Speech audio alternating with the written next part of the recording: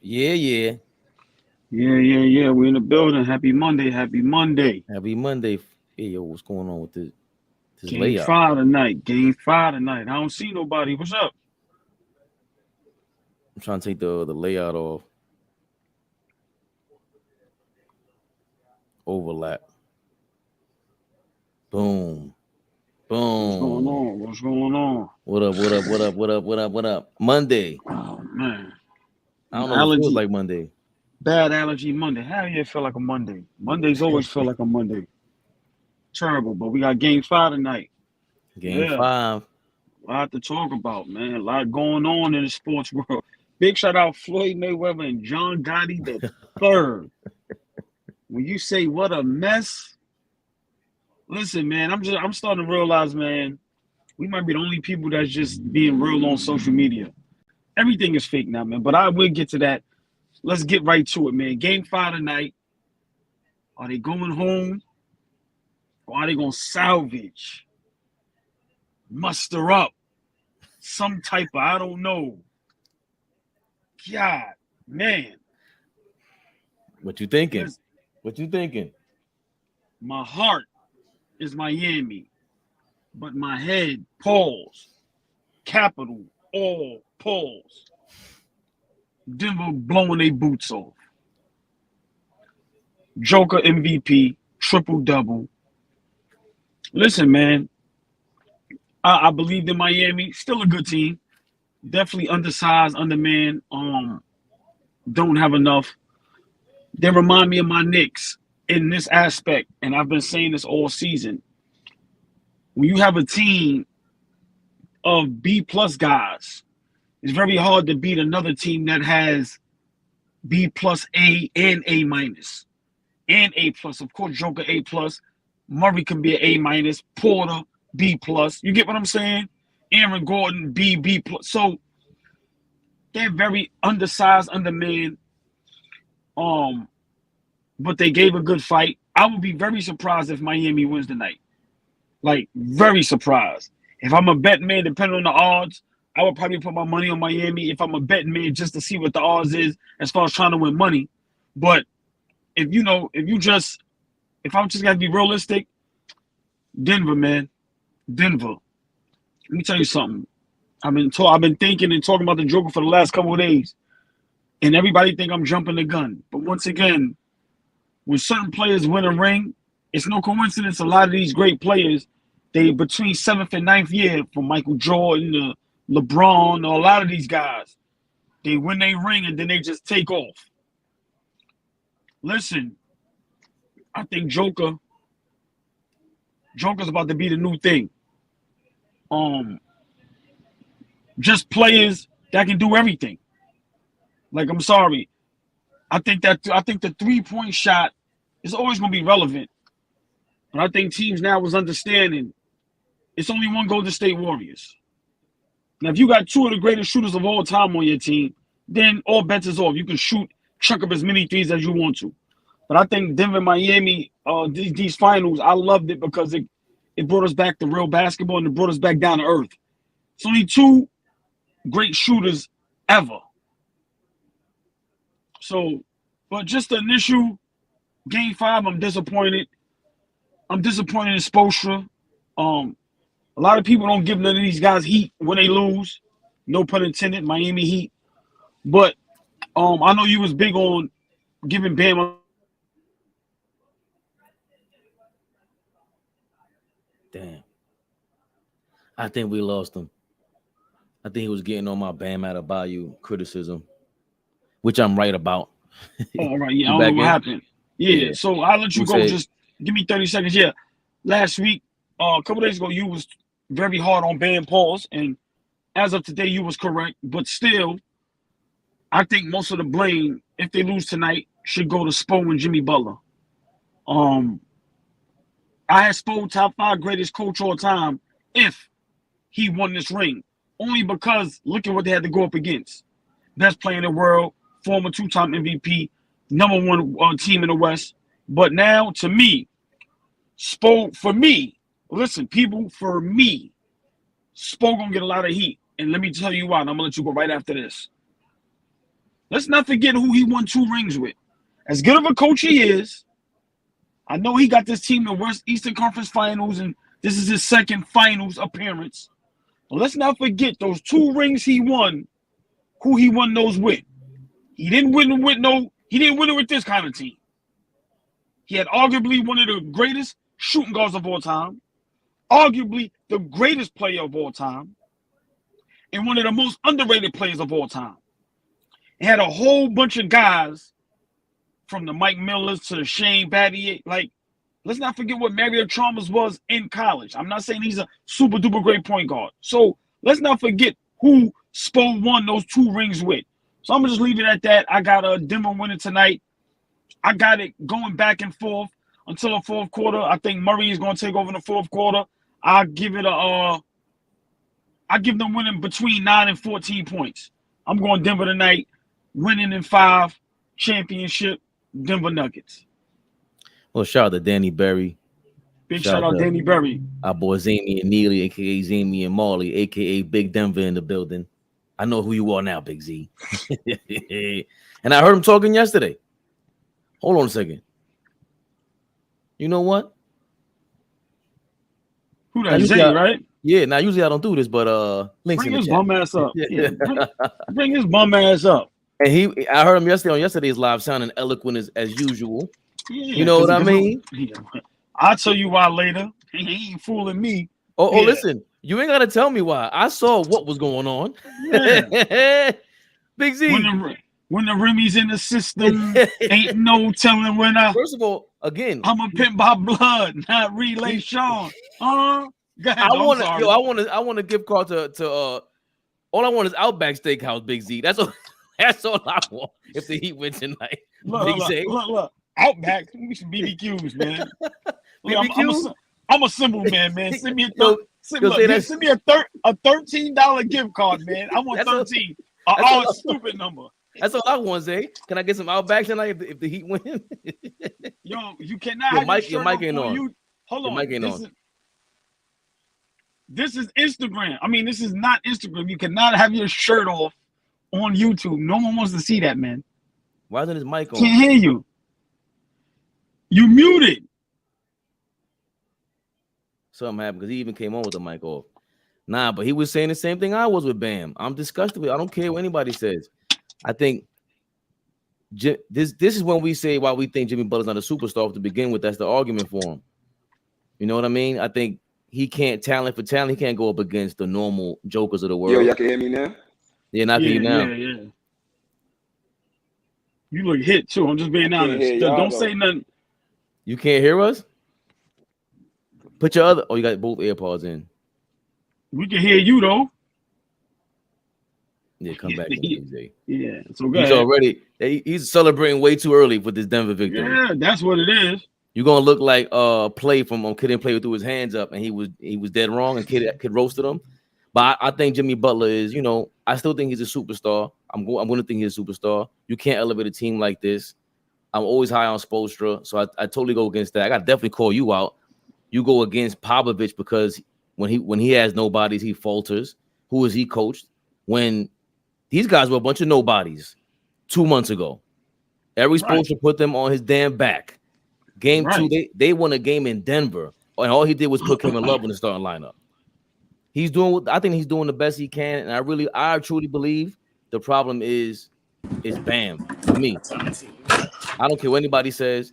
Bam, what's up, Mel? Yo, Bam hesitates way too much. Like just shoot the ball or drive or pass. There's not that much to think about. Set a pick, pass. Bam, what are you doing every time? And then Joker just backs up. He just backs up. What you gonna do, Bam? He's daring him to do something. And once you start hitting a couple of shots, then you can pump fake, go to the rim. That's how I feel about Bam. To me, he's the most capable and not playing to his capacity. And it showed last game. 8 turnovers? 8 turnovers? Yeah, that was bad. That's crazy. Horrible. And the game before you missed 14 shots. I get the whole Jimmy Butler had 25.7 assists last game. He's 25-7. No impact. None whatsoever. Can't say that. They were in the game and they basically threw out Joker. Joker was sitting down for most of that fourth quarter, and as soon as he sat on the bench, Bam got aggressive. And really, Homeboy Gordon smacked the ball off his knee and they called a foul. They were giving them calls, and Bam still couldn't capitalize. So I understand the Jimmy slander because he's usually the opportunistic dude. Like when there's opportunity, Jimmy's hammering the nail down, and we don't see that enough. So I get that. I got to give y'all that, but I don't see enough Bam slander. You can't be that talented and show up like that. And I was going to compare it to real quick, like 20 years ago when it was Kenya Martin in the finals back to back, and he's playing against Shaq, playing against Tim Duncan. Yo, Kenya, pass the ball. What you doing? The undersized big man, pass the ball, bro. Don't even try it. What slander you want him to get? He's not like Yo, where's he at? Oh, my right bad. He's not a superstar. He can't Right get here, that boom, much got you. slack because he's not like a big time player like that for real. Yeah. Yo, one of y'all got Hold a on. t-shirt on, man. Hold on, y'all two. Hold on, y'all two niggas come on here laying on your stomachs, man. This shit gotta stop, man. I'm on my side. Pause. I mean, laying on my I stomach. see. No, I see you. Hold on, Mel. I see you sit up. Bro. When you first came, y'all two young niggas gotta be stopped. Y'all know it's all jokes. I'm just fucking with y'all. But go ahead. Nah, Mel, listen, Mel came uptown. I seen the physical footage. I seen the proof, Mel. You were wilding out uptown. That's all I gotta say. I'm keeping that offline. That's all I gotta say. Oh, wilding out uptown. Yo, AllBall. Who you like tonight? Mel, nigga. Yo, Zay, listen, man. Like I said, I'm gonna be honest. I was telling him my heart, Miami, but to be realistic, I got Denver winning by between 9 and 14 points. Yeah, this shit is over. I'm gonna repeat what I said real quick, and y'all can respond. When you have, and I said this to me, Miami reminds me of my Knicks team in this aspect. When you have a whole bunch of, I'm gonna say B plus players, and maybe one A player, and then you playing against a whole bunch of A's and B pluses and A plus. To what y'all be saying, they don't have enough. To me, this is where I thought Spoelstra would make the difference. I don't understand how Bam can get a lot of smoke, but we don't give no smoke to Jimmy Butler and Spo. That's where me and you, Faber, disagree at. All your points is great. I agree with the Bam smoke, but I think he should be third in the smoke. I think Spo and Jimmy should get most of the smoke. I have Spo not on the court, and if you ask me, he the one that got them here, bro. Like, ain't no other coach getting this team right here to the finals, bro. Right. I think that's why they not. You gotta count for something. Right. That's why they're not getting smoked like that, because it's like you said, it's only but so much they could do, and they've been trying everything, different zones, man, 2-3, pressing. They done throw the house at Denver, and feel me, ain't too much more you could do, bro. Bro, Bam Adebayo is missing mad open shots, and he passing up mad open shots. Like, Bam Adebayo is on some bullshit, bro. Like, but yo, hold on. Let me say this real quick. I think Denver know that though. Like, Bam going crazy is like, if Bam could go crazy and they still not gonna win. Like, I don't think they worried about that. I disagree. They clearly not. If Joker is taking 10 steps back from him, bro. Right. That's what I'm saying. They know. That's what I'm saying. So if Mel, if somebody gave you 10 feet on the court, how would you feel? Like, do whatever you do that shit. I dare you. I'm a pro. I'm not twice. Like, yo, you disrespecting me. I'm going crazy on you. What you doing? But Boss man, what up? Let me ask y'all a question. What up, y'all? How y'all doing? All right. Listen. Can I say something first? Yes. First of all, listen, man. I'm really, really tired of nonsense like this. We got to get on a little earlier, man. I've been waiting for this for the last 3 hours. Man. I left work early for this nonsense, man. For real, man. I'm sick and tired of this. He said we got to go on early. I'm sick and tired. He about to go crazy. Speak your piece. My bad, boss man. What's up, y'all? Yeah, man. Listen, man. You know what? I'm gonna change the narrative. Maybe Joker's just that great. As good as Miami is, as good as the coach is, if we ain't gonna give Spo, because anybody else that'll get gentlemen swept, we'd be on here giving them smoke. Whether it was the coach or it was the player. So since y'all don't want to give nobody no smoke but Bam, Joker's that good. Joker just might be that good.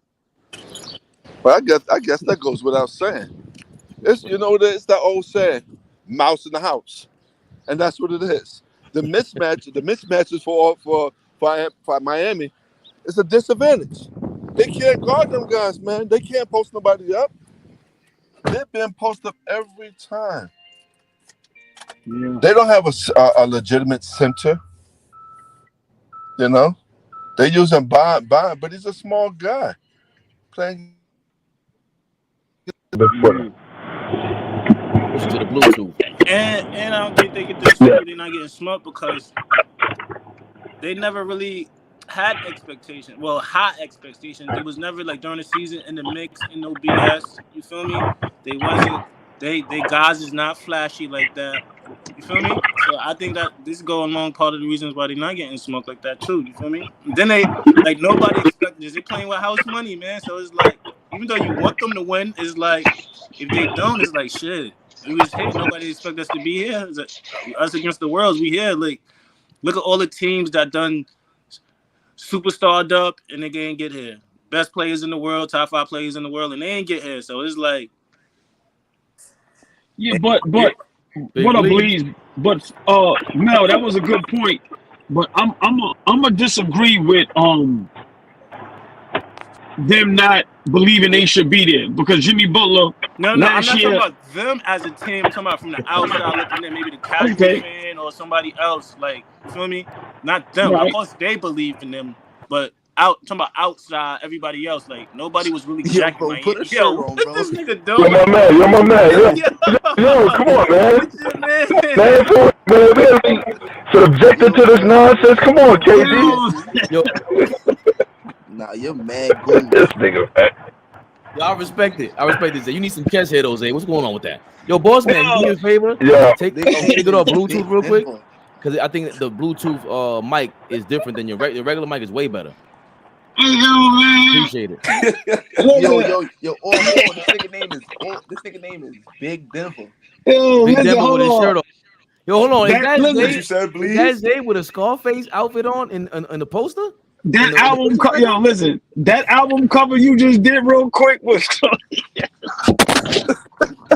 I'm sorry, y'all. All right, let me be serious. Yo, Zay, man, you gotta love it, man. Yo, Zay with the strippers. Yo, man, Zay is stupid, man. Let me ask y'all. Nah, your man is crazy. Zay is crazy. Yeah, do y'all think if Tyler Hero plays tonight, do y'all think that makes a difference? No. No, because as a coach, first and foremost, hit his hand. If he get the ball, hit his hand. Don't worry about hit his doggone hand. And unfortunately, that's what you have to do. It's about winning. I know these guys know each other. They're not really trying to hurt nobody. But you have to set that in the beginning. We're not letting you come inside and busting out behind. You've been out for an extended amount of time. And we go back I'm going back to baseball now.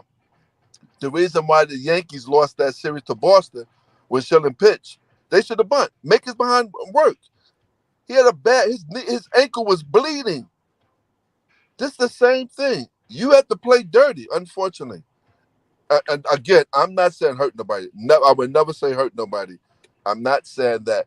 But you have to set that in the beginning. If this guy get in the game, hit his doggone hand. Yeah. Then I think, they in Denver tonight, right? Yeah. They in Denver, the altitude, he might not have his legs under, and you can work out all you want. It's not like a real game. And then on the other end, who you gonna check? Murray? One of the 6'10" niggas?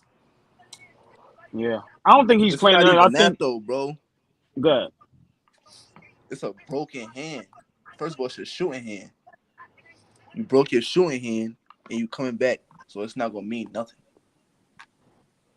Yeah, well, I think Miami, gave it all they got. Like I said, they got some decisions and some choices to make. The big talk now is, I was listening to ESPN and all them. They talk about Dame Lillard.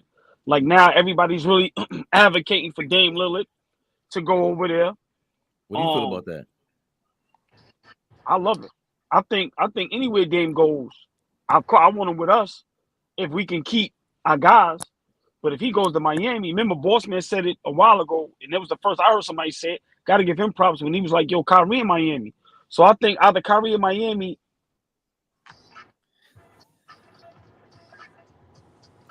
It's a parade inside my city, yeah. I'm gonna take your other thing off, right, Zay? Yeah, I'm sorry, yo. Yeah, well, I'm outside, bad Wi-Fi, but I think that's what Miami is missing. A guy that's clutch. Remember, all those guys that's not making shots, Dame and Kyrie, they not missing all those shots. But they still need some size. Pause. Like you can't. Bam can't be down there by himself. They need to go get Cousins. They need to go get JaVale McGee. It's maybe Dwight Howard, Cousins. There's mad people they could go get. I'm saying, so if they get Damian Lee, what's the difference what LeBron did with the big three?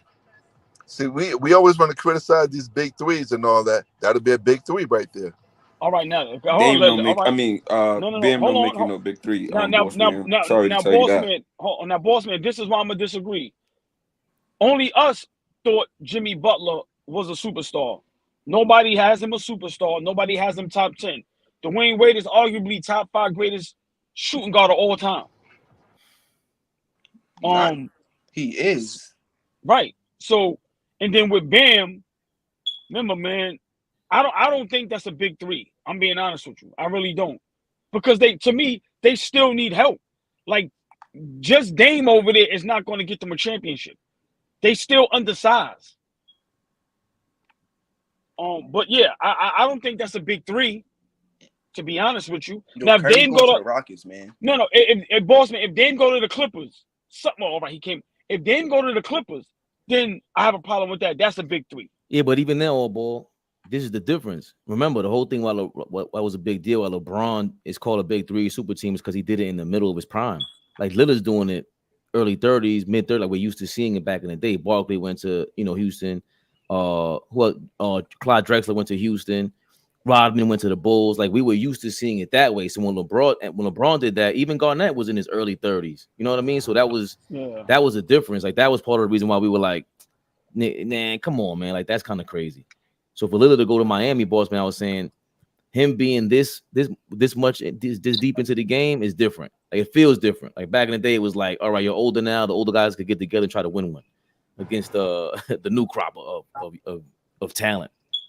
Well, I don't think they need Dame, to be honest. If I'm them, I'm going to get me. They got enough shooting. I don't know if they're going to be able to keep them guys because a lot of them guys now, with this playoff run they had, they're going to make some money.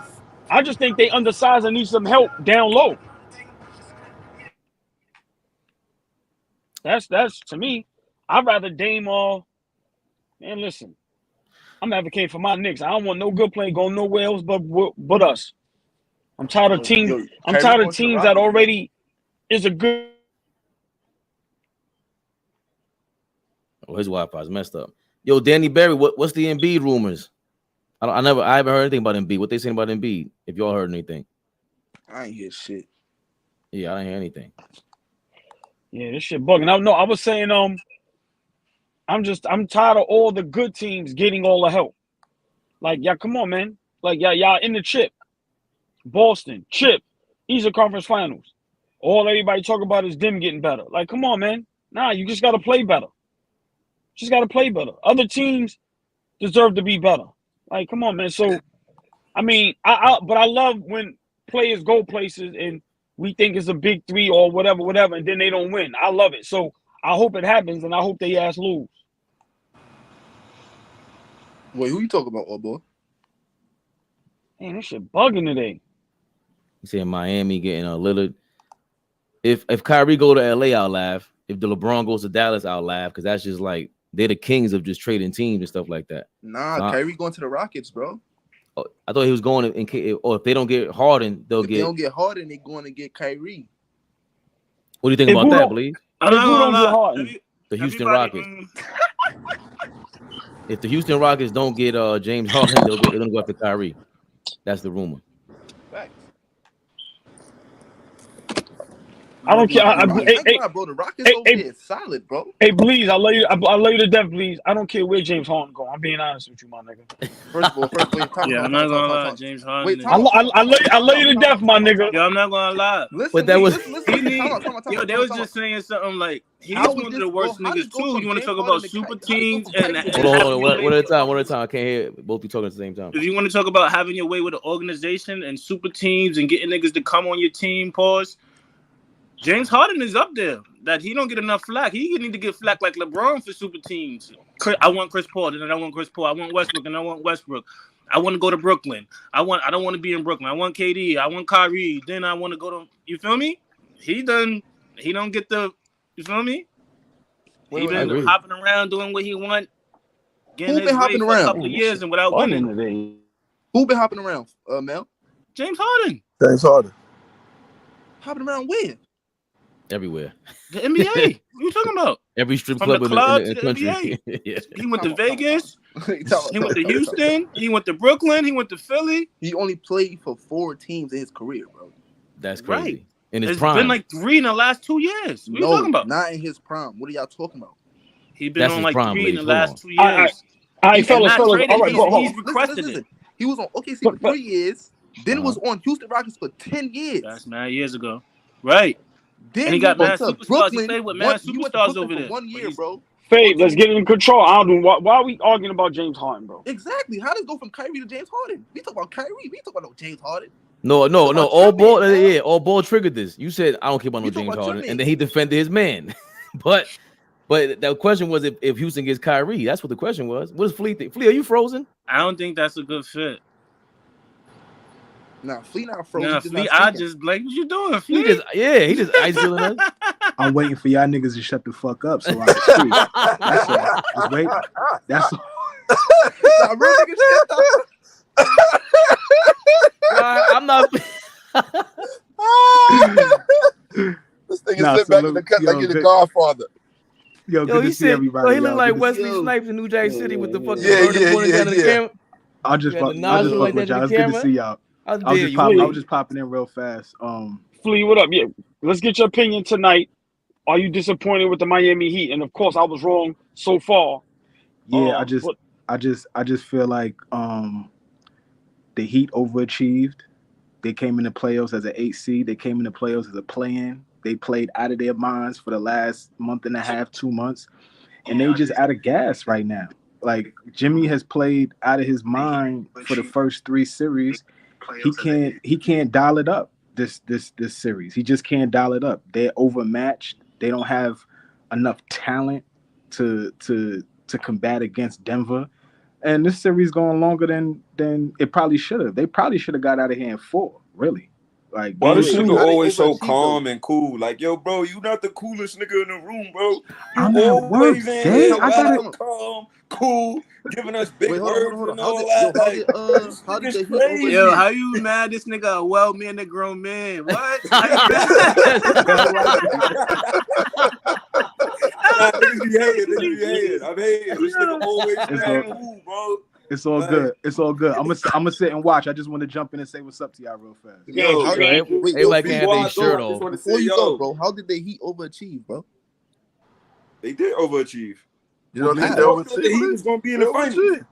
He just explained to us why they overachieved. I agree to everything he just said. First of all, nobody expected the Heat to be here. Everybody, hold on.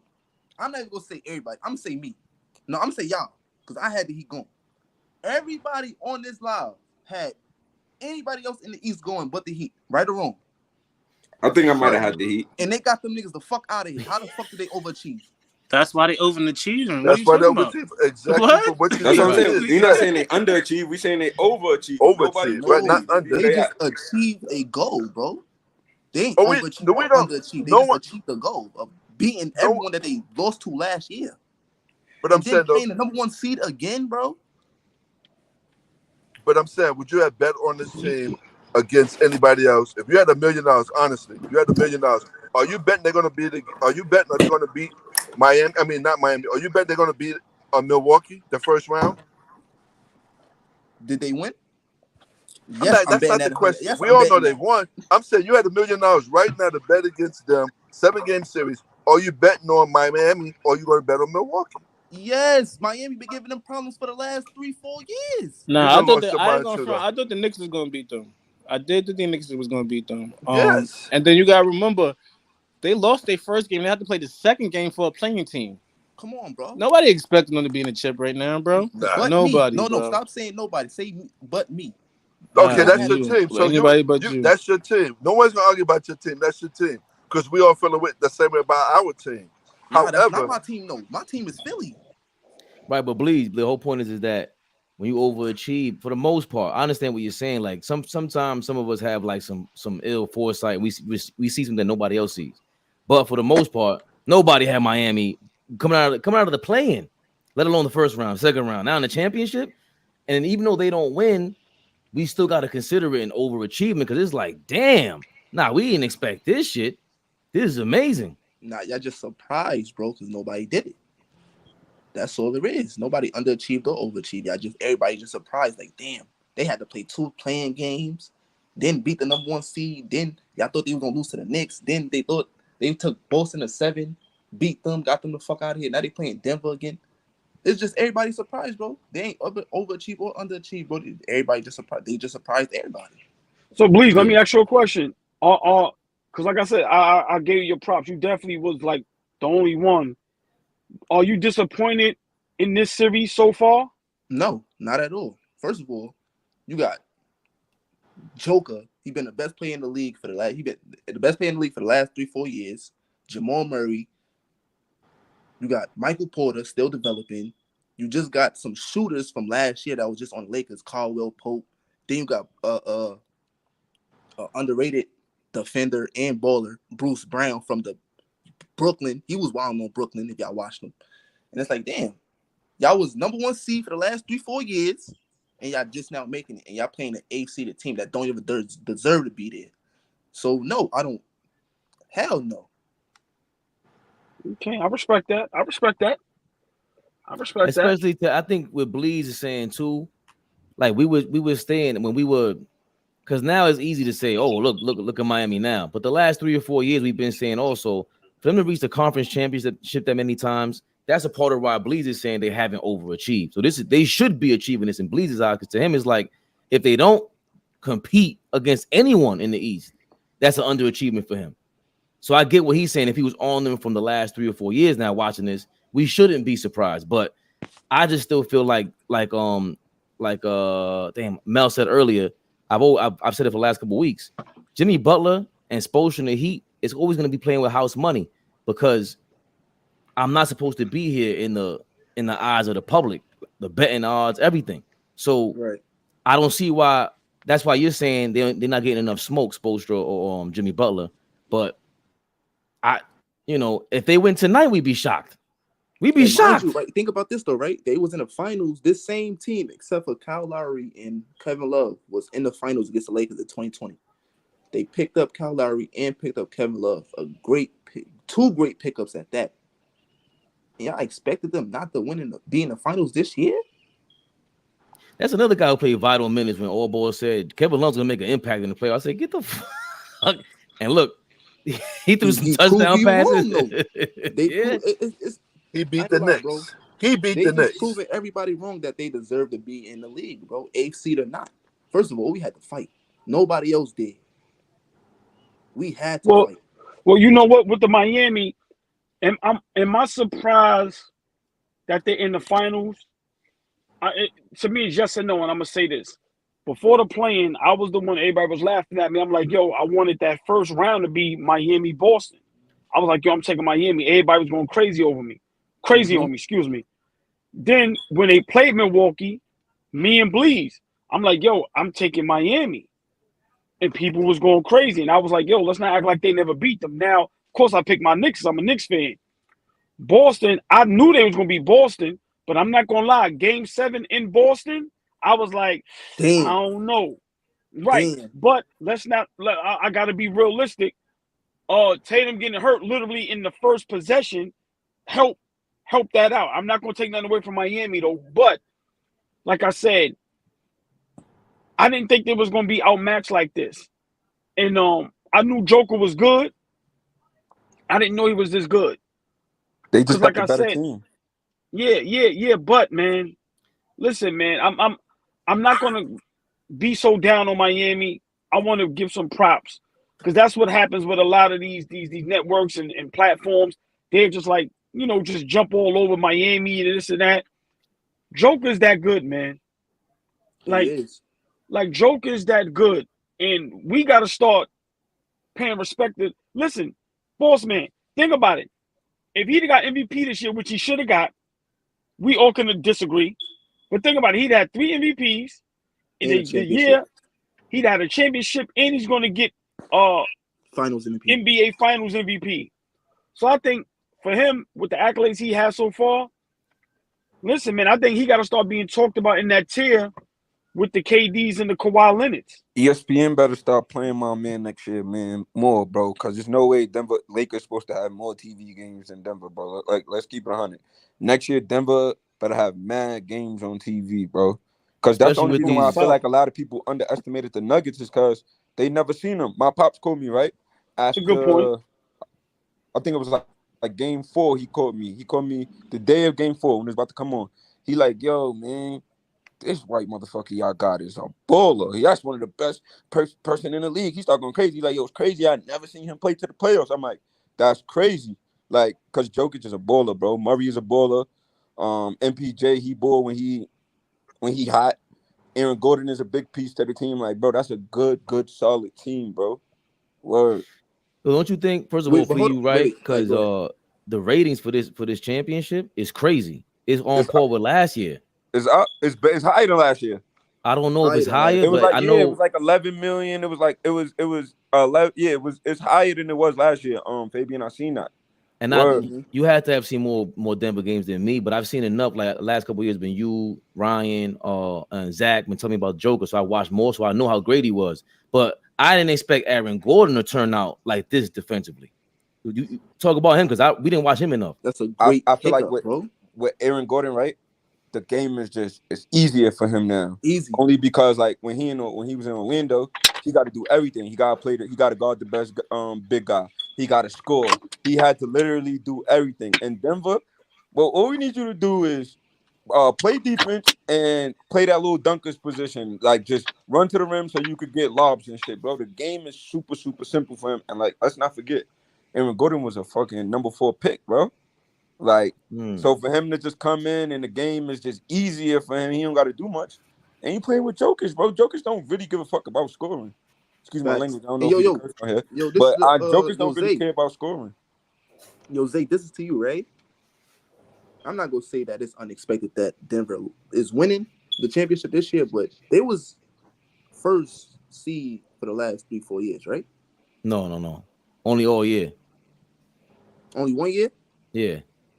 Remember that was the knock on Joker, that he didn't get a number 1 seed, so he shouldn't be the MVP. And then this year he got it. You gotta think about it though. Like, so when the Nuggets was fully healthy, the last time probably was the bubble, right?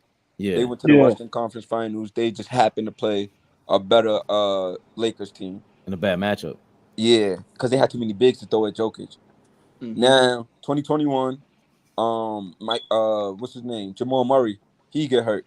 2022, Michael Porter and Jamal Murray is hurt. Now they come back fully healthy this year, and now we see what's going on. Like I said yesterday on the live, I think the Nuggets is going to be like San Antonio for the next 10 years. I feel like they ain't going to never go back to back, but we're going to see Jokic get at least 3-4 championships, one every other year, one every 2 years. I think I see that with Memphis, because Michael Porter can't get worse, bro. He only could get better.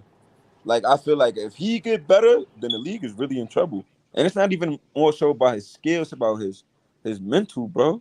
He's not that smart of a basketball player. That's just my personal opinion looking at it. Bossman. Hold on. Bossman, you can hear me? He can hear? Bossman. Bossman. I don't think you can hear us. You can hear us, Bossman? You can hear us, Bossman? Oh, well, hold on. All right, so he don't hear. Let me ask y'all a question. Zay, if what Zay said is true, right? In the next 10 years, if Joker get 3 rings, where do y'all have him at? Ranked all time.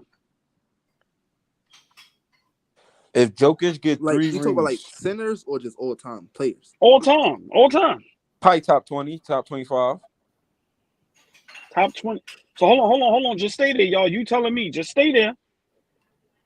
If he has 3 rings, 3 finals MVPs, 2 MVPs, I talked about this yesterday, and he does it in this fashion, triple doubles, efficiency.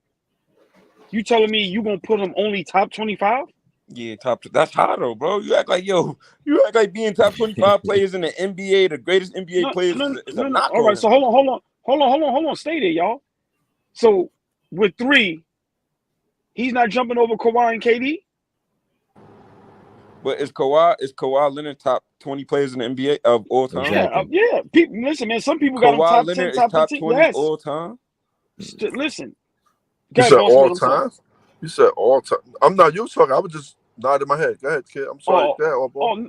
No. What I'm saying is, to some people, like you have people that will say Giannis is top 15 all time. So of course we may not believe that, but I'm just speculating. Going, it's no way in the world if Joker has 3 rings when it's all said and done, 3 Finals MVPs, 2 back-to-back MVPs, and he's doing it like this. He's only top 25. So if Giannis get 3 rings, would that make Jokic better? Is Jokic better than if they both got 3? Is Jokic's career better than Giannis' career? It might be. Hold on, forget career. Hold on. Joker would be, to me, Joker's a better player. If they both have even rings, I'm taking Joker over Giannis all day. He's just a better player. Even with Giannis with the defensive player of the year and MVP in the same year. Yes. If you watch the game, he's way better than Giannis. I'm sorry. It's not even close. Basketball player, to me, I could be wrong. Joker, Giannis, start your franchise. It's not even close. That's crazy. Wait, hold on. Think about it like this. I don't know about that one. Think about it like this though. We all hoop. Would you rather have a nigga that dunk all day or a nigga that scale? So all Giannis do is dunk? Yes. I don't know about that because I seen Giannis in that Finals MVP give the Suns 50 ball, 15 for 17 from the free throw line, 10 dunks. Hold on, Zay. So Fabian, where would Joker? All right, so let me ask y'all a question.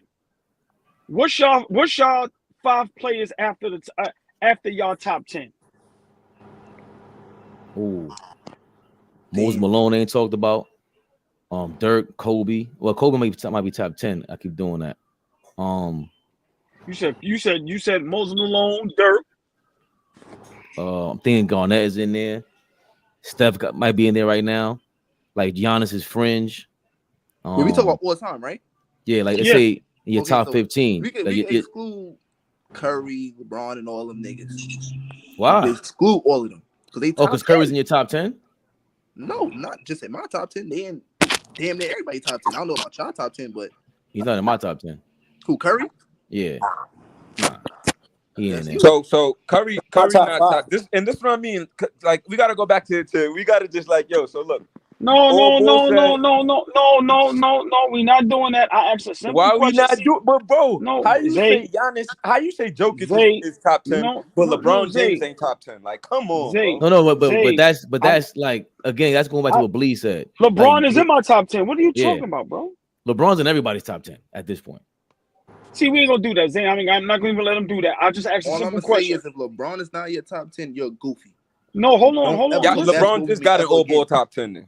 Listen, no. Listen. We got it on footage. He's been in all-balls top 10 for the last year and a half minimum. Yeah, I'm not even. All-ball is 45 years old. For him to have LeBron in there for 1 year is crazy. I'm not even paying him no mind. Simple. All I asked, right? Exactly. All I asked was, who do y'all have for y'all 5 after y'all top 10? So this is a hard question for everybody because some of you guys didn't see a lot of players. You heard about them, so we have to pick an area we're gonna go through.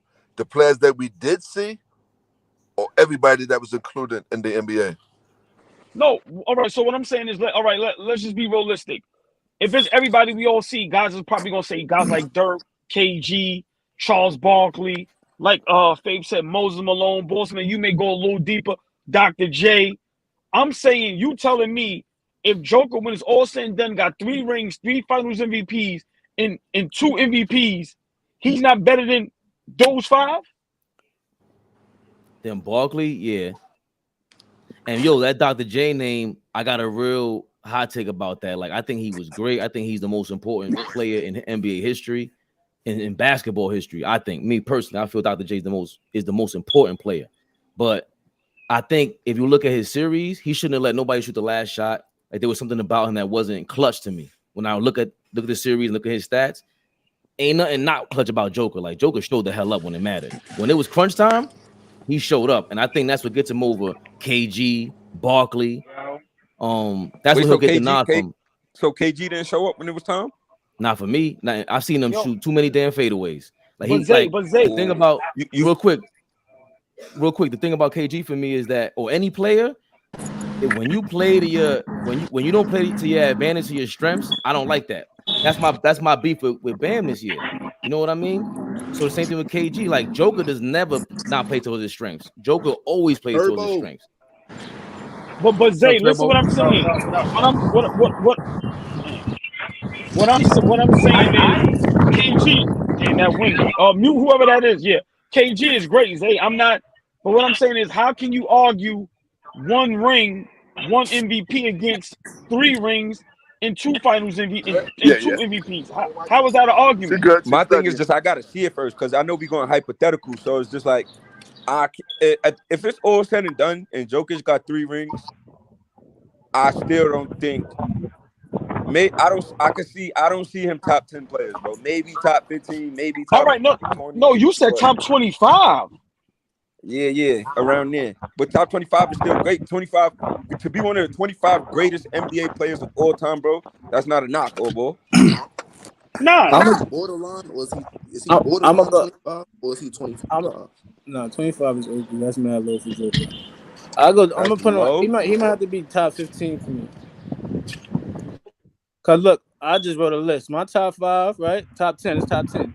Steph, Jordan, Braun, Duncan, Shaq, Magic, Kobe, Bird, KG. Then I put Will Chamberlain. Or I could go Kareem at the center. And that's just off of what I've seen. The next 5, I would have to mix it, like the old school niggas that I didn't see. And with the niggas I seen, I would have to put Joker in the next 5 at center for sure. I'm gonna keep it 100. None of them niggas that played in black and white is getting in my top nothing. Them niggas ain't in top nothing. Them niggas is myth. Dom put me onto some niggas. You gotta go back and watch. Dom drop up. Bro, Sam them niggas Jones. told me to go back and watch, right? I'll watch Bill Russell versus Will Chamberlain. Them 2 niggas was so doo-doo, bro. Them niggas was doo-doo. Rudy Gobert would have been that nigga. If Rudy Gobert played in that era, bro, we would be saying Rudy Gobert is one of the best centers ever, bro. That's how doo-doo them 2 niggas was. So Bill Russell was Rudy Gobert? Was Rudy Gobert like top 40 centers ever? Rudy Gobert is not top nothing. That nigga is ass. No, yo, hold on. Yo, where do y'all got Bill Russell at in y'all all-time list? He's not on my all-time list. Any nigga who played in black and white is not on my all-time list, bro. I respect. He might be top 20 for me. 20. Bro, them niggas played in the NBA when there was 5 teams, bro. Right, but you still, but Zay, I think that's the mistake you make because, like, right now they're saying Joker ain't playing enough centers right now, right? So we kind of gotta. That's kind of what you're saying. Bill Russell is in that same category. Like, well, Bill Russell ain't playing. We could look at Joker's skill and say, yo, bro, this nigga is nice. He could ball. When we go watch thing with Bill Russell, bro, it's nothing about Bill Russell that says, yo, this nigga was nice. Besides, he was mad tall. Hold on. He wasn't mad tall. He was 6'9". Yeah, he looked mad tall compared to them other little plumbers and fucking electricians he was playing against. Nah, see, I think you're doing the same thing. Right, but Zed, we talked about this the other day. And I was what Fleece said. Put Patrick Ewing in the 1960s and he's a GOAT. It's possible. I mean, you're talking about a great though. Right, but if that's the case, Zay, Joker not playing against no good centers. There's literally one good center, him and Embiid, bro. He ain't got no problems every night. So, Cat, thank you, man. 5 years from now, can say the same shit you saying about the Joker. Oh, he was trash. He ain't playing against nobody. Cat not a good center? Who? Cat's not a center. Cat. No, he power forward.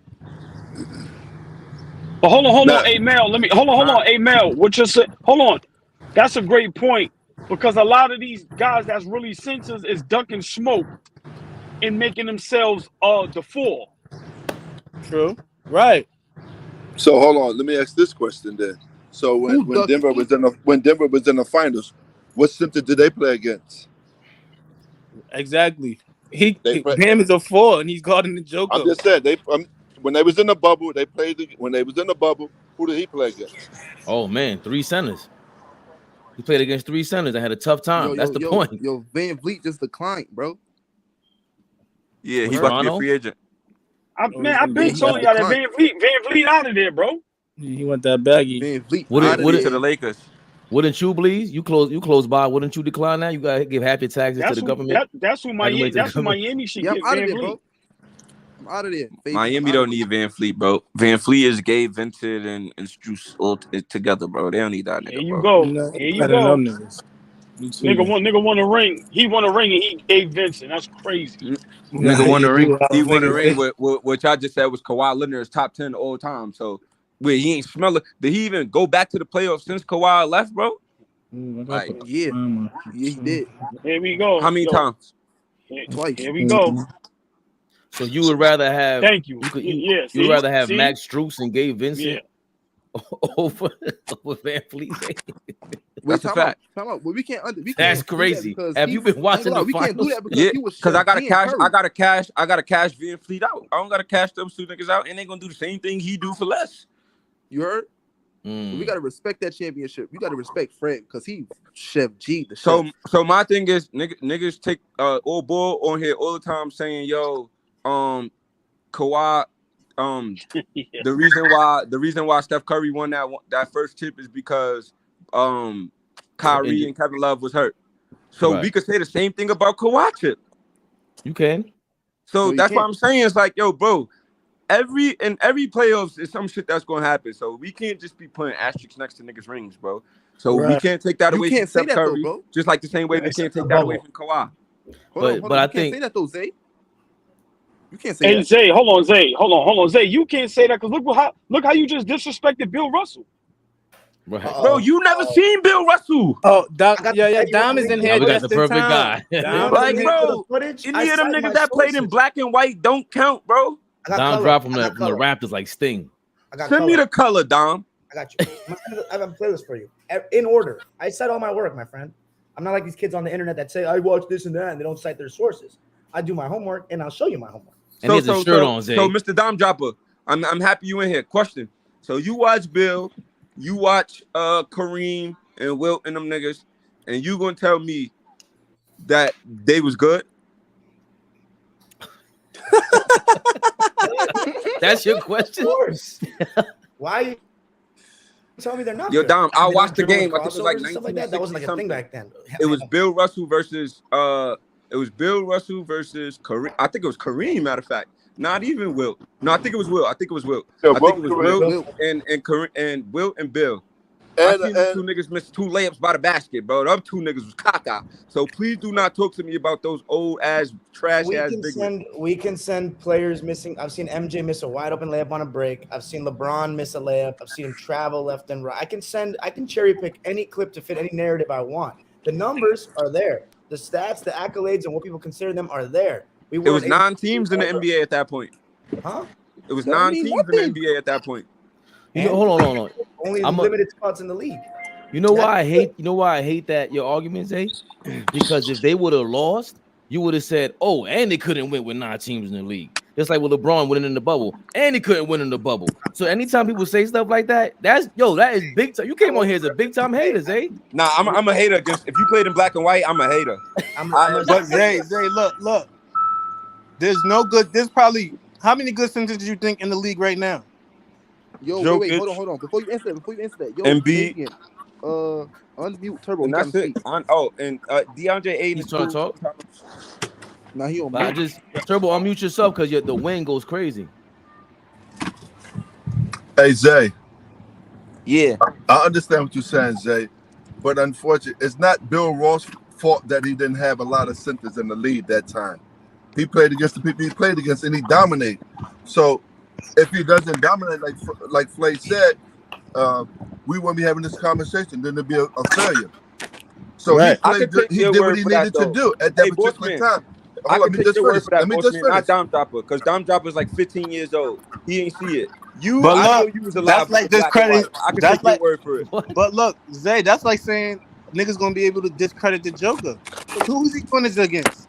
He's not doing it against nobody, no elite centers. And that's what Fabe just said. It's the same situation. It's the same shit, bro. Right. So these So we people are saying the Joker dominating. is the Joker's trash? We're not No, saying no, that. we're not saying that. Competition is trash. First You're of all, saying that. You think the competition in the NBA is trash? At the center, yes, for sure. Let's make At his that position, for sure. They're all professionals. At the center position, for sure. Hey, in 20 years, they're gonna be saying they were playing against SoundCloud rappers and podcasters. Right. And you're gonna be fighting for your life. You're gonna be fighting for your life, like me. Yo, that's crazy. Hey, I put the and link it's true. in the Your thing, man by the Aaron way. Gordon is a SoundCloud rapper. and half the NBA is podcasters. Hell yeah. For real, I just listened to Paul George's with Jerry West just now. I Oh, honestly, shit. I like Paul George podcast though. No, it's good. You guys I like it? like his shit. I like his shit. I've been hearing good things, but I just feel like it's like you just said, it's such a trend. I'm like, I don't know which one to listen to anymore. Well, yo, but wouldn't you rather hear from the experts though? I don't want to hear from fucking Stephen A. and all that. I'd rather hear from the guys playing right now. Me too. I'm not gonna lie. Me too. I would like to, Zay, but I've seen Kendrick Perkins sound like a jerk. I've seen Draymond Green sound like a jerk. So No, I would Kendrick Perkins is not playing right now. We don't give a fuck what Kendrick Perkins got to say. He's pretty down the middle. He's like us. He's just another guy. Nah, he be trolling. Nah, man, we can't discredit these guys who played in the league, man. We're giving our opinion the same way as they're giving their opinion. Right, and they that's have my thing. inside information. I'm not gonna lie. Kendrick Perkins said a lot of shit. championships. I feel like Kendrick Perkins, he wants the shock value. He don't like. He be saying a lot of bullshit. Especially for He's getting paid by ESPN. You said what? He's getting paid by ESPN. That's what I'm saying. That's why, and I think ESPN is half entertainment. They get paid to entertain us. They ain't really giving a full opinion. See, Jen Rose ain't giving full opinion since they made him apologize. What you said? Say it again, please. Do Perkins got jury? Yeah, he got a chip with Boston. And I'm he got a ring with Boston. Let's keep it 100. He would have had another tip if he didn't get hurt. If Garnett didn't get hurt. No, Perkins got hurt too. Right, but I don't. Nah, Perkins is a big part of that team, bro. We can't do that. Fabe. 1,000%, but KG getting hurt is way worse than Kendrick Perkins getting hurt. Bro. Perk was a big part of that defense, bro. Nah, and we know that was one of the best. Hold on, Zay. Say that again, Zay. Say that again. Which one? He's a big part of that defense. Bill Russell was a big part of that defense. So you're gonna keep putting your foot right in the mouth every time. Right. If you ain't here talking played about in black and white, bro. Nah, you talking about boys, man, this guy over here. Will Chamberlain back in the day. He pulled out all his guns. Chamberlain, Bill Russell back in the day. He pulled out all his Denver guns for Kendrick Perkins, but not Bill Russell. We say, get the fuck out of here with your If bullshit. Perkins was playing in Bill Russell era, we would be saying Perk was one of the best big men ever. No way. Yo, bro, why you keep saying that, bro? Hey, Zay, put your shirt back on, Zay. Put your shirt back on, Zay. You lost your no shirt privilege. Yeah, exactly. Exactly. Yo, but nah. I think to Mel's point, it hasn't been disproven, bro. Joker's not playing any centers, and we still giving him his props. We still trying to rank him in the top 25 now, and there's no real centers, eh? So to say that is just it's hard to rank him in the top disrespectful. 25, though. It's hard to rank him in the top 25 because he didn't play that long yet. So I agree with that. I think Dom said it before about a while ago. You have to have some kind. You have to be in the league for a certain amount of time to be that superb player. You know, when we talk about somebody brought up Barkley been in the league 15, 14 years. He did it every year, every single year. Unfortunately, they never won the championship. But that doesn't mean that he's not better than Joker because Barkley was the second best player in the league. No, but no, I was watching ESPN and the guy, he was talking about the same thing. He was saying, who's in your top 15? Asking him 15. He said, yo, in NBA history, there's only, I think, like 13 people with 2 MVPs in the championship. And defensive player of the year? Mike got 6. And then after that is like Braun. And then Kobe got like 2. And Kobe right? It's not many people with 2 MVPs. No, Kobe doesn't have 2 MVPs though. And no, I'm just saying, nobody. Right? That's what I'm saying. So Joker would be up there, bro. Right. I think, hey, if he wins tonight, does Larry Bird have 2? Does Larry Bird have 2? Larry Bird got 3, right? Right. That's what I'm saying. But look at the names. This is very few. It's not a lot of guys. We all probably know all the guys with these accolades. And if Joker was one of these guys, if he won a chip, then it's hard for me to put him at 30. He's definitely up there. I don't have an all-time list, but I think like I've had to predict, educated guess, I think after tonight, Jokic can be in my top 20, like 15 to 20 for real. Right, I just said I'm that. really high on Jokic. I think he's great. I really think he's great. On your all-time list? Yeah, me too. Yeah. You know what? I told y'all. So, but here's my problem with that. All ball strikes again. I told y'all. Here's my major issue with that.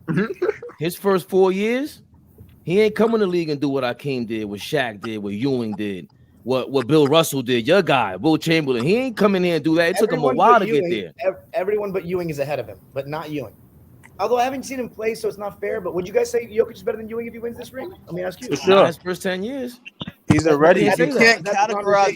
He's better than this nigga for sure. Was Ewing averaging triple double through the whole series, bro? He's averaging a triple double. Right, but he has never been this good, bro. Respectfully, it's not. It's Patrick Ewing was never this good. I agree with you, right? Right, but what part? How can you say, yo, I'm gonna take this part of his career and this what qualifies him? You can't do that. Whoa! You're doing that. That's my. No, that's you my did point. that. You said it's first 4, first 10. I don't give a fuck if it was year 20. Exactly. This is some shit that's never been done. So you got to be in there. Right. So you just took. But all you're counting is his last 5 years. You ain't counting the 5 years before that for Joker or the first 4 years for Joker. You're not. Because if you are, you would count Patrick Ewing's and you would say, nah, Joker didn't even play defense his first 4 years in the league. How can he be the same? That don't matter. Your body. Hold on. Body of work.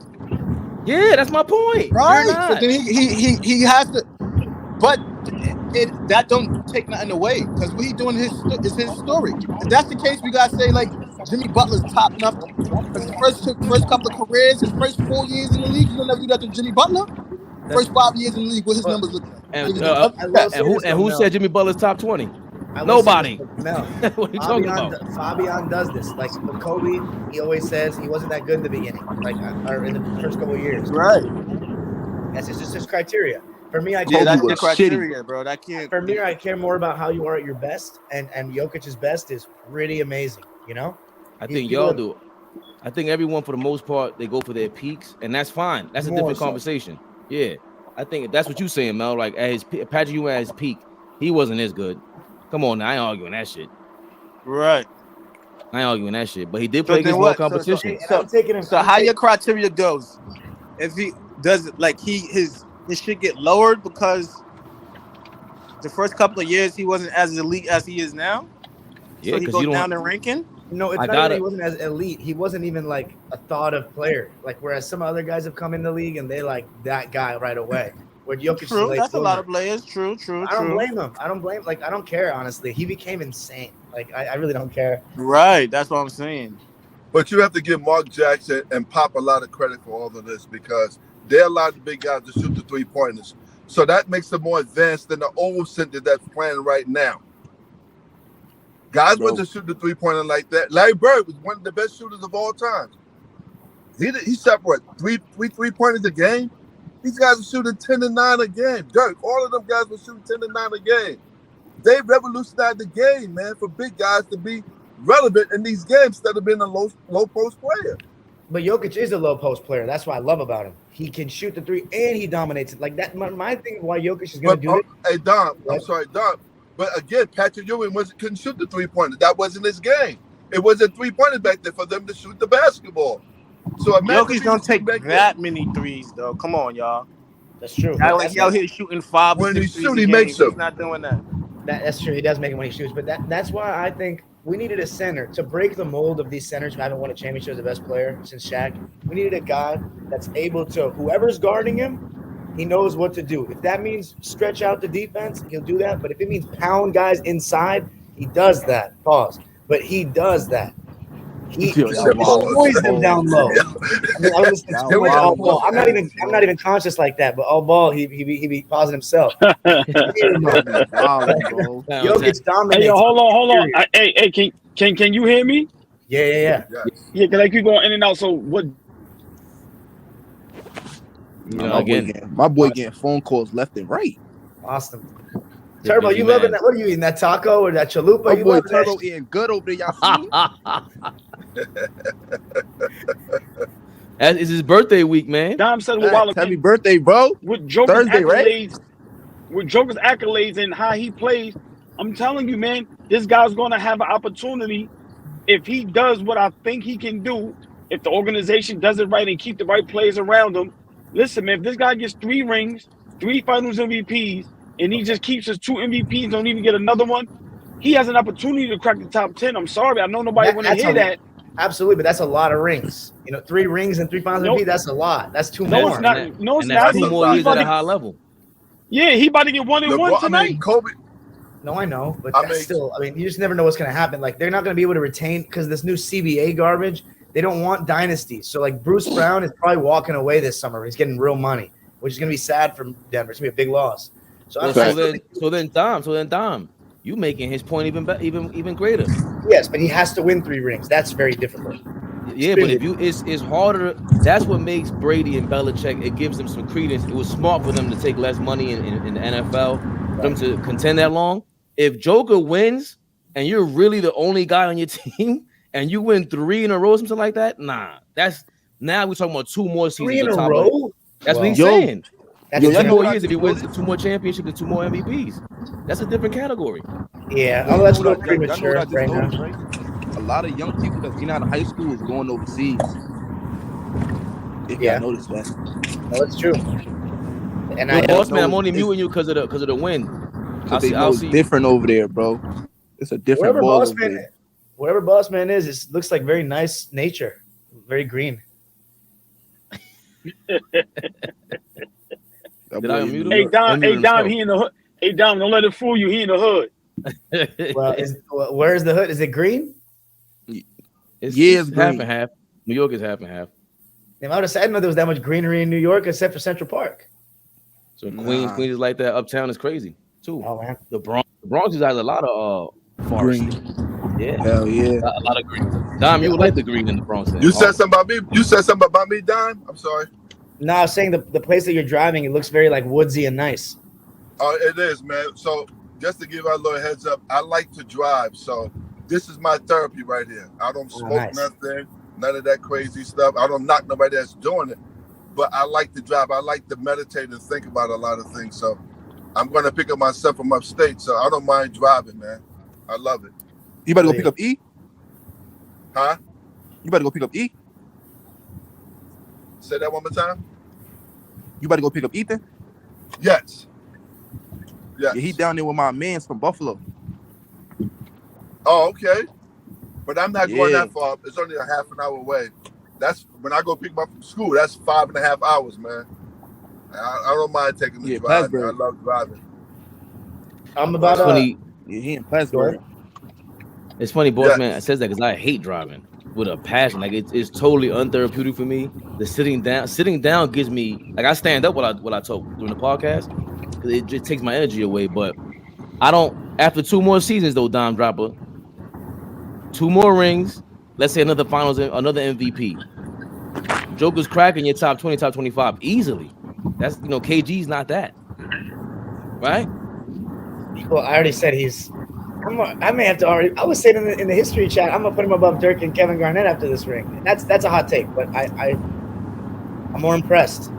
But I didn't see KG with the Minnesota at 0-4. Hey, Dom, I've been said that he win this ring. I'm putting him over Giannis, KG, and Dirk. Yeah, and that's big praise. Why over Dirk though? Because here's my counter argument. I'll tell you why. I think that Jokic is a more well-rounded player. One, I think that he impacts the course of the game a lot more than Dirk did. Dirk was a better closer, no doubt about it, and even you can maybe say a better scorer. But Jokic is one of the best top 5 to 10, I'd say, offensive players we've ever seen. And his title run, as great as Dirk's was, like overcoming odds, Jokic has dominated every single series massively. Like if you go back and I watched the 2011 finals again last year and the thing. I'm not knocking Dirk at all, but the fact that I don't want to make it seem like he did that all by himself. That team's defense was so good. They got a lot of contributions, and then when it was time to close, Dirk shut the door. Like he was amazing. But I think Jokic's impact over the course of a game is greater, and he hasn't had the lows that Dirk has had yet. Maybe those are coming later, but I don't know if they will.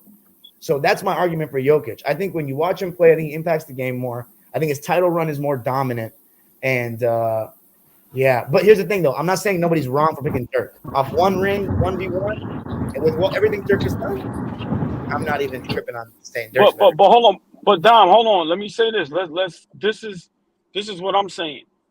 Y'all can hear me? Yeah. Oh, the second round, he beat KD and Devin Booker, and he swept LeBron and Anthony Davis. Listen, man, ain't nobody really like saying that. Like that's tough, man. I know it is, but here's my if you were to argue for Dirk's side, you could say he beat Brandon Roy and Aldridge, and then he beat Kobe and Powell and swept them and ended their three-peat quest and basically ended Phil Jackson's career.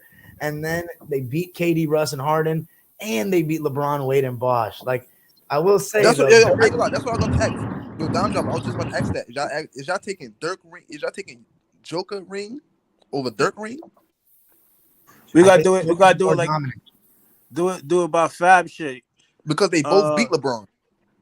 Dirk first 8 years compared to Joker's first 8 years. I like that. I think Mel's learning fast, man. Say it again, Fabian. Mel said not Fabian. Mel. Say it again. Say what you just said, Mel. Go ahead, Mel. He said we gotta compare Dirk's first 8 years to Joker's first 8 years. Well, then Jokic is gonna win. We're not doing that. Jokic's gonna get this ring. We're not doing that. And Dirk didn't get his MVP till year 9, so that would mean that Jokic wins in that. Wait, right? He got his ring gear.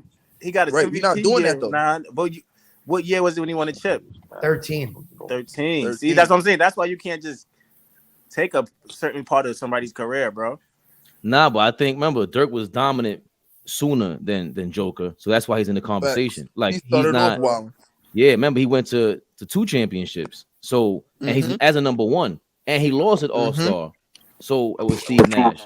So there's a lot to Dirk that's great, but I could see why with Joker. Remember when it was time for him to in crunch time in the playoffs this year, I was challenging him. Yo, I seen Dirk. I seen guys like that, Patrick Ewing. I seen him not show up in the Western Conference Finals, not show up in the championship. Joker's beyond not showing up. He's killing, and they're winning, and he's dominant. And without defense. And even the last 2 years. Oh, what did you say, Turbo? If Joker wins a championship, as far as big man, I got him ahead over. I'm putting him ahead of David Robinson. Joker wins, I'm putting him ahead of David Robinson.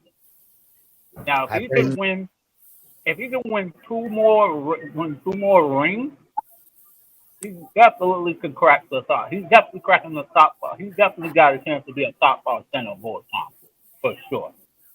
Now, as far as overall as big men, huh? Name top 5 centers. Of course, Kareem, Shaq, Elijah Wan. I'll put David Robinson for now. I'll put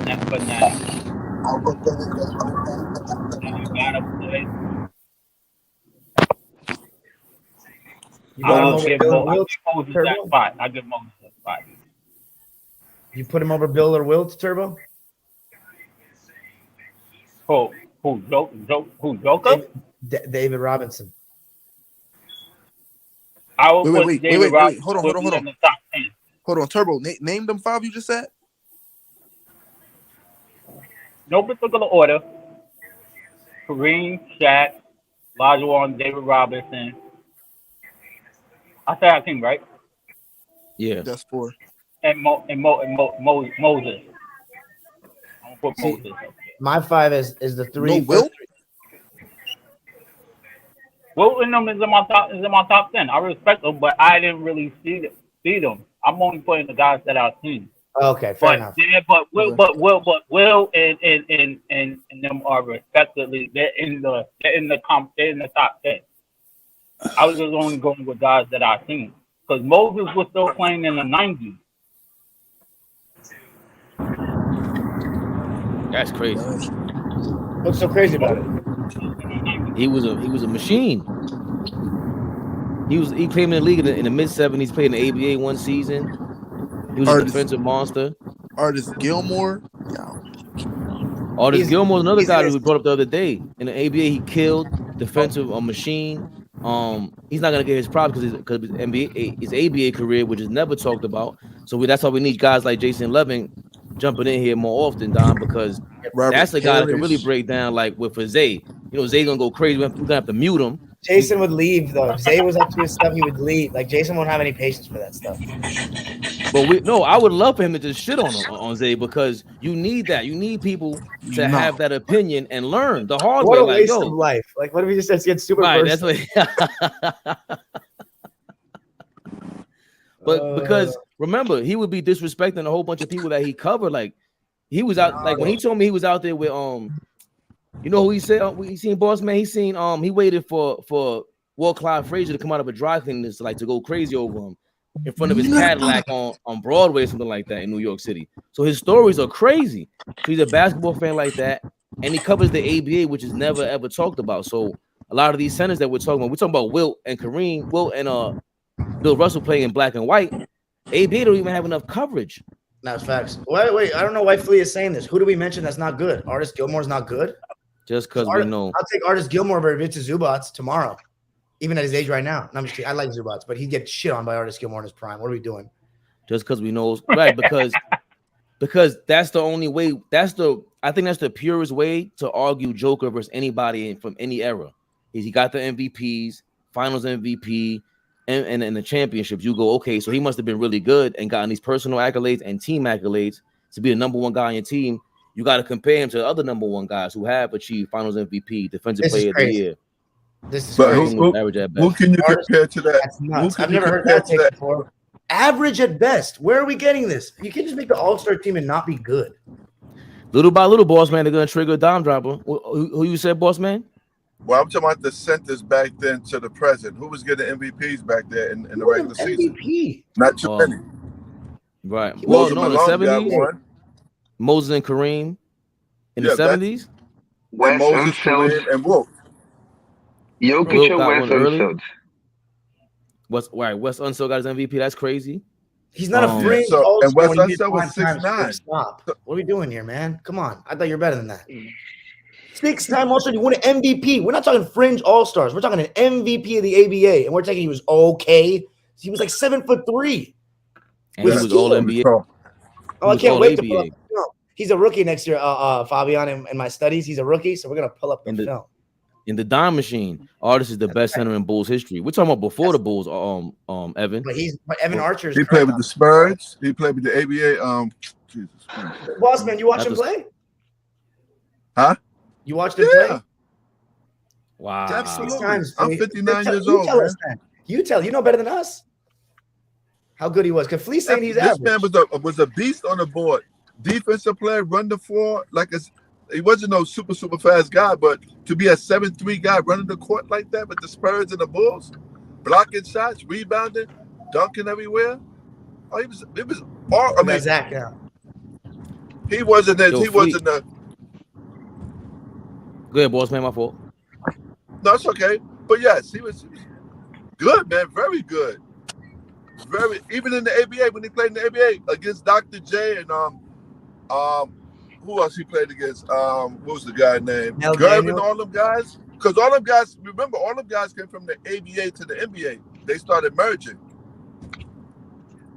NBA bought them out.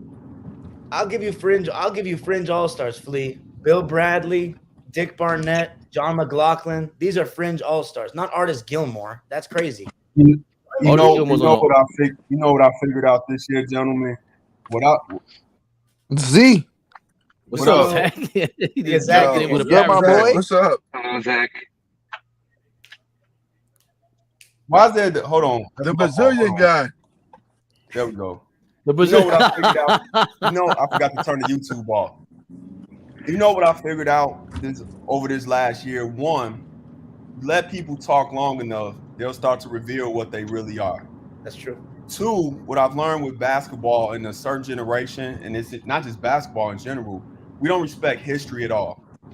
And then the last thing I've learned, people want to equate how they looked then to how they will play like that now, which further tells me we don't understand and don't respect greatness. Because if somebody is great then, they have the intangibles to be great today with the modern technology, the shoes, everything. And I just can't have these conversations with generations that's younger than me anymore that think it's cool to say stuff like this. This is crazy.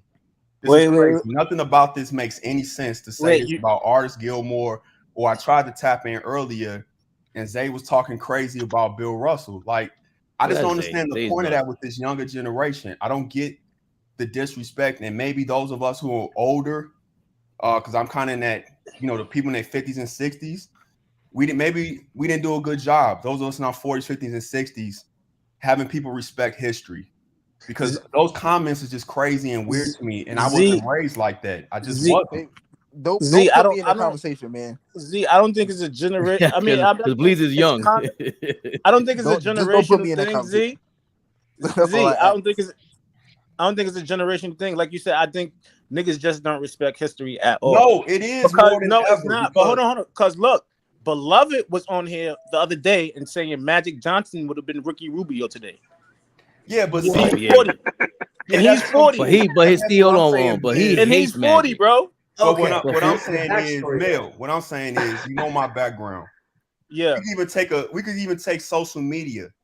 We let a woman get on camera and talk bad about Dr. Martin Luther King.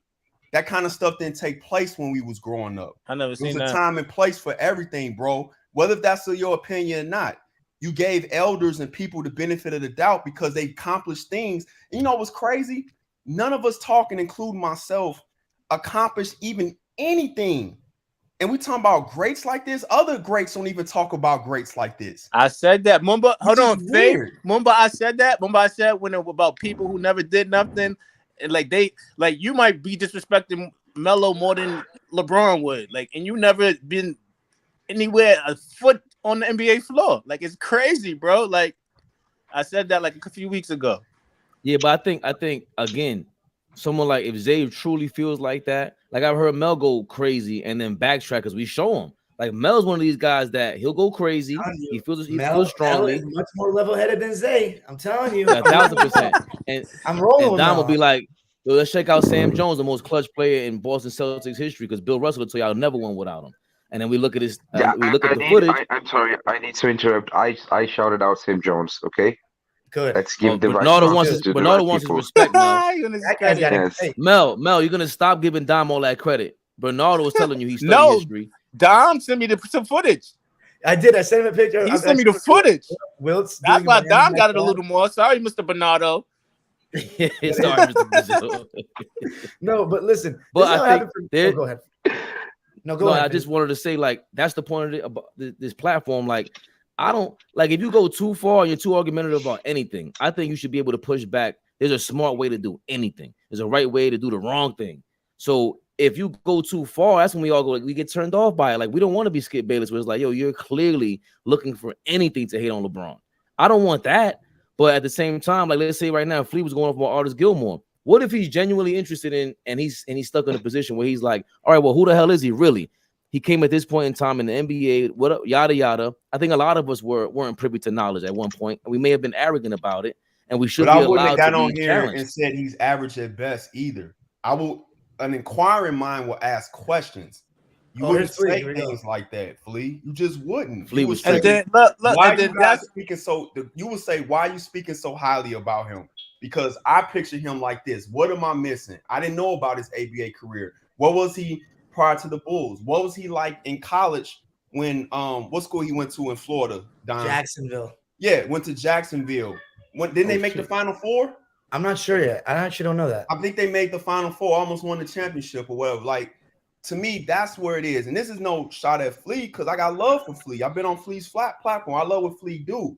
But as somebody that has a degree on my wall in the basement for history, I'm a historian, it bothers me when I hear the comments about people from the past that did great things, whether you don't think they good or not. At least honor the fact that man, since we're talking basketball, accomplished something that very few people have accomplished in the sport, period. That's all I'm saying. Can I you know what I think? Can I do the? Wait, let me. Can I do the Artis Gilmore stats? Well, one second, Bernardo. Let Mel get his ADHD off real quick. Yeah. So and then we got him free. Even when Dom say it, sometimes Dom be like, "Yo, go watch footage or go watch this person. This go watch the person." I always say it, like, it's not the same when you see them live. It's not the same when you're there. So when a nigga could watch a highlight or watch games for a couple of minutes, it's not the same when you're there. And that's part of the reason why people I would him never too. hold on. I'm gonna jump in real quick. I would never feel disrespected by anybody on this screen right now because we all got an opinion on the game of basketball. That's number one. We all watched the game. Some of us played it, some of us didn't. Some of us played it at a higher level, some of us didn't. So if there's a criteria on speaking the game of basketball, and all of us need to get off the screen. That's number one.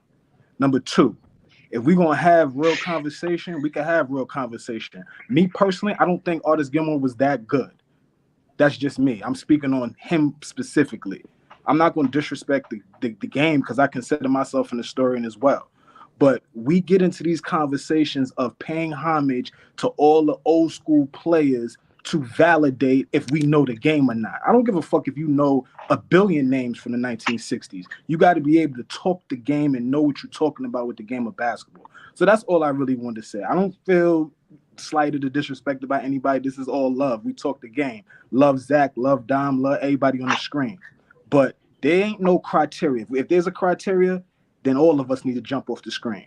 I just wanted to say that. We would disagree then, because I feel like there should be a criteria when we have conversations in general. I want to hear your reasoning. Come on the screen and Can say I that just give the somebody that context? accomplished stuff that we know they accomplished, and just say they was average. Why do you think he wasn't that good though? I need to hear that. You need to have. We got to talk hoops. We got to give a reason. We were talking about where we measure. The conversation started with Joker. We were talking about where we measure Joker. And then these names start coming out like Artis Gilmore. I'm not going to put Artis Gilmore on the same level as Joker. I'm not going to do that. And that doesn't diminish what I know about the game of basketball. That's not what you said, though, Flea. That's not what you typed. Yo, you said Zach, you wasn't here 10, 15 minutes prior to that conversation. So that's where the conversation derived from. Artis Gilmore was average at best. That's his beef. Artis Gilmore's average at best. He can have a beef for his about time that period. All I want. I just expounded on where the conversation started from and where I was coming from. I get it. I get the energy. I get the passion. But the same way we're saying, because Mel put this in proper context. What really started with Zay. Bill Russell ain't play nobody. Well, Joker ain't play nobody. So now how can you really measure that? Oh no, he's nicer than Bill Russell. How can you really measure that if the competition is lower? One, two, the one accolade that we all acknowledge is Finals MVP, Defensive Player of the Years, MVP, championships. So Joker's definitely in that conversation right now. Artis Gilmore is in these conversations. That's why he was brought up, I think. So the question now for you is, do we take back was Artis Gilmore average at best, Flea? I'm standing on what I said. Like, ain't nobody about to walk me back because they're gonna tell me I ain't play in the NBA, so I can't say Artis Gilmore. Nobody said that. I just felt like that kind of comment to a guy that has an MVP was kind of disrespectful. You could think he's not on the level of Joker. That's a whole nother conversation I wasn't privy to. The banter behind that is coming from the fact that I don't think he's on Joker's level. So okay, well, what do you think about Will Chamberlain, Flea? Can I have Go my ahead, say Bernardo. just a second? I agree with Flea in the sense that I don't think Joker and Artis Gilmore are in the same level. I think Joker's a better player. I wouldn't say that either, to be clear. Like, I wouldn't say that either. No. I agree with that. Yeah. I wouldn't say that either. Hold on. Bernardo trying to get this off, Zach. Hold on. Go ahead. No, I just want to read the stats for a second. Artis Gilmore in the ABA, 22, 17, 3.5 blocks, 55% from the field. Artis Gilmore in the NBA. I gotta watch, y'all. Okay. In his prime, he was 19, 11.5 with 2 blocks, shooting 60% from the field. Like, I understand he was not one of the greatest players, like one of the top 30 greatest players of all time. But for his time, he was not average. Like, he was definitely not average. Well, that's all. Sadly, Flea never backed it up. He got to leave beforehand. But to me, Dime, and I would have said this if he was here. I wanted to say this. It's not even about backing it up. It's not about criteria.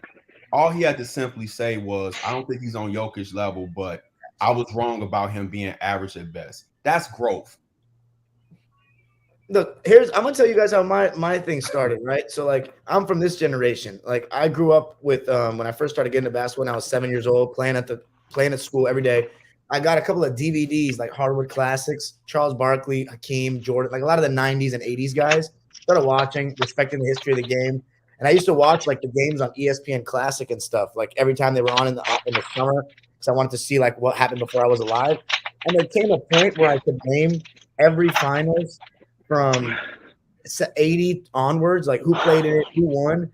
And I felt like I knew everything I needed to know about the history of the game. And I was really wrong about that. Because like I would see random games on just like Mel's saying, right? You see a random game. Like let's say I go home today and on NBA TV, they're showing game 4 of the 87 finals.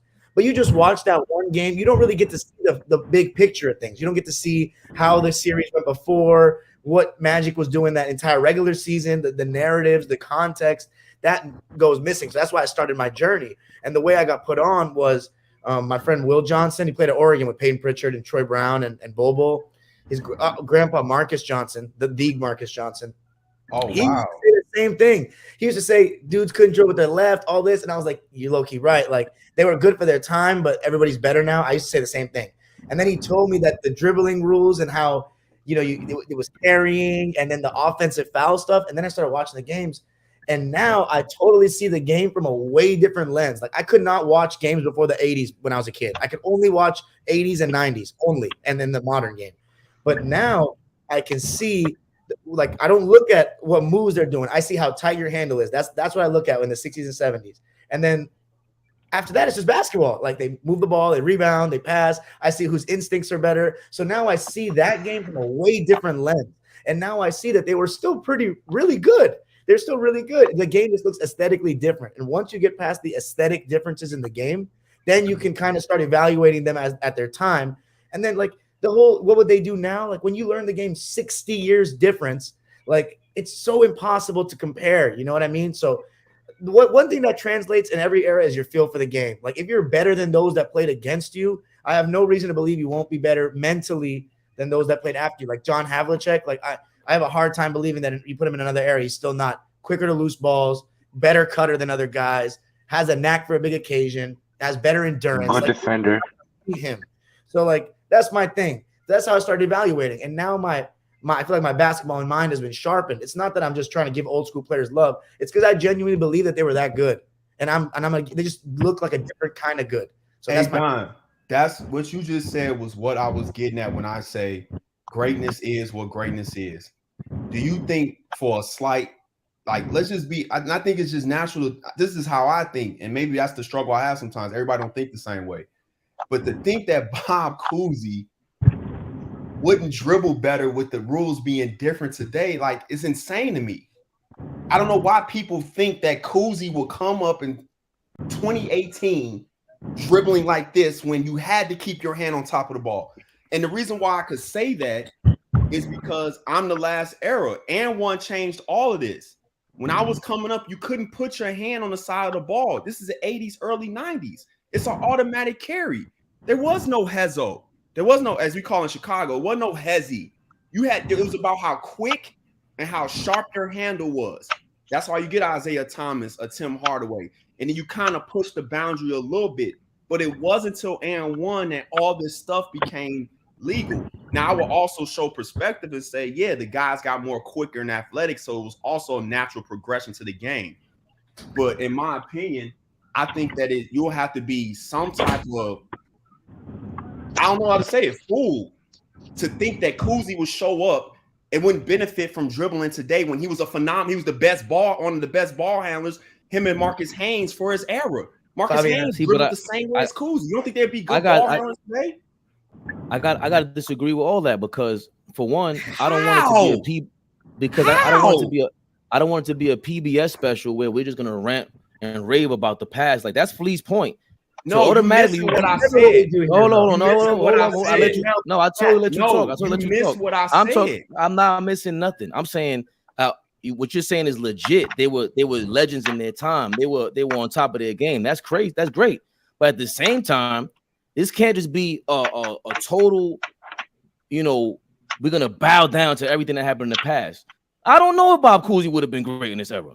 That's an assumption. That's a great assumption because seemed like he was a great mind. But you can look at the field goal percentage, stuff like that. You can throw whatever you want at me, all you want to. But the fact of the matter is, we give Bob Cousy for being Bob Cousy in that era. We got to give Kyrie Irving his props for being Kyrie Irving in his era. That's where we start. We start sliding people. Oh, Bob Cousy would have been. I don't know that. I don't know.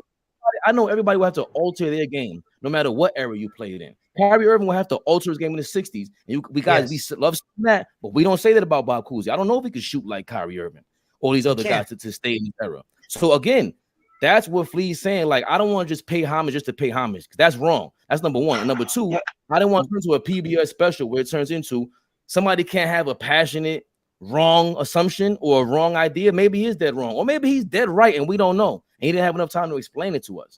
So I don't that part. I'm never gonna be with. I'm never gonna be with just shunning anybody's idea because I'm not God.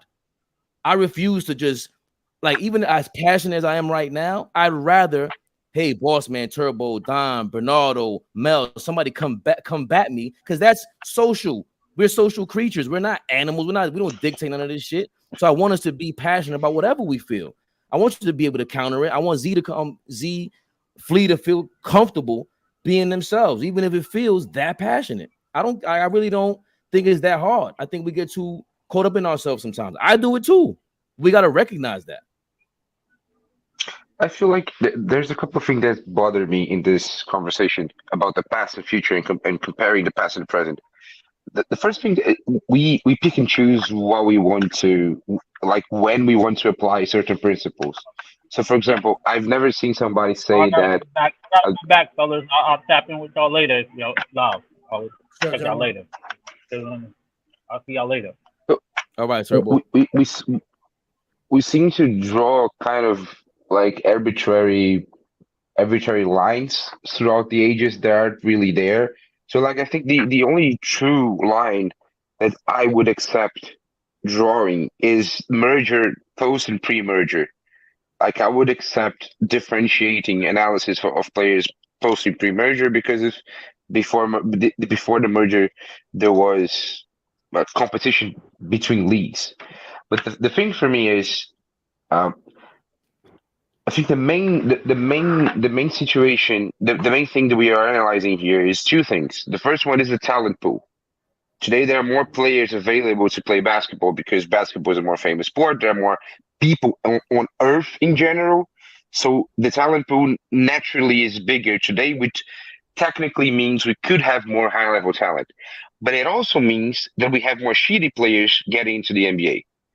Like in the 1960s, only the top of the top of the top of the best players could get into the NBA because there were less teams in. That is true. Mathematically, that's not true at all. Fabian, Only because discrimination. That's true too. You know how many basketball players there is? Okay. Post 1965, 1966, and then into the 70s, there were less teams, less available spots on the NBA overall. So the selection was like the less players could get in.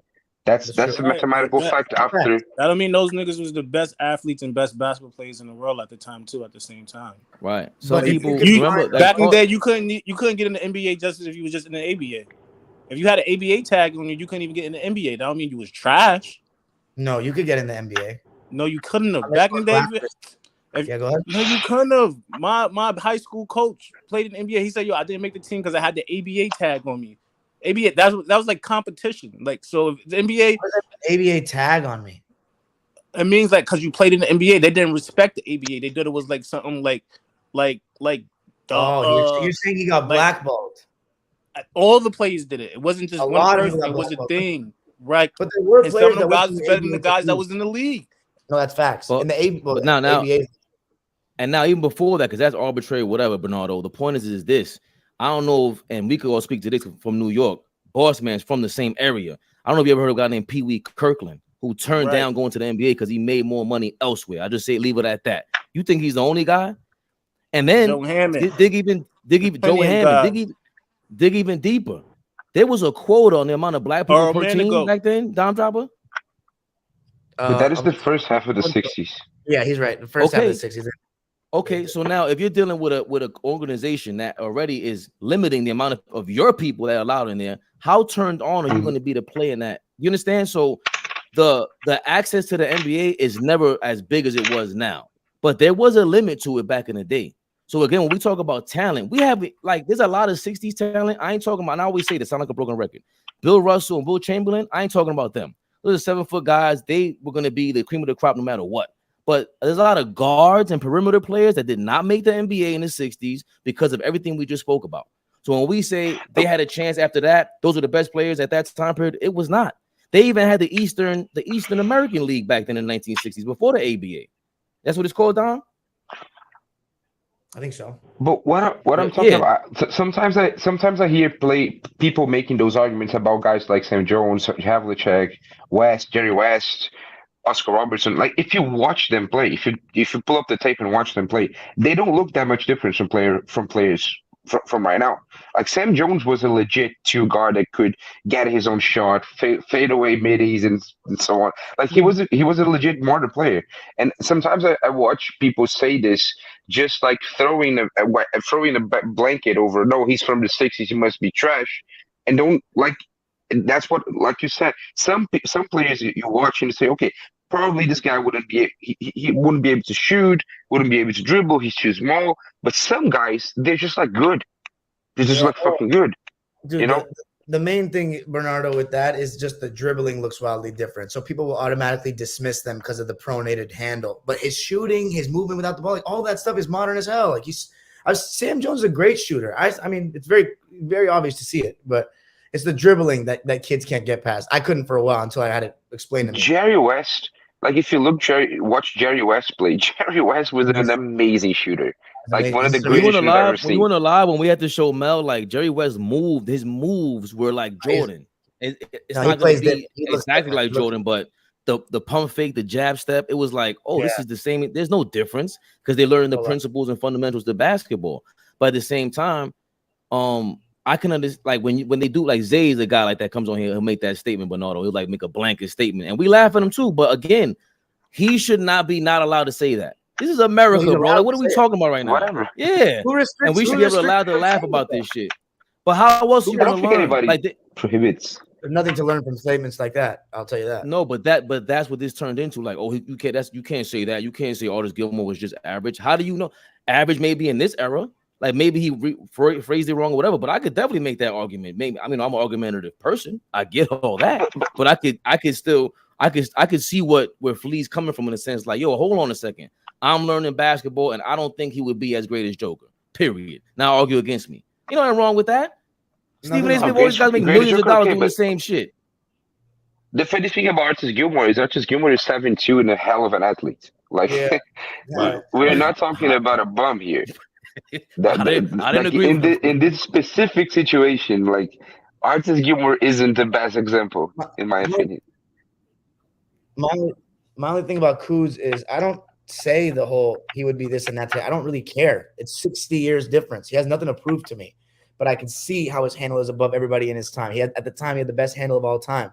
He's definitely up until. You can argue Oscar Robertson from what I've seen, but before Magic comes, he might be the best passer that we ever had at the time.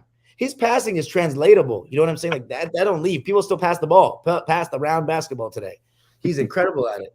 So that's you know what's the other exercise we can do? Like we recognize some players that were very good and could play today, and we recognize them, and then we go watch them playing against the other guys in the league back then, and we say no. So wait. That other guy could also hold his own against that player that we recognize could play today. So we can translate, like, if that second guy can hold his own against the first guy, maybe he's not that bad. And then you keep doing that, and you see, like, okay, maybe some players could get trashed by Wilt, and Wilt hangs 60 on them, but you can watch the other players like Nate Thurmond. Nate Thurmond, who held his own against Wilt all the time. So maybe a Nate Thurmond could play today because he held his own against Will. And we can do the same with Jerry West. We can do the same with Oscar Robertson. And we can try to figure out some players back then were pretty good. Like but the problem is it takes effort. Like it takes time for people that didn't watch. my thing is I have a lot of respect for NBA players because I've been around D1 guys and all that. And like I do think that there are some guys that slip through the cracks, like Bernardo said, and like Mela said on previous occasions. Like there are some guys that they're not actually that nice, but man, a lot of these guys are really nice, man. And I have the same respect for the guys in the past as well that made the NBA. Man, it's tough to make the NBA. So many people that want to play this game, and when you make it to me. And if you can stay in the league, that's even more impressive. Beloved, what's up, beloved? No wife beater today. Peace to the black people in America. Bernardo, I have a special surprise for you. I've dedicated my first champion Summer League. I'm dedicating my first Summer AAU championship to you. We won the championship yesterday for 15U. And I have a special T-shirt that I'm gonna mail to you when you give me your address in Brazil. I got you an extra T-shirt. Boss man and Fabian, thank you for coming through to show support. I appreciate y'all. Beloved, just so you know, today is Valentine's Day in Brazil. Okay, I'm not kidding. By the way. Oh, it's 100% true. Yo, boss man. That is my gift to you, Bernardo. My first championship for the summer, and hopefully many more. Thank you very much, beloved. I really appreciate it. Congratulations. So Bernardo, he didn't even hint at giving me a T-shirt, a headband. He didn't give me nothing. Not even nothing. Not even what? Nothing. It's a basketball signature. Nothing. Not even right. Me neither. I came to the game too. Nothing, Mel was me. Dime Dropper, me and Mel went to all the prime street ball facilities yesterday, and he was all on the east side because I live on the east side of Harlem. So I saw Mel about 3 times yesterday, and he came and supported. He saw the comeback effort that my boys made. They played with heart. They gutted it out, and I was so proud of them. That's great, man. He was on the east side yesterday. We stayed at Tri-State yesterday. No. I was at Riverbank. Then Mel went to Black Rob Day. I got there too late, but I saw him in Kingdom. Okay. Oh, that's ill. Yeah, but yeah, Mel was there for the whole game, and he saw my boys really try. We gutted the win out. So, beloved, we were talking about basically paying homage to the past.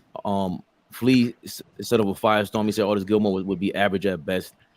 I guess it was, and Zach was just on here earlier saying that it was. He didn't say he would be average at best. He said he was average at best. No, he said you're right. Artis Gilmore was average at best. That's his opinion. But then Zach was just going back and forth about it, saying like basically like it's just it's disrespectful to say that when he was an MVP, 4-time Defensive Player of the Year, like lacking the effort and learning about them. What do you think about that? I think when people make that comparison, they just remember what they saw, how the person played then, and the style of game people played then, and they just transfer those skills and for what you have and what athletic ability you had, what basketball skills you had, and they just see how can it be transferable in today's game. And I don't think that it's like if you're asking me a question, my answer can't be disrespectful because that's my honest opinion. Now, if I go personal and I disrespect your game, that's when it becomes disrespectful. No one's saying he's a bum. No one's saying he wasn't at that time he was an MVP. With Artis Gilmore game right now, win them MVP honors in this day and age. The answer is no. But that answer saying no doesn't disrespect Artis Gilmore. He just played in a different time. The game was played differently, and that's it. That's not disrespecting Artis Gilmore. Disrespecting Artis Gilmore is saying he was a bum, he was a nobody, F his MVP. That's not a real accomplishment back then. That's disrespecting the game. Disrespecting him is saying things personal about him. So his opinion is not disrespectful. Like a lot of people, I think a lot of things will be transferable, and I think a lot of things won't be transferable. Do I think Bob Cousy will lead the league in assists for 4 straight years in this era? No, I don't think so. But that doesn't mean I'm disrespecting Bob Cousy. That's nothing. I'm not calling Bob Cousy a bum. People take this personal. Y'all taking it personal like you know these people. Like that's not disrespecting someone's game. I'm not saying he won't make the NBA. That's maybe when people say the person won't make the NBA, I think that's a little bit. That's going over the line. Like saying a person won't make the NBA, that's a little bit go over the line. I'm only rating his NBA game to today's NBA game. So I'm not gonna say they won't make the league or other things like that is a little bit over the top. But yeah, like I don't think that's a disrespectful statement saying, "Oh, this Gilmore won't win an MVP in this era." I mean, in the last 20 years. I don't think that's a far-fetched comment. Yeah, I think he said it started off by saying Artis Gilmore was average at best. Joker would kill Artis. Which I think we all went over that. Like, and with these rules this day and age, why isn't it possible? He's killing everybody else. I mean, that's the guy right now. Perennial all-star. How many all-stars does he have? Rudy Gobert was one of the best centers in the league for a while. Like, why couldn't Artis Gilmore be better than Rudy Gobert? Let me ask Beloved a question before we get into the cross era stuff. If somebody 40 years from now said that Dirk Nowitzki was average at his time, would you say that's disrespectful? Because it's not true. No. I wouldn't say disrespectful. I wouldn't say no, because I would say at that time Dirk Nowitzki was an elite shooter. He had an elite mid-range game. He shot over 46% from three, 46% from the field. I say he was a way above average player, and his stats and his game showed it. And yeah, so I wouldn't. But that's not. But wait. But I wouldn't say that's disrespectful. I'm saying something you're saying is not true. Correct. Okay, fair enough. But see, that's how people from the 70s that watch Artis Gilmore would respond when they hear that he was average when they saw him be a beast. And they but they have the. But yes, but that's not the question. The question is was he dominant in the 70s? I would say somebody for I would. Hold on. Beloved wasn't here, so he put it in the comment. Artis Gilmore was average at best because we were just going through all the centers of all time. So he just happened to comment. Oh, I thought he meant would he be average at best now? Right. You can't even prove that. Right. Yeah. No. But you can't prove that because I can't have him play now. But I can make educational guess about like okay, so he was if he got an MVP, he wasn't average at that time. No average player wins the MVP. I don't care what time in that time. If you win an MVP, you're the most valuable player. That's not an average. I don't. Maybe you should get him on. Well, whoever said, I don't know who said this. Maybe you got to let him verbalize it more than type it, because sometimes he like stood on it weirdly. Well, okay. It's gonna be weird. What's gonna be weird is in 20 years, people here will probably be arguing with 15-year-olds, telling us that Reggie Miller and Ray Allen and Dirk Nowitzki weren't great shooters because of the 3-point volume or something. Yeah. Like, this is going to happen in our lifetime. I was telling Zay, you're going to be in 20 years, they're going to be saying they played against SoundCloud rappers and podcasters, and he's going to be fighting for his life. But I don't think was also. But you understand, like, No, I was going to say was just like we're used to that kind of talk, and it's like it's Flea. So Flea to me, I think he's just creating conversation. Like when you say something outrageous, I find it outrageous. It makes conversation. Like everything can't be like I said, a PBS special. Nah, fuck that. I want some real combo, and I want some energy. I want some real fucking passion, and it comes out like that. I don't want to have to deal with bullshit. But everything like it comes around 360. Like in the next 10, like I'll say the next peak 10 years, like the game is going to cap itself. So athleticism is going to cap itself. There's not many more rule changes they can make, and they're not going to make a 4-point range. Do you understand? So eventually the game is going to cap itself, and then it's going to make a 360. The center is going to come back. A natural point guard is going to come back. Things like that are going to come back to the game because the game is going to cap itself to where it's almost a point of ridiculousness. So are you going to get to a point where you're going to have 260 to 230 games because you want to see entertainment? You're going to take defense out? No. The game is always going to cap itself at a certain point, and it go back to 360.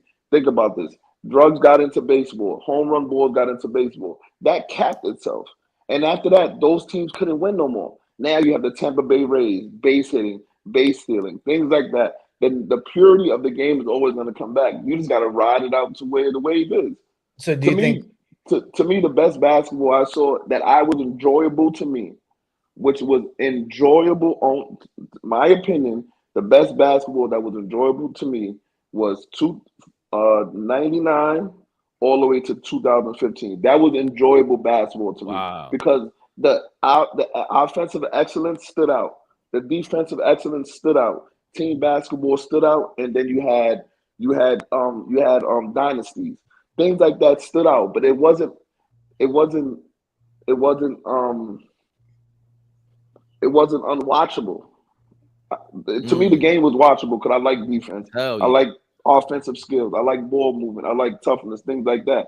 But I didn't knock people for saying. But that doesn't mean I didn't like Phoenix Suns. That doesn't mean I didn't like the Suns. The Suns was one of my favorite teams at that point because I was like, yo, they're shooting 7 seconds or less. They're pushing the ball. They got Joe Johnson. They got Amari Stoudemire. They got defensive players like Sean Marion. Like I was like, yo, these teams are like they evolving with the game. You understand? But like you gotta invent like what it's about what you like. But to be, I don't think an opinion is disrespectful. I think it could be, and I don't mind. Yeah, that's my thing. I think fuck all that. Like, just stay. What makes it disrespectful? Because once you say Artis Gilmore was average. Once you say that, it's like, yo, dog, if he was standing right here, he would look at you like you're crazy. You know what I mean? So to me, it's disrespectful, but it's also we're human.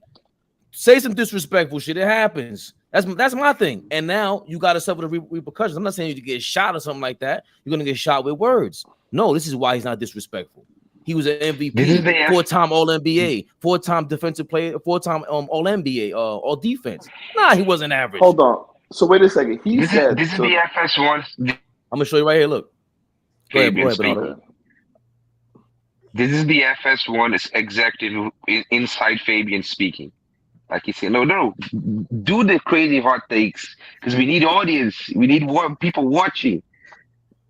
See, but I think the difference is like, my bad, Don. The difference is someone like, let's say, ALLBALL. You could tell, we can see the performative side of everybody. The difference is we sitting here and we're able to go back and forth about it. I'm not being a dick with Skip Bayless. There's a strategy for him to look that way. Shannon Sharpe can't even go back at him or he'd be fired. The point of the show is to make Skip formidable, and he really isn't. His points are like trash a lot of times. You understand what I'm saying? So yes, we need the drama, but in this new age, it's gonna be too much information out here for us to be stuck on like Artis Gilmore was average. We've been talking about this for 20 minutes. Me personally, I love it. I got Beloved to not wear a tank top, and now he's talking to me about 90 from the 99 era to 2015. I love that shit. Like that's Bernardo, my era actually. Bernardo, you know what you call that? You call that body shaming. Yeah. Because let me tell you why, Bernardo. Don Dropper is his body is like a gymnastics star, and Fabian is shaped like and Fabian is shaped like Gru from Despicable Me. And he has a big round middle and skinny legs. Gymnastics star is too much praise for me, honestly. I don't know about that. But yo, I actually have a question though. This guy. You ain't nobody ever call me Gru. So fuck you. Bernardo, when you see me, you'll see I'm very well proportioned and a very fit man. also, Fabian, Mel has very strong legs. His calf muscles are always protruding, so I could tell he's a very high jumping guard. He looks like he has a Nate Robinson. He looks like he has a Nate Robinson type game. Dom Dropper. He has that stocky, like you'd have been successful at basketball and football type body. I feel like go ahead, Mel. Nah, I was saying that when Blaze was up here last week, I'm like, yo, I used to be like dunking everything, and then like my game's changed now. Like, for me now, I'm like got more IQ. But he right, I was like, I don't know about Nate Robinson. I was more like a Baron Davis type. Even better. No, I was gonna ask about the 99 to 2015 thing. So like, I think there's several like eras within that time. Like the early 2000s, like that's when you said I liked it. I mean, I love it too. Like I trust me, I love all eras of ball. But Fabian is one of the people that I've talked to that said like it was getting unwatchable. The scores were too low, whatever. And then they changed the rules. You know, they tried to make no hand checking or whatever, freedom of movement slowly, whatever. And then when I started getting into ball, that's when it changed. Remember, but then you still like Detroit and the Spurs. Right. That's what I'm saying. That there's several eras. So disrespectful. Even within that 16-year time period. And then like when I started watching ball, like even by 06, like you had several players averaging 30. It wasn't like today, but you had several players averaging 30. The perimeter rules got way relaxed. Like if you go back and watch the 04 finals, that shit's like gridlock. Like you cannot even score. And in 06, Wade is getting by Tayshaun Prince like that and getting a foul call every single time. So like, but I still thought it was great basketball. And then the early 2010s is actually a very underrated era because like when we look back at the 2010s, there's the second half of the 2010s, a 3-point boom, pace and space, 4 out, 1 in, or 5 out. And then early 2010s, we still had 2 power forwards, but the threes were starting to slowly increase. That was a good time, man. Miami LeBron, like still had Kobe, Melo on the Knicks. That was some really good hoops at that time, early 2010s. But I was saying like that period is very broad because the game changed a lot even in that 16 years. You know, there's like different eras within that. Go ahead. But I think you had a lot of the prior 16 years. The 16 years prior from 83 to 99, the game changed 2 or 3 times also. So that is just it's a lot of 83 it's a great time period. 83 is way faster, way more high scoring than the 99. Right, and then we didn't have League Pass in the mid to late 90s because we would have been shitting on it like, yo, this is mad. Or maybe I don't know if we had Twitter and League Pass back then in the mid 90s. I don't know if we would have said, yo, it's too slow or whatever it was. But I know looking back on it when I watch those games, I go, this shit is not basketball, bro. Like I didn't want like when T-Mac being on Orlando by himself, like Grant Hill being hurt was like a mid 90s team. I hated that shit. Like that's what I'm worried about with the league now with Beloved. What Beloved is saying. It has to go back. Like hopefully Joker brings it back and he dominates so much they allow the big man to come back in the NCAA and the AAU because then if the big man comes back, you gotta bring a real point guard back.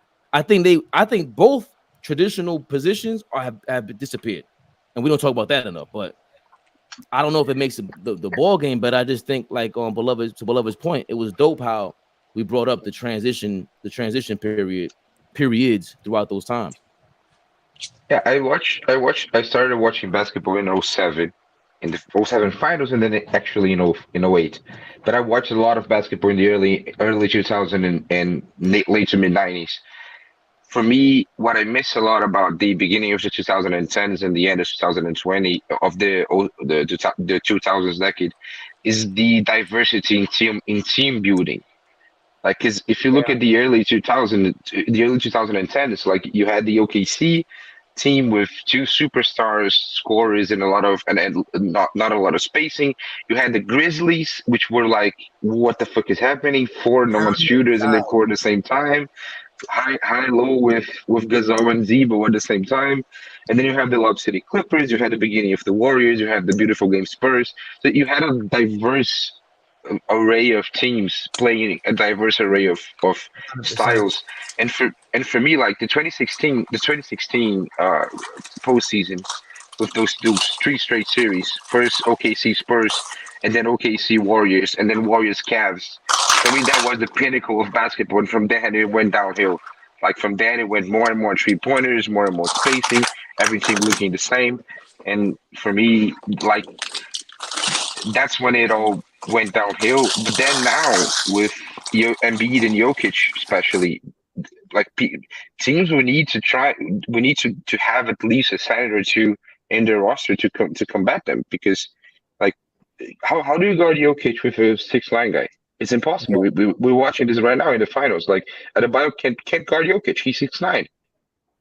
So I think I agree with Beloved and Dime. I think that the big man will start coming back. I am not that optimistic about the traditional point guard though, because I don't think we're going back from a point guard that can't score. I don't think that position comes back into the league. But the center position, for absolutely sure. In the next 5 years, we will see an uptick in centers once again. If you remember from like 2005 to 2010, every team that was some type of contender, they'll just grab any 3 centers so they know they had to come against Shaq. So they'll just put 3 centers on a roster. If you had any type of hope of playing in the championship, you made sure when you saw Shaq, you had 3 centers, especially the Western Conference team. They had 3 centers, so just to give those 12 to 20 fouls on Shaq, because you had to. So you had Kelvin Cato, Yao Ming, and Stromile Swift on those Houston teams. You know what I'm saying? So because you knew you needed to throw all type of big man looks to him. You know what's interesting? Portland have And then go ahead. And then after the Warriors dynasty started, like the centers were out of the league because every team had to have a switching center. Like they would have to be able to switch the Steph Draymond pick and roll, and then teams started throwing their centers out. And now Jokic comes, and that's how it rolls basically. You know, it was funny. I was watching a clip that popped up on my YouTube feed about it was Chuck's debut on Inside the NBA, and it was the 2000-2001 season opening night, and they're talking about what Beloved was saying about how, like, you know, you just need bodies to throw at Shaq. And it was funny, their predictions were hilarious. Everybody picked the Lakers to win the title, which happened, so it was pretty predictable. And then they were all saying, because Mutombo at that point, I think he was going to leave Atlanta. So like, whatever team Mutombo goes to, if he lands on an East team, that's going to be the favorite to come out of the East. And they were right. Charles was right what he said, because the second the Sixers got him, they went to the championship. But I just thought that was kind of interesting. That who was that big man over there in Philly? It was Mutombo, Tom McCullough, and who's the third big man? Theo Ratliff. Ratliff got traded. Ratliff got traded or got hurt. Yeah, right. Ratliff goes to Atlanta for Mutombo. Yeah. So he got hurt Was it Mutombo and McCullough? Matt Geiger. Oh yeah, that was young Matt Geiger before he went to Charlotte, right? I believe so. Yeah. Matt Geiger almost got traded with AI to go to the Clippers. And that's what that summer, and AI woke up. That's when what made him have that. Fabian, you know who's on that panel? The third guy was Kenny, Ernie, Shaq, and guess who else? Hold on. Peter Vesey. Peter Vesey was on there, and he said, and he was, people forget, listen. When I was younger, when you open up that daily news, all you look for is Peter Vesey, because he could tell you, like you know what's the guy named Woj? He was the Woj before Woj. He let you know every trade. When you woke up in the morning, you woke up the daily news. He told you about the rumors. And especially when Pete Vesey was on NBC, I learned a lot of basketball. Those are great NBA shows. Like we got to do a segment on great NBA shows. He covered the ABA, so he was there for Dr. J and everything. But he's a bit of a dick. I'm not gonna lie to you, bro. The way remember Dom knows, he's on Twitter. He might say some fly shit to you, and then we got into it. Yeah, so I don't mind it, because again, that's what I just say, Beloved. He sounds like a New Yorker. About Pete Vesey. Listen, let me tell you one of Pete Vesey's best friends, Pee Wee Kirkland and Joe Hammond. Right. Pete Vesey, so be easy with him. Don't think you're gonna talk slick to him. He'll call a hood favor out for you real quick. Because he was there. Remember, that's the guy you got to interview. Dom, he was there for Dr. J at Rucker. Tiny Archibald at Rucker, all those Rucker games. Pete Vesey he had a team in Rucker, like the original Rucker, the 155th Rucker. Pete Vesey had teams in there. He had NBA players. He'll have drug dealers like bet on his games and stuff like that. Like Pete Vesey is very respected in the older echelons of New York City. And he was more Skip Bayless than he was Woj. That he would talk crazy to Cornwall. But remember when he used to write in the Daily News? He used to tell us about all the trades. Yeah, remember, because he does the same thing on Twitter still. He has like these, because he has that punchline flow. Like he'll say something that's mad slick, and he's disrespectful. I don't care what anybody says, he's disrespectful. He's a bit of a dick. But again, I like that, because what if he's right? That doesn't mean he's wrong. His approach might be wrong, but it gets your attention and it gets a conversation going. Like, I don't want this shit to be a boring ass segment. What I'm learning, like. Imagine being in school. The best teachers always commanded attention. The best coaches always command attention. So same thing with him. My bad, Dom. I was cutting you off a couple times. No. You're good.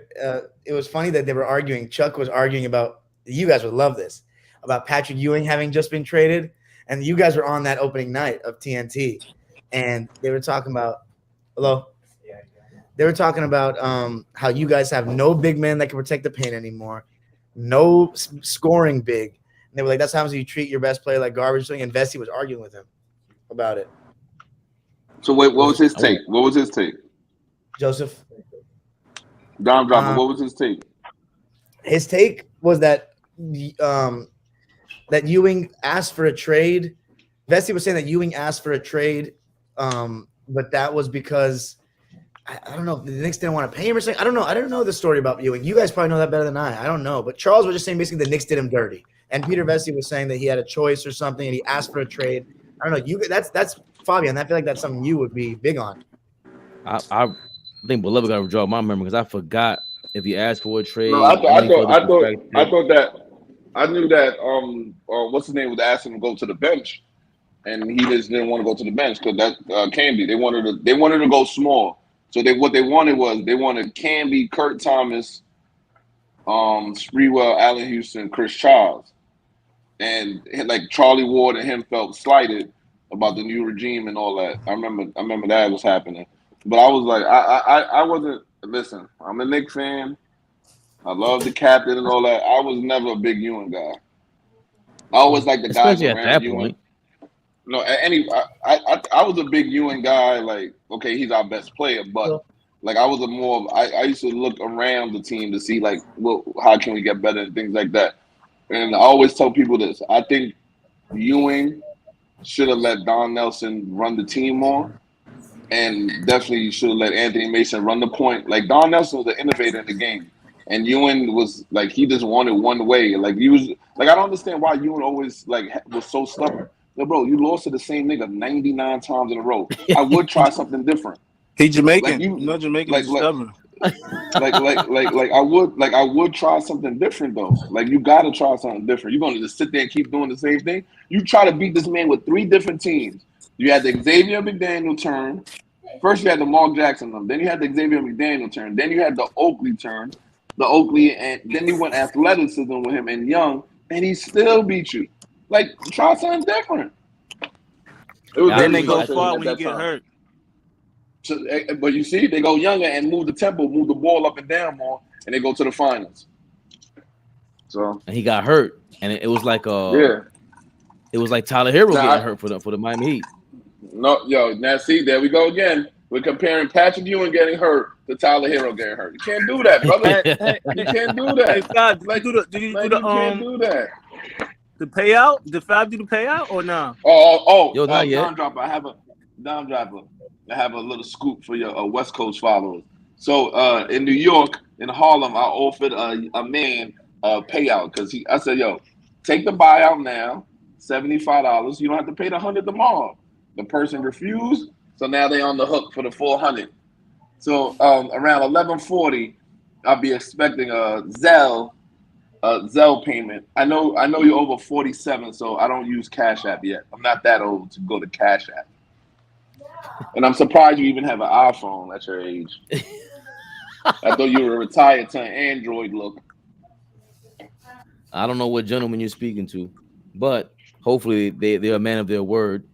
And they pay their debts like a man. Yes, I hope so. If things turn out the way that you think they will turn out. I was kind of joking about Tyler Hero, but it was the same thing though, Dom. But see, Dom, that's what I was saying. By the time it got to that point in Ewing's career, like we had enough of him because of the missed layup, 1 point in the playoff game. So it was like everything Beloved is saying, he's still holding on to that shit. Like, get the fuck out of here. But I hold him down because it got to a point where it got so disrespectful. And I was like, hold on a second. Without Patrick Ewing, the Knicks ain't nothing. They might not, Jim Dolan, all these guys might not be rich at all. Like what he did in the 90s, without him, there is no damn Knicks. Huh? No, I'm saying the Knicks they'd be rich, but the Knicks and what they meant to that night, it was still a culture that was derived because of Pat Riley and like Beloved pointed or talked about Charles Oakley and these guys, Anthony Mason, Xavier McDaniel for a bit. That's why I started defending on Patrick Ewing more, Beloved, because it's like they automatically put Frazier and Willis Reed above. And I was like, hold on, Walt Frazier and Willis Reed. They had Walt Frazier and Willis Reed. Who the hell did Patrick Ewing have? He didn't have these level. He didn't have no caliber like that. He didn't get a star player till late in his career when he got Allen Houston, and he was already too late. But we're not doing that. I do. It's his fault. It was Patrick Ewing fault. He took the money and they couldn't get no players. Oh yeah. No. I'm saying That's not true. I'm not That's saying very no. true. We looked it up before. He took the big Yeah, he contract when did. they couldn't sign nobody for real. Yeah, they couldn't sign nobody because what's his name was supposed to come to the Knicks. Was it Weber they were trying to get? They were trying to get somebody and they couldn't get him. I remember that free agent year. But real quick, before we get to that point, hold on. Go ahead. Hold on. He's right though. He's right, Fade. But before we get to that point, I do truly believe if Patrick Ewing doesn't get hurt, the Knicks win the championship that year. They're too deep. There's no who's the Western Conference? Who won the Spurs won it, right? Spurs. The Patrick Ewing healthy would have made a difference on that team. He would have gave them that 15-point and kept David Robinson honest. When Ewing's not in the game, there's still no honesty because there's so many looks you could give them. You could give them LJ Canby. You could give them Ewing, Kurt Thomas. You could go Kurt Thomas, Canby. You could go big. You could go Ewing, Canby, Kurt Thomas, maybe even LJ. There's so many looks you could give that San Antonio team, and you're forgetting you still have Sprewell. You still have Allen Houston. You still have a young what's his name? Monty's not there in that time. Sprewell? There was somebody else. No, there was somebody else there off the bench, a guard. I can't remember, but I think that the Knicks. If the Knicks are like Denver almost at that time, because you have the dominant guard, you still have no big man is like Joker, but you still have a good Allen Houston and Sprewell. That's 20 and 17 a game right there.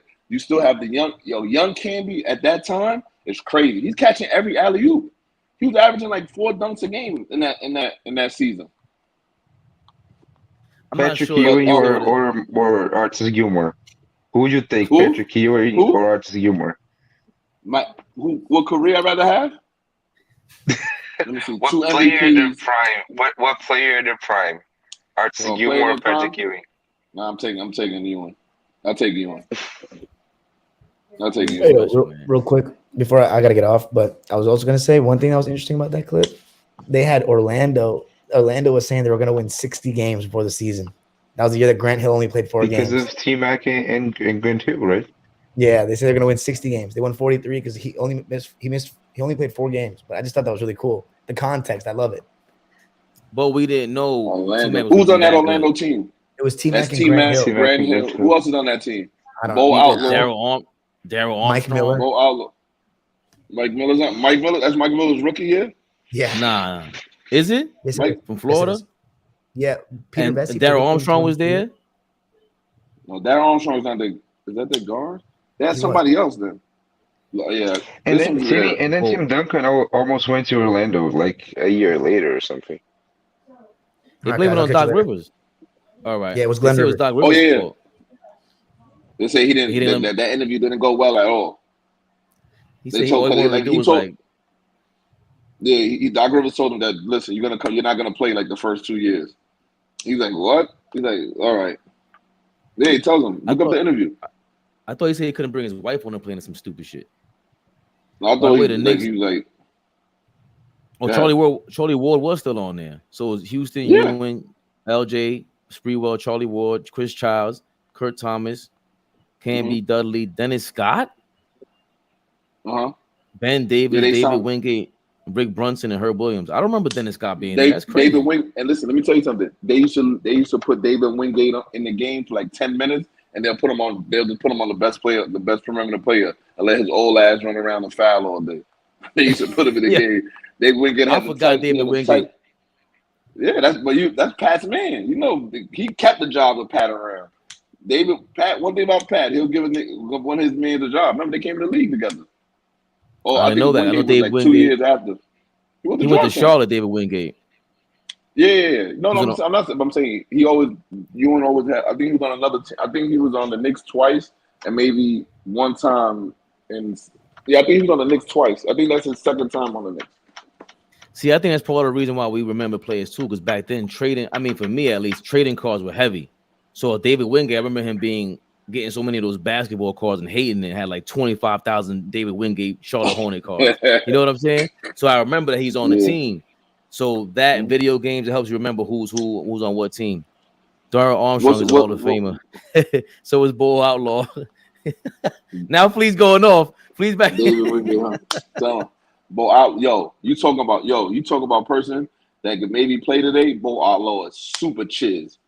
He had like 1% body fat, but he had no offensive game at all. Trash. Nigga. What are you talking about? He's a defensive. Nah, but he can run around. He could run around and get wild rebounds for you, bro.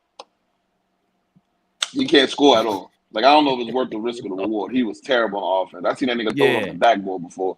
His jump shot was I was gonna say that his jump shot was awful. Oh my god. Awful. Nigga, Daryl Armstrong today. Daryl Armstrong did a layup in a dunk contest. No, he didn't. Oh, he was in the dunk contest. Nah, Daryl Armstrong did a layup in a dunk contest. Look it up. He did. Look it up. He laid the ball up, yo. He laid the ball up. Was that the All-Star game in Orlando? I don't remember, but I just remember Charlotte. seeing it when I was a kid. I'm like, yo, what the fuck? Daryl Armstrong did. Real quick, I got practice in a minute. What's your prediction tonight, Bernardo? I think Denver pulls away late in the third, and then it's not a game in the fourth. Okay.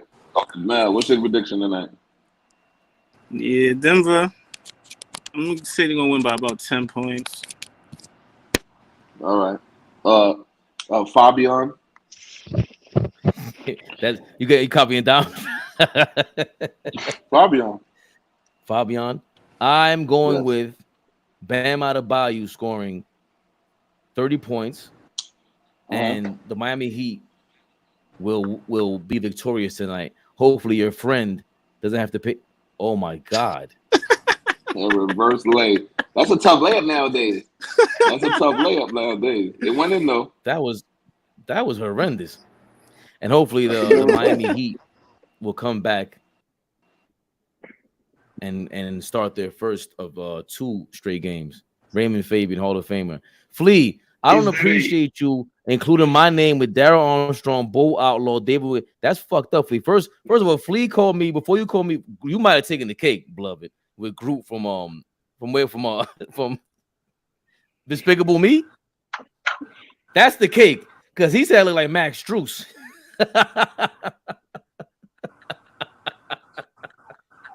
Then your mic is off, beloved. Is that a prediction? Is that a prediction or wishful thinking? Just be honest with us. Do you really believe that? When you're making a, all right, beloved, when you're making a bet and you shouldn't make that bet when you have hopeful thinking. Like, this is totally wishful thinking. Bam getting 30 points. Bam hasn't had 30 points in like. When was the last time Bam had 30 points in game 1? He had 30 points in game 1. Or 28 or something like that. But he scored a lot in game 1. I think he's hesitating too much. At 26. Thank you, Mel. Mel, you're on point today, man. You still in the city? I'm on the East Coast. Yeah, I'm in the Bronx right now. That West Coast. You going to the juice bar? Yeah. You going? Yeah. I'm pop out. That was very anticlimactic. What's my man's name? Melvin. That's very well. Melvin. That was anticlimactic. Hey, you remember how long you been a Knicks fan? 93. Oh, so you won't know this guy probably. Who? Juwan Odom? No. Who? No. How do you spell his last name? Odom. Juwan. Odom. They know Odom. Odom. 4 points a game. Wow. How did you even come up with this guy? He played for the Knicks in 86, 87. Yeah, that's what my father named me after. My middle name is Juwan. It's spelled the same way and everything. I'm like, why you laughing? Name me after this trash ass nigga.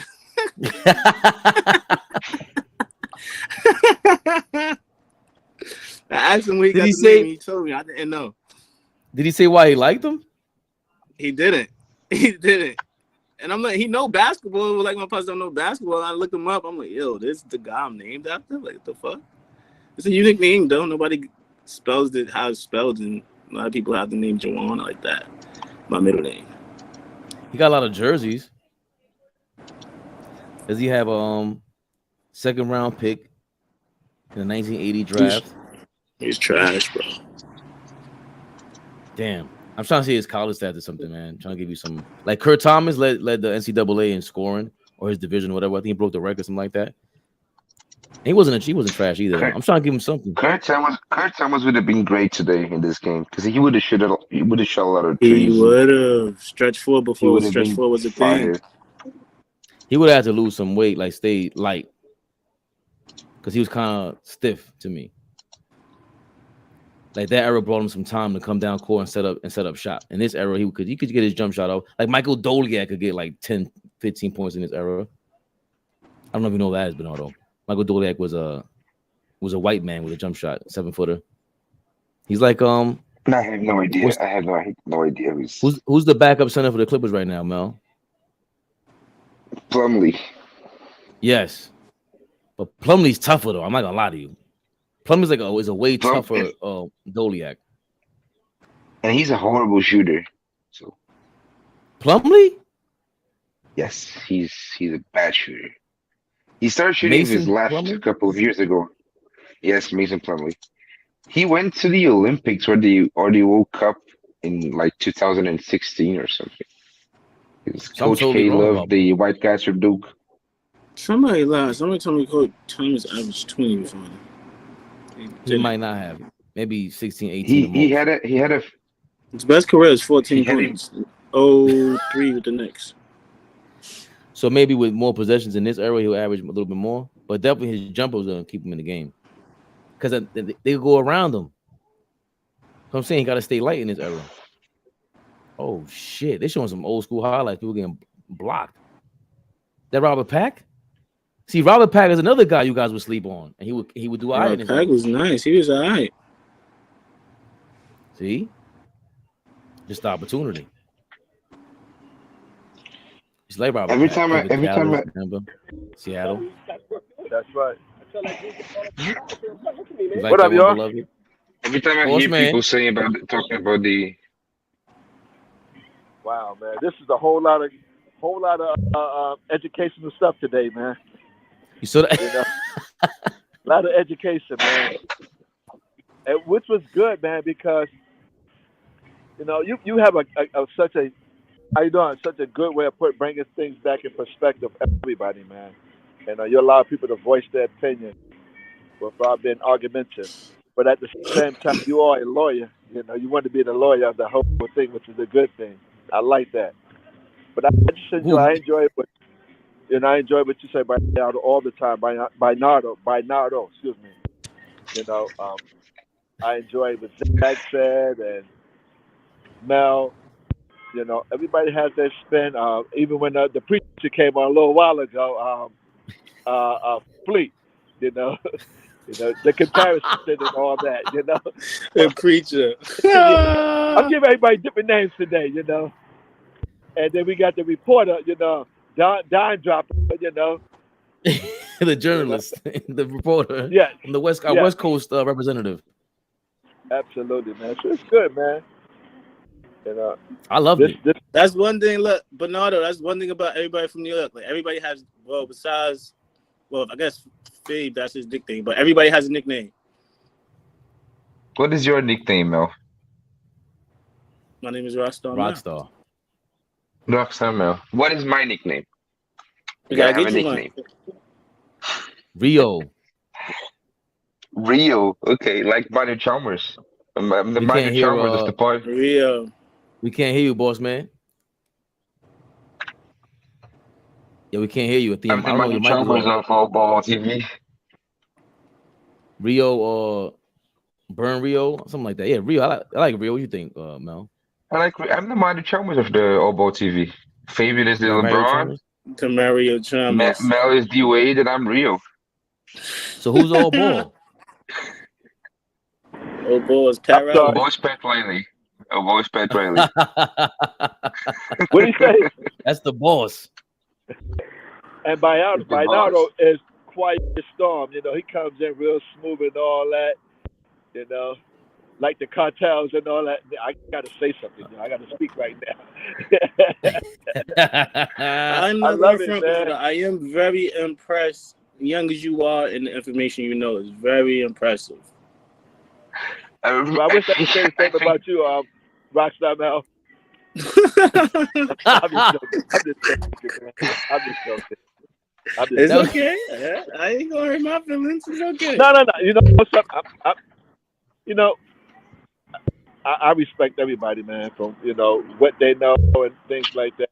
And I'm quite sure we all learn something from each other here, and this platform that AllBall and Fabian put up, man, because you get a chance to connect across the world with people, and it's men and women, and everybody has their story about basketball. And Fleet said it before, whether you play it or not, you have some kind of knowledge of basketball, and that's what makes this so much fun because, it's not like Flav got well today, excuse me, we're gonna talk about this, we're gonna talk about that. Here's your script. This is what you need to follow. It's no script. Right. You dive into information, and then you critique that, you analyze that. So I think that's what is so unique about this. Even on podcasts, you have people come inside. Hey, we're gonna talk about this. Don't deviate from that. We got to stay on topic by doing X, Y, and Z. Here, it's a plethora of stuff that we talk about. Even when you a guest on a podcast, you could tell them not to ask you certain questions, right? That's why you're in Hollywood now, because we just learned something about that. Yeah, that's how we going. Like some of these interviews, they say, yo, don't talk about this, don't mention this, don't mention that. Yeah. Industry stuff. I would hate to be in that position, man, because I would be like, yo, listen, this is the elephant in the room. You ain't got to answer it. Like that, I would just hate to be in that position, especially if it's something so obvious. Now, I think certain things are personal, and especially if it's personal, criminal. Like, I ain't asking Zion. I mean, I might ask Zion about his shit. Like, yo, hold on a second. Hold on a second. You would have to ask him that. Because you did something that's public information. It wasn't like This is private. We didn't know about it. This is public. What made you do X, Y, and Z, and why? Right, but Zion might go on the show and tell you, like, listen, if you ask about this, I won't come to your show, or I'll tell everybody not to fuck with your show. Don't ask me that question. Ask me everything else, though. That's how it be going down. Well, why would you have Zion on the show right now if not to talk about the stuff he's going on? Like, ask him how's rehab coming along, how his body is. Well, right now, because it depends on the size. Like, it depends on the size. If you're a big podcast and you bring Zion on right now and you don't talk about the stuff he's going on, people are gonna be like, "What the fuck is happening? Why didn't you ask him about?" If it's like AllBallTV, we'll take Zion anyway. Right. They're gonna think you're gonna ask the question and they're gonna watch anyway, though. That's true too. That's true. You can tease it. You cannot get on a national platform and expect people for that person to dictate what's going to be asked and what's not going to be asked. That's impossible. That's public information. No, that's what happens. It happens a lot. I'm sure it does. And that's why you don't see it a lot. And you don't see them often. And then look, but hold on.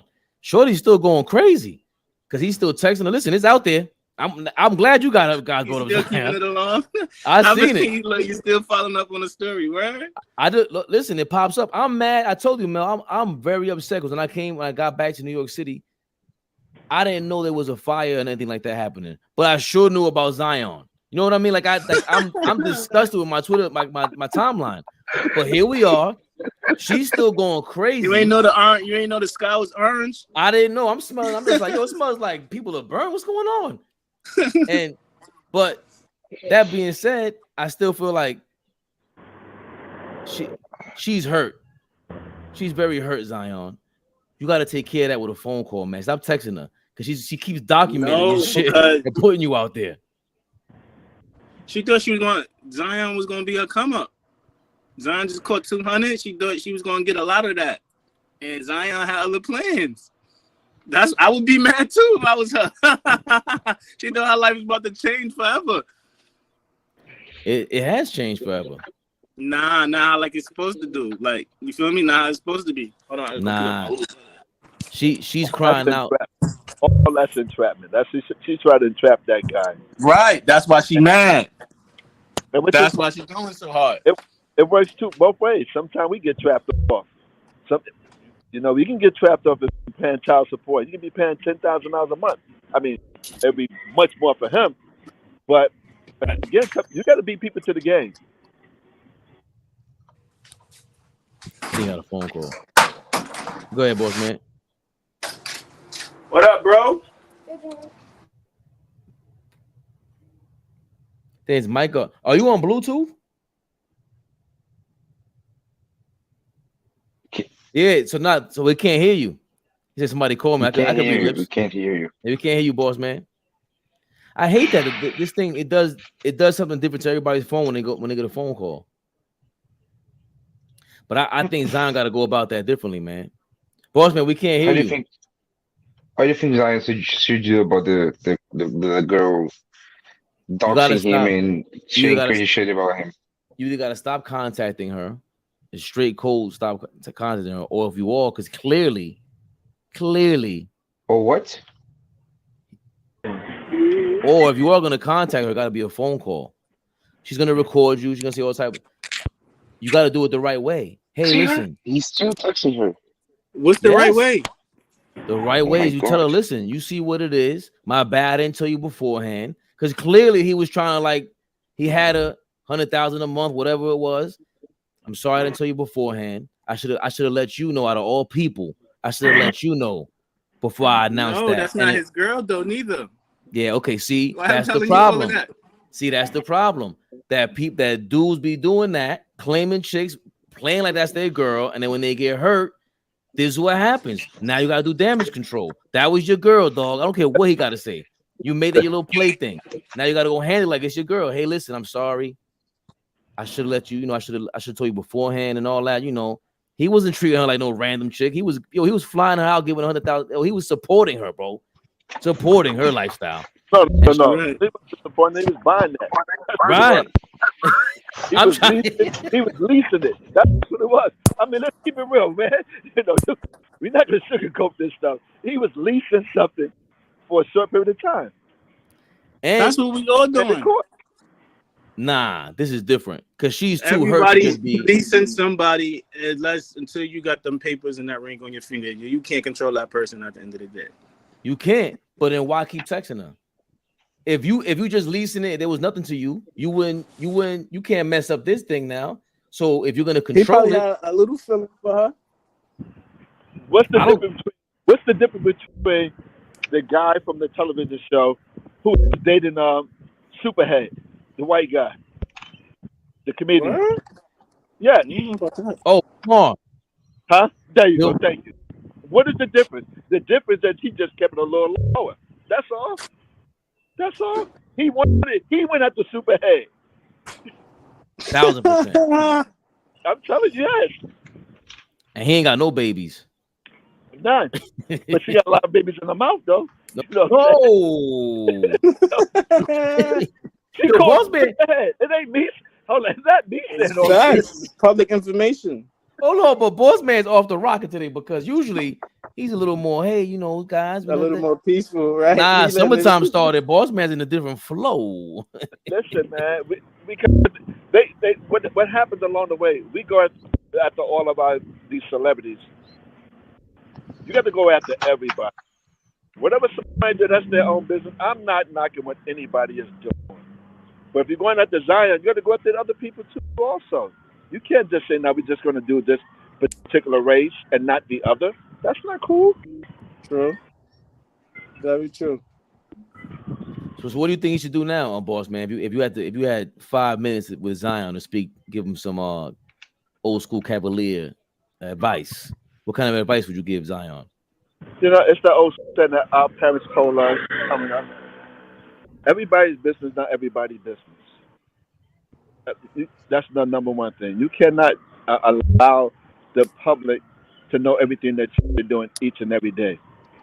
But it wasn't his fault, though. Like, she came out and started talking crazy shit. He didn't, all he did was say he was going to have a kid. And then she came out and just he's fucking me with, what can we do? What do we expect Zion to do about that? I mean, you got to know who you're dealing with also. These are groupies that people get involved with. And when they get involved with it, they get themselves in a whole lot of nonsense. So you have to select the women that you want to be around. Because you know what you're up against. If I'm trying to date whoever's out there, that the groupie women that's out there, they want one thing from me. That's it. If I got that type of money, that's the only thing they're looking at is dollar signs.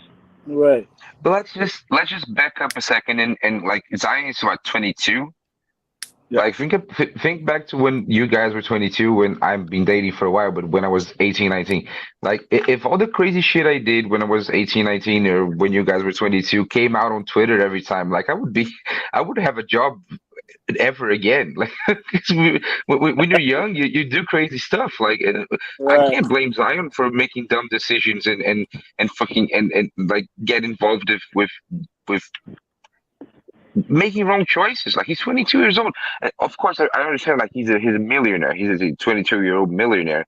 That's one of the highest profiles 22-year old in the world. He's 22. Like I'm very like as a person that's 24. Like I'm very uncomfortable with the way people treating the situation as if Zion was like doing something wrong. Honestly, what has he done wrong in this whole situation? Has anybody said that? Even Fabe just said like, yo, it need to be a phone call or something. You can't even do that nowadays. No, the phone call probably won't be private. You might have another phone recording the conversation or something. Feel me? Like it's nothing. That's why you gotta. So going back to Bernardo, Bossman's point is that once you're 22 and worth 100 million and you're a public figure like that, don't think for 1 second that those options you got, you're exclusive to them. All of a sudden, these girls came out of nowhere. You ain't really exclusive. I mean, they're not exclusive either. So there's a way to really go about that, and he wasn't even either taught or whatever. Now you can go explore those options. That's cool, but he went about it like they were long. It sounds like they were long-term options. That's where he messed up at. So now you got to handle that the right way. Is my point. You got to put that fire out. Listen, make that contact her the right way. You can't just communicate like she's a hoe all of a sudden, because she wasn't your hoe to begin with. You ain't no pimp, dog. That's the problem. You ain't pimping. I think the only criticism he's flying her out everywhere and paying for the box. That's not pimping. That's the opposite. What I'm saying. She's a hoe. That's prostitution. Again, and Mel, that's like one of us taking a cab, calling a girl, come to the house and taking a cab. That's the type of money you have. So that's cool. That's no one knocking that. No one's knocking it. But I said this a while ago, and I was telling you guys, when you're in high school, we was in high school, if you didn't have an afro, you wasn't on the basketball team, you didn't have a little money, no girls wanted to talk to you. Right. So think about it. He's not, I mean, again, I don't know what he did in high school and all that, what girls like or did not like him. But they wasn't paying no attention to him. He wasn't getting no play from no girl. Now that he got money, everybody's coming after him. So you don't know how to react to things like that because you wasn't used to it coming up. You gotta. Great point. You could tell. Good, but I was gonna say, I think some people they can't control themselves. Like I know dudes who got. Hold on. Let's back up. You're a good-looking guy, so you didn't have the problems we had back in the day. You know what I'm saying? Wait. At a certain point, like you said, you still, as a guy, gotta keep yourself together. Like you gotta make something of it. I don't care who you are. You still gotta come up with. You can't mess it up for the most part. At a certain point, you reach a certain skill set where you go, okay, all I gotta do is chill, and then really, start. Yeah, you do. As a guy, you gotta deal with rejection. The skill set is crazy.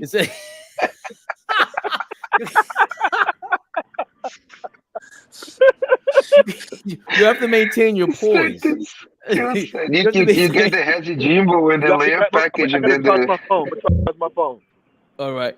You have to maintain your poise at the end of the day. I don't care how many girls you get. Like, and this is a part of it. Like, this is it could be, I don't care who you are. It could be overwhelming. You got, bro, this is the chick you're dreaming about, basically. Because our dreams are different than girls' dreams. Girls be dreaming about the castle or whatever, or certain women. Men's dreams, for the most part, from when you're 13 on, is your favorite girl in 8th grade. Then it tells you it might be your teacher with the crazy hooters hanging while she's helping you with the homework. Like, your dream changes. So imagine you could click a button and that chick is there, and she's doing exactly what you want her to do. Oh my, and beyond. Oh my, that could be overwhelming for you or for any person. So once you can't check yourself, because look what he's saying, or the stuff he's talking about is like you want her what he around saying for now? way I ain't been longer. keeping up. What he talking about now? Nah, I'm just saying the way she's responding. Like I could understand. She's like, you supposed to be this, you supposed to be that. You sending me $100,000. You said you ain't my king no more. So it just sounds like you were playing too much with that for the long term. You should have kept it real from the beginning. Everybody do that though. Not everybody do that. I understand. No, what you mean? No, what do I'm you mean, saying Mel? What do you is mean? I could talk to a girl the same way, and she know we're not in a relationship, but she know like that's how we rocking though. Like she know I got other girls, but I could be like, yo, what up, babe? You feel me? You know I'm taking care of you, And there's also like the girls, and she be good with it. And it's also like once you have a girl and you treat her well, and you start getting involved emotionally. Like it doesn't matter if she thinks she knows you have other girls and you're not just a close relationship. Like everybody, when gets attached, we want to believe that we are the special one. No, no, he has other girls, but I am the real one. Like, and I That's think why these that girls always getting sounds hurt. like that's the situation. Like, they love hearing it, even if it's not true. She'll know you lying, but she want to hear it anyway. Damn, I never had nobody like you. You so special. I'm gonna give up all the girls for you. She know you lying, but guess what? You telling her what she hears, she gonna mess with you. And even though she knows you're lying, to believe it, and she ends up believing it eventually. Like, right. Now, I'm telling you that. Now, give me 100 extra million. You think she's not gonna listen? But that's my thing. She now is on a level of extortion where she keeps saying like that's what I'm saying. You can't keep texting her because she's just taking everything and posting it up there. So you gotta leave her alone. He probably don't care. Who doesn't care? Zion, that's why he keeps texting her. He knows it's gonna be a chance of it being in the public eye at this point. So if he's still texting her, that gotta be going through his mind in the back of his mind. Nah, he's a dummy. I'm trying to tell you something. The girl, he ain't no dummy. Nah, I'm talking about dummy in this sense, in this department. His skill set does not involve. It doesn't involve. His skill set does not involve handling the ball and handling women, bro. He lacks in this department. Doesn't have the bag. Tell them he doesn't have the bag, right? Dog. He doesn't have a bag, Mel. His bag is horrible. His game is trash, Mel. Nah. I'm your only girl. Everybody in the NBA got a bag when it comes to this. Everybody got skill set when it comes to this. That's bullshit. Hell no. No. Yo. Hell no. Yo, my friend, one of my best friends from high school. One of my best friends from high school, right? Mm-hmm. His uncle was like a trainer assistant or something like that on OKC. Like, you feel me? Like, and he had women in every series. He's not even an NBA player. So imagine NBA players, bro. No, but it's different. There's a difference between like having girls and knowing how to navigate and deal with those girls. Those are two different things. True. Like those are two completely different things. Yo, Mel, there's a difference between, I don't care what anybody says. There's one chick when she's bad and she knows she's bad, it's different. For me at least, maybe call me normal. There's a difference between a regular chick that doesn't really, it's easier to talk to and kick the game to. And there's others that give you a harder time. There's others that everybody's trying to holler at. Right. So as a guy, you gotta read all these things. Now, the girl like Mariah Mills, which one of us have a chance with her right now? Like, we have the ball. Any girl I step in the room with. I feel that there's that confidence, right? And that's cool. I agree with you 1,000%. But I'm talking about her caliber, her room that she's in. We don't even frequent the rooms that she's in. At least me, I don't. So I have zero chance, right? Okay, then that's hold on. Then that's different. That's different. So I don't, let's say you do. Now you have the confidence to. I don't. Just to be clear, I don't. I have a girlfriend and I love my girlfriend. I'm totally married, so even if I frequented it, I would have to ask my wife. But the point is this: I don't frequent these circles. Clearly, she's in the $1 million circle, bro. She's on everybody's like all her DMs got a blue check that she cares about. So now you in that department. Out of all the blue checks, you think Zion got the best game after all this shit I've seen? Hell no. I would think you got way more game than Zion, just from what I'm hearing right now. Right, but look, out of all them blue checks, probably like 2% of them got 198 mil guaranteed. Okay. You don't need a lot of game after that. You can be bare minimum, say little after that. You feel me?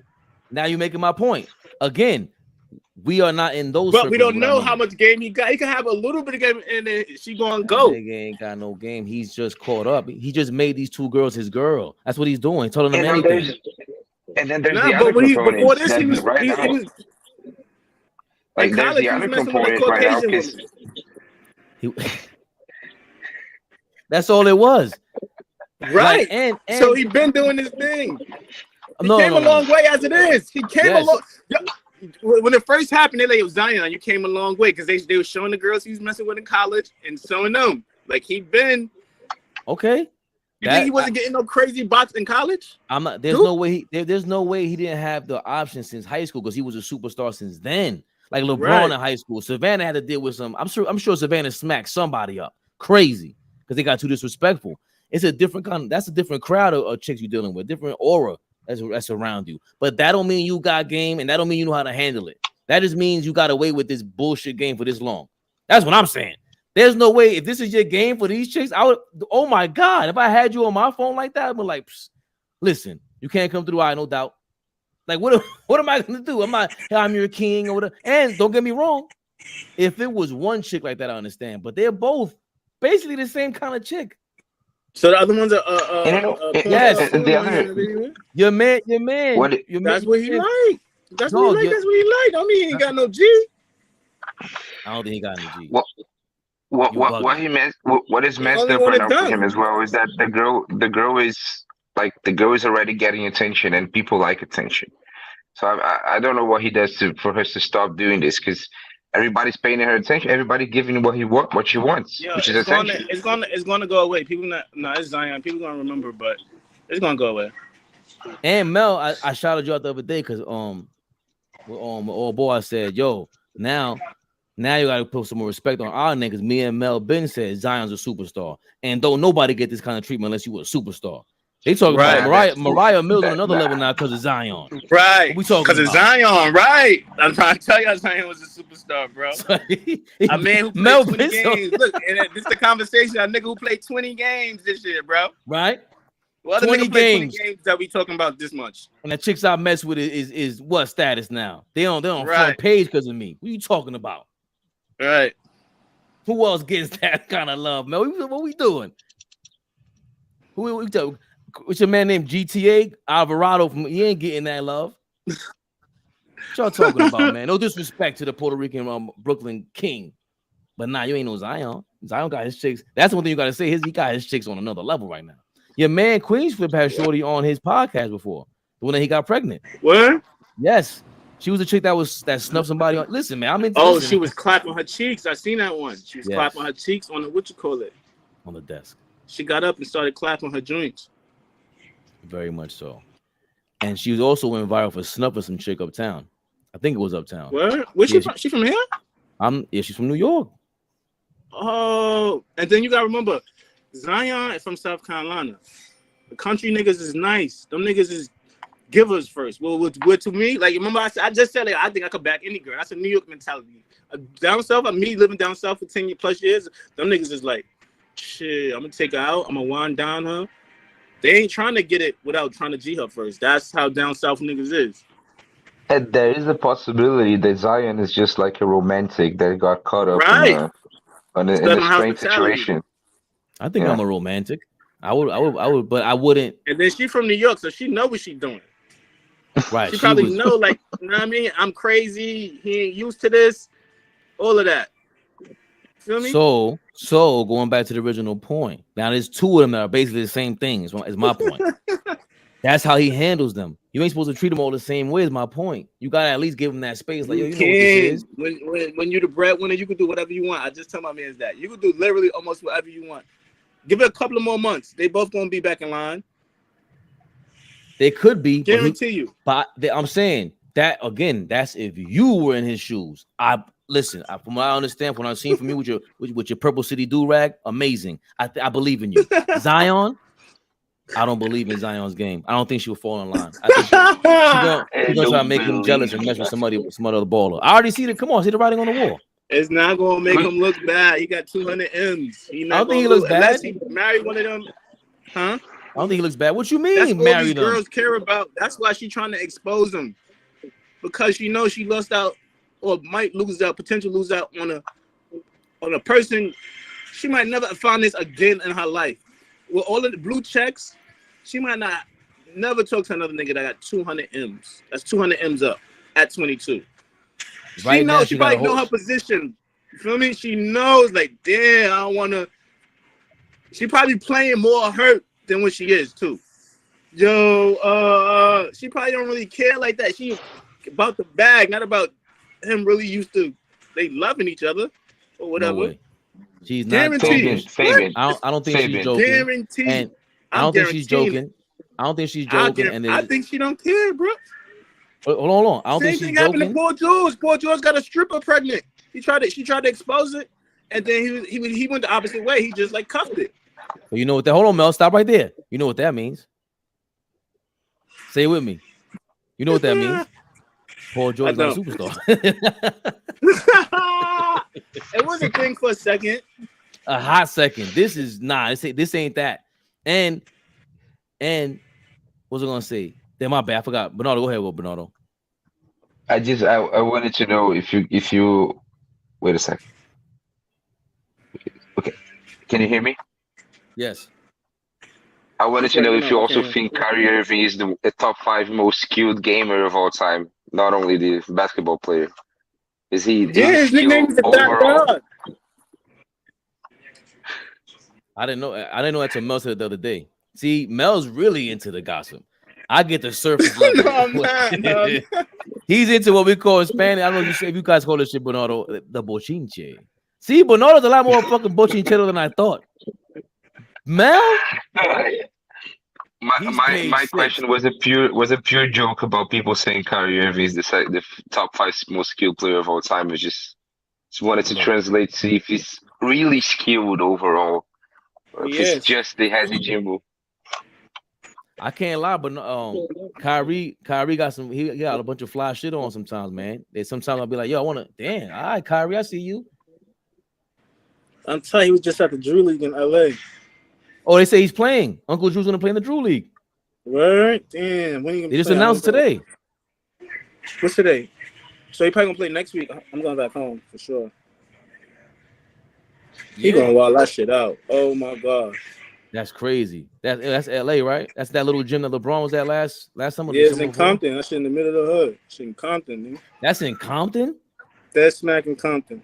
They got mad security, mad everything though. Nothing ever happens though, like ever happen, because there's too much security, too much cops, everything like nothing can happen there. Yeah, hopefully it never will, man. Because you got to keep that like that. Hopefully they bring money over there, because that's like people selling shit or whatever. They got mad merch out there. They be having merch. They got merch. They got like a little. Sometimes they have if it's big, they have like a food truck outside, and then they got like they got like Drew drinks. It's called the Drew Raid. That shit is good. They got like these little sliders, the turkey sliders. They making bread. They sponsored by. They just moved. It was crazy because they sponsored by Adidas for life. I think because of James Harden. Because James Harden he's from California, not LA though, but he's from California. I think he's sponsoring them. They got a deal for life, right? But when LeBron came, LeBron, the Nike guy, they had to cover all that shit up. They covered it all up. Oh, so they definitely getting bread. Like the whole. Then they got like a crew. They got like people security, people helping people who need seats, people who need help and shit. Like people make sure people, if you're in a wheelchair, you get a good seat and stuff. And they all be having gear. I say Drew League and stuff. It's nice. I ain't gonna front. They getting some money for that for sure. I know what I was gonna say now, Mel. All right. You got 2 chicks like that you're dealing with, right? And one of them happens to get pregnant. Are you doing a gender reveal on your IG live with this young lady? And I have a second question. Is it gonna be non-binary? If she's having a baby, You can't not have a baby and not post nothing. What? Not nowadays. Mel is a lover boy. Because she gonna feel crazy. She gonna feel crazy. Rock the girl stars gonna feel crazy. The girl family gonna feel crazy. You can't do that nowadays, bro. Even if y'all not even on good time, you gotta fake it like y'all on good family time and post that shit. Can't not post that shit nowadays, bro. So I think that's what got the girl pissed off. That's how I know she caught feelings. Because we knew nothing about this until there was a gender reveal party on a live, and she feels mad embarrassed because she probably bragging to all her friends that she rocked with Zion. And she got him in like, yo, hold on, why you talking? Why didn't you ever tell me why this girl pregnant? You're wilding. I don't care if she's pregnant. She barely said, I don't care if she's pregnant. You should have just told me. Right. That's what make me say, like, that's why I know he got game because he didn't even tell her. A sucker nigga would have told her. What? Are you kidding me? That's I don't mind if you talk to her like that. For me, the opposite. No, but no, the or like what I'm saying, like, if he fucked with her that much, he would have told her. If that was wifey and they was rocking together, she would have knew. If he had game, she would have posted that and ripped it right. She would have deleted it right afterwards. You know who I be. What are you doing? Don't you ever? Nah. You kidding me right now? You crazy? If he had game, this would not be a week-long saga. Nah, you ain't posting. You posting me again? Nah. I don't know what they still talking about. I don't know. Because she said, I'm hurt. I'm devastated. You did this and you promised me XYZ, King. I'm going to show everybody all the deposits you gave me. She's hurt. I am sorry. Look what she's talking about. No she's talking about the moolah. Exactly my point. She don't care about the nigga. She took if he had game, if he had game, he would never let this get to this. Like he would have told her way before. This is out of his control. He would have made her believe that it meant nothing. He would have made her believe that it changed nothing between them. That it was just he would need to do this charade for appearance's sake, but all would be fine between them. A regular dude like us could do that, not him, bro. She's not going for that. I don't know. She's not going. That's why I love being a regular There's dude. some crazy chicks out here that will go crazy regardless. Crazy's crazy. Like crazy Melo. dude. Melo got caught mad times. And Melo got caught with Shorty though. With a joint, with a dancer, with a stripper. Mad times, mad different times. No, but I'm saying he got caught. She got pregnant. That was the whole thing. No, before that he was doing shit. That's what I'm trying to tell you. It goes away. Nigga, Melo was with another girl on a boat on his birthday, not with Lala. Okay, but was she I don't pregnant? think that's the same stripper too. She's not pregnant. That's my point. And Lala made it kind of like, I don't know if I'm saying she made it, but that was his wife and everything. That's a whole different ball game. Because now she already remember, I ain't putting her business out there, but she was one of them chicks. Not like that. Outside. Niggas know she been used to fuck. Like, it's public information. If you know, you know. She been was fucking with Maynard. And I'm saying, you know what? She was fucking with Maynard a long time ago. So Mary's talking like because Zion is a basketball player, he's a millionaire. It's completely different from normal people.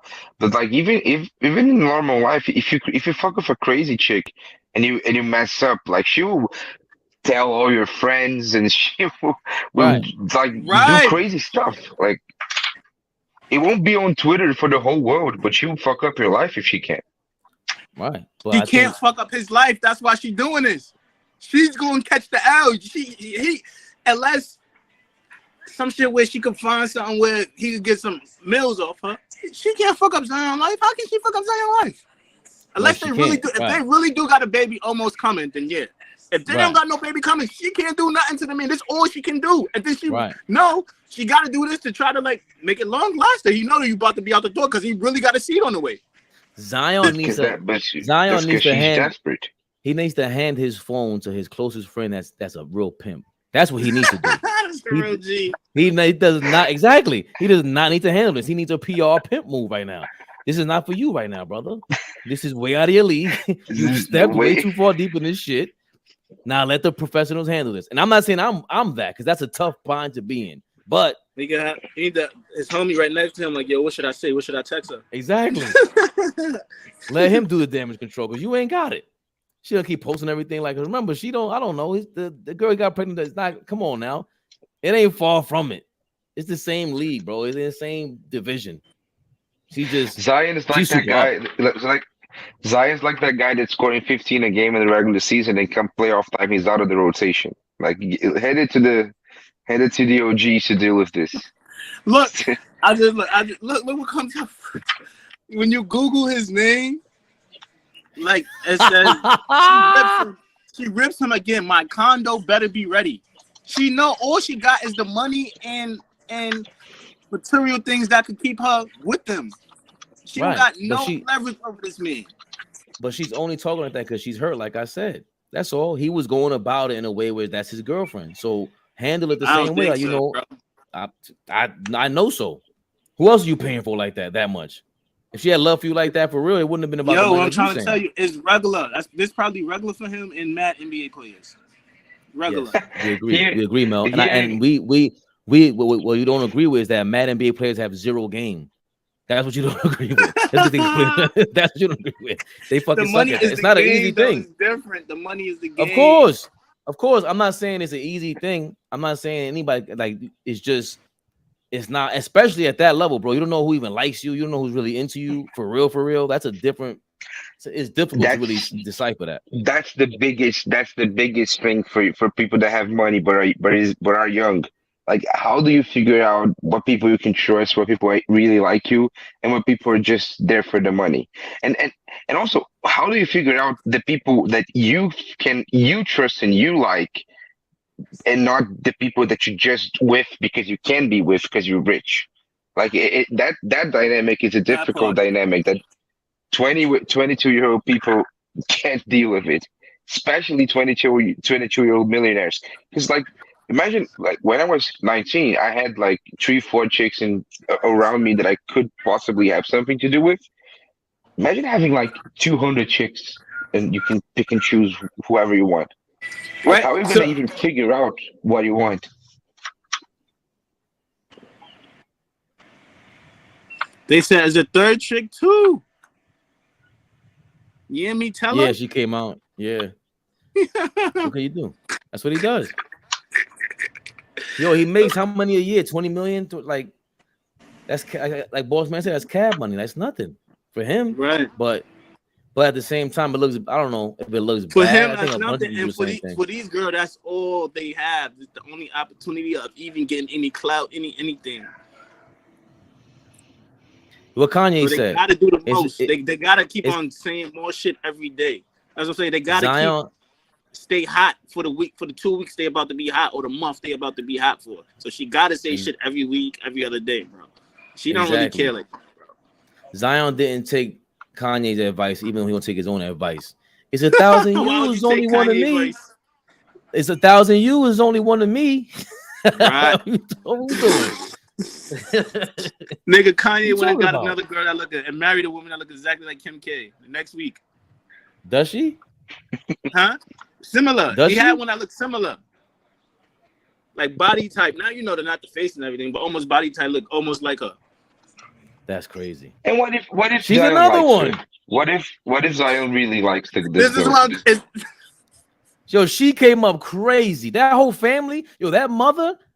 Oh my God. That's it's crazy. The moms.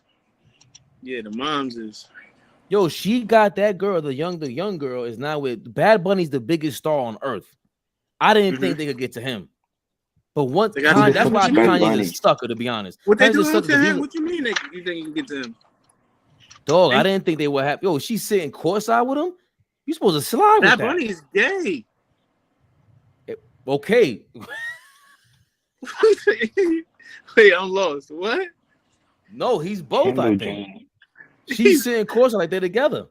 Yeah, I'm not gonna lie. Some LA shit is like open relationships or just being a swinger and all of that is regular in LA, bro. That ain't so that's believable. I get it. I thought he was full-blown gay, but also, now they can say that. Kendall Jenner is way more famous than Bad Bunny. Just not. No, the hell. What? Nah, I don't know. It's close. Nah, not Bad Bunny.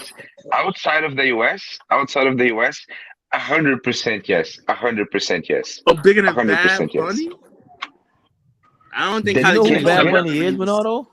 Right. You know how much money he's a rapper. I know he's a rapper, but like that's all I know about him. You know he's everybody knows this guy. He's a rapper, right? No, reggaetonero. He's a Puerto Rican. I can't even say he's a Puerto Rican artist. His whole story is crazy. He's the only guy. He's independent. He ain't signed to nobody, and he's the biggest artist in the world. I'm not saying he's not big. I'm saying the Kendall Jenner, the Jenner family, the Kardashians, they're crazy everywhere. Like everybody knows them. The Kardashian name might be as popular as Bad Bunny, but Kendall Jenner is nowhere near as popular as Bad Bunny. And it's nowhere close. Yeah, I think Bad Bunny. Bad Bunny's a different level. That's a different level of fame. Because remember, that's what legitimized the Kardashians is them. They were messing with Reggie Bush. He flamed out in the league. Really, he was good. But Reggie Bush. The other guy, it started with Rashad McKent. The first episode I seen, Rashad McKent was on there. That's crazy. I didn't even know that. Rashad McKent. So you got all these players and artists that really weren't A-listers. Kanye's really the A-list guy they messed with. Ray J wasn't an A-lister. Once Kanye got involved, it was like now they legitimized them. That's why Jay, I think, is mad at them. Like, what are you doing? Why are you rocking with them? They're the devils. But yeah, I think now her being with Bad Bunny definitely twisted over there. Was that? I said I don't know what it is. There's something about that family where something is not right over there. Like all the men is bugging out. The father turning into a woman. Like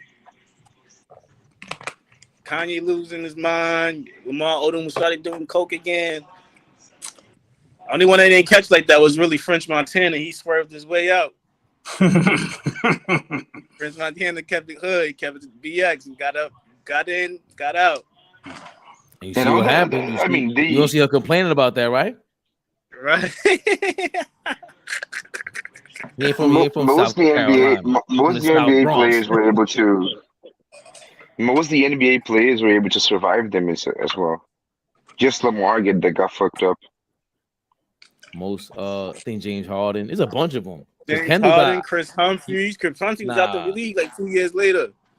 Yo, hold on. Did you see the Ben Simmons? Ben Simmons, right? After that. Oh gosh.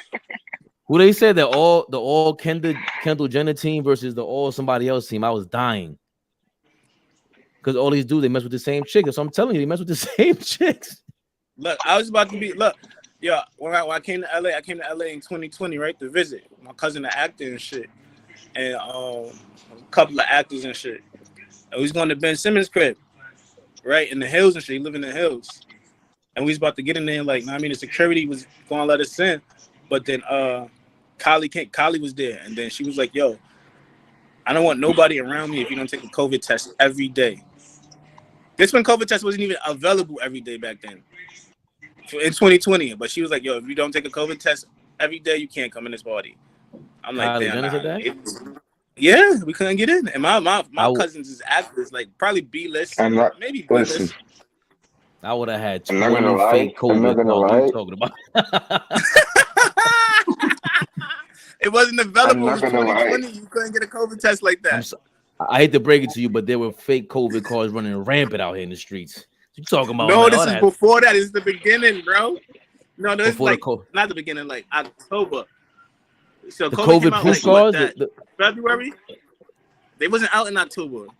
Like 4 months later. That was like a couple months later. Oh, so you're saying like she didn't even give you a chance to get a real result? Listen, Kendall is a pretty good GM. Let me tell you. Yeah, but she's pretty I'll decent be in as the a rooms GM. for sure. I'll be in the rooms. I believe you. I saw the purple do rag. I know what that means. You gotta wear that with certain level. What that mean? Yeah, a certain level of confidence that comes with that. You could bag anything. I could bag anything. See that COVID test? That sounds like why they put drinks for like $40, $50. They keep certain people away. Yeah, it's just a fact. And in some places they added like a COVID. They used to have like a COVID fee to your bill in LA. Well, what did that do?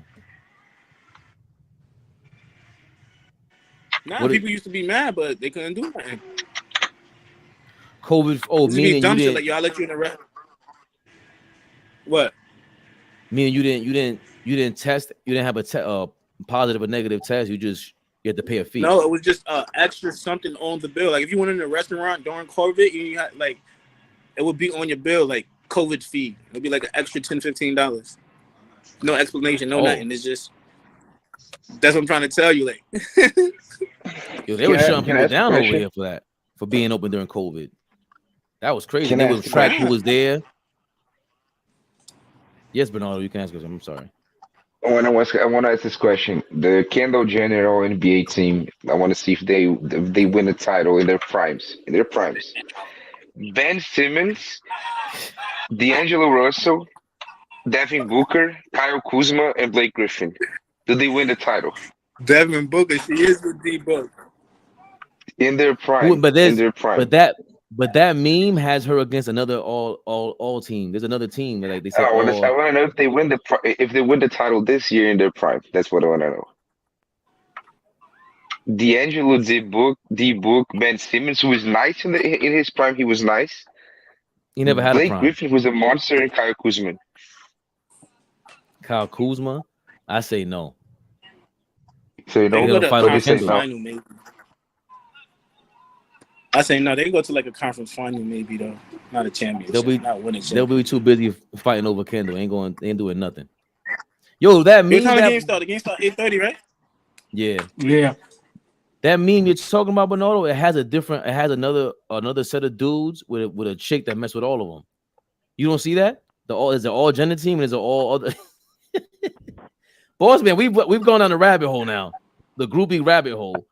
I see. I see, man.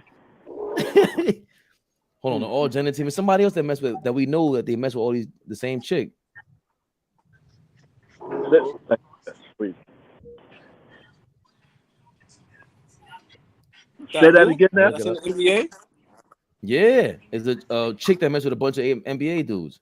I mean, besides the Kardashians. I'll look it up. What you gonna put Clarkson. in?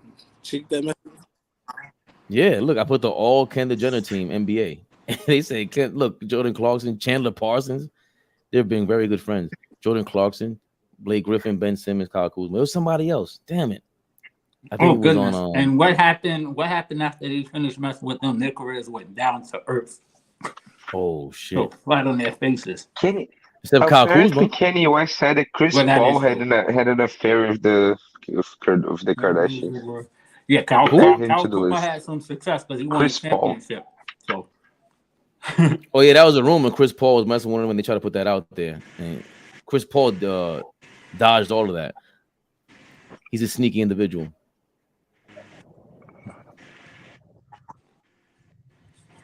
Let me see.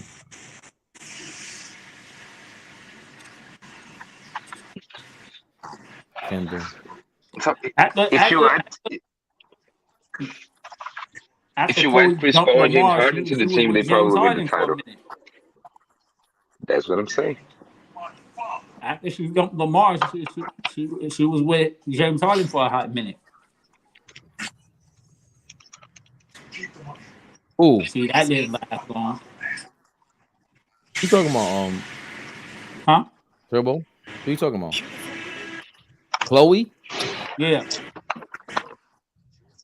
After she dumped Lamar, she was with James Harden after that.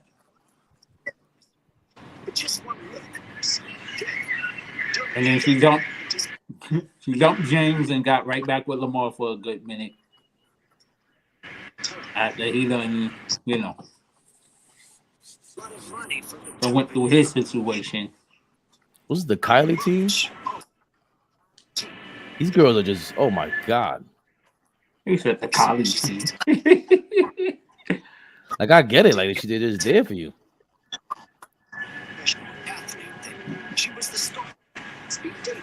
Was it Kylie? Yeah, I forgot what it was, man. It was funny though. Is he like either the all Kylie team versus the all Kendall team or some funny shit like that?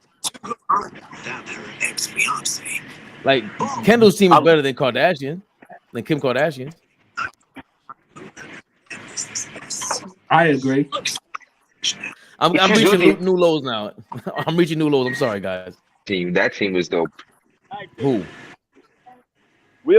so early They all, like if you put all the Kardashians together, everybody that they were with, That shit is that team would be dope. That's an all-time Hall of Fame game.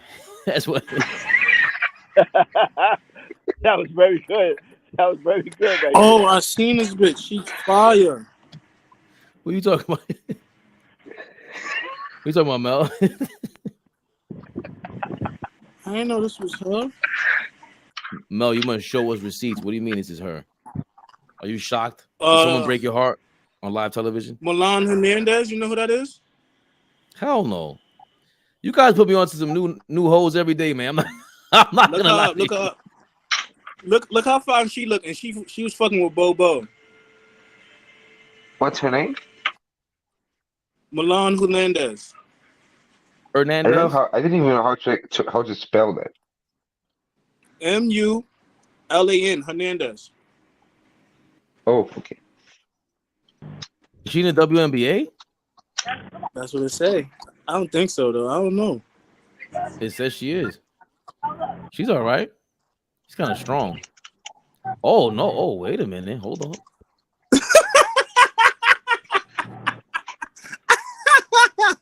Now you know how you start scrolling. You go, wait. I was. Yeah. The Bobo. She dating Bobo. She was. Okay. I was at that shit right there. The Houston Rockets. That was a celebrity game. I was there, front row, right there. The shit was she dribbling? Where are you now? This one? Yeah. Of course you were. It's on my page, bro. It's on one of my I'm reels. not doubting you, Mel. You just told me you'd be in them rooms. I'm not doubting you whatsoever. You ain't gonna prove nothing to me. I believe you. Look at these. Oh, look, that's what you gotta buy. One of these little cute shoes with the teddy bears on them. No problem. Your man beloved will go nuts. No problem. What time is it? 5:42. All right.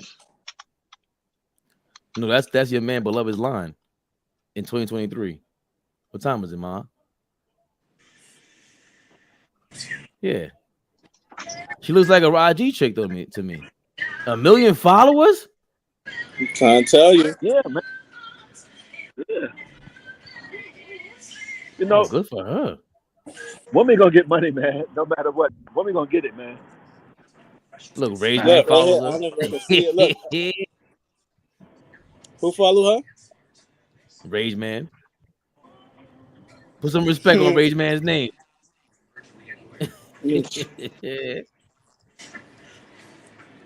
Phoenix plays what up? He said RIP to Miami. Yeah, it looks like they're done.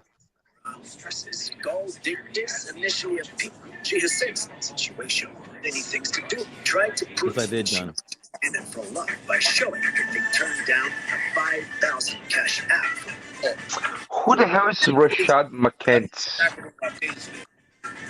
He played for North Carolina. He was a big guard. North Carolina. He was really good in college.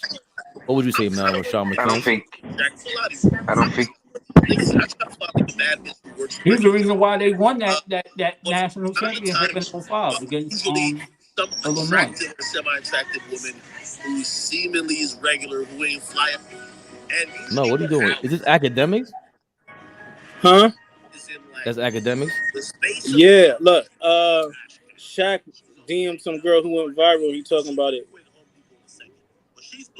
I'm trying to tell you this what NBA players do, bro. They be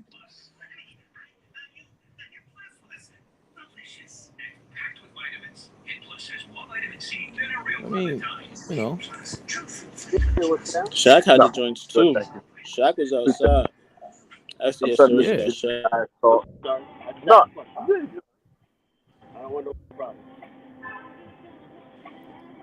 Yeah. So we've been talking about basketball players for a long time. MVPs. So let's do. Here's my question: can we name the top 10 foreign players and the top 10 American players? Oh, and I have a follow-up question to that after we discuss it. I'm sorry. Oh, I missed that part. I'm sorry. I said I have a follow-up question to that after we discuss this. Oh, what you're okay. saying. Well, top of the list got to be Hakeem for everybody, right? Of course. What was the question? No, service is going out. the top 10 foreign players of all time, foreign to the NBA and US. You Obviously. count Timmy? No, I'm not gonna lie. Foreign Manu's player? number one for me. Manu's up there. Manu's number one for me. Tim Duncan was born in the Virgin Islands. Manu, That's what I'm saying. Tim Duncan. Tim was born in the Virgin Islands, I thought. He was. That's what I'm saying. He was born in the He was born in the British Virgin Islands. That's what I'm saying. Oh, okay. Timmy D, Tim Duncan. How about Giannis? Yeah. Giannis and Embiid and Joker in the top 10 already, right? I don't know about that. Let me see. Venus Sabonis, Della Shrimp. Not as an NBA player. Arvidas, I don't think he gets there. Oh yeah, I don't know too much then. I don't know. Shrimp is a good one though. Della Shrimp, yep. Oh yeah. Pepperovich. Yeah. Oh man, talk about Steph Curry before Steph Curry. Oh yeah. He lit Jordan behind up 1 year. Lit him up. Oh, I know. Lit him up. Everyone point they keep reposting the Rex Chapman video, boss man. They gotta go watch the tape when Petrovic played against Jordan. Like Jordan didn't look like he wanted any problems with him. You know, Jordan be talking to everybody. He was just like, "Nah, I'm leaving this guy alone. He looks kind of crazy." Like Vernon Maxwell. You spoke to that? I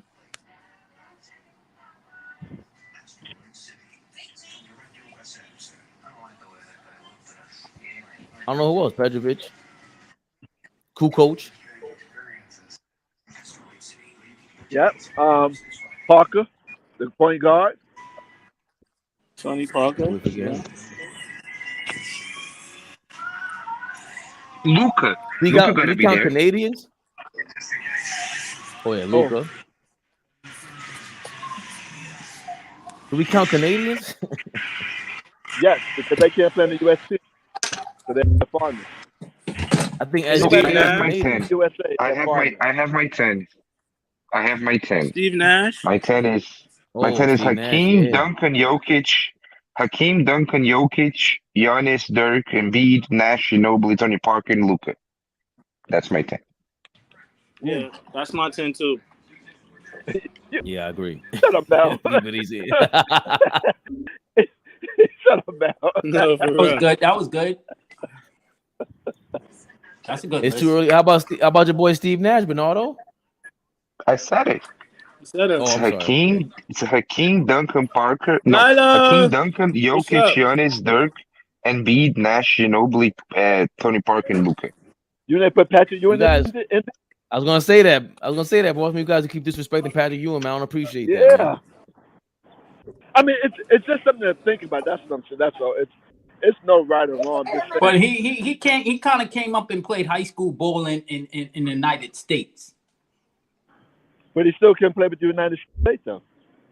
He played with the He played with the USA Dream Team.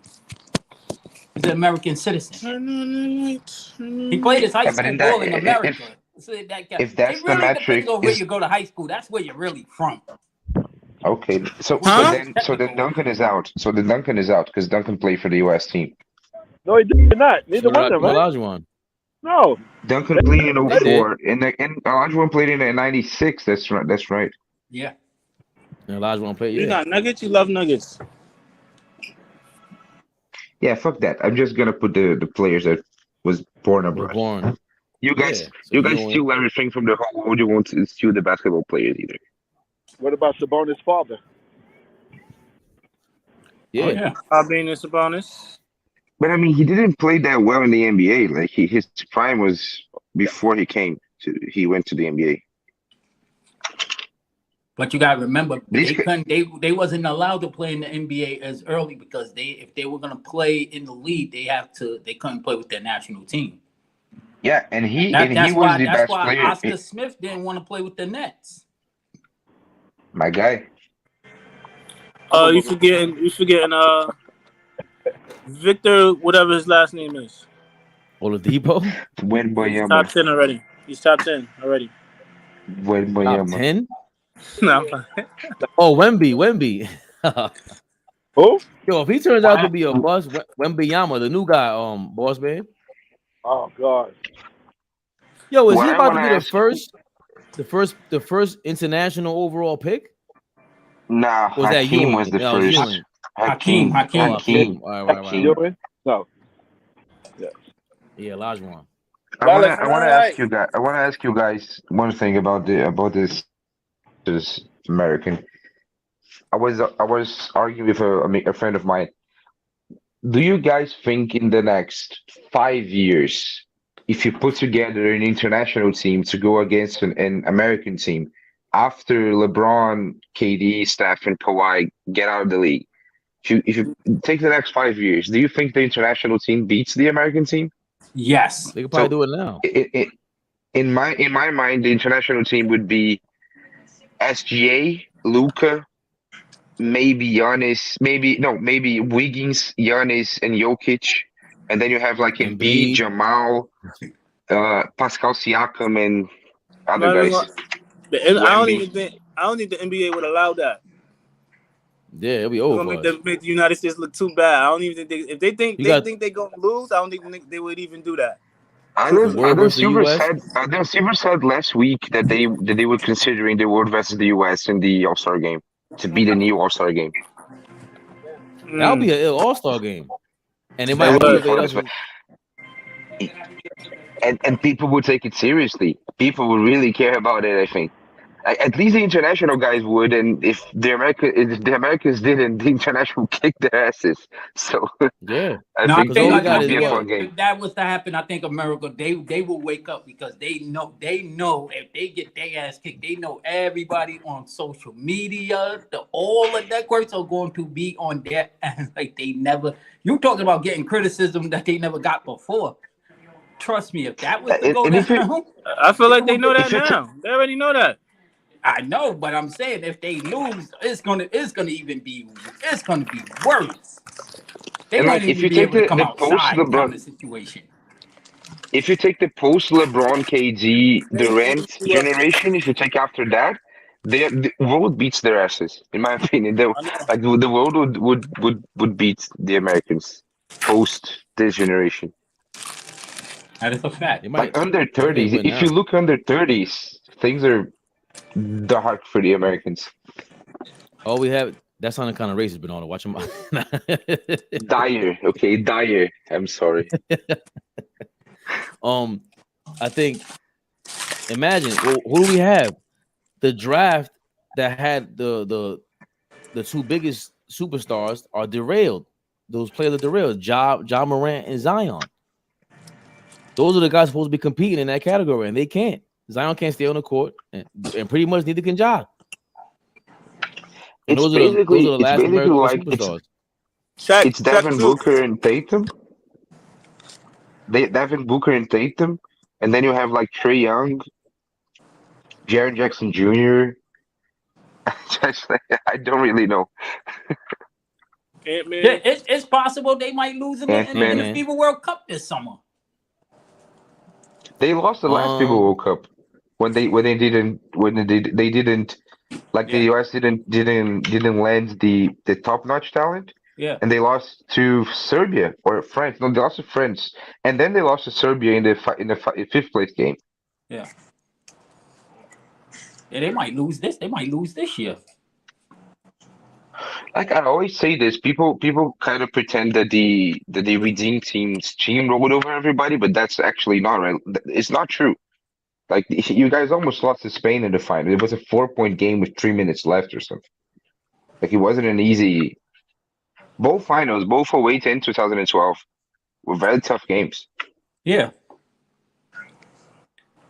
I think if the only team that had a chance to beat those guys was Spain, because Spain had the height, they had the height, they were an awesome team. They had the Gazols, Ricky Rubio, Rudy Fernandez, Juan Carlos Navarro. Oh yeah, Rubio, they were an awesome team. I thought he was going to be nice in the NBA. He was hot for a good minute. And Navarro for a while, he was the 3-point leader among rookies all time. Yeah. Juan Carlos Navarro.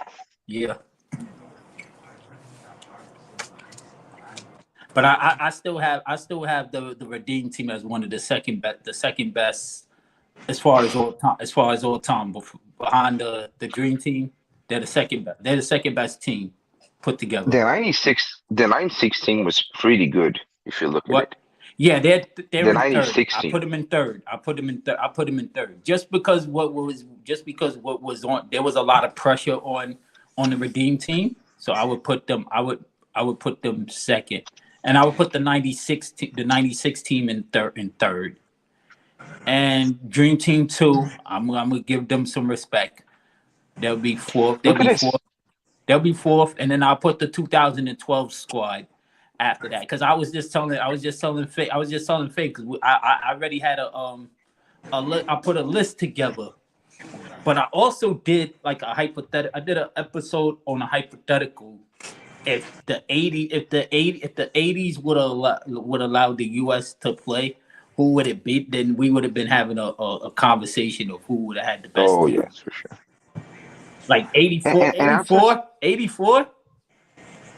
you probably if they would allow to play, you definitely would have had Magic, Isaiah in the backcourt.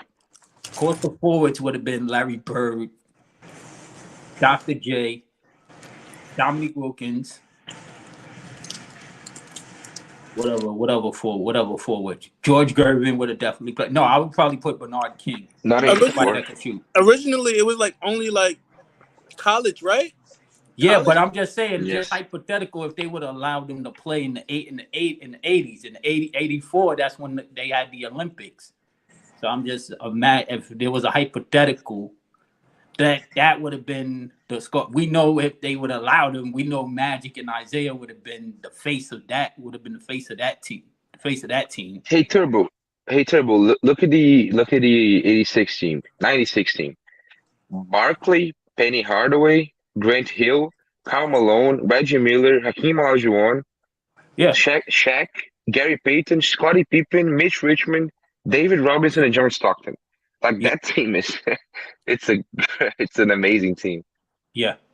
And you know what's so crazy? Gary Payton came on that team the last minute.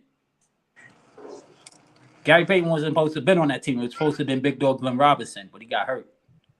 And Shaq was supposed to be on the regular green team. They took Christian Laettner instead. Yeah. It could have been either him or Alonzo.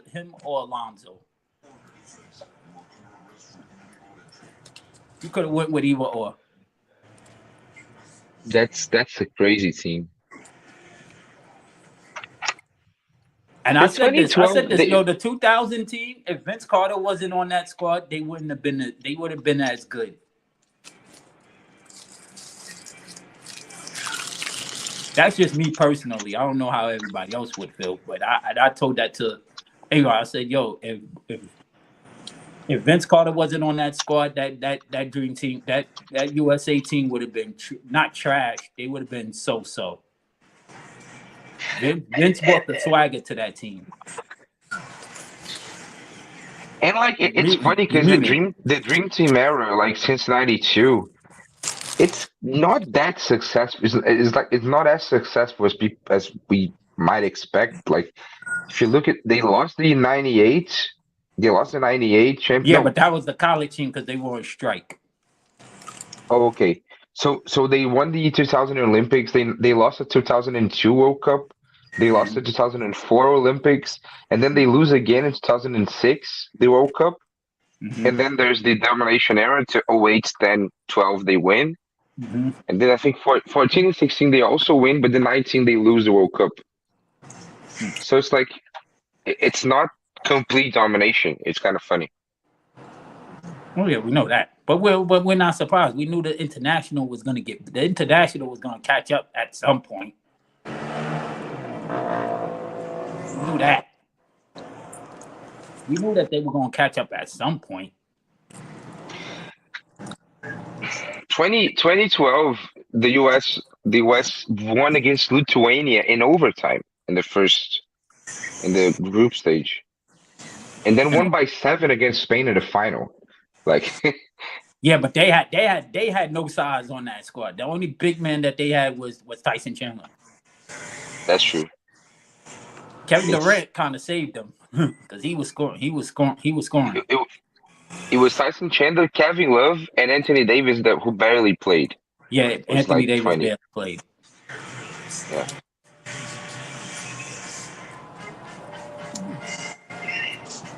Who scored the most on that That's team? It was crazy. Kevin Durant scored the most points. KD He had like was the about 20. leading He had like scorer in somewhere like 20, right?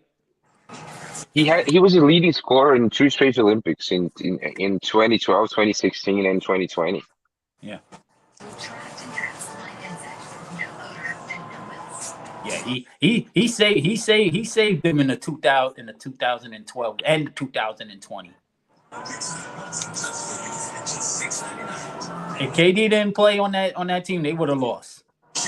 Durant had 30 and 9 in the final against Spain. That's a pretty big game in his career. He had 30 and 9 in the final against Spain. Yeah. He had 39. He scored that many points? No, 30 and 9. 30 points and 9 I was rebounds. about to say he had 39. That's crazy. No, but even then, 30 points in an Olympic final in a close game is a very big game for his career. Who has scored the most points in USA history? Carmelo got that record. It's right? It's Carmelo. And in basketball history is my guy Oscar Smith. Yeah. But in the USA team, I think it's Carmelo. It's most 40. What? How much? Let me see. Yeah, Carmelo's the all-time leading scorer in USA basketball history.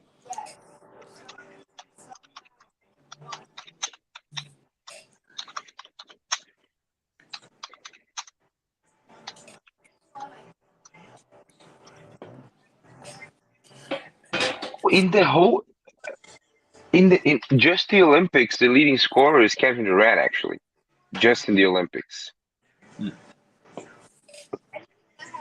KD has 435 and Carmelo has 336 in the Olympics.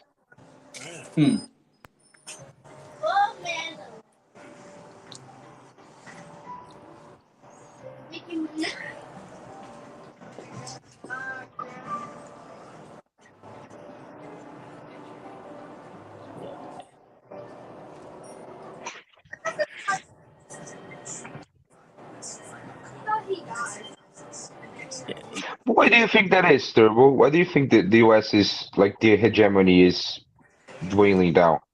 Huh? Why do you think the US hegemony is fading in basketball? The lack of fundamentals and not really being developed and coached right. And I just think with us as USA we're too damn spoiled. We don't know how to face adversity. You don't what? I'm sorry, I missed the last part. I said we don't know how to face adversity.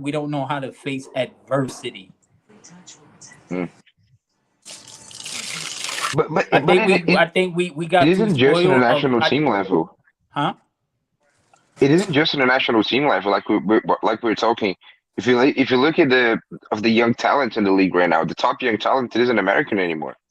Like I know that's what I'm saying. But see, that must be the first time ever that you can look at 4 guys like the Giannis, Embiid, Jokic, and Luka and say like those are the best 4 under 30 players in the league, 4 international players. I don't think that ever happened before. They don't. I feel like we don't play basketball the right way no more. Well, not no more. We don't play basketball the right way at all. Because if you look, like, skill-wise, Joker, Luka, they could do anything. But they're also true to their position. Where to, like, us is like somebody's specialty is something. Like, somebody might be, like, the best shooter or the best scorer. They don't do everything to win or can't do everything. They're intangibles. You feel me? But do you think that's more like because of the way that the youth system is structured? We were talking a while ago about how the European system is based on clubs and professional clubs, right? Training the players since they're young. Do you think that has something to do about it? Yeah, and yeah, exactly. That's exactly it. And like I said, I believe in like playing basketball the right way. Feel me? Like so making the winning, how is making the winning play rather than being selfish. Like Joker, he gonna get the ball and make the right read every time, whether it compared to like somebody who might be more talented and try to win the game himself. And most American players have the I mentality, like like I can win this or this is my team. And in other countries, it's not like that. You playing with That's what when you said earlier. Did you play high school or AAU, Mel? Me? Yeah, I play high school. I play high school and AAU. And how was it? Like how was the coaching and the mentality of the situation? Well, I was blessed. I played for at my school. My coach is the third all time. He got the third all time wins in New York City for the public school. I went to public school. So I didn't go to like a regular program. So I really like even that. I learned how to play basketball. I thought I knew how to play basketball. Was a good basketball player until I went there. Like it was a lot of hard work. It was hard work. We was like the San Antonio Spurs of like high school about in PSA. I was it's called PSAL, Public School Athletic League. So, but we was like the San Antonio Spurs of the league. Like we just played. He made sure, and my coach was old school. He played in the ABA, and he played with Dr. J a little. And Tiny Archibald was our assistant coach. He was cool. Tiny Archibald used to come and coach us and stuff. Tiny was your assistant coach? Yeah. It's not like it wasn't official, but he was our assistant coach. Tiny Archibald. He went to Clinton, and we went to Kennedy. That's his rival school. So how do you talk all this shit about the old school and Tiny Archibald was your coach? You are an asshole, bro. What do you mean? My opinion is my opinion. Even though he was my assistant coach, it ain't gonna change. No, this guy's a jerk. Send this to Tiny to see what he thinks. You used to argue with him? AAU, I didn't know how important AAU was. I used to just go to teams. Like every AAU team is loaded, so I used to go to teams and try to like. As long as I made the team, like damn, I'm in here with these guys, with the elite guys. You feel me? I used to be happy with making the team. I would get the sneakers, the bags, shorts, and then don't go. People call me like, "Yo, you should have came to Boston this weekend." Even the trash people played. I'm like, I ain't care. I want to be in the hood playing ball in the park instead. But I didn't know how important like playing AAU. I could play against like somebody top, have a good game. That shit could have changed my life. But my friends, I didn't learn that until later. You feel me? The AAU scene, you really see where you are realistically, because you might think you're the best in your region, your area. You might think until you play somebody from Cincinnati and he do everything. So you might think you're the best, or you could mess with that person, or a person is overrated until you play them, and they give you that work. You be like, that's where your name is respected and earned at in AAU. I'm not gonna hold you up. What else? Because I think you guys in the US are going through something that Brazil went through last century in terms of football, soccer. Because we were, and Fabian I don't know if because you Dominican, you may know this better than anyone. Like we were the Everybody comes to fade. Listen, I don't know. Yo, Mel, did you hear what you guys Beloved called me Groot from the Despicable Me? Like football, so I don't know. He said it like Groot from Despicable Me. Hilarious. I'm sorry. So I'm Dominican, so I know football is just soccer. Man, no, it's not soccer at all. But okay, it's because like you probably have some reference of the Brazil national team being like the Brazil national team. It's the main. Yeah, I mean, that's basketball for American football for them. Yeah, that's what I'm saying. Like it's for the whole world, the Brazil national team was the synonym of talent and flash and and and winning basically because we won a lot in the 20th century. But then with time, as time passed, Europe kind of caught up to us because of structure and more disciplined play, like more tactical awareness, more technically sound play. Because we in Brazil, we develop players kind of in a freestyle way. Like people played street ball a lot, people played in kind of semi-professional teams for their whole careers, and then they went to the professional teams. And in Europe, they did it the opposite way. Like the federations and the clubs, they structured a system of youth academies that everywhere in the continent, and they started developing more talented, and the talent was more tactically aware, more technically precise because of training, and then we lagged behind. Have you guys recovered since then, or is it still Brazil is still lagging in terms of the overall football athletes competing on that We're level? still like top. We're still like top 3, top 5 most talented nation in football wise, and in the amount of players, we're number 1 by far. Like there's no country in the world that produces the amount of talent Brazil produces, but in terms of like top level national team level players, probably top 3. But we haven't won a World Cup since 2002, so it's like, which is crazy. And I honestly, yeah, it's the largest gap in years between World Cups in our history. Easily. So you're thinking that Brazil got too complacent and everyone else caught up around the world, especially specifically Europe, how to train? Like how? I mean, what exactly in the training or the process got them to another level? Because here it just sounds like it's broken. Like the AAU is kind of like AAU sounds almost, well, I don't want to say criminal, but it sounds like they broke down the talent so bad, or they're so gung ho about the young talent playing and it, making them left back. You're 17 years old, but I'd rather you have you left back. You can look better on a highlight reel and take an NIL check or take a check from Nike or take a check from wherever. I don't think Brazil's going through that, right? Like that highlight reel life is not in Brazil, is it? Good question. It wasn't in that sense, but it was kind of the same process. Like we were stuck in a mentality about football. It wasn't compatible to what the world of soccer required anymore.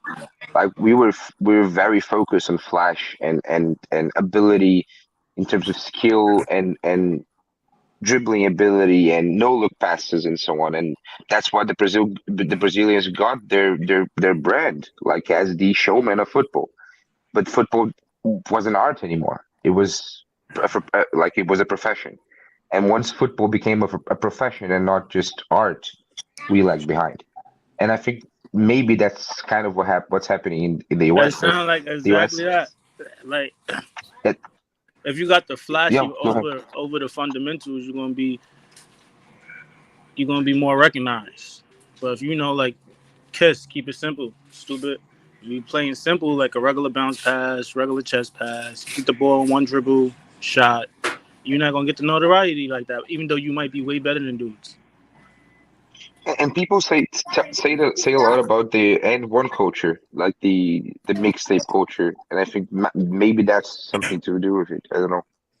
Nah, Center, a little ESPN. bit, but nah, that was so far long ago, and that didn't really translate because it's like out of all them dudes from the A1, literally one was in the NBA, so it wasn't like all them dudes was in the NBA and stuff. You feel me? No, I'm talking more about the mentality of the people, like of the players, the players that came after that. You don't think so? What players? I don't think too many players came after that though. I mean, they was probably like influenced by them, but not too much. But once again, what else? No, No, You I'm go pretty ahead. sure. No, go ahead. I'm good. I think it was and one, but it was also they remember I was saying earlier that they denied this typical style in the 60s and 70s. That this was like if you go like in Harlem right now is like Mel. I don't think Queens has what Harlem has. Like you go to 5 different ball games in one game in a park and it's packed. Like people are watching it, coming to the game to watch it like that. For sure. There's no other borough that's like that. Like Harlem is like that, and it's been like My that from friend the just told me that 70s. yesterday. My friend told me the same exact thing. He was like, they hooping everywhere. Everybody in Harlem got a whole bunch of. Everybody got a basketball program. Where back in the day, it was probably like only the big dogs, you know. So everybody's hooping. Like these kids is hooping every day. But yeah, you're right with that. Go ahead. Keep on going. And then so that style became like, and one is like a highlight version of that. But also, if you think about it, like if you mention your for the average person talks about their top 10, top 20 players ever, a lot of them include centers, and those centers were all American for the most part. It's only Olajuwon and who else that are not considered centers. That are not American centers. So I think getting the center out of the game got the Americans out of the game as well, getting the big man out of the game. Yeah, but now all the best centers in the league are foreigners. That's like you can have superstar centers, they're just not Americans anymore. Right. True. And you I have don't know to why. be able. Like, You have to be able to play organizer in the system. You know how no matter how nice you was in street ball, you still had to be an elite, real fundamental basketball player if you wanted to make it anywhere. You couldn't be just a street ball basketball player.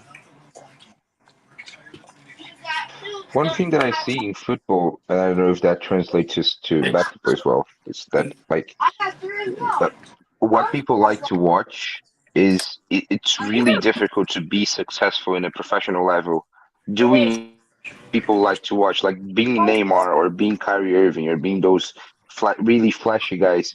Like if that's your focus, you need to be an all-time talent to be able to succeed in the highest level.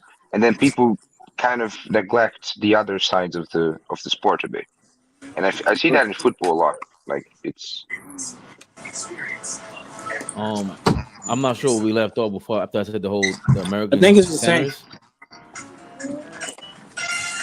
But you talking about you have to be exceptional to be Kyrie. Even Jordan, like those are all exceptions. Jordan, they changed the rules for him to help him.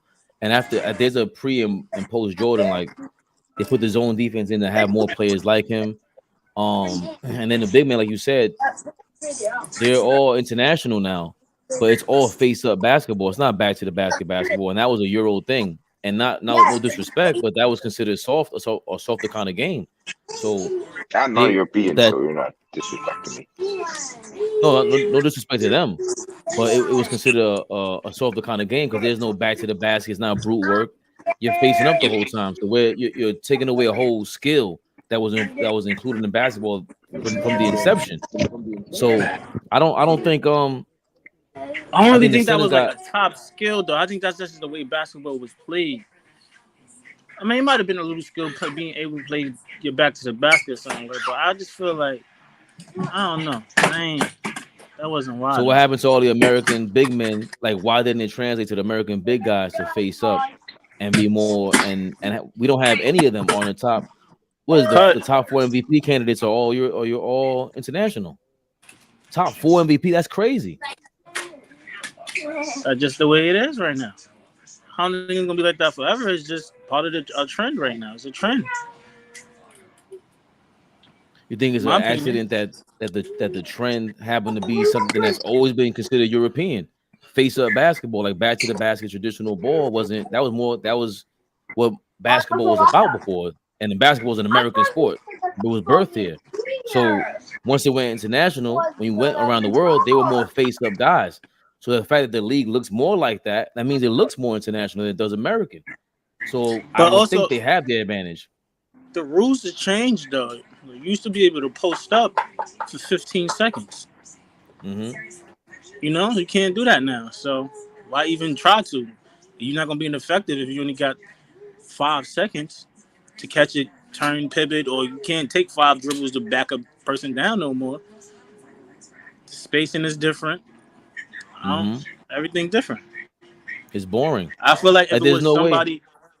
somebody like elite, still that had a back to the basket game, it would become a trend again. Like it was a big time high school player, and that's all he did.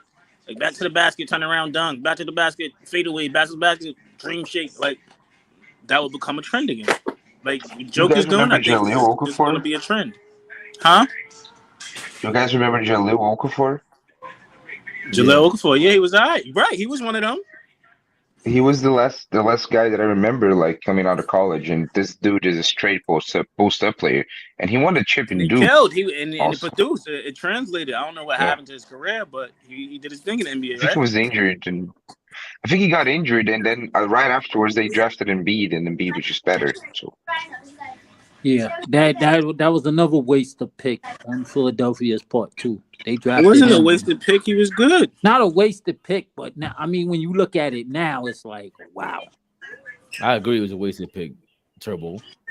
Like the process was hard. Was if we're looking at it now, yeah, it is. But back then, yeah, it was a better choice. I mean, we can go back to he averaged 17 points as a rookie. The next process year he was averaged trash. 11. Huh? The process was trash. I'm talking about drafted. Okafor.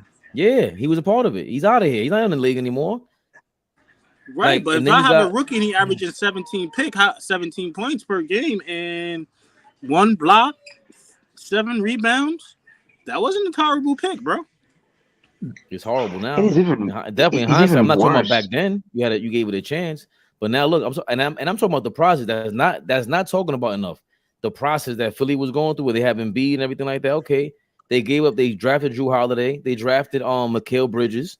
They could have had a way better squad, but they ruined it with the process.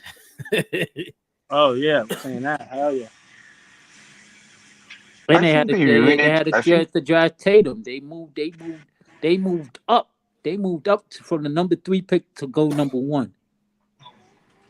Well, Boston sucked. Condom. Danny Ainge condom. That. Yeah. Of Who course. do they draft? They Fultz. Markel Fultz, number 1. Markel Fultz. He's having and it's even worse. The Okafor pick is kind of crazy because they drafted him after drafting Embiid. Like they drafted Embiid in 2014, and then they drafted Okafor in 2015. 2016. So they was probably trying to go old school. 2 bigs, 2 young bigs, both could post up. They didn't know what 2015 draft was trash. Also, 2015 draft was trash. The only decent guy, like it's Karl Anthony Towns, Russell, Porzingis, and then Booker at 14, basically. And Booker looking like he about to be the best player out of that draft class. I think he is the best player out of that draft. Well, it's a toss up between if you wanna count Karl Anthony Towns because him making all-star appearance. Nah, I think Booker is better than Towns. Huh?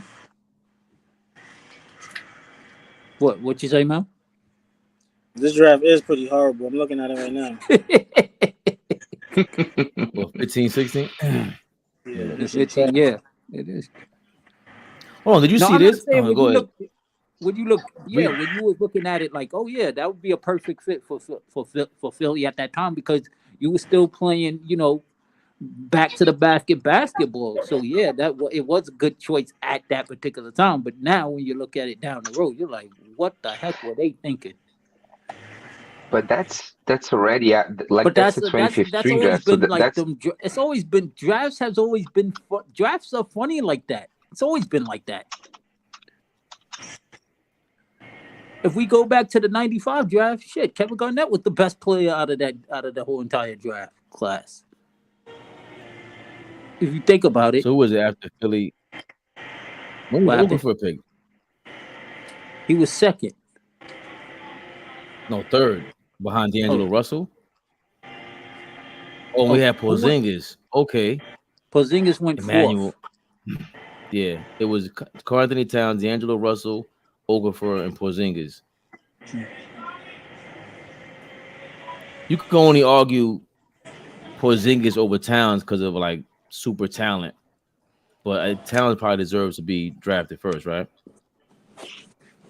Yeah, because he had because you gotta remember Kentucky was on fire that year. They were undefeated that year until they lost to Wisconsin. They lost to Wisconsin. Yes, Frank Kaminsky carrying Wisconsin in that game. And yeah, and because of that performance, he got drafted 9th by the Hornets. Kevon Looney. But where I don't see where it's Okafor. Kevon Looney's number one overall pick, by the way. Kevon Looney. What do you mean? I would pick Kevon number 1 by far. Greatest rebounder in the history of the NBA. Yeah, he's trolling. He knows he don't mean that. That's that Warrior fan talking. He's average at best, as Flea would say. I'm gonna just troll like Flea from now on. Be like, he's average at best. He's average. Flea got Zach pissed. Were you here for that, Turbo? Yeah, I was at work. I was tuning in. Oh, I finally fixed it. I finally got on the phone. You see how they we saw you were eating lunch. Huh?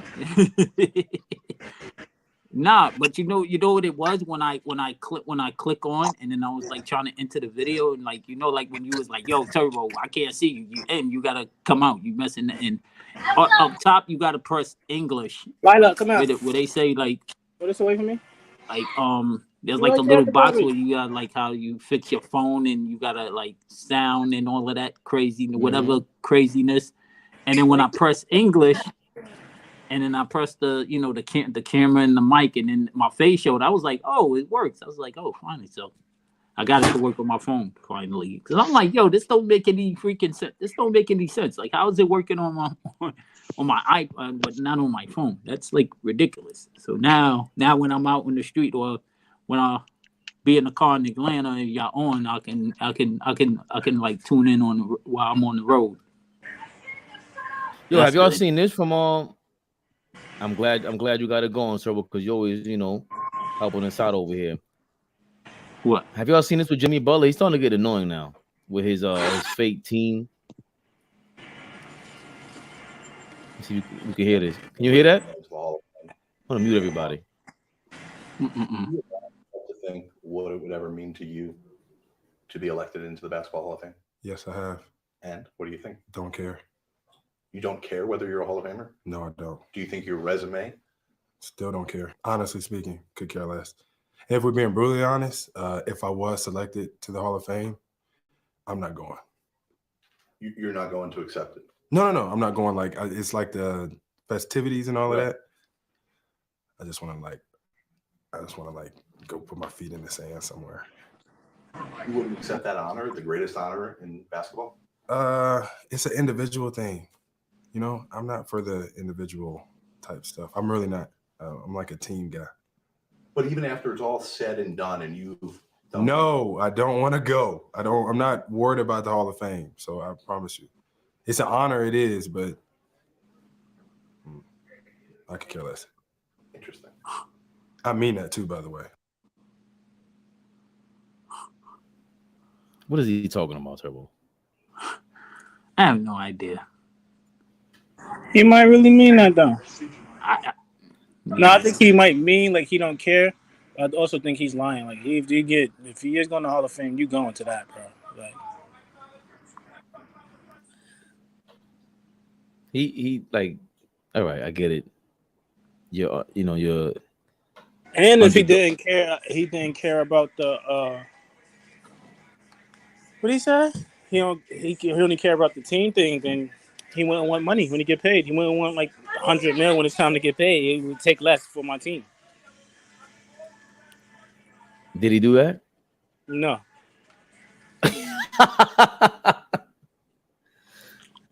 I don't believe him. Because Miami gave him the bag. And plus, he may feel this way now, but down the road, he gonna feel different as he get older. As he get older, he gonna look back and be like, you know what? It is a good honor. And first of all, it is a team. If it wasn't for you, Miami wouldn't be in this situation.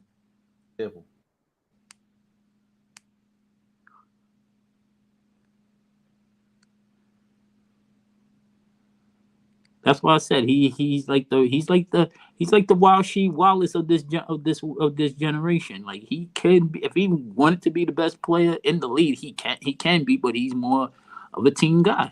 That's what Rashid never really. No, he cannot. Not Yeah, like there's no chance. No. But I'm not. I'm just saying. I was just using Rashid Wallace in that sense. They both have that same. Like Rashid could have been a superstar. We all know that. Jimmy has star talent because we seen him when the game, huh? Nah, I just think that's the complete. Nah, Rashid is a complete opposite issue. Like he's Rashid Wallace might not be a Hall of Famer. He might not have been a superstar, all out of like a lack of just discipline. Jimmy Butler is totally disciplined. He's very intentional. He's what's the word? Unpredictable. This is calculated. Like even with the way he's talking about, like I said, he didn't call out Bam Adebayo enough. Like I don't like the way Bam Adebayo is playing, and he's going soft about him. And he's the guy that called out Karl Anthony Towns, all this team bullshit, and you went called out Karl Anthony Towns, and all of a sudden you had an interview set up ready right after the practice, but you missed the team now.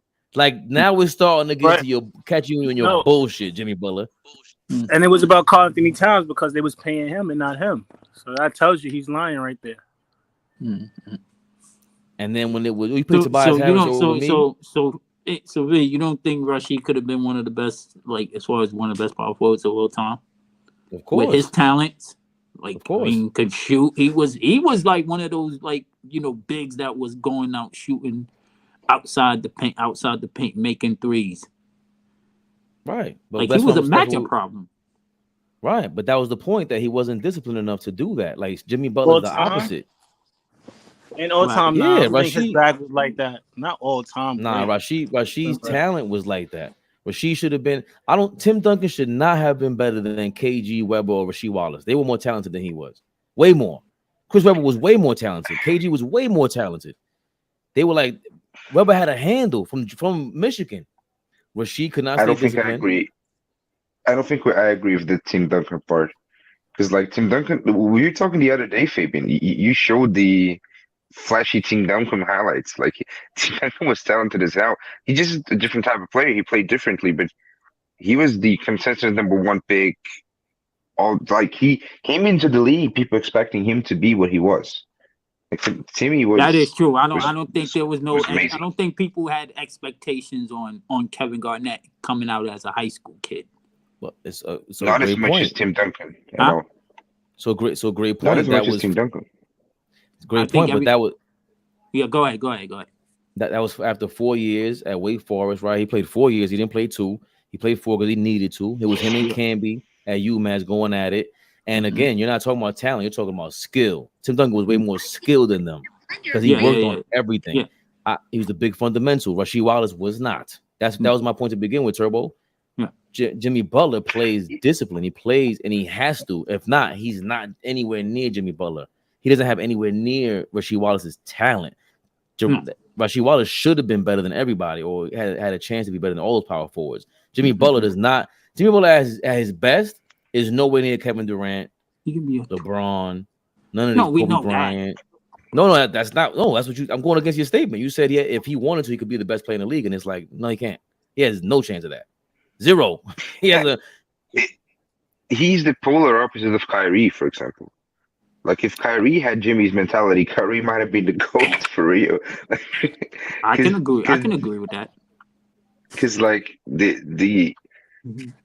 actually Kyrie with Jimmy's mentality is like it's if Jimmy wanted to be the best two-way player, could he? No.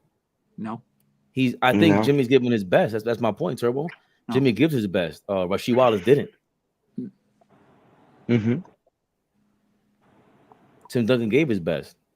I think Kyrie gives his best on the court, but I don't think he's as like what I was saying. They're very kind of similar as far as their talent was. They're similar. Like you see it in him. Like if he wants to be, because when Jimmy wants to be a dog, he can be a dog. When I watch Jimmy, what I think about when I watch Jimmy is like when I watch Jimmy, what I think is like I don't think he could be 1% better than he is right now. Like I never watch Jimmy and think he's leaving stuff at the table. Never. He's always 100%. And Rasheed Wallace always look like he left something on the table, cursing the referee out. Like, that's a It like. sounded like he had big, more. It sounded like he sounded like he had more point. He had more text than he had more points. That was his issue. Yeah, and granted, I mean, we have the referees are coming out saying that it was on purpose, but nah, he wasn't even Kevin Garnett. Like, I got to plug Rasheed Wallace's numbers. I don't think he had double doubles every year like those guys. Like, he did not play to his potential at all. Even shooting those threes like that was early and it was ahead of his time. But look, he averaged 20 once in his career. No. Oh yeah, he never did. He never averaged. I was watching he never averaged 10 rebounds. That's crazy. That's crazy. So he's on that overachiever list, right? So now you got to put him in that top tier as far as overachiever. Had the talent, but like you think like he could take his game to that next level, because he even said it. He did what Jimmy Butler just said. I don't care about the Hall of Fame. All I want to do is win. Oh, so then they're alike in that manner, if that's what you're saying. Yeah, all right, they're right. He said that in the interview. He's like, I don't care about the Hall of Fame. See, but the difference is that Rasheed acts like he doesn't give a fuck. And Jimmy Butler does not act like that. That is true. Yeah, and like I watched. I remember watching the 2000. You saw him in Stackhouse and killing in North Carolina. You was like, oh my gosh, the athleticism. You're like, damn. Imagine if he can. And you forget he was in Washington with Chris Webber and Juwan Howard. Strickland, yeah. No, Strickland wasn't there yet. He got traded for Strickland. But that would have been crazy if Strickland would have played with them. Oh my gosh. I could have sworn they played against. So who did the Bulls play against? And they were like, "Yo, that's an up and coming team right there." No, it was Calbert Cheney. Calbert Cheney was nice in college. What? Okay. What college did he go to? What college did he go to? Indiana. Okay. They were in the movie. He was in the Blue Chip movie. Okay. That was the real Indiana team. That played in the blue and that played in the movie in Blue Chip. That was the real Indiana team. Mm-hmm. Go ahead, Bernardo. I was gonna say earlier this year I watched every game of the 05 finals, the Spurs Detroit finals. The finals that Fabian hates. And how many drinks did you have to get you through that? I don't drink. Okay. I don't drink, and I'm a Ginobili fan, so sometimes I skip the part that Ginobili wasn't on the court. Wow. But what the funny thing about that finals is, like, Rasheed, beginning of the game, he would give Tim Duncan buckets for 5 minutes, and then he would disappear for 3 quarters straight. Like he did it a couple times in that series, and it was funny because, like, you could see he's a monster talent. He could hit the fadeaway over both shoulders. He could going down low and dunk it, and all the stuff that you. I mean, dunking in your face hard. Like, it wasn't like no regular dunk. Like, he could dunk it hard. And then for like 2.5 quarters, just Chauncey Billups and Tayshaun Prince breaking shots all over and over again, and then Rasheed would hit another jumper and disappear again. Like, it's kind of bizarre to watch him play. When I did, I never watched him like a full series. Game 7 against Game 7 against LA, like, he was tearing apart the Lakers for a while there, and then he disappeared for the whole fourth quarter. Like, he's a funny guy. Yeah, because that's what he was saying, like, yo, if you look at that Lakers series in game, like, yo, the Lakers had nobody to guard him. Even though Robert Horry and Horace Grant and AC Green, they were solid defenders, but come on, those three, that's what would Shaq say? Barbecue chicken alert. I'm like, yo, give me the ball every time. I'm trying to get them in foul trouble. I'm trying to force Shaq to come out and guard me from the 3-point line. Is Mel snoring on there? Hey, by the way, Ross Strickland was on that 96-97 team. Yeah, but Rasheed wasn't on that roster.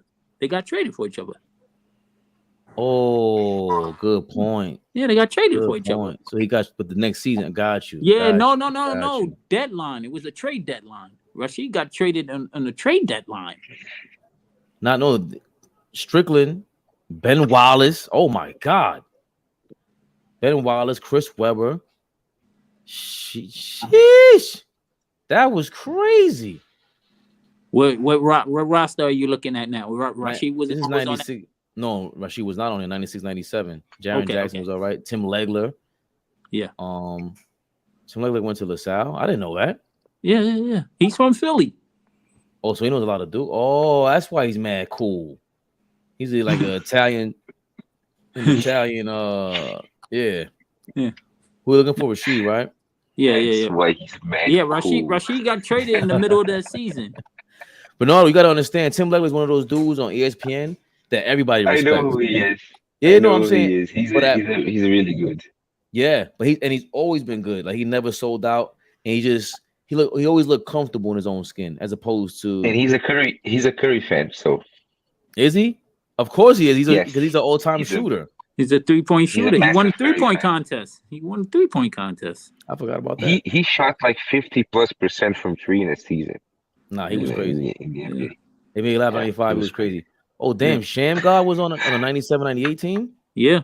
For 1 year. He only played one season in the NBA. So he had... See, so where's Rasheed Wallace here?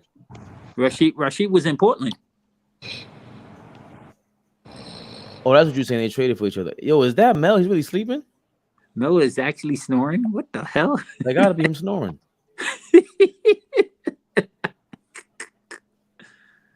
Yeah, he was in 95, 96, and they traded Rasheed Wallace, like you said, for Raj. Was that in the middle of the season?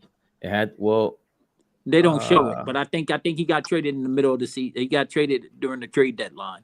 He's not listed on here. And Robert Pack was on that team. Yeah, Robert Pack was nice.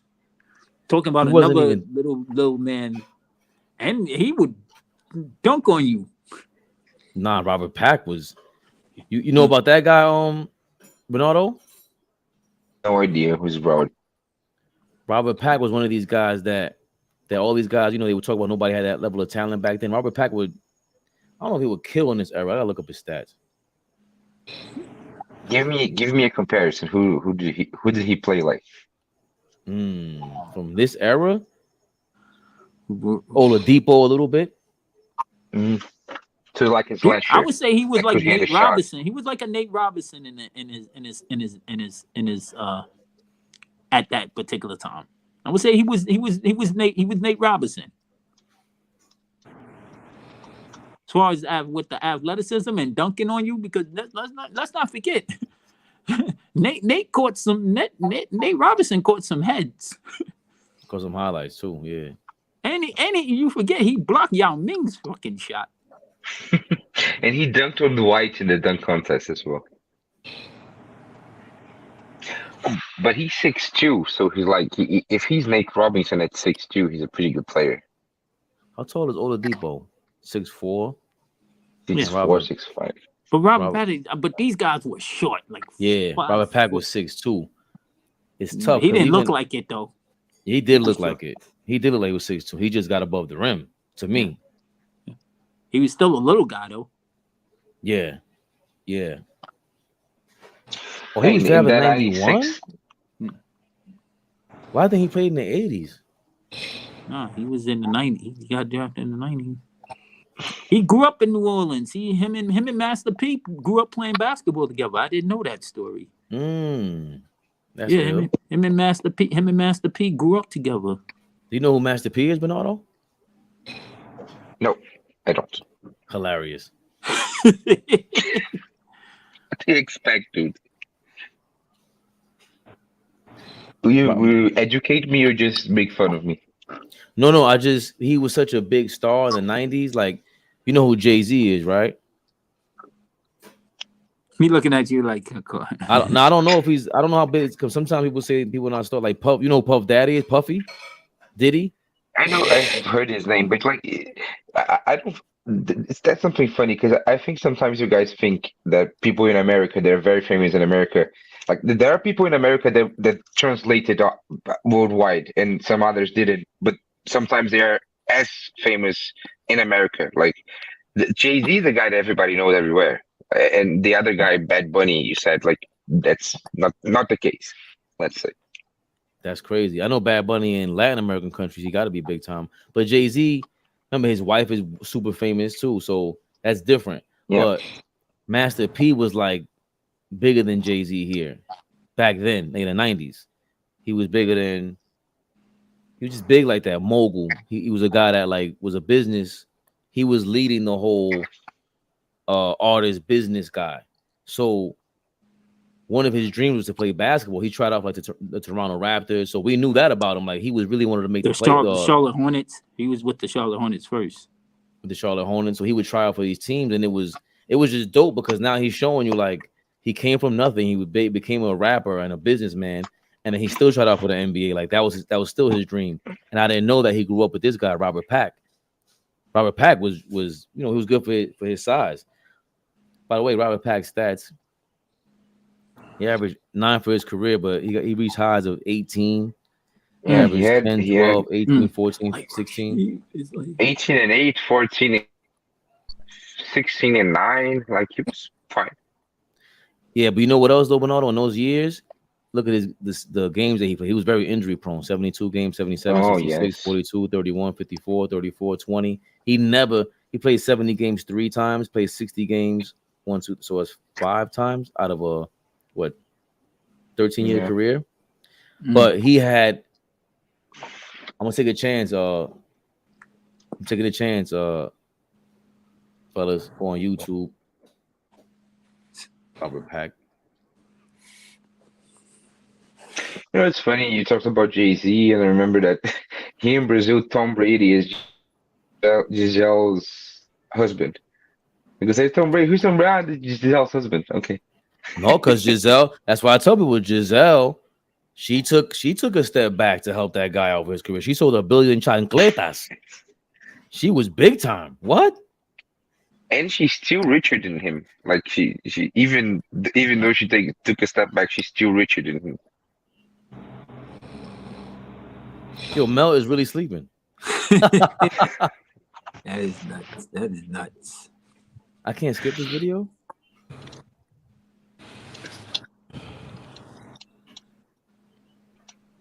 That's crazy. We was just having a crazy conversation, and then all of a sudden, he just suddenly appeared. It's too much traveling for him. He's going crazy out here in the streets of New York. Turbo, the man is going crazy in New York. You see that, Bernardo? Yes.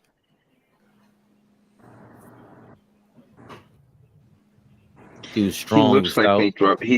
Even that 2 foot jump, like the off 2 foot. He looks like Nick Robinson.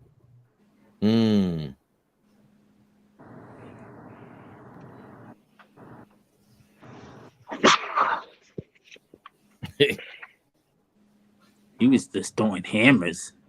Yeah, but Nate wasn't doing that. Nah. He was way better than Nate. Nah, Nate was very good.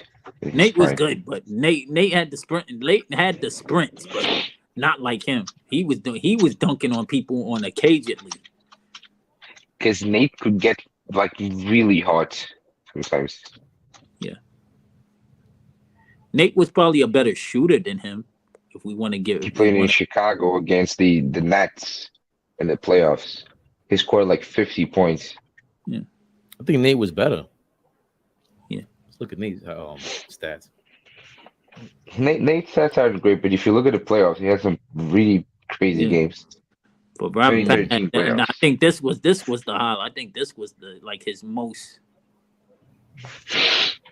famed dunk. What, on Sean Kemp?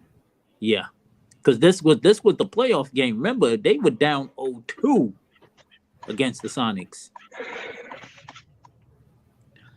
Anybody who throws their hands up in an Olympic fashion victory is crazy after a dunk.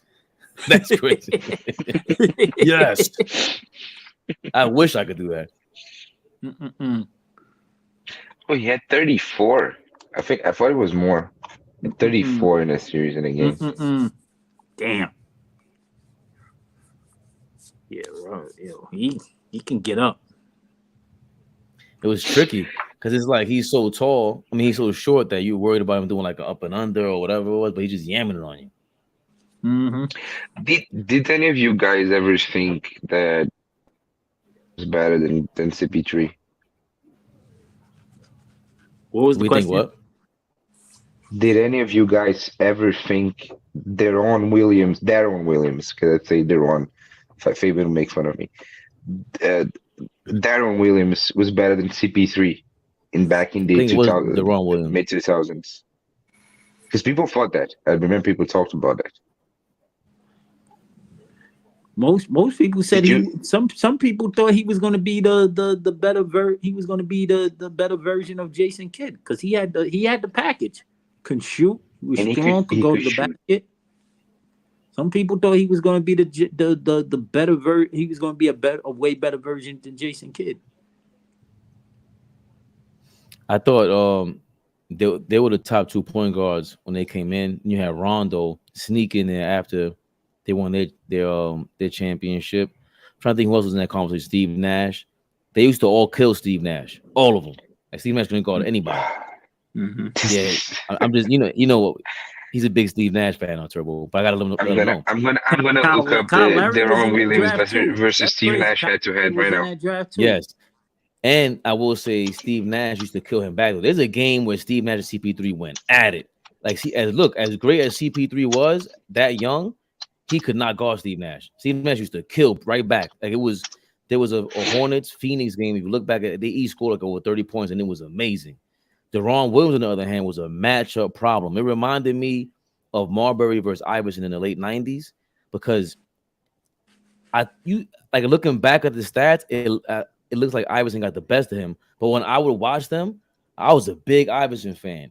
So I would watch them and I would think Marbury would give him problems because he was so strong and his legs were strong. And Deron Williams was the same thing. He would give CP3 problems. So I think the Deron Williams was a better point guard thing was really it had some legs to it because he would give CP3 problems. He was a big guard. He was fast. He could keep up with him and he could score and he could run the point guard. So that's the guy. Another guy he played today, and he came in the league 10 years too early. He plays in this era. We're talking about him being the best point, like up there with anybody. John Moran, all these guys, because he was a little fundamental. I think I look at his stats, but I thought he was well all around. I don't know. I forgot how well he shot, but that's the first names that come up. It was like Marbury versus Iverson all over again. Yeah. Oh, you talking about Darren Williams? Oh no, Stephon Marbury would have been. He would have been the best in this era. He definitely was like ahead of his time for sure. Marbury was what Marbury was doing. What Marbury was doing back then, he's doing what all the guards are doing now. But I don't think Steve he was Nash versus Deron for their careers. Nash won 13, lost 7. Nash was 15 and 11 and a half, 16 and 11, and Deron was 17 and 9. So it's pretty close. Yeah, it wasn't as bad as I thought. I thought he would average 20 on him in that many amount of games. How about Chris Paul versus Steve Nash? Let's see. What website is that? It's lendofbasketball.com. If you type like X versus X head to head, it's the first link. Yeah, they're usually the first one. See, look at Deron Williams' stats. He would average 10, 16, 18, 19, 18, 20, 20. 6 was 4, 9, 10, 10, 10. So he was really a great passer, or he would get the ball in the right hands. But I don't like his free throw percentage, 70, 76, 80, 85, then 80, 84. And his three-point percentage went from 41, 32, 40, 31, 37. So he was very up and down. I guess we would see a lot of his highs and a lot of his highlights. But look at his field goal percentage, 42, 45, 50, 47, 47, 44. Then first 4 or 5 years was really great for Deron Williams.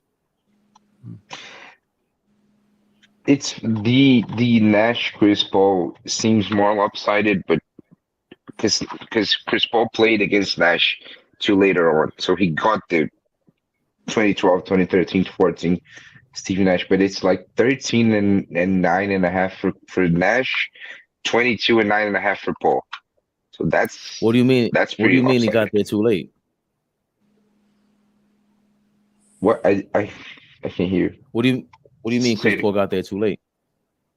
No, I'm saying he got to play against late career Steve Nash. No, he didn't. Chris Paul was drafted 04, 05. And he was So in the he Western played Conference. against 13, 12, 13, 14 Steve Nash.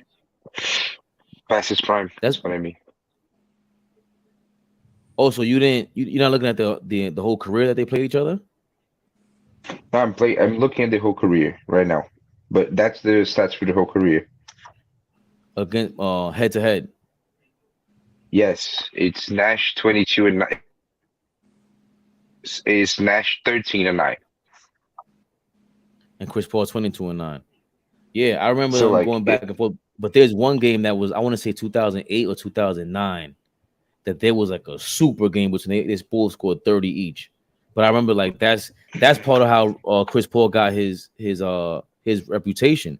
He would give Steve Nash problems. He really did. There's a game in the weights. There's a game in the weights that Nash was 32 and 12 and Paul was 42 and 9. That's the one. Maybe that's that. I want to say in Phoenix. Yes, in Phoenix. Yes.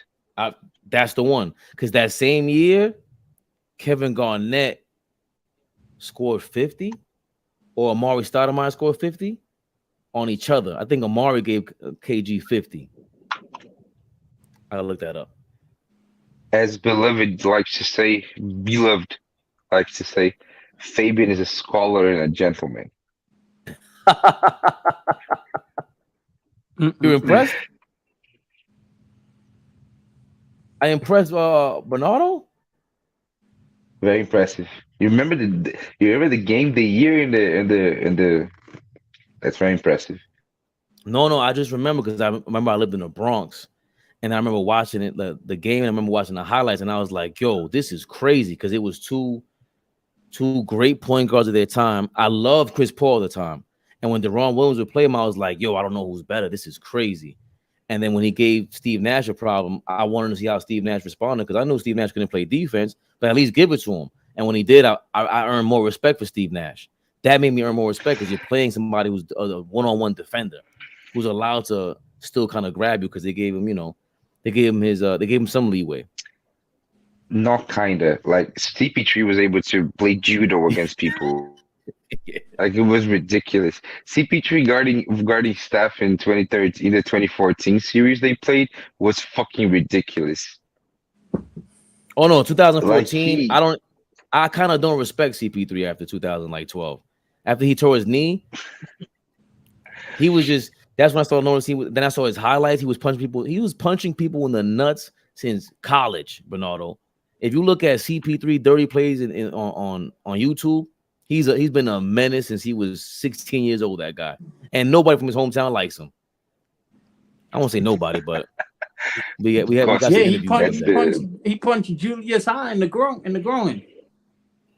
the man, and then he punched a couple of people in the nuts in the NBA, and I could tell just the way people respond to him. Like, if you're great, people will always give you a respect. But then they have that. You know how you drink something, when you drink whatever you drink, some drink that everybody's bragging about, and it just leaves an aftertaste. That's what it looked like when people would talk about Chris Paul. Like, yeah, he's great, but and their face would be like, I don't even want to give him props. Like, I hate him. You know what I'm saying? Like that. So after a while, I'll pick up on it. I'll be like, hold on, nobody likes this guy. And I don't know anybody know Chris Paul, but I could tell like they don't like him. They really don't like that guy. No, but 2014 Chris Paul is pretty good still. 2015 was that series he played against the Spurs that he hit the game winning shot in the series with like 0.6 left. Like that floater off one leg, he was hurt. He was pretty good still. Damn, hold on. I think it was Garnett that gave Stoudemire 50. The game between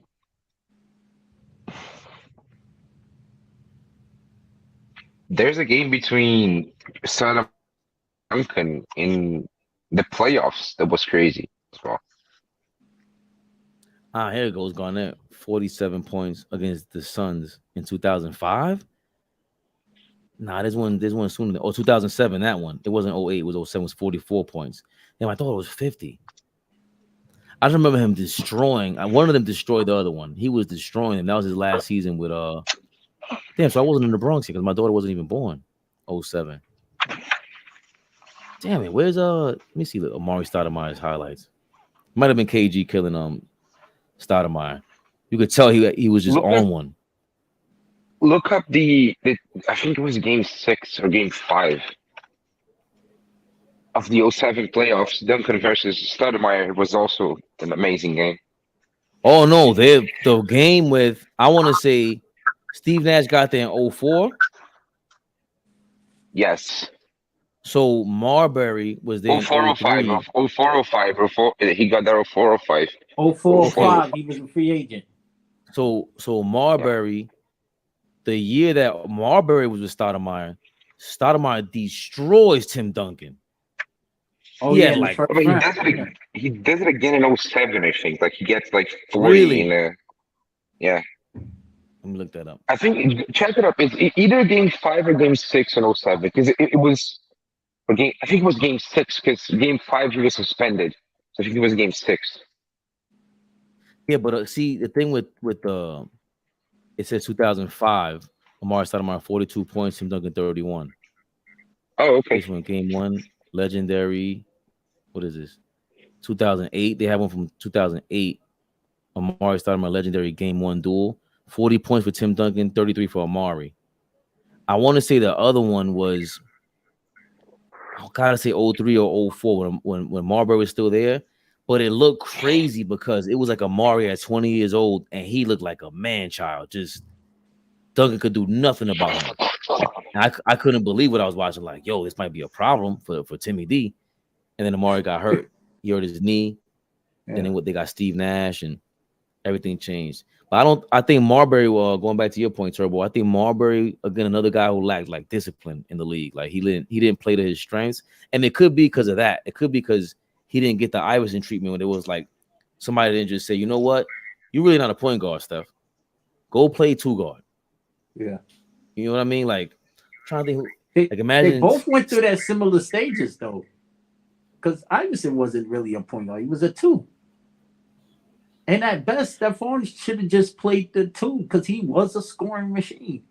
Even though he averaged 20 and 8, yeah. But he should have, if he would have moved it at that position, he would have been on fire.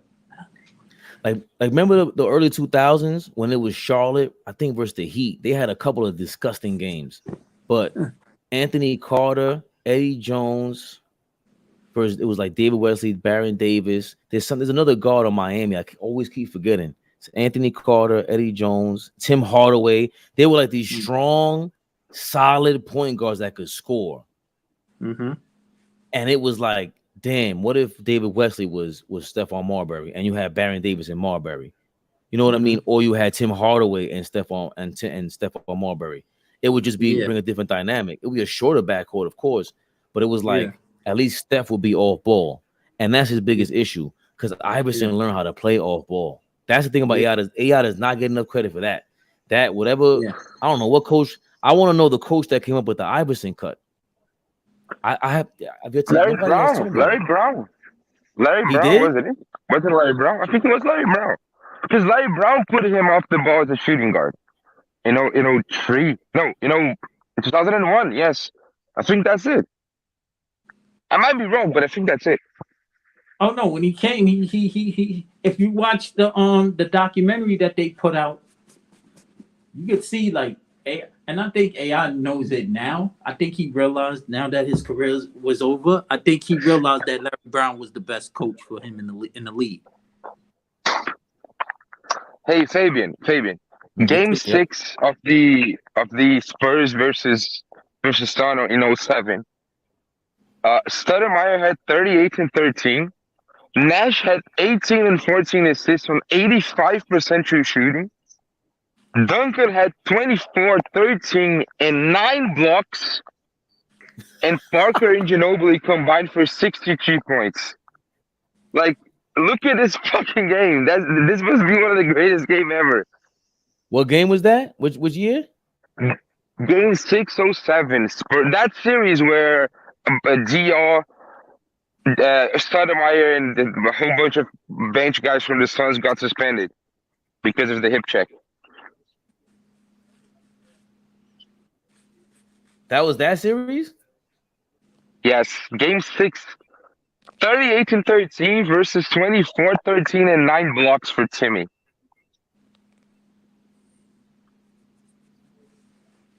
That's crazy.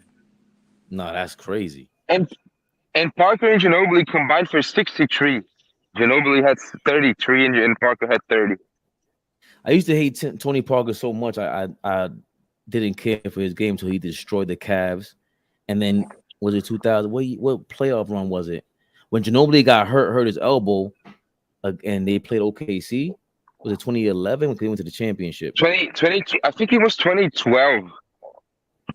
I think it was 2012.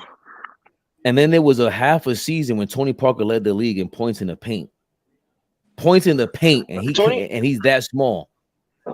Do you know that sinking basketball guy that Zach loves, the Zach from the Z Show loves? Ben Taylor? You know him? I know Ben. Yeah, Ben Taylor is ill. He's the one who came up with the whole he popularized the gravity shit. I hate it. I hate but he has the peak series. Yeah, because he gives Steph. He's a Steph lover, so he gave Steph all his props. Of course, you love him, Bernardo. Not necessarily a Steph lover. Like he loves KD. He loves Kobe. Like he's not necessarily a Steph lover, but whatever. What I was going to say is he has a graph of like Tony Parker is basically the greatest guard rim scorer of all time statistically. Like volume and efficiency. He's crazy. He's like Steph shooting wise. It's like the graph is like everybody in the middle, and then Tony Parker's on top of everybody, way far away. Like, as guards in the paint, like guards in the paint in percentage and volume. Yeah, he was just. But again, I don't want to call him a system player, but there's a difference with. I would think there's a difference between Tim Duncan on San Antonio and Tim Duncan on the Timberwolves. I would think there's a difference between Garnett on the Timberwolves and Garnett on the Spurs. Popovich and these guys. It's always a difference. Right, but it's a big difference when from top to bottom in the organization, everyone's about basketball. And you see it this year with the Miami Heat. Yo, by the way, breaking news, the Pelicans are trying to trade up in the draft to get Scoot Henderson. Whoa. What have you seen about Scoot Henderson? Turbo, I know you watch. I know you got to be watching because he's 6'2", got a handle, could yam it. He's improving his 3-point shot.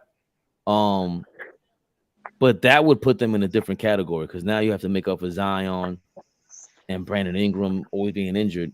What do you think about that? With the Pelicans trying to go after Scoot Henderson, what do you think about Scoot Henderson? If they can get him, that's another good look. And not only that, you bring him on slowly. He can help. There's no he'll fit right. He'll fit right in, and they'll be content if Zion can get his head right and stay healthy. The Pelicans got a great chance of competing for a championship next year.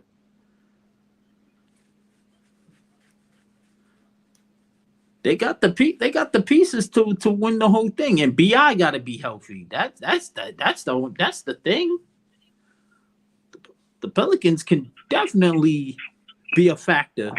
This Scoot Henderson.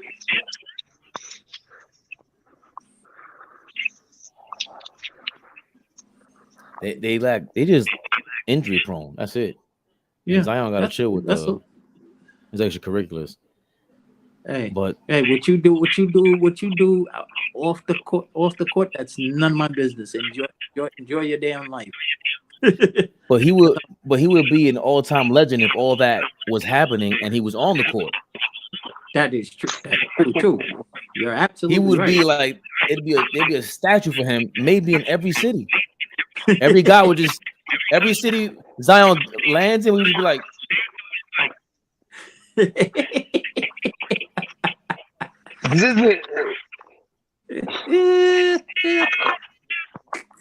That is funny. I've never seen. I'm not trying to. 5 seconds I of can't Scoot laugh play. so hard because Friday I had one of the craziest episodes as far as laughing. Like I damn near fell off my chair on Friday night. What was Friday night? I was on. Who does Scoot remind you of? I haven't really seen him enough to really dive in on who I can compare him to. But if I watch it, then I'll let you know. Okay. I've seen little pieces. I've seen him pieces and pieces, but I haven't really break it down to see who he reminds me of. Okay, gotcha. I have to go. Can I just ask Fabian a question before I go? Yeah, sure. Who, me or just? No, for everybody can respond. Look, but this, you have to go and look who makes it into the building. But yo, Faye, you know what I wanted to talk? What I wanted to talk to you about, and I would say, you know what, and this is, you know what hurt Marbury. Not only that, when he left Jersey, they got better and went to the finals. Then when he left Phoenix and Nash took him, they got to the conference finals. So I think he don't get he's not going to get the. I mean, he gets respect, but he's not. He's gonna look. He looks different. He looks different because of those guys. Changing those two franchises in 1 year. But I think it looks different if you let Marbury go Iverson and shoot 30 times a game, 25 times a game. I think it changes everything because now, you're gonna go sign players in a different way. You might go for a point guard. You might go for someone who's willing to get the drop off in a post. Like you're dealing with a 2 guard now instead of thinking of him as a point guard and trying to make him be the next Tiny Archibald. Nah, him and Iverson are leading the way for this new era. Yeah. Is it my phone or is it mad feedback on another? Somebody's phone's getting it's repeating. Oh, all right. Yeah, that's a good point, Turbo. I think that Marbury on those teams, he shouldn't have been the point guard. So if they would have bring a point guard in or that's a pure point guard, I think that Phoenix team would have had success. But him trying to score and being the playmaker, that still slows down Tony's offense, and I think that's why he held a grudge on Marbury's comeback attempt when he came back with the Knicks. That hurt him, and I think that the Nets team, if somehow they could have found a way to get that another guard in there with Marbury, I think that next team would have had the same amount of success. Because from what I was told, I don't know how accurate it is. Maybe we can. I mean, we got NBA people in our circle, but I heard him and Kenyon Martin didn't really get along. No, Kenyon Martin. I think there's I forgot what podcast it is. That my little Spanish came out of me. Fabian, did you hear that just now? Did he hear that? I almost sounded like you. Yeah, I think that's true, Turbo. I heard that somewhere too, that they didn't really rock with each other. I think it was just like Kenyon Kenyon wasn't a real rookie hazing type guy. Like that. Oh, that's probably rookie hazing and all that. So they was like I ain't carrying no bags, nothing like that. Like that draft class, those last 2 years of them, they wasn't really feeling that. But I think it was something like that. And like Marbury can say all he want, like he's a dickhead. Like a lot of niggas from Brooklyn is dickheads. Not in a dickhead sense that where they feel they better than somebody. They just don't like if they have an arrogant being told, or they have a little arrogance about them. Like they feel like nobody came up ever harder than them in the whole world. So they feel that they gotta just always wear that on their shoulder. And Marbury was he wasn't an easy person to get along with. Even in Georgia Tech, they couldn't wait for him to leave. That it's so crazy. But yo, I always tell people, Yo, it's so crazy because me we was just talking the same thing with Rasheed Wallace. That was in North Carolina. Same situation. They couldn't wait for him to get out of there. But we was talking about as far talking about as far as like, oh, I don't know if you saw the Jimmy Butler interview when he said he don't care if he gets in the Hall of Fame or not. And I was kind of comparing that like situation with him because Rashid said the same similar situation. Rashid, Jimmy Butler, like I think, man, yeah, damn. Should Rasheed Wallace be a Hall of Famer? He had That's what the I was chance saying. to That be. he's borderline. No. He How many ain't rings they getting got? in. He ain't Two, getting Detroit? in. He got one, right? Yeah, he got a championship. He got Yo, one Bernardo. and one. But we was just talking about as far as like guys that were talented and but they should have been better than what they were. Like Yo, Rashid Bernardo, is in yeah, that category. Marbury's definitely in that category. Wait, you don't think Marbury hit his high potential, or you think he just didn't do it consistently on one franchise? Maybe if he would have found the right more system for him, he could have did it. He should have never left Minnesota. But when we He were should have looking, never. no, but when we look back at it now, like we knew like Minnesota was the perfect situation for him.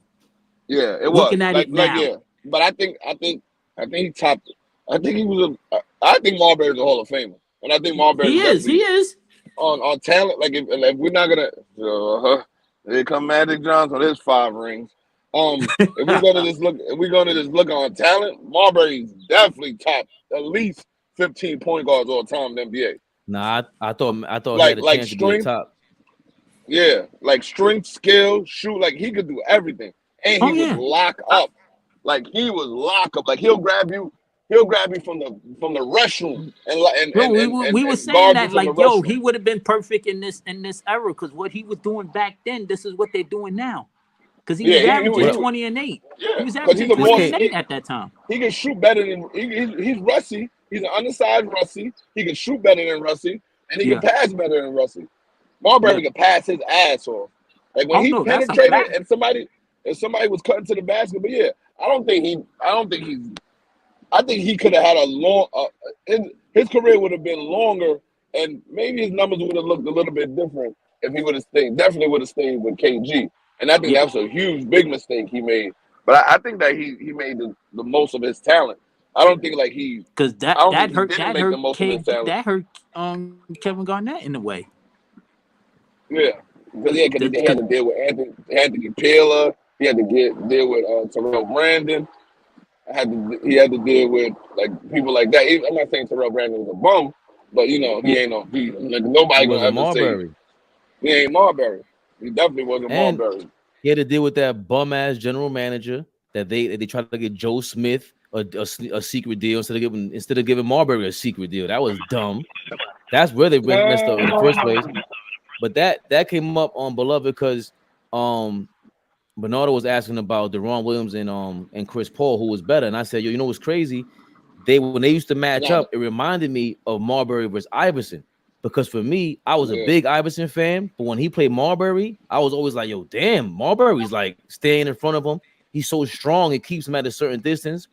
Iverson would do this thing, but I'm like, yo, Marbury gives him problems. That arm on him. He could put that arm on him. He was too strong for AI.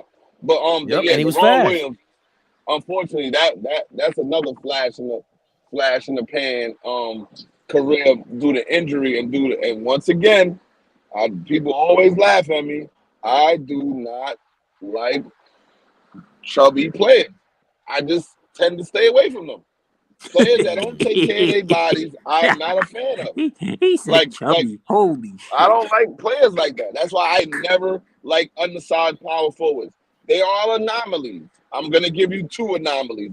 The greatest 2 anomalies maybe ever that you probably could see is Barkley and Melo. They could stay out of shape for long periods of time in their career and be very, very productive. But when the productivity stops, boy, that fall is terrible. That is a big round snowball fall. And I don't like players like that. That's why I have full respect. I have to go. I just need to say one thing for Fabian, one thing for Beloved. Fabian, I don't understand the Steph Curry hate. And I won't be standing for this anymore. If you hate Steph anymore, I won't coming back to the live. So who you got tonight?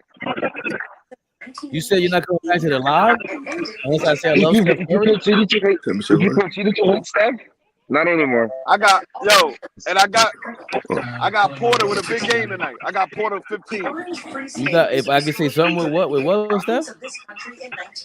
If you continue to hate Steph, I'm not coming back anymore. I'm with Steph for this. Bernardo. No, we was talking about Steph Marbury, Bernardo, not if you Steph. leave, Not I'm Steph leaving Curry. too. Bernardo, if Bernardo leaves, I'm leaving.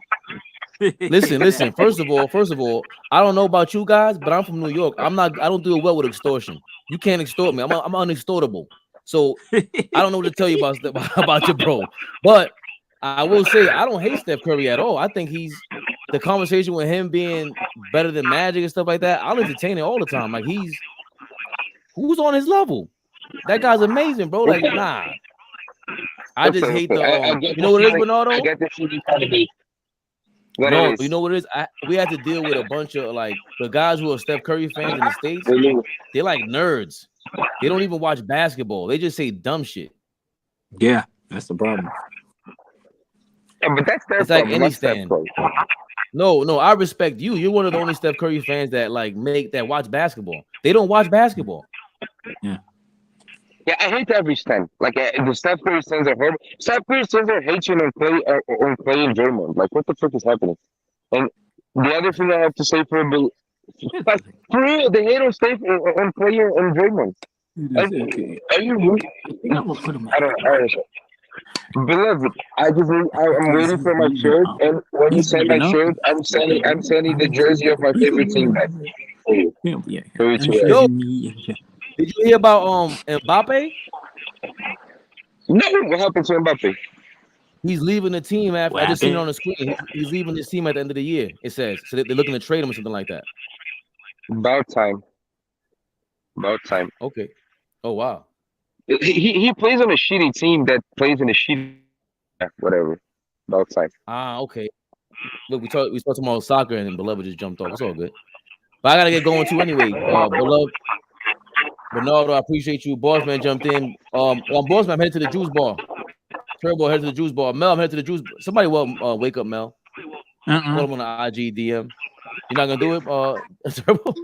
Oh, yo, wake up. Wake up, you Mel. You heading to the juice bar? Yeah, in a second. I gotta call AllBall, see what he's doing. If not, I'm just setting up shop. Me and Beloved's gonna be there with his mega. He ain't fooling me again either. Oh gosh. What's up, boss man? No gosh. What up, y'all? Had to watch Jeopardy with my wife and all that. Oh my gosh, this shit smells like shit. She kicks my behind every time. She does? Whoop my behind all the time. We played about 1,000 times.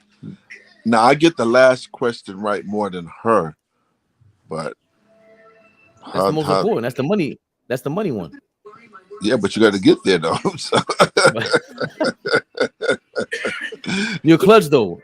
So you're not a first 45-minute guy. You're the last 3 minutes. You come in last 3 minutes in the game winning shot. We need that, boss man. You are a necessity. You're a big time necessity in the game right now.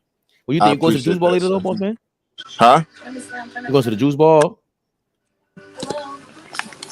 I would if y'all gonna go. I'll go by. Hi, how are you? Yeah, I gotta hit up AllBall, see if he's going on. I hope he promoted it. Oh my god. Yeah, I'll go by. Yeah, I hope he promoted it. What's his story? I don't think he did. I think does he have to work? Yeah, I don't know. Yeah, I don't see him. I think he was busy the whole day. Oh. There goes AllBall. I hope we're not taking time away from your family, man. Oh. Don't do that, boss man. We got families, My son goes man. to sleep in a half. Yes, but the sacrifice is happening, boss man. We need everyone to pull up to the juice. Oh yeah, he promoted it tonight, game 5. Okay. So now I gotta thanks, boss man, for reminding me. That was a real. I hope you're not. Yeah, damn, you put me on the spot. So I'm gonna go read him a book then. Or play Uno. We play Uno all the time. Usually on live. Okay, that's good. That's the general. Yeah, it's the general. How old is your son? He's 8. Okay. Yeah. Good. He struggles with his emotions. When he loses, he goes crazy. He's gotten better. So naturally, he's kind of getting over it. Okay. And it started with He said he struggled with his emotions. Yeah. Yo, he would get so frustrated in class, he would throw the pencil out the window. I was like, yo, you can't. So, but slowly but surely, he's starting to get better. Cause I told him, listen, nobody's gonna want to play with you. Like, it's not about you winning, it's about having fun too. I mean, you got to sit here. He's a charming kid. Remember, people want to sit here and talk to you because they like you. But this just makes them not like you. You got to make it fun for yourself and them. It ain't just all about you. And he don't listen. He's very impulsive still, but he's only 8.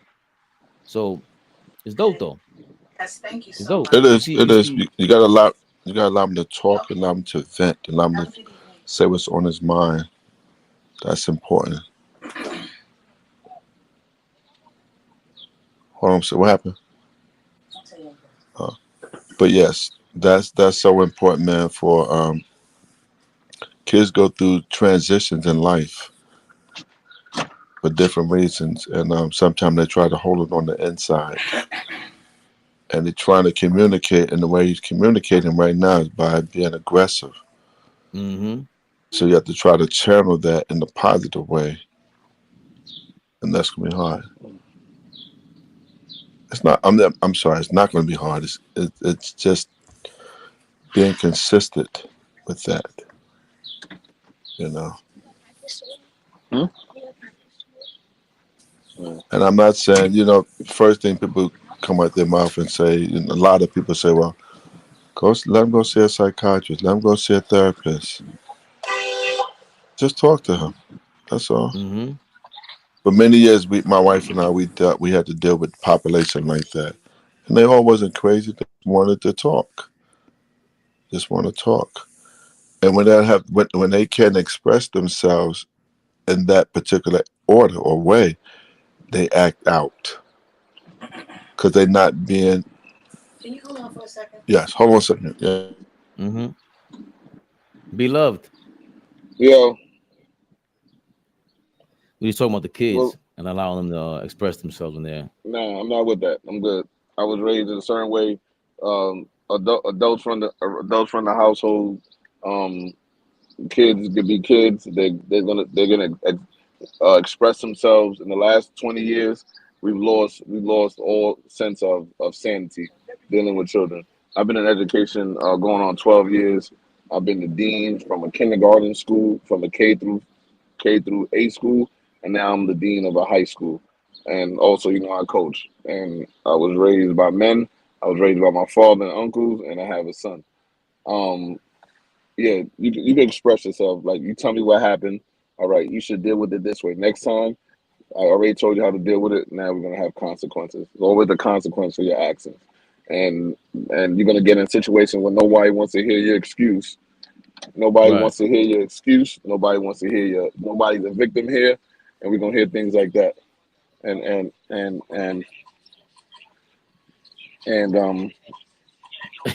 Oh my God. yo, what do you do? Hold on, and nobody gonna hear excuse. Yo, I said we got a team in there. I think I got one spot.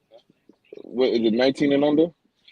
Is high school 20? Is it the reclass? Is the reclass section? But don't let me put the 14s in there and I'm playing against you. Nah, it ain't bad.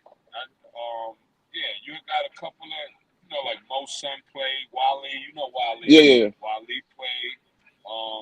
Scooter brought that big kid out. Ball and Bronx Blazers is in there. It ain't no. Shit, Promise Academy got the best record right now. I'm gonna call you tomorrow. Call me. I'll let you know. I gotta talk to G. All right, bet. All right. Yeah, my fault. And yeah, to me, it was always one way. Like, this is what happens when you act like this. You have respect for women. You don't hit women. You don't say the B word. You don't invite people. Things like that. There's a consequence for that. If you want to deal with that consequence, you're gonna deal with it. Your mother's not gonna save you. You're gonna deal with consequence in life. And I tell my players now. I tell my students all the time. I said, you keep walking around with that victim mentality. You keep walking around that people think that they care about your feelings. All you're gonna do is be a complaining protester outside. But that's not the way the world is. The world is two ways: the way you want it and the way it is. You better deal with it the way it is. And I'm not with that psychology. Go see things like that. Certain situations, like if you have a chemical imbalance, yes, but it takes stamina. Like, and when I say it takes stamina, it's the parent stamina. It takes parent stamina. Parents, it's on the parents. The school's not gonna save your kid. The school is supposed to teach your kid things out of a book. They're not supposed to teach your kid how to be respectful. They're not supposed to teach your kid how to tie their shoe. They're not supposed to teach your kid how to eat with a plate. None of that should be at a school level. But the schools in the last 20 years have provided so many services. They at the school more than with the parent. You drop them off at 7, you don't see them again till 7. Like that. Is that you almost working a double. The school has done everything for you. You've educated the kid, you fed the kid, you clothed the kid. There's no more uniform. They give you the uniform now.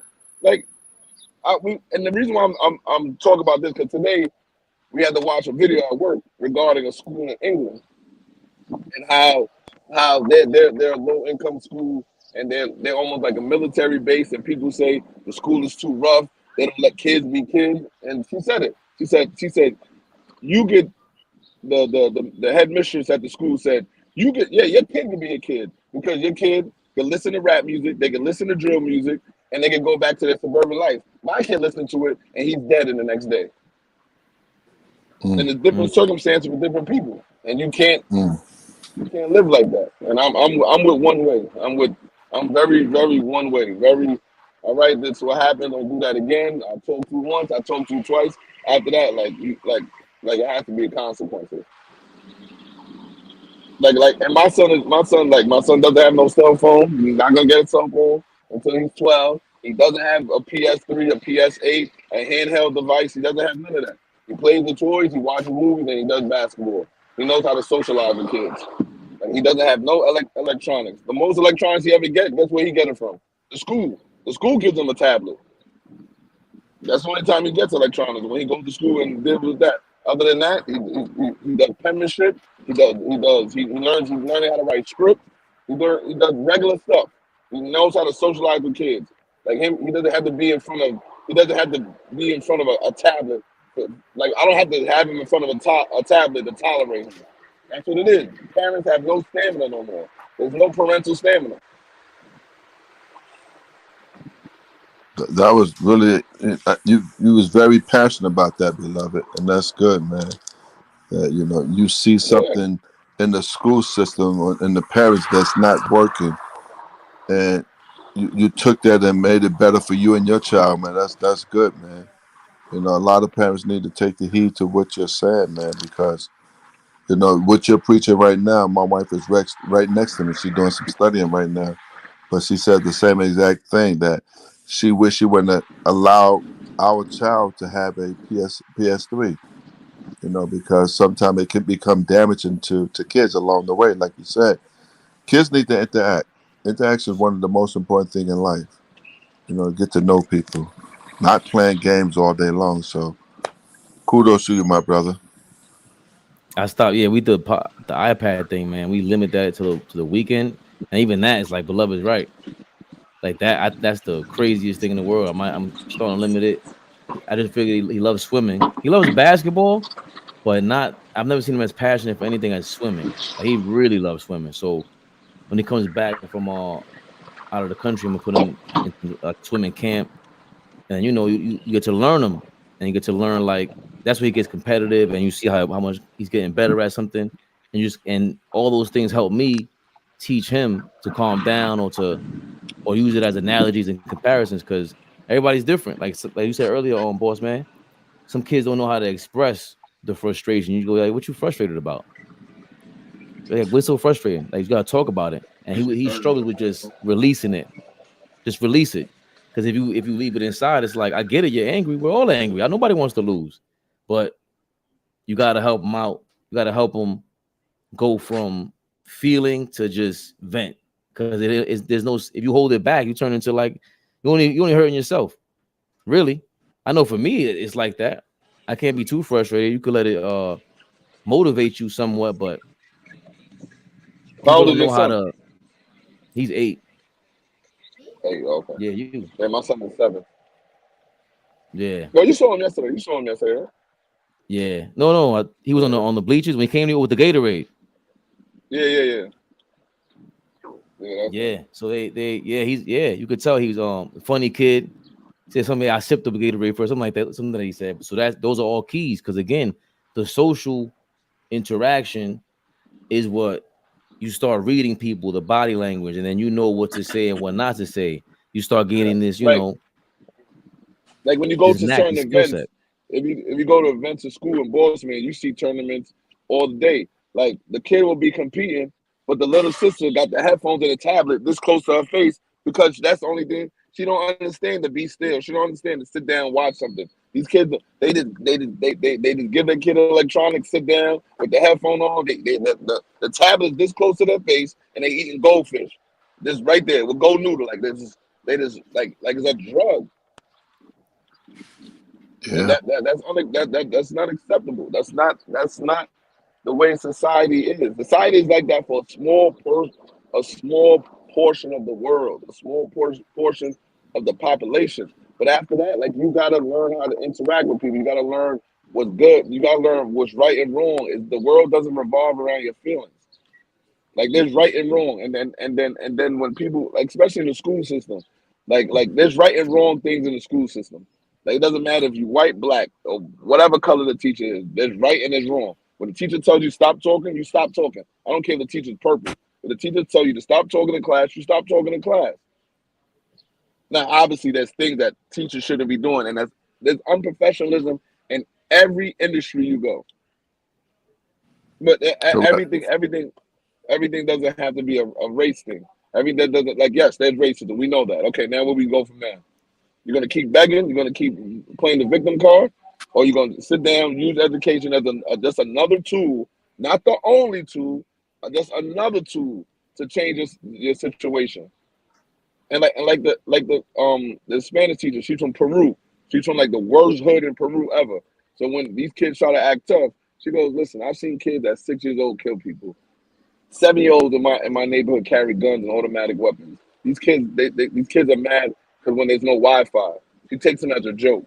But she says that she goes, I don't understand. Like in my country, like we have like real poverty, and like when we go to school, we're very respectful. We try to get out, and I don't understand why it's like this in America. I said, Ms. Gonzalez. So there's there's two reasons why.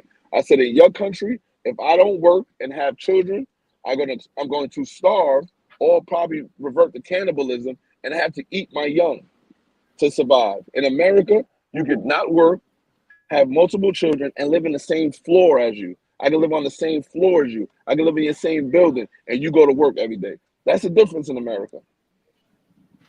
That's the only difference in America. You go anywhere else and not work and continue to have children, you're going to starve to death. There's no handout. There's no HASA. There's no in New York City. There's none of that. You think this is poverty? This is not poverty.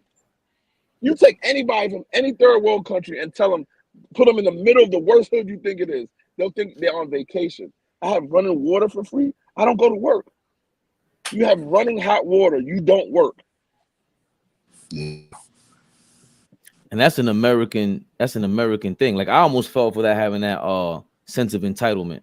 And I had to snap out of it.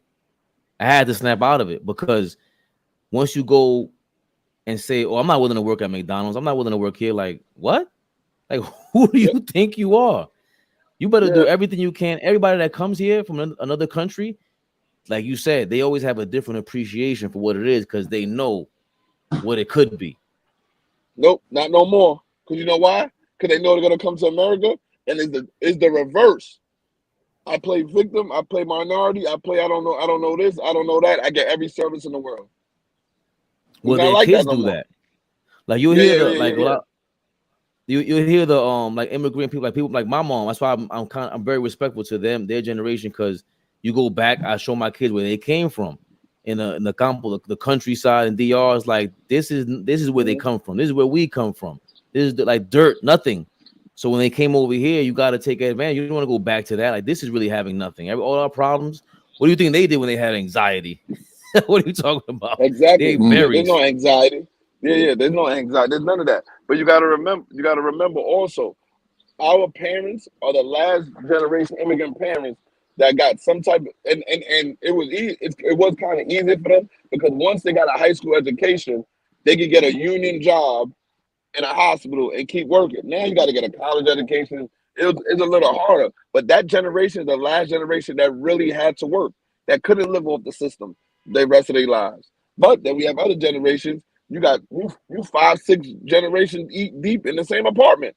It's just a cycle. Nobody's gonna lose that apartment in New York City housing. You 5, 6 generations deep. So where's the effort? There's no effort to leave there. So that's why I tell my teachers all the time. I said, when you talk to this parent, right? You think you're gonna see any different from the child? You think there's gonna be like what you gonna think? Who do you think is gonna walk in here? You think Obama's gonna walk in here and he acts like that? No, you're gonna get just the older version of that. You're gonna get the older version. I listen. And some of these teachers, they're not naive, but they still have a certain side to them that they don't understand this. I tell them all the time. I said, listen, I'm from the top 5, the worst projects are probably in America, on the east side of Harlem. This don't fool me. I know what to expect. You're surprised. I'm never surprised. I know I'm gonna get the big lashes. I know I'm gonna say ain't that serious. I know I'm gonna say, oh, I got an appointment today. I got an appointment today. They always got an appointment on report card night and progress report day. They always got doctor appointments when they're supposed to go into school. So 365 days you don't work, but when it's time for progress report or suspensions or things like that, oh, they got a doctor's appointment that day. Yeah, I know what to expect. I don't listen. I don't live in the world of horse blinders. And when you do that, you keep making excuses for our community, and there should be no excuses. Yeah, there shouldn't be no excuse. However, I agree to what you said. Both of you gentlemen said, which was great. And but there's no book for us to raise these kids, and we have to learn. So some people learn from negative people, some people learn from positive people, and like you said, we have to learn from our parents. Some of my parents taught us the wrong way, but we have to realize, like you said, beloved, I totally agree that the right and wrong. What's the right way to teach my child to do the right thing, to put them in a better, put our kids in a better situation to progress in life, to be successful in life, and exposing our kids, expose them to music, expose them to art. We don't know. Expose them to, like you said, Fabe, to swimming. Exposure. We got to expose it. Take them to Coney Island. Take them to Governor's Island so they can see for themselves. Take them to the bank. Hey, this is how you write a check. This is how you save your money. This is stocks and bonds and things like that. But we're not doing it as rapidly as we supposed to be doing.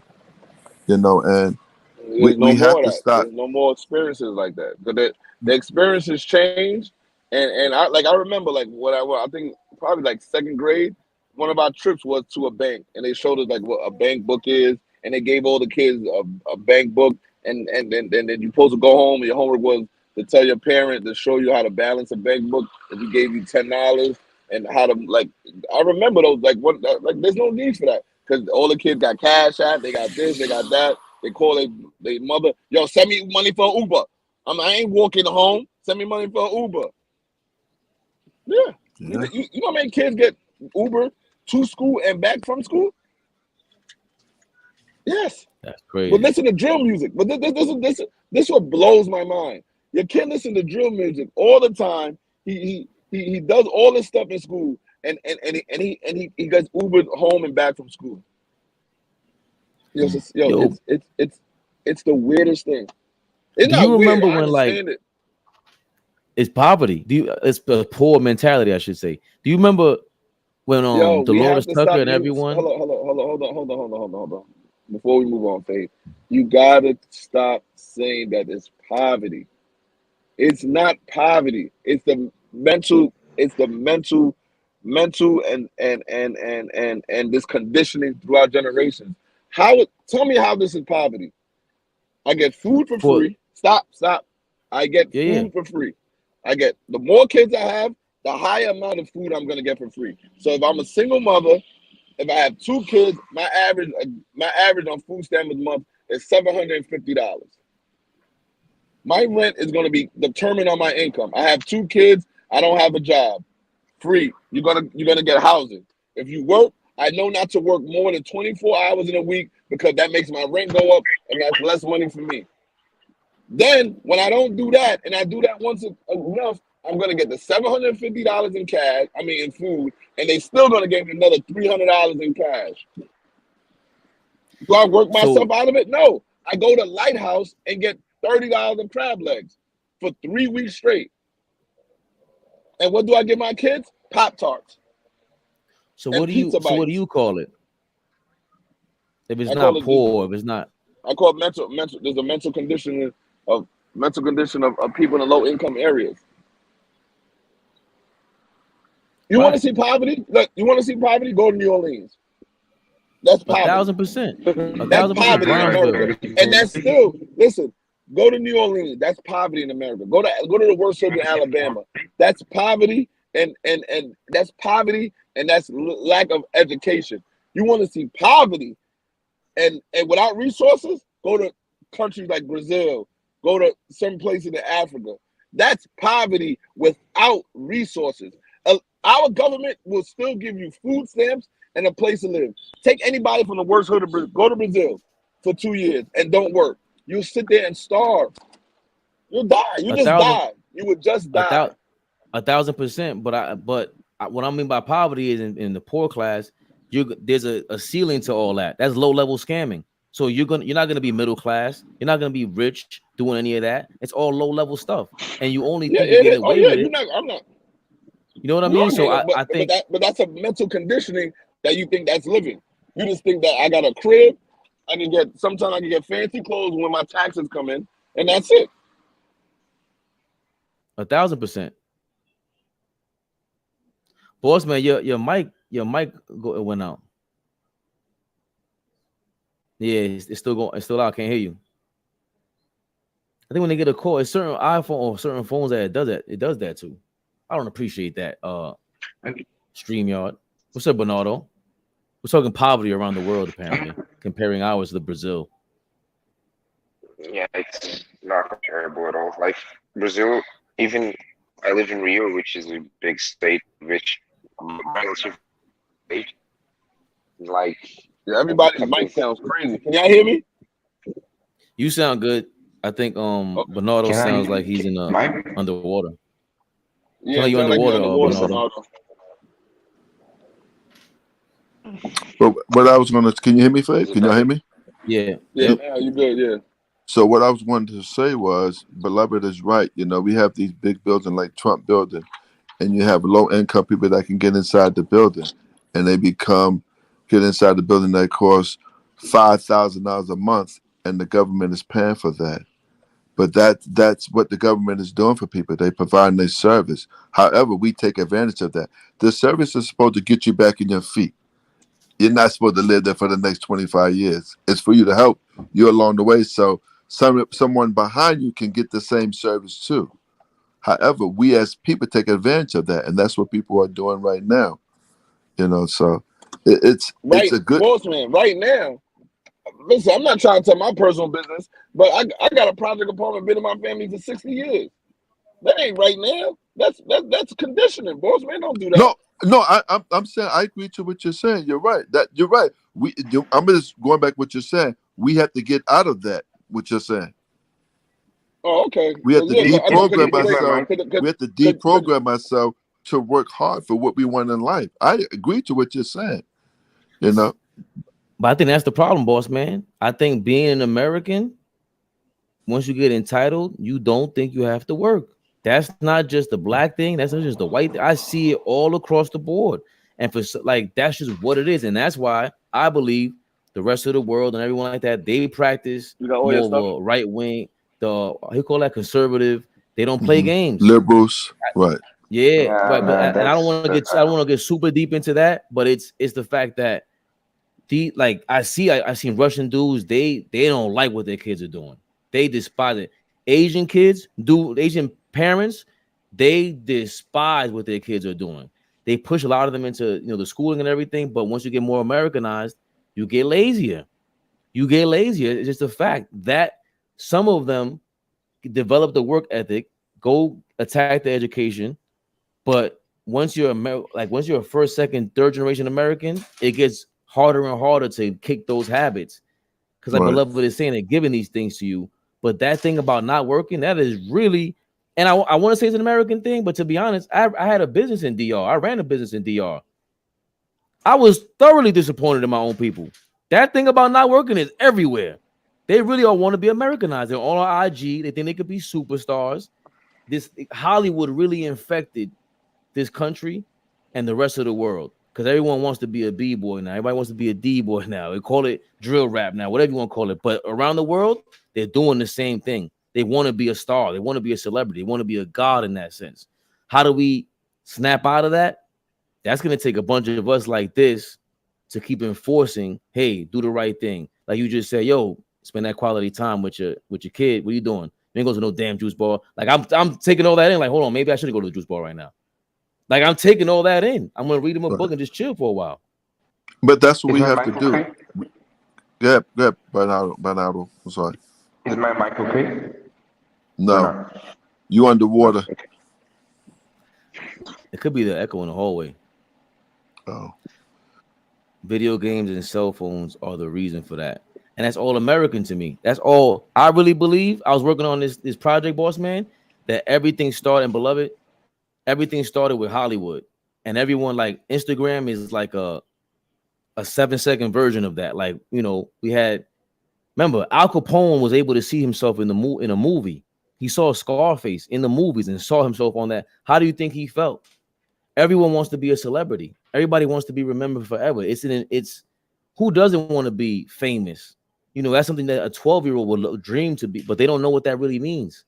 You know, because a part of that feels like you are a boss and you are running things because you have this much power. For whatever reason, it feels that way. And I think it's addictive. So social media is that. Instagram is that. And I believe it really comes from Hollywood. And how we kick that is just having these platforms. The way we talk about John Morant and Zion, like, there's a way to go about all that. I don't care who you are. There's a way to, you have obtained a certain amount of power and money, and you should not funnel it away to the. That's why this whole AAU thing is crazy to me. When Beloved and Flea, all these guys, the way they're talking about it, I'm like, yo, hold on, y'all know this. What can we do about it? Because that's, if you think about it, how much money's being cut at the kneecaps through AAU, and you see the rest of the world getting better at basketball when we know 90%, 80% of the league is black. How much of that money is going to be leaving if you keep cutting them off at 15 years old to reclassify them as a freshman or whatever the hell they be doing? And this is known. I'm understanding this right now. I would go crazy, but you up against big bank, Nike, the NIL guys. Yeah. He's all millionaires and billionaires, but it's almost like a microcosm. It's a small version of what's really going on, but we got to take hold of that shit. That stuff. Ooh. Can you hear me now? Is my Yes. phone okay now? Okay. Just for talking about poverty, so I'm Brazilian. Poverty in our perspective is a different thing from poverty in yours, probably. So like which is like there's New York and California. For us it's Rio and São Paulo. But for like if you take a 30-40 minute drive, I can get into a city where people literally are killing themselves and have nothing to loot, have nothing to eat, and don't have public schools and so on. So like poverty here is the certain level of like 20 population live in a situation where they literally have no shot of getting out of it, because public health is shit, public education is shit. People don't have what to eat. The parents need to go to work. The kids, they can't leave the kids with anybody else because everybody has to work. So the kids get into the gangs. So like it's a very dire situation here. But middle class in Brazil has some resemblance to what you guys are saying there, which is like the person does nothing for their whole life. They're gonna be okay. They're gonna have food and a place to live. Like if they just work a regular job or like a 6-hour a day, 8-hour a day job, they don't apply themselves, they don't study, they do nothing, they can just survive and be fine.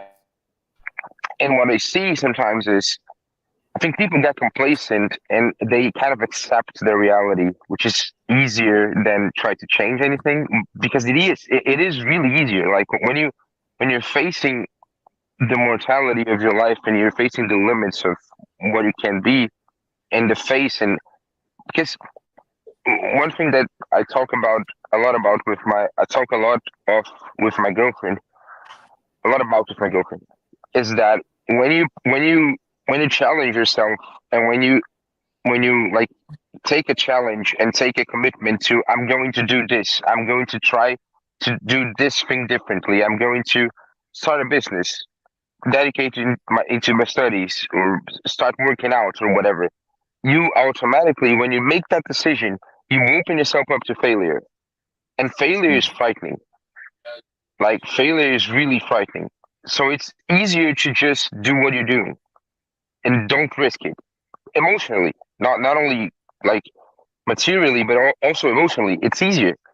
And I face that myself every day. Like, I have a upper middle class in my country, and like, if I do nothing for the rest of my life, I'm gonna have a comfortable life, but I'm gonna be miserable.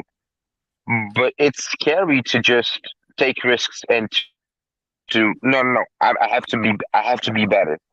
And that, I agree with Beloved. It's like, that has nothing to do with poverty. Everybody, every social class, you're gonna see that happening. But the illusion is when the richer stratus of the society do exactly that, their baseline is so high that they still have a rich, comfortable life. When you're poor, your baseline isn't that high, and it looks like you're failing more than the other guy, but you're not. It's just the failure is similar. What I wanted to say.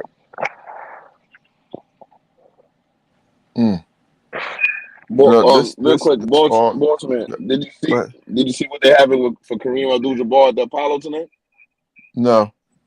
They're having a ceremony for Kareem Abdul-Jabbar at the Apollo tonight. Spike Lee is doing the opening monologue for that. Oh, that's so nice. Something going on. Yeah. That's Something good. going on. I remember back in the day when I was younger, we used to go to Riverbank. We used to go to Millbank for Mustang practice. And he lived in the brownstone on 122nd. Go ahead, man. My mom is there. Go. Wash the car on the other side. I love you. See you later. But we used to go see. I used to see him. Wait. Yeah, go that way. We used to go. I used to see him all the time. Coming out the brownstone. I think he lived on 122nd between Lenox and 5th. Wow. Yeah, I gotta catch that. That's good, man. That's history right there. I want to definitely see that. But that Bayardo, what you said, man, that's in that country, man. I can imagine what you're going through, what you see there on a daily basis, but people there. I don't really go through that, what I described. I know it because I have friends and people that go through it, but like, my life is very comfortable.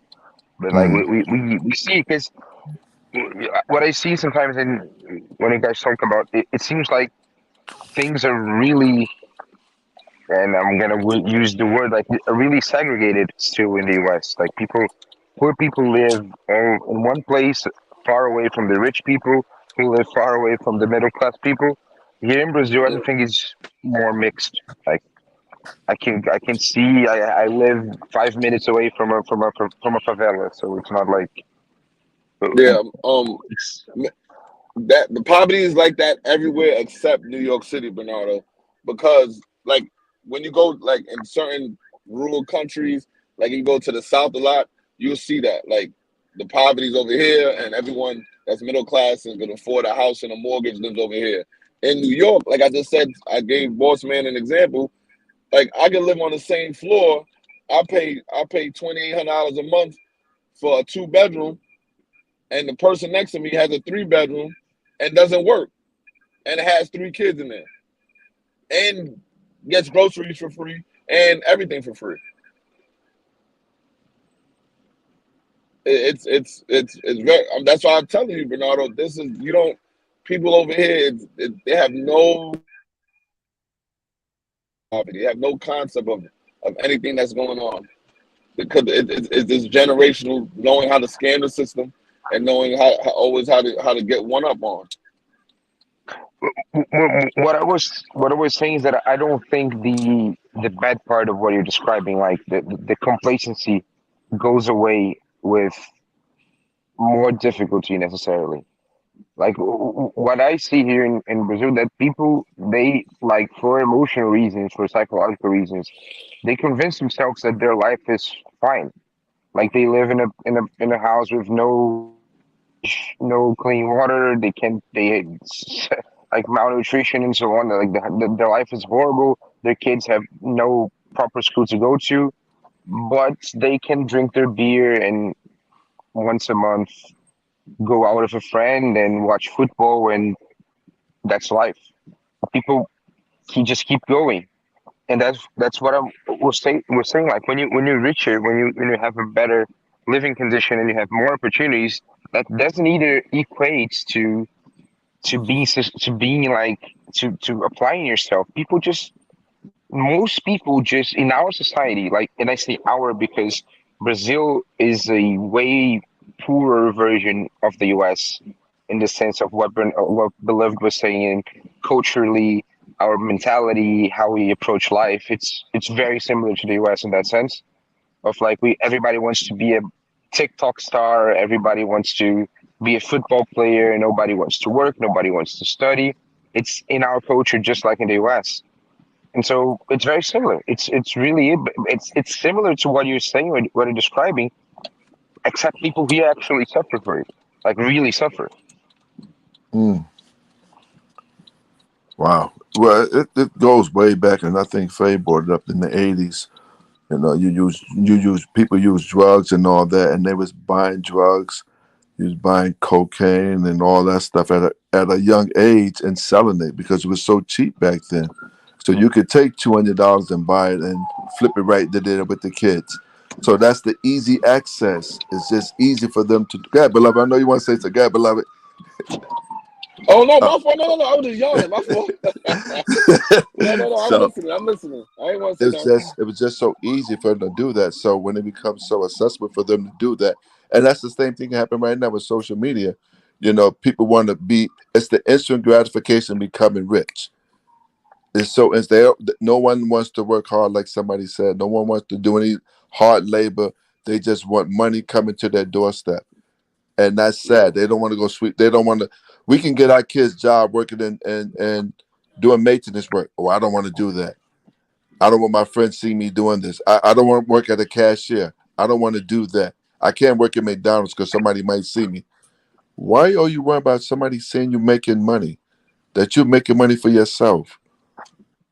So this generation we live in right now don't accept hard labor, and that's the sad part. They don't accept hard labor, man, and we have to find a way to change that narrative for all of our kids. And I mean, it starts with one community, whatever it may be, but it's so hard because everything is right at their doorstep. You got Robinhood on your phone that you can make money off of that. You got FanDuel, people plan on that. You got E-Trade. So you can get on, if you do a nice video, you find a nice story, you can make money off of that.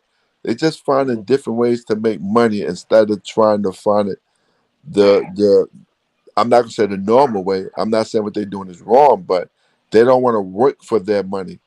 And it becomes a disservice for all of us because we saying, listen, we have to pay the way for this because somebody paid the way for us to be here also. You know, we don't want to get up in the morning and coach you guys 6 o'clock in the morning, but we do it because we know we need to do this.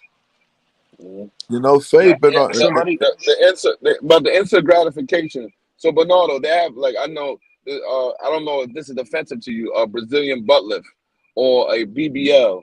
So those are surgeries that so men are starting to get those surgeries. So I was talking to Fabian. Fabian was like, yo, I don't want to go to the gym. He's gonna get some body work done. He was telling me that yesterday that he's getting some body work done in DR, like some liposuction type thing. So like that's the instant gratification. Sometimes we talk about we're not going to the gym and putting in that hard work. So I know he's gonna go get snatched. That's what they say in America, Bernardo. It's called getting snatched. Beloved, I need to That go was good. again, but I need to go Yo, again, but Beloved has a lot just two of things. homoerotic, flagrant speech. And today's Brazilian Valentine's Day, right, Bernardo? What? Today is Brazilian Valentine's Day. Valentine's Day, yes. That's why Beloved's so excited this week. Now I get it. Now I get Yes, it. That's what makes he's a lot of talking sense in the about. world, right? Just I have to go again, but just two quick things. First of all, beloved, I need to have your Instagram for me to send you my address and then send you the shirt for our Valentine's Day, first Valentine's Day together. Second thing is That was very good. no, it's for you. Second thing is here in Brazil we have the extra added danger of instant gratification, which is somebody did a study last year in a university here in Brazil, and they found out that one of the five most dangerous profiles to be when you include class, race, and age, and nationality.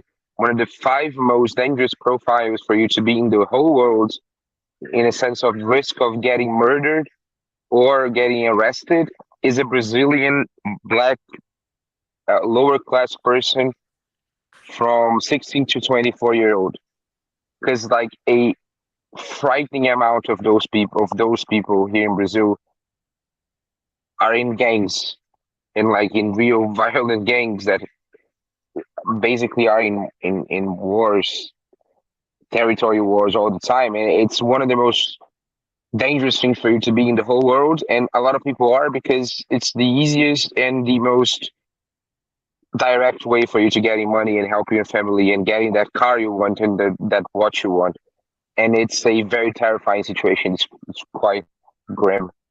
And it reminded me, you guys talking about it, it reminded me of that, because like instant gratification, we think about TikTok and whatever, but there's a very dark side of it. There's a very grim side of it.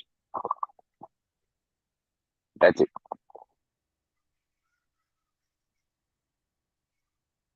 Okay, I killed the live. No, that was good, man. That's very good, man. You know, I've never been to Brazil before. You know, I want to go there to see the country. But It's a beautiful country. It really is a beautiful country. Yeah, I'm gonna go and everything visit. See, one of our many trips that we want to go on out there.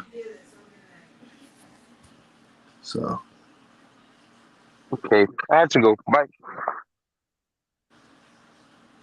Are you working? Faye, where you at, man?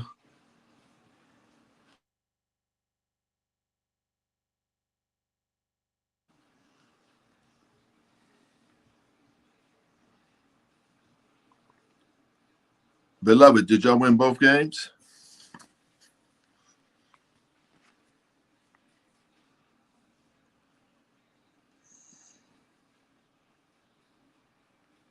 Rockstar Mel.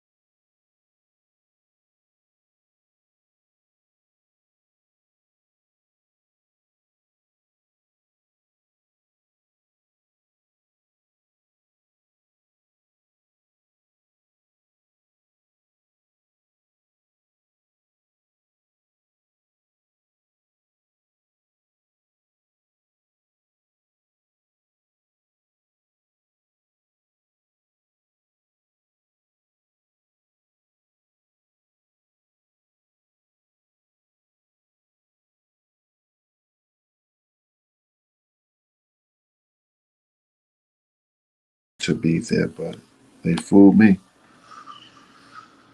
So, yeah. But I can't wait for the next 30 minutes when they get on. Watch some of the game. See what's going to happen. And that's about it. Have some more of these conversation about basketball with the basketball brains of the country, of the world. And that's about it. What else? What else is going on? Well, you know, it's raining in New York City, which is a good thing. Clean the cars, clean the streets, and all that good stuff. And whatever. What else is going on? Our kids are out of school for the summer. Hope our kids get a job this year. These college kids, and some kids got to go to summer school, and that's not a bad thing. Continue on learning. Continue on growing. Continue on listening to your parents. Continue on being the best you can be.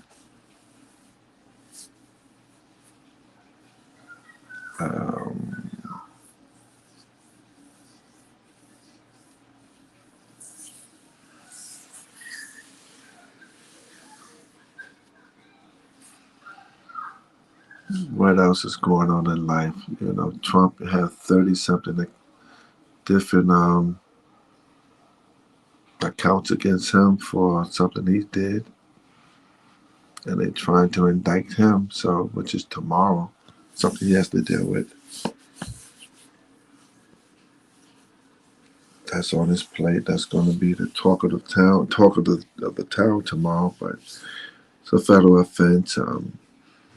No cameras allowed inside the courtrooms, inside the place. So you don't know if he's really going to be in the building or not. But they have so many documents, that boxes of documents that was in Trump possession in one of his many places that he resided. And we live in some tough times right now. We just gotta all fight through this together as a community, as families, as loved ones, just to get better in life all around. You know,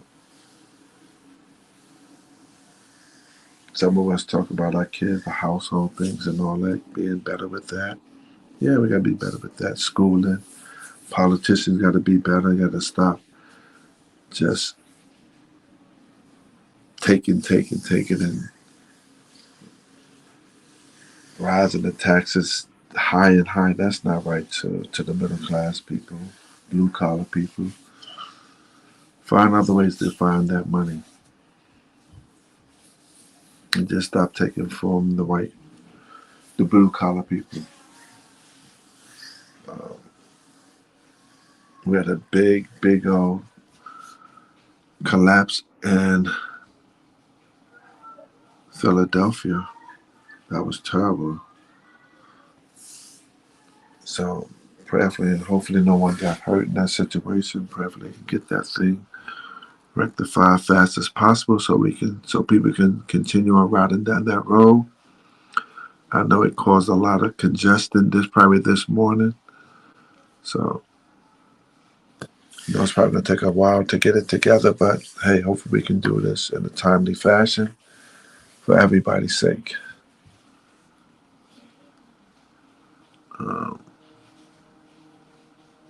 What else? Life.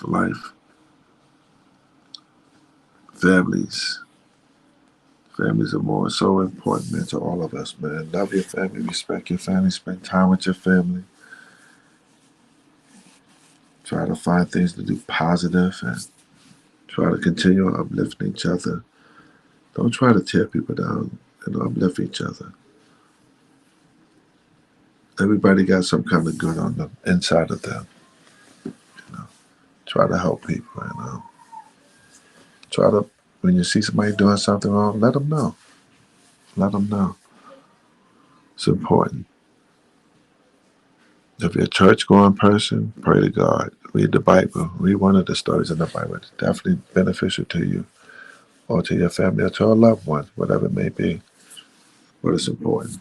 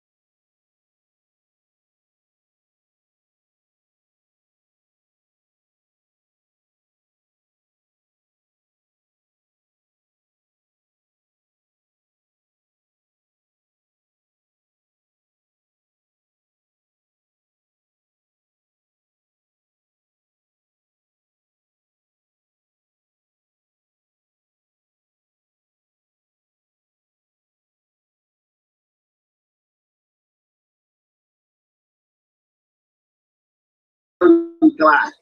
So it's hard to make a list of who's the top 5 at this spot, who's the top 5 at that spot. Because when you've seen all of these dudes play and you like, yeah, Joker can do this, this, and this, but you're like, you know what a king can do. You know Joker could do nothing with a king. You know Joker could do nothing with Shaq. You know Joker could do nothing with David Robinson in the paint.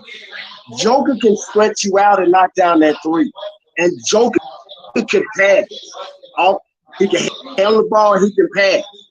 But when you put him against other guys and he's going in foul trouble, because those other guys are going to put him on that block, and Joker's defense is he shows big and puts his hands up.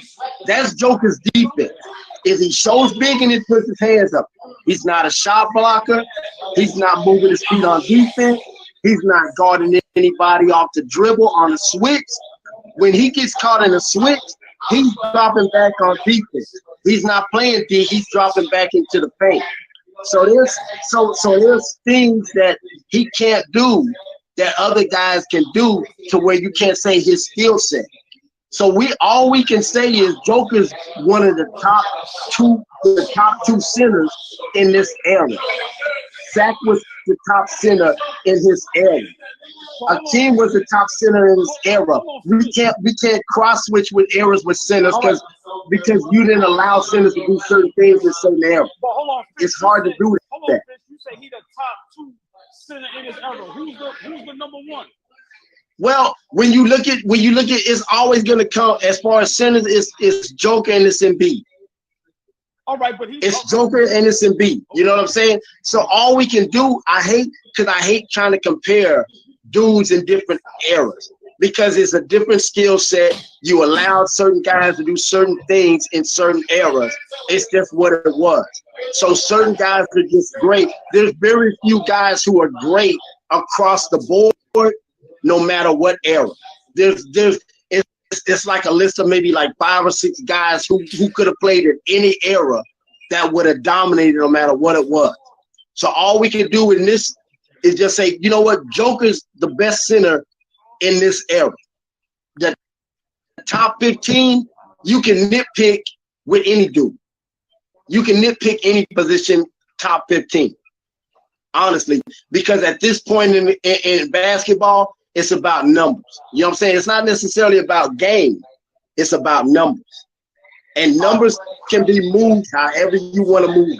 All right, hold on, Fish. Go ahead, beloved. You just came in the building. My top 5 centers: Shaq, Elijah Warren, Kareem, Djokovic. I don't know if I'm a. Hold on. So you got Joker in your top 5. Yeah, Joker. Nah, he's in my 5. Yeah, he's in my 5, man. Once he wins his ring, he's 5. Right now, without a ring. Yeah, but I'm going under the assumption because he's gonna win tonight. I'm going under the assumption that he wins a ring. Hold on. So once Joker win a ring, you got him top 5 centers. I got him top 5. Yeah. And then the last one. Well, it don't even matter if you're already in your 5 because the argument is with me. I mean, that's your 5. I gotta respect it. I'm not gonna argue about it. I mean, for me, I'm not putting him in top 5 yet. But this is what I always say: if he gets 2 rings, it's going to be hard to keep him out of top 15 greatest player all time. Let me explain why. The first 10, we know what the first 10 is. Some players, maybe 1 or 2 or 3, that we may not agree on. But we all know the Shaq, Magic, Bird, Jordan, LeBron, Kobe. Like, we can, but after that first 10, them next 5, if Joker get 2, how can you argue he ain't going to be top 15? See? Joker top 10. Joker top 10 player with a ring, with 2 rings. You can make an argument. Look, listen. If somebody said Joker's top 10 with 1 ring, I wouldn't complain about that. right? So no, hold on. But you can make the argument and say, wait, Fish, stay there. Wait. Sorry to cut you off. Let's run through a top 10 right now, and let's just see who we would take out. Let's try to agree on 10. Do we agree with Jordan? Yeah. Magic? Yeah. Remember, no order. Larry Bird? Yeah. Tim Duncan? Yeah. Shaq? Yeah. Kobe Bryant? Yeah. All right, that's 6. Y'all give me 4 more. LeBron. 7. LeBron. KD. LeBron. I don't agree with KD's top 10 all time. I would say Elijah Wan. KD. All right, hold on. Elijah Wan. All right, that's 8.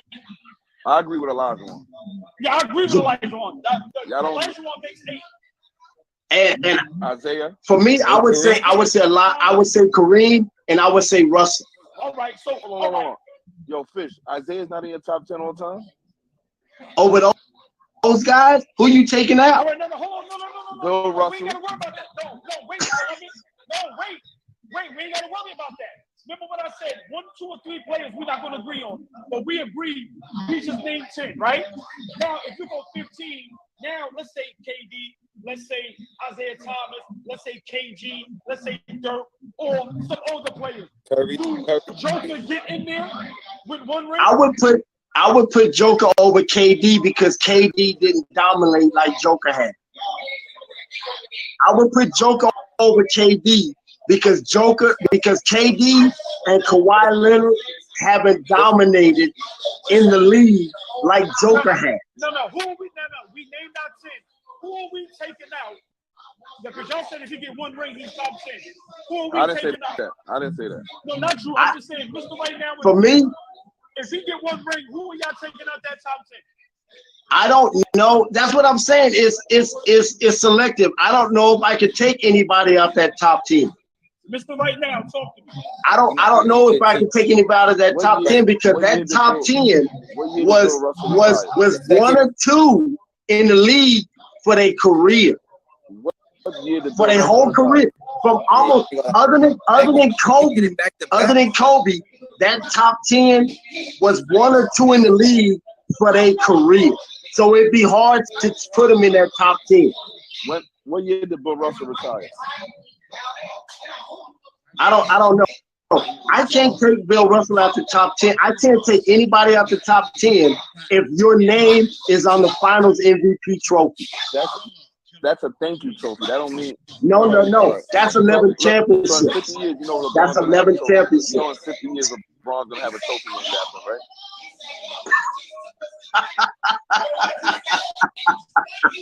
Like LeBron's gonna have a trophy. Kobe got a trophy. What he gonna have? Which Paul gonna make it for him? I don't know what he's gonna have, but he's gonna have a trophy for him. I'm not that whatever semantics that is. All right, they put names on trophies now though. Okay, the next 5 should be Steph Curry. I got Steph Curry in the next 5. I gotta put Djokovic there. I gotta put, absolutely. Okay, if y'all don't got Isaiah Thomas has to be a top 15 player. Isaiah's got to be top 10. He's top 10. I got Isaiah. The next 2 after that, you said Braun, right? Yes. You said Kobe. Damn. Where you put Jerry West? Jerry West. The logo was that dude. The logo. I put him in my top. He was that dude. Yeah, he was that dude that kept losing. But see, that's what I'm talking about, Fish. He was that dude that kept losing to what team? Yeah, they lost, but he was that dude. But when you the NBA logo, it's hard when you on everybody's shirt. What team was he losing to? What team they was losing to every year? They was losing to Boston. Because what? There's 4 good teams that whole era. They're loaded over there. They got how would you not have the Lakers in that era was always the second best team. Because you know why? They had less Hall of Famers than the other team that had 11. Come on, Fish. Come on. Yeah, but okay. The other team, I'll tell you this: Boston probably had on those teams. they probably had 7 or 8 Hall of Famers. They probably had 8 or 9 Hall of Famers. The Lakers The had Lakers 3. probably had 6. Mitch Richmond not top 15. I don't know. I know nobody put Paul Pierce's name in the. I know nobody put Paul Pierce's name in the comments. Paul Pierce.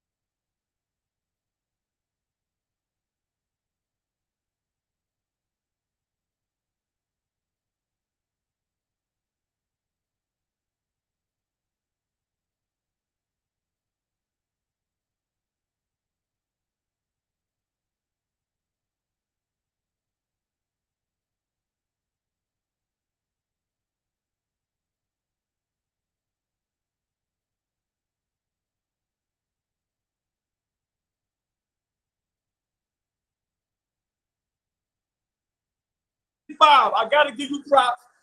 Jimmy Butler is Hey, now where y'all James find Butler. Rajon? Jimmy Hey, Butler. hey, ALLBALL. Where y'all find Rajon Rondo from? Fish.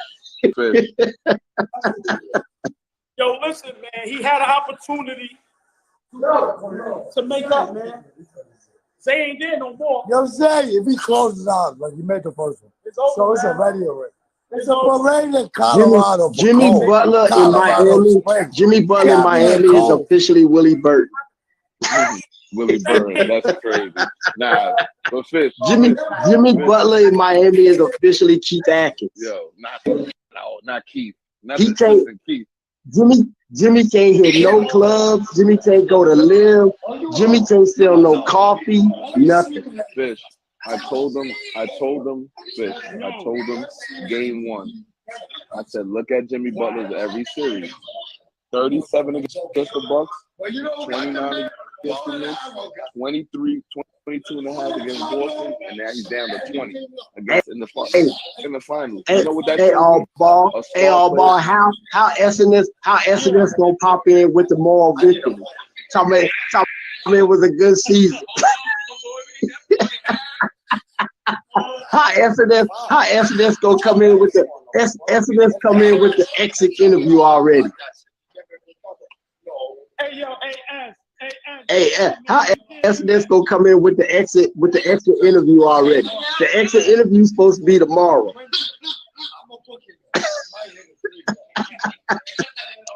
Hey, yo, S. Yo, Jimmy Butler had the opportunity to get his name back, bro. Listen, man. Hey, DJ Knott, you correct. I do not like how that ended. He hit 2 big threes, then he got fouled. Then he got fouled. I want Jimmy Butler to be Kobe Bryant. That's not gonna happen for y'all. Not gonna happen for y'all. Yo, S. Aaron Gordon still only a dunker? Aaron Gordon still only a dunker? Just thoughts, real quick. What the fuck? Come on, my nigga, stop. You still only a dunker? He killed y'all. He did well, my nigga. All right. Hey, I ain't gonna lie. S had more energy. The last time I saw him was in Dallas when my man DJ with him All-Star Weekend in the snow. My nigga, listen, I'm gonna say it again. Like I said the 2 Bulls. That nigga. Appreciate you always. Thank you. Okay. Have a good one. What's the name? I'm gonna say it again. Yes, this nigga, my brother. Yes, this yes, nigga sir. Jokic, Yes, sir. Jokic got away with murder this whole shit. They did not make him play no defense at all. And that was the key to the whole series. Yo, listen, man. I'm gonna be honest. I'm not gonna take the pressure off of Jimmy. Jimmy had 8 points until that little spurt he did. Him and Spo, I'm very disappointed. I gotta give a shout out to Beloved. When I'm wrong, I'm wrong. I had Miami at 7. He called it. Denver at 5. He was right. I was wrong. So I gotta give props to props is due. And I was wrong about Jimmy Butler right now. Now, S, hold on, S. No, hold on, S, because when I win, I talk my shit. This is crazy. They want to talk in losses. I'm very disappointed. Niggas want to talk in losses. I'm very disappointed with Jimmy Butler. Go ahead, S. I mean, they lost. I just say we regroup next year, and that'll be that. I mean, Jimmy is no more I can say. Like Jimmy can never do it alone. But now he doesn't have help. Oh, brother.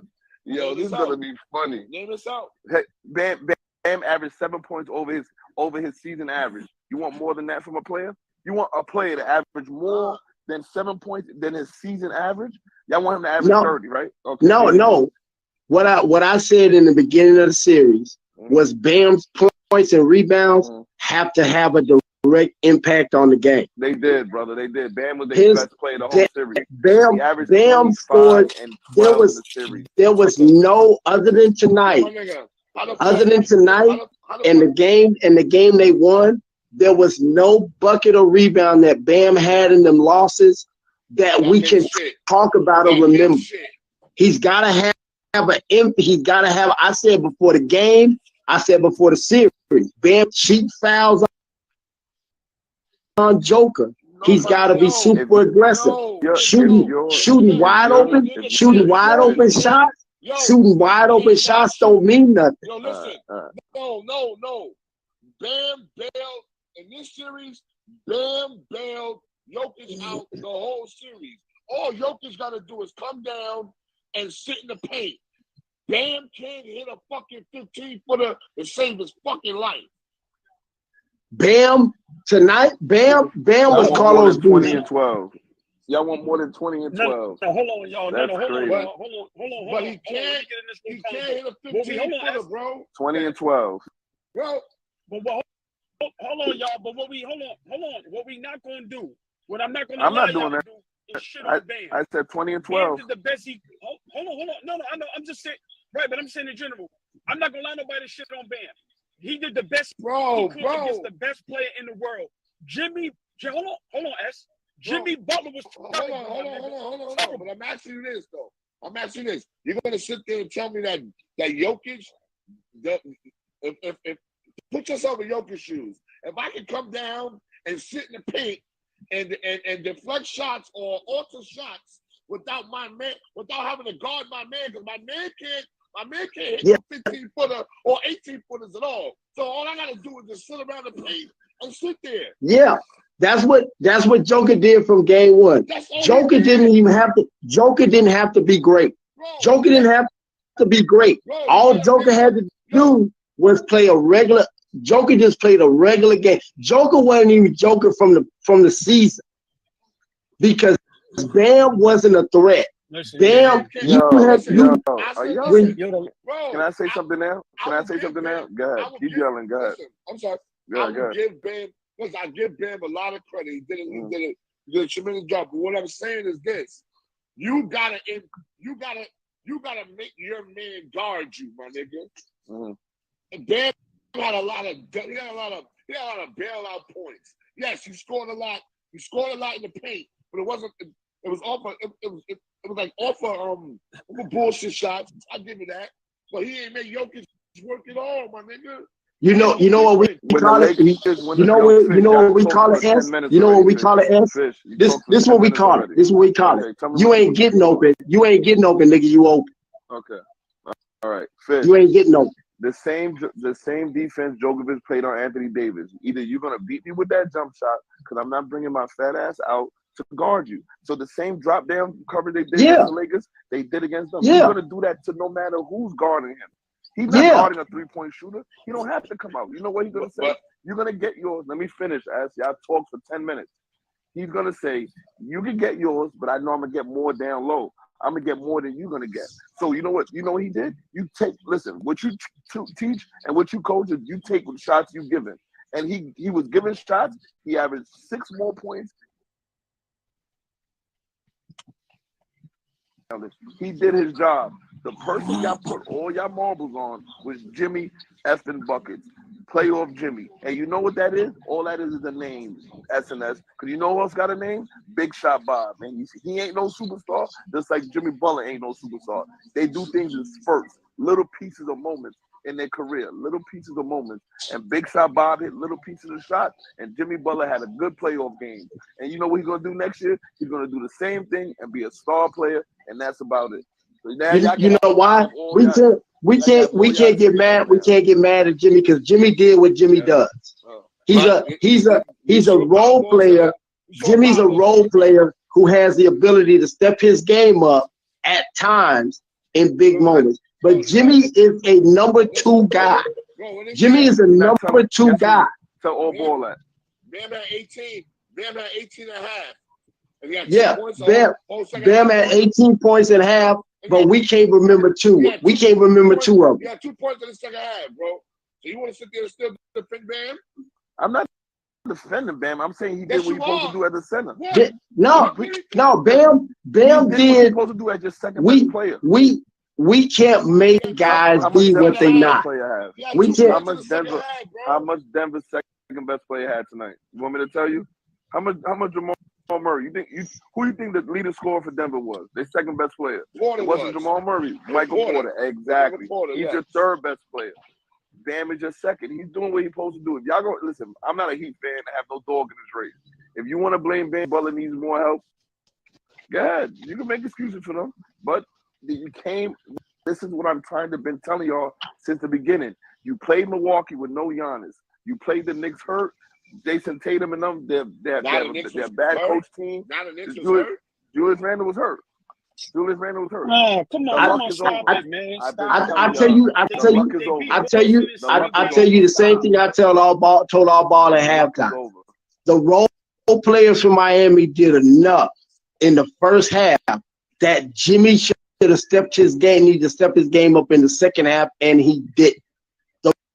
The role players did their job in the first half. The role players stepped up and played above their head. Strus and the other dude wasn't knocking out shots, but they did enough in the first half that Jimmy should have did his job in the second half. But we can't expect Jimmy to be more than Jimmy. We can't expect him to be more than that. Them 50-point games against the Knicks, that's not Jimmy. That's Jimmy playing above his head. Jimmy is not that guy, and that's not a knock on Jimmy's game, but Jimmy is not a number one guy. He's not. Well, hold on. All right. Well, let me just say this real quick. I disagree with that. I was wrong. He had a bad series, but this is what I'm not going to agree to.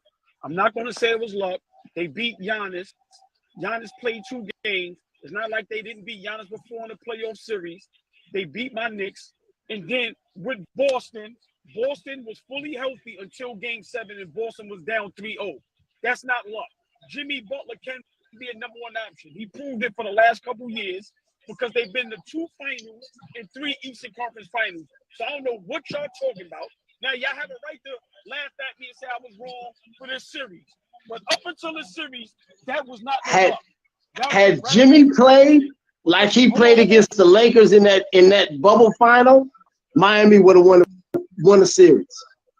Had Jimmy Butler played like he played against the Lakers in that bubble, Miami would have won the finals. My nigga, in that bubble. Okay, but listen, I agree with y'all. But don't do that. Yeah. Don't do that. Yeah, no, they had Hero. They had Hero. Hold on. But So Jimmy showed up. Hero now? But Jimmy showed up every. But Jimmy showed up every night. Didn't say nothing about Tyler Hero, but now we're bringing up Tyler Hero. I'm just saying. But hold on, S. Hold on. Let me ask y'all a question. Hold on. Let me ask Fisher Beloved a question. Because y'all say he can't be a number one option, but in the last 4 years, he's been in 2 NBA finals, and 3 Eastern Conference finals. Right now, in the last 5. Right. No. So what I'm saying is, how was that not a number one option? Fish, you want to answer first, or you want me to answer? Yeah. Go ahead. Yeah. You know what? When you're a number one option, you don't get no fucking days off. There you go. Thank you. Right there. Yeah. Jimmy didn't show up now one game in these 5 game series. Jimmy didn't show up one night. I'll say that. Jimmy Butler in these 5 games, Jimmy Butler didn't show up one night. I'm gonna say this. A number one I option. I want to say this. I will say that. Shout to Aaron Gordon. Aaron Gordon defense on Jimmy is why Jimmy was the way Jimmy was. But I'm gonna blame a lot. I'm gonna blame a lot on Jimmy. I'm gonna tell you why. Because you had fucking Jamal Murray on you, my nigga. You supposed to take that nigga down low and score. Every time they switched off that Jamal Murray on you, that's to the basket. There's no excuse, my nigga. Aaron Gordon did a wonderful job on the perimeter on him, but when that switch off came, that's supposed to be blood. You're supposed to see blood to the basket. Somebody said Jimmy was shook. Jimmy wasn't shook. Jimmy's game, when he gets in the paint, it's the pump fake, get you off the ground, and get his shot off. That's it. Jimmy wasn't able to do. They took that away. So when Jimmy got in the paint, Jimmy was looking to get guys involved, and he was kicking the ball out when he should have went to the rim and got that bucket. Everybody, listen, that's not a knock on the dude's game. Everybody's not that dude. My whole career, I was a point guard, right? I ran point. I was 15, 7 assists, couple steals. That was my game. But because I had that other switch, I could go get 30 if I needed to get 30. I could go get it. I don't mean if they allow me to get it, I could go get 30 or 40 if I needed to get it. That's not Jimmy. That's not Jimmy's game. Jimmy doesn't have that switch. Y'all relying on a player. Jimmy's 40 and 50 is if he's having a good night. But if you focus and say, you know what, we going to Butler tonight, Jimmy's gonna be Jimmy. He may get it, or he may just get guys involved. That's just Jimmy's game. He's a role player who has the ability to get buckets, but he's not a bucket getter. They needed a bucket getter at Jimmy's position, and he didn't go do it. That's not a knock on his game. I'm not hating on his game. That's just who he is. But time out. You said he went to 2 finals. He went to 4 Eastern Conference finals. You know what it's showing me? That he's not a number 1 because you're not getting over the hump. So you need to bring a number 1 in there, and Jimmy could be a solid number 2. If you get a number 1 in there, then you win one of those finals. He's not a number 1 option. If you think you're going to keep winning with him, with number 1 option, you're going to keep doing what you're doing now. You know what Jimmy is right now? He's Patrick Ewing. He's going to get you there, and he's always going to lose to a better team or better player. He's not a number 1 option. No, the best example is Jimmy Butler. I can show you he got another shower. He's 0 for 2 in the finals. How many finals wins he got? The best example of Jimmy Butler. The best example of Jimmy Butler. How much does Jimmy Butler average in his finals if he's a number 1? He was number 1s don't do that. Once again, I agree. He was terrible. Once again, he had a bad game. Yes, but a bad series. Listen, Kobe had a bad series against Detroit. Hold on, Fish. Because once again, beloved, I'm not talking about 5. Y'all 1 and 5. Why you keep saying weak? I'm not a Denver fan. I'll let y'all talk. Let me talk. But we're talking about Jimmy Butler now. I'm asking you a simple question. Okay. No, beloved, can you let me finish, bro? I'll let y'all talk. You telling me there's no player in the 75 years not saying that at all. Never had not a bad saying that at series all. That was the number 1? No, I said number 1s That's don't what have you just consistent bad games in NBA Finals. Once again, did what? He's the only one that ever did that. No, I'm not saying that. But I'm saying I'm showing you that number 1s don't do that consistently. He's done it consistently. You're not getting over the hump with him. You call him a superstar. Eventually, a superstar gets you over the hump. He's 0-2 in the finals, and he's been to 4 conference finals where he lost 2 of them already. So what would you like me to call him? Is Jason Tatum? No, I never said that. Jason Tatum you say that. I've never been in that argument. No, he's not a superstar to me. No. I'm asking. Okay. There's 3 superstars. There's 3 superstars. There's been plenty of number 1 dudes. Hold on, come on. Oh boy, you heard me say Jason Tatum's a superstar? Right. It's a lot of people I that said think me. he's a superstar. Once again, my point is this. Okay. Jimmy Butler had a terrible series. I picked him. I was wrong. He had a terrible series. He's not the only NBA player in the 75 years of the league and that had a terrible series. That's to a number 1. How is he? Once again, how is he not a number 1 if he leads his team to the NBA? I'll tell you. How is he not number 1? Miami Heat has a culture, and they made the NBA Finals by committee. No, there's been other number 1 dudes who had bad series, but you name a number 1 dude that didn't show up. Because Jimmy, hold on. No, there's a difference between a bad series and you shooting bad and you not fucking showing up. So you tell me a number 1 dude in the league who's played in the finals that didn't flat out show up for 4 games. We're not talking about we're talking about who. We talking about who? Let me tell you something. Kobe Bryant had a bad series. I'll tell you this. Kobe Bryant had a bad series against the Detroit Pistons. But Kobe showed up. Kobe had a bad shooting game, but Kobe showed up, and Kobe didn't leave any bullets in the chamber. You asked me a question. Let me answer. LeBron James against the Dallas Mavericks. That's one. Yes. That's one. That's one. Hold on. That's one. That's one. Look what you got doing to me. Hold on. You asking me to name So all I have to do is Yeah, okay. There's none. LeBron didn't show up against Dallas. LeBron didn't show up against Dallas. Jason Terry punked LeBron in that series against the You can't Mavs. give an excuse. So we can Okay, say that. So hold on. LeBron didn't have a bad series. Jason Terry punked him and said on camera after him and D Wade did that little fake cough going down the hallway. Jason Terry said, "I want him." Jason, hold on. So if we're gonna say that about LeBron, we can't say Jimmy had a bad series. We're gonna say Jimmy didn't show up. No. Hold on. Fish, you said on here, we all heard it. You said, no player as a number one option didn't show up. You said just straight up didn't show up. You said having a bad series and not showing up is different. You say he didn't show up. You said there's not a player that's ever done Yeah. I named you. Okay. So it's happened. So my point is this. But my point is this. LeBron didn't show up. He didn't have a bad game. LeBron didn't show up.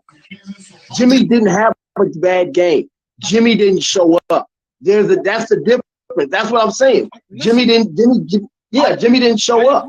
But the difference is this. LeBron has that switch that he can. Beloved, nobody talking about Yeah, you, hold bro. on. But I think it ain't all about you, but, man. Me and Fish, But I think the difference is this. LeBron has that switch. Jimmy doesn't have that switch. And that's, like I said, it's not Jimmy's fault. Jimmy's just not that guy. He's not that type of player. All right, But my point is, when y'all say he doesn't have a switch. My point is this. No, when y'all say he doesn't have a switch, hold on. When y'all say he doesn't have a switch, he showed he had a switch. He just was terrible in this series. But he shows he's had I'm a not switch. saying he doesn't have a switch. That's what I'm. Okay. No, I'm gonna respond. No, I'm gonna respond. I'm not saying he doesn't have a switch. What I'm saying, sometimes we get confused with players doing something in time spans. So they do things in spurts, right? So, like, for a quick example, y'all were talking about big men that bring the ball up. Lamar Odom. A lot of people bring the ball up, but they're not the point guard. If you do things in spurts, that doesn't mean that's your game. Jimmy Butler's game is getting hot at the right times, and sometimes it works out for him, sometimes it doesn't. Now, he's shown twice already that he can get hot and lead a team, right? But that doesn't mean he's a player that you can build around that can consistently do that. Because if he could consistently do that, he wouldn't have been traded 3 times already. You don't trade superstars. Think about the last 10 superstars. What are you talking about? That's a lie. Westbrook was never the best player on his team. Hold on. No. Hold on. Tell me a superstar, Dad. When all ball is wrong, hold on. Look, once again, can I talk? When all ball is wrong, I admit it. When y'all wrong, y'all try to move the goalpost. You just said no superstar's been traded that many times. Kevin Durant's been traded that many times. Westbrook's been traded that many times. James Harden has been traded that many times. What are we talking about? Let me respond to him. Fish, hold on. Let me respond, Fish. Hold on. Kyrie Irving, hold on. Kyrie Irving has been traded that many times. Those are all so what we players talking that about? KD is a superstar. He said, I want out. He wants to be traded. Kyrie wants to be traded. And number 2 is you calling Kyrie a superstar. I never called Kyrie a superstar. I'm saying superstars. If superstars don't want out, and that's now in this era, there's no superstar you traded. Okay. Kyrie Irving's a superstar. I can show you that. Come on. He's not a superstar. So what? So let me ask y'all a question about Jimmy Butler. So Jimmy Butler does things in spurts, but y'all wanted something from a player that's not him. You wanted a certain amount of spurts in a long term. You can't get that from him in long term. He can't do that consistently in a long term playoff series. Yeah. All right, let me ask you and Fish this. Hold on. All right, let me ask you and Fish this real quick. Name me, because a lot of these great number 1 guys had in their career, past and present, had top 75 players they played with, Hall of Fame players they played with, or even a top 10 player they played with. We can name everybody. Give me the top 10 player in the NBA right now, since Jimmy Butler's been in Miami. None. You know why? Because that's what I'm proving. We are agreeing to that. We are in super agreement to that. Jimmy Butler never played with a top 10 player. You know why? Because Jimmy Butler's supposed to be that other player. That's what I'm trying to tell you. No. Hold on. What up? What up, y'all? I'm saying is, hold on. A lot of these guys that we call number one options, even KD needs help. We know when KD goes to a team, he's the number one option, but he still needs help. What I'm saying is, Jimmy Butler had a horrific series. I agree to that. I can't fight that. I'm not going to argue y'all with that. But to sit here and tell me he can't be a number one option when in 4 years he's been in 2 finals, in 3 Eastern Conference finals, and he doesn't have a top 10 player, a top 15 player that plays next. I'll tell you. I just told you. I just told you a second ago. Hold on. I just told you a second ago. No, hold on. I'll tell him. And it's a culture. It's a culture that he plays behind. So all Spoelstra got to do is have the other 11 buy in. He don't got to worry about Jimmy playing hard. He don't got to worry about Jimmy. It's the rest of the culture that pushes through certain situations. So when they feel us against the world and they the underdogs and all that, they'll fight hard for them. Spoelstra knows how to coach. So you don't got he coaches 11. He don't coach 12 players. He don't got to coach Jimmy. So it's the culture that got them there. That's my opinion. Hey, Flea, hold on, Fish. I want Flea to go, but Flea, let me just say this real quick. And I like what Wild Tuna said. Everybody in the comments, let's follow each other, y'all. It's just hit a button. Follow all platforms. But hold on, Wild Tuna just said something, and I want Flea to respond after this. AI didn't win a chip. AI only won 1 game in the finals. He ain't been to 2 finals. Now, I know he's way better than Jimmy Butler, but he's a number one option. So the notion that all these number one options can do it on their own. Once again, Jimmy Butler has never, while he's been in Miami, played with a top, let alone 20 player. Give him a Paul George. Give him Anthony Davis. Give him any of that right now. Your thoughts on that, Flea? I don't think he's a number one guy. That's just me. I don't think he's a number one guy. I think he could be a 1B. He could be your second best player on a championship team, but I don't think he's your number one guy.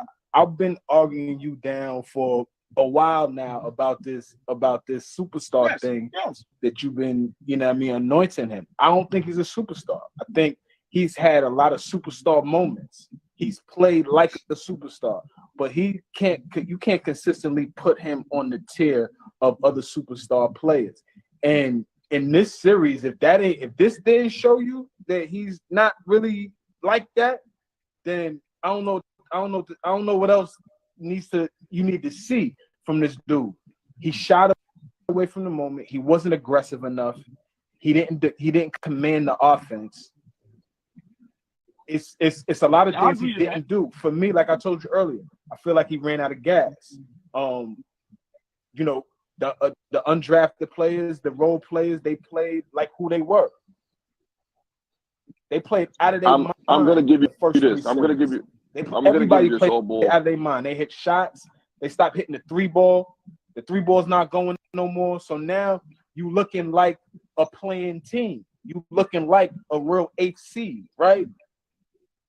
Well, boy, I'm gonna give you this.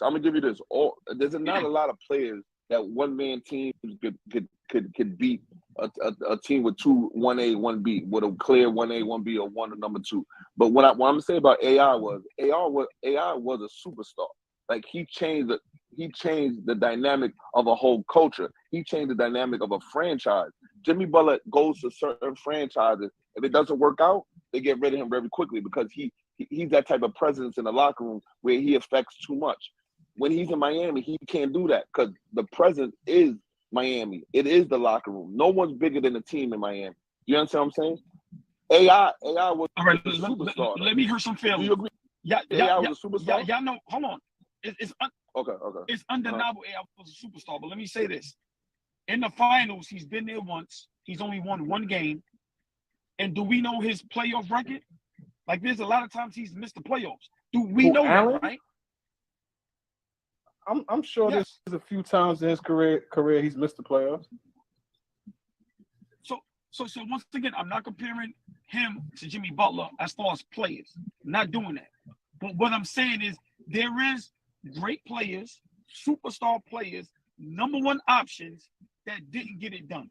Now, did Jimmy Butler play a horrific series? Yes, I was dead wrong. Denver in this Denver series, did he look like a superstar? Hell no. Y'all was correct. But to say he can't be or is not a number one option when he is the reason that he gets this team where they at in these last it's not. It's not. It's not. It's not.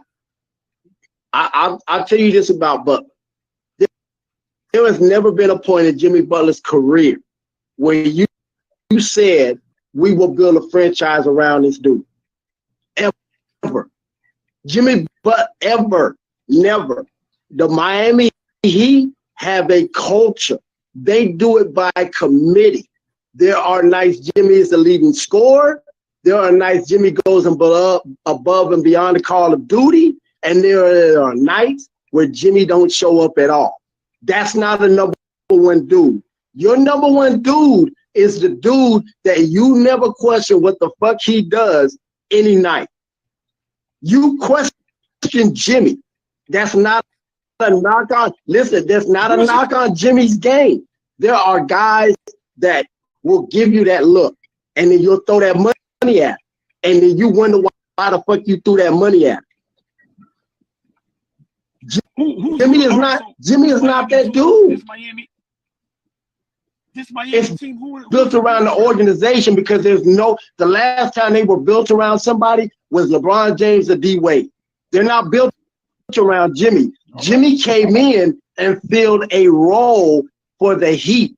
But when Jimmy got loose with Spoelstra and Haslam got up in Jimmy's ass, that's what Miami is. Until Miami gets a number. Listen, Miami has played great with dudes that weren't number one guys. They've had Glenn Rice. They've had Tim Hardaway. They've had other guys that looked like number one dudes until they got D Wade. They just didn't get to the finals based on the other guys in the league. Hold on, but Jimmy ain't that dude. He's not that dude. Hold on. Now this is what is hard for me to understand. If you're saying in this series he's not that dude, I can respect that. But to say, because I got guys in the comments, yo, he been in the league 12 years and this and that, to tell me he's not that dude. Now, is it possible that some superstars is better than other superstars? Like, can we agree if we got 5 superstars, they're all not on the same level, right? Yeah. So meaning, right. So what I'm saying is, and like I said, I respect all your opinions. But yeah, Jimmy Butler's not better than LeBron or Kevin Durant as a player, but I still think he's a superstar. If I'm wrong, okay, cool. But to tell me a guy that in 4 years got this organization to 2 finals, 3 Eastern Conference finals, and we just say he's not him, I can't agree with that. I'm sorry. I can't agree. Because if it was any other player, we not even. To me, I'm not even thinking about the finals. I'm not even thinking about getting the finals. That nigga didn't show up. You don't question. You don't. But that's the thing, though. That's the thing. People saying, "Look, Kobe, Lakers got their tail whooped out the frame by the Detroit Pistons, right? But Kobe showed up. Kobe had a bad series, but you didn't question whether or not Kobe was playing hard that night. But that's the thing. Fish, hold on, Fish. Flea, I'm gonna let Flea, hold on, Fish. We cannot. Hold on, Fish. We cannot name a superstar that you can't compare to another superstar, because you putting them in that box. See what I'm saying? When you a superstar, you don't get to pick and choose who you. When you a superstar, you don't get to compare who you don't get to choose who you compare to when you that dude. It's like when you a Hall of Famer, you don't get to choose who you compare to because you got that jacket. When you a superstar, you don't get to pick and choose who you compare to. Fully agree. So hold on. Let me say something. Go ahead, Fleet. With that notion, if you a superstar, now again, it is unfair to compare Jimmy to Kobe. But to what Fish is saying, if you are a superstar, you can't pick and choose. You know, we compare LeBron to Giannis. There was comparisons to this, to that. Like, we compare superstars all day long. Jimmy's not devoid of that.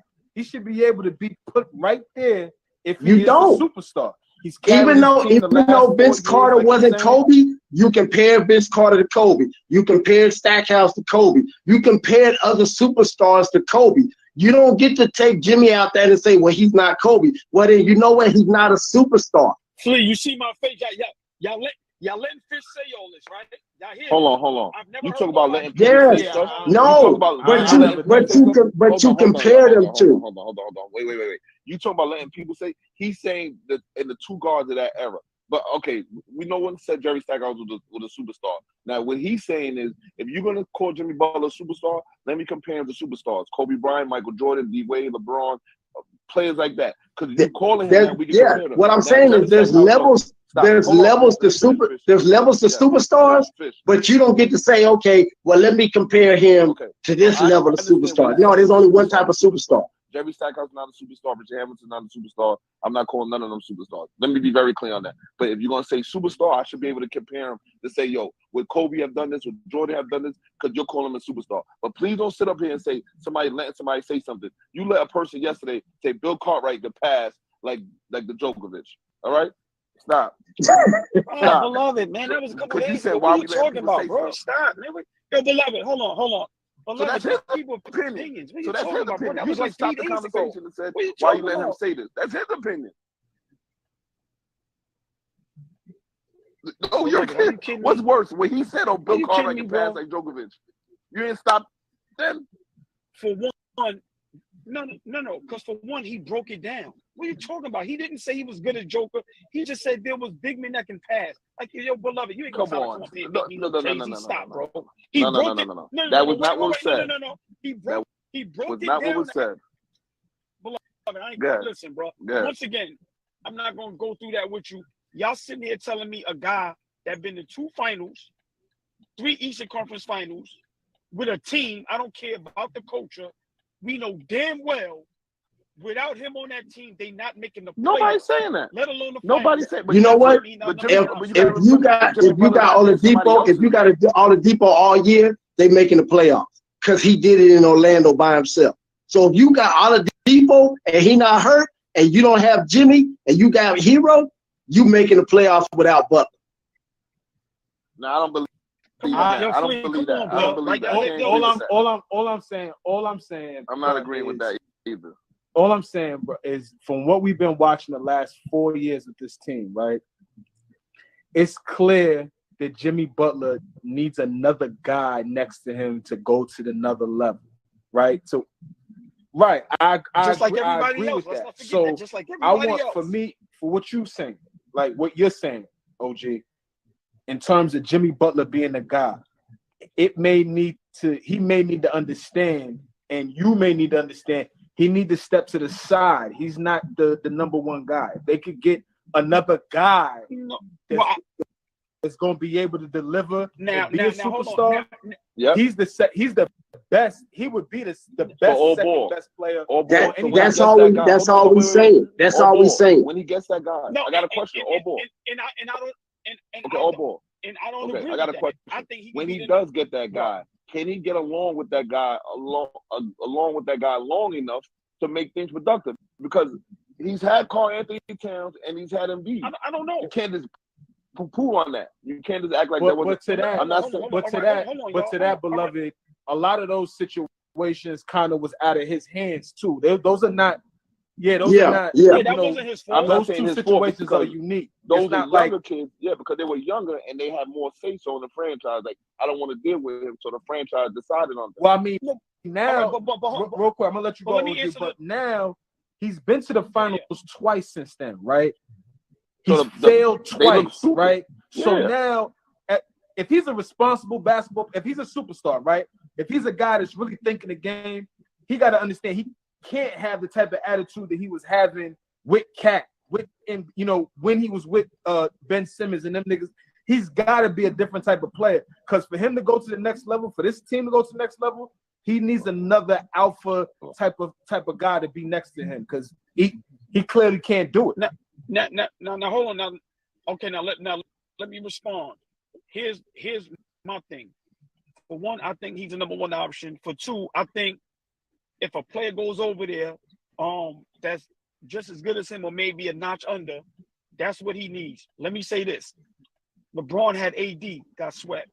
KD had Booker, they lost. Curry got Clay, Draymond, they lost. De'Aaron Fox got Sabonis, they lost.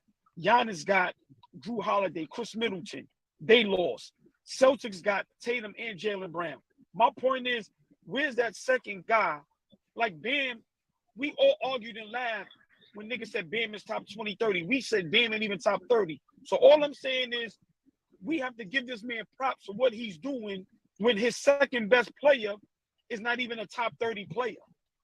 That's all I'm saying. So I'm saying, no, hold on. No regular star or no regular all-star is getting to the finals twice, in conference finals 3 times, if their second best player is a top maybe 30 player and everybody else is role players. That's the only thing I can say. I don't agree with what y'all saying because say of that. So, oh boy, your premise is we shouldn't call those other guys stars when they have help, and Jimmy Butler shouldn't be called a superstar. Sorry, superstar. You're saying Jimmy Butler should be called a superstar because he's doing and he's going more with less help that you feel is less help than those other big time guys like KD. Okay. But you got yes, and it's not that I feel. That's a fact. That when we answer, see, like you think certain things in basketball is not important. We think culture and coaching is very important in basketball. You're saying that's not important. You don't care about that. No, I never said that. I never said that. Culture is very important. But no matter what the culture is in Miami, if you take Butler, well, who am I replacing Butler with? Let me ask you a question. That's like this. Go. No. Hold on. Fish just said if you replace Butler with that's Fish said that. Now let me ask you a question. If I replace a healthy, hold on, Butler missed time this year. Butler missed time. Please. So I'll give you an example. If I take Jimmy Butler out and I replace him with a healthy Paul George, would they have success? No, not like this. No. You know why? Because it's been proven Paul George with great teams hasn't had this type of okay. I'll tell you this. When Jordan retired and it was Scotty's team, right? Scotty had that game where he didn't want to go in the game, right? Why didn't he want to go in the game? Because he felt that the ball was his in that moment, right? Because he had proven himself. Right. Because Jimmy Butler demanded the ball in that moment. But the reason why I say that is because Scotty was a number 2 with number 1 skills. Scotty was a number 2, but he was a number 1 dog. Jimmy is not a number 1 dog. If it's in that same moment and they tell Jimmy, you know what, we're going to go to Hero, or we're going to go to Duncan, or we're going to go to Oladipo, Jimmy cool with that because Jimmy said, I want to make the pass, right?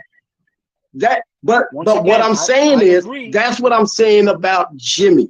Jimmy is a number 2 who has number 1 moments, right?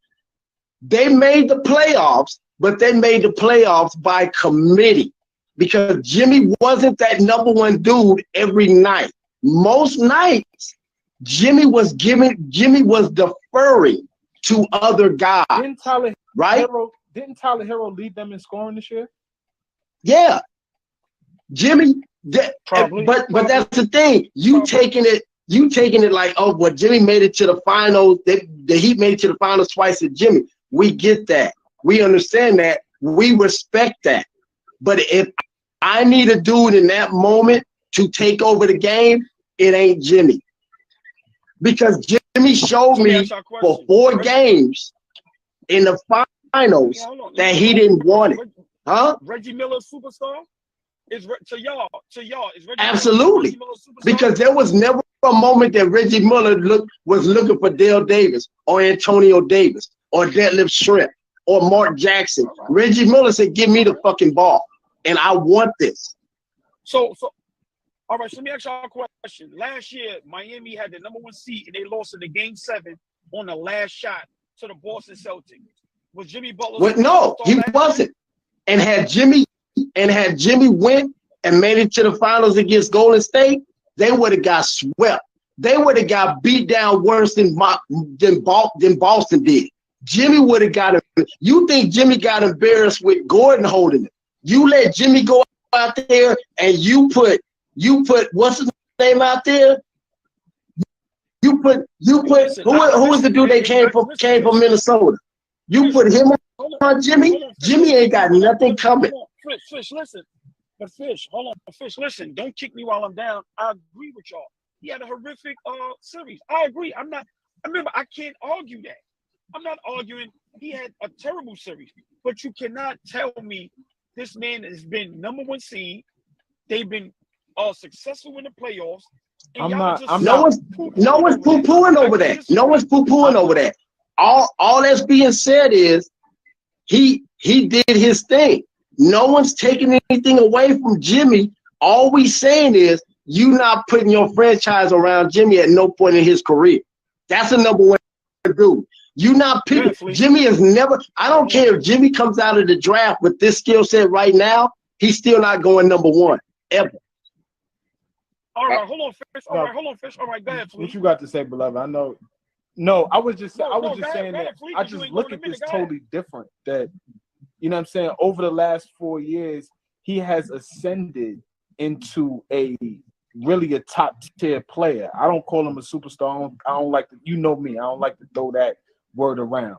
But he has ascended into a top tier player. He hasn't always been like this his entire career. So now we looking at him like, okay, he's a #1 player and should be, from your vantage point, he should be able to carry a team to the championship. He's right here. He's right here, right? He's right here. He's been right there twice already. I get that. But to get it to tip, you know what I'm saying, to tip the scale, I think that he has to be the second guy. And then, you know what I'm saying? Real quick. Hold on. Look how great. I think last year, I think that Miami Heat gives Golden State everything they want. I think Jimmy Butler, the way he was rolling through Boston, that shot was incredible. Fine, I give you that. But I think that Miami Heat team is a better matchup for that Golden State team, simply the fact because Bam could do a lot of things that those bigs from Boston don't do. And I think Jimmy Butler, I don't think Wiggins is guarding Jimmy Butler like that. I disagree with that. But hold on, before my phone died, listen, as great as Joker is, he needed that help from Murray. Bruh, niggas need help. This man is dolo. Listen, I agree with y'all. Horrific series. I'm calling him James Butler until the season starts. I gotta give him smoke. All that shit out in pop. I deserve all the smoke from y'all. I agree. But let's not forget, as great as Joker has been for the last 3 years, look at the help he needed to get it. Yeah, you're right. And he getting them there. Yeah. But here's the difference. If you take Joker off Denver and you give Denver Butler with Kurt with Murray, are they in the finals? Yes. Hold on. Yes. But hold on. Murray's points is coming off playing with Joker. Murray's points is being able to have one-on-one because you can't leave Joker one-on-one. So if you got Murray out there and he's taking the #1, I don't think that's fair to say. Hold on, you gotta. But y'all gotta understand. You gotta understand. No. Hold on, Fish. Hold on. You spoke. Listen, you saying Murray's coming off of because Djokovic is running certain things. Yeah, because you have that center. Now I've had 2 dominant wings. I'm running different type of offense. You can't say you're just gonna put Djokovic and take Jimmy Butler and put Jimmy Butler in there because I'm not gonna keep running a high pick and roll with Jimmy Butler and Murray. That's not going to happen. So the game plan is going to be different. You're going to coach different. So that's not fair to say. You know, there's a clip. You know, there's a clip going around of Murray. There's a clip of Murray playing in the summer, and he crying because they double teaming. And Kobe said, "That's how you hold on." You know what? And you know what? Hold on. You know what Kobe said? You know what? Devin Booker. Hold on. When you let that clip run, Kobe tells him, you have to deal with the double team when you with that dude. Devin Booker, brother. That's a different person. But what I'm saying is can Murray handle a double team every night as that number one dude? Hey, Flea, listen, let me ask you this. I want, before we get out of here, and I want Flea to respond to this, well, whoever, but Flea. Look what Jimmy Butler's doing with this team. Just imagine him. I'm just saying. We're just a better team around him. Why wouldn't he? So just to entertain what they were saying, right? You put Jimmy Butler with a team like Denver, right? You pull Joker out, put him with Denver, right? Just the type of talent that they have, right? They'll be a damn good team, but I don't think that's a championship level team. OG, I just don't. They may get to the finals. They're a hell of a team. They're like this. 1 through 6, somewhere falling in between there. But in terms of like, you could book them as a championship team. Now watch this. I don't know. Right, now, hold on. Now watch this before we get out of there. Now watch this. You see how you just said that? Nobody thought Miami was a championship team. We still don't. And they get there. I'm not saying they're going to win a chip. I'm not saying they're going to be the greatest team ever. But I'm saying what this man is doing with the talent that's built around him, why wouldn't he be able to be this successful with better talent around him? Because you get there don't make you a championship team. It don't make you a championship team. It don't make you a number one because you get there. Very seldom in the NBA do you have teams that just get hot and just play real well through the playoffs and make a crazy run, right? Usually when it's the cream of the crop, the 8 over here, the top 16 teams in the league, right? It's usually the better team, the best team usually wins. But every now and then you get teams that get hot at the right time. We go back to our 99 Knicks, right? We got hot.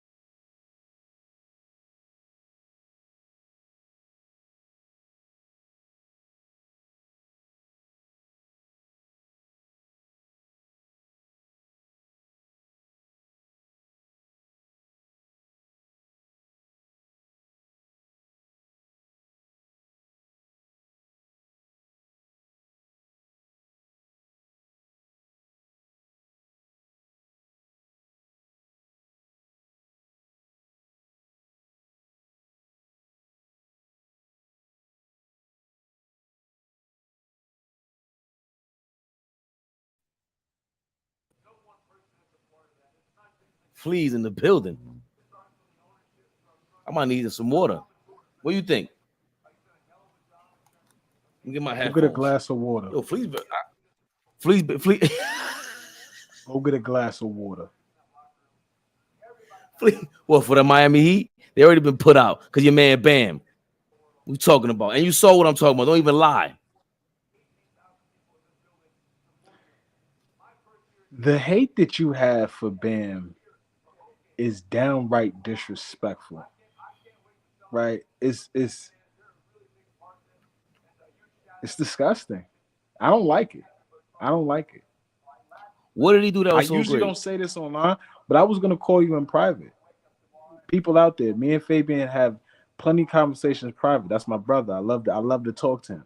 I was about to hit you up privately and not say some nice things to you. I don't mind any of that. You could tell me right now. You already called me. Yo, Beloved might have topped you. Pause when he said he called me Groot from Despicable. Yeah, it was heavy pause. That was crazy. Jesus, that was crazy. My Lord. I'm sorry. We're from Queens. We ain't gotta do all that. All right. He called me Groot from Despicable Me. I'm gonna go on a major diet now. He said, you with your skinny legs and your round belly, you're looking like Groot out there. I was in tears when he told me that shit. It was same thing make you laugh, make you cry. That was crazy. That was crazy. And then I didn't tell her, I said, yo, you're lucky my wife didn't hear that because she would have been crying of laughter and said, and his pointy ass nose. And that would have ended it. But the point is, Bam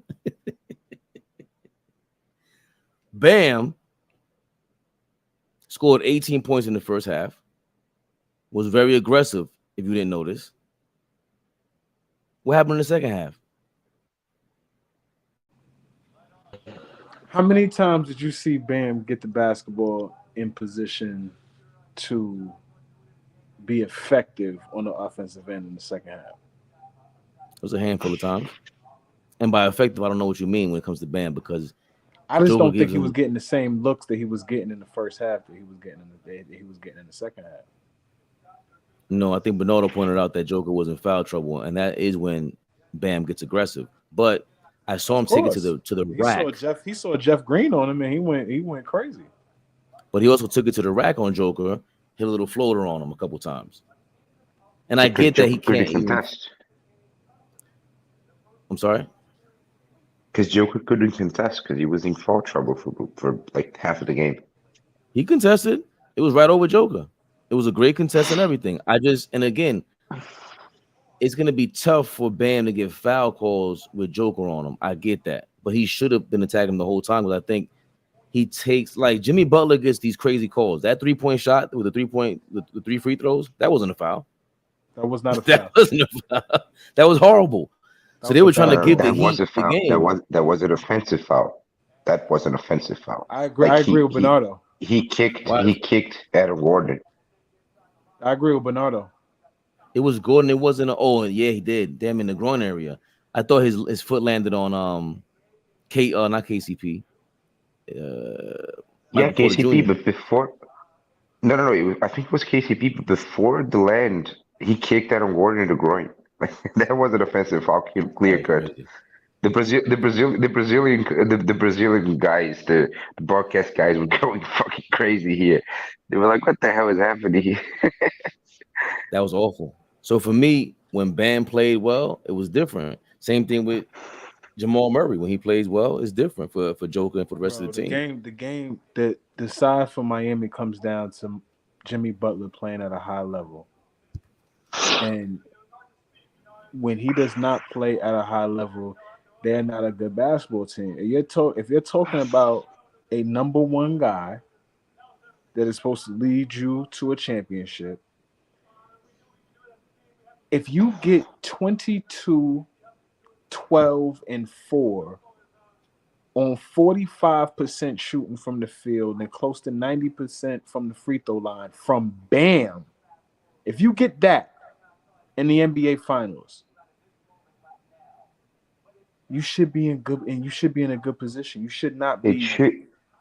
It should at least be a series. Yes, right? You should not be out of here in 5 games. So That is my entire point. I understand you can ask Bam to do more all you want and continue to. I think he can do more. I agree.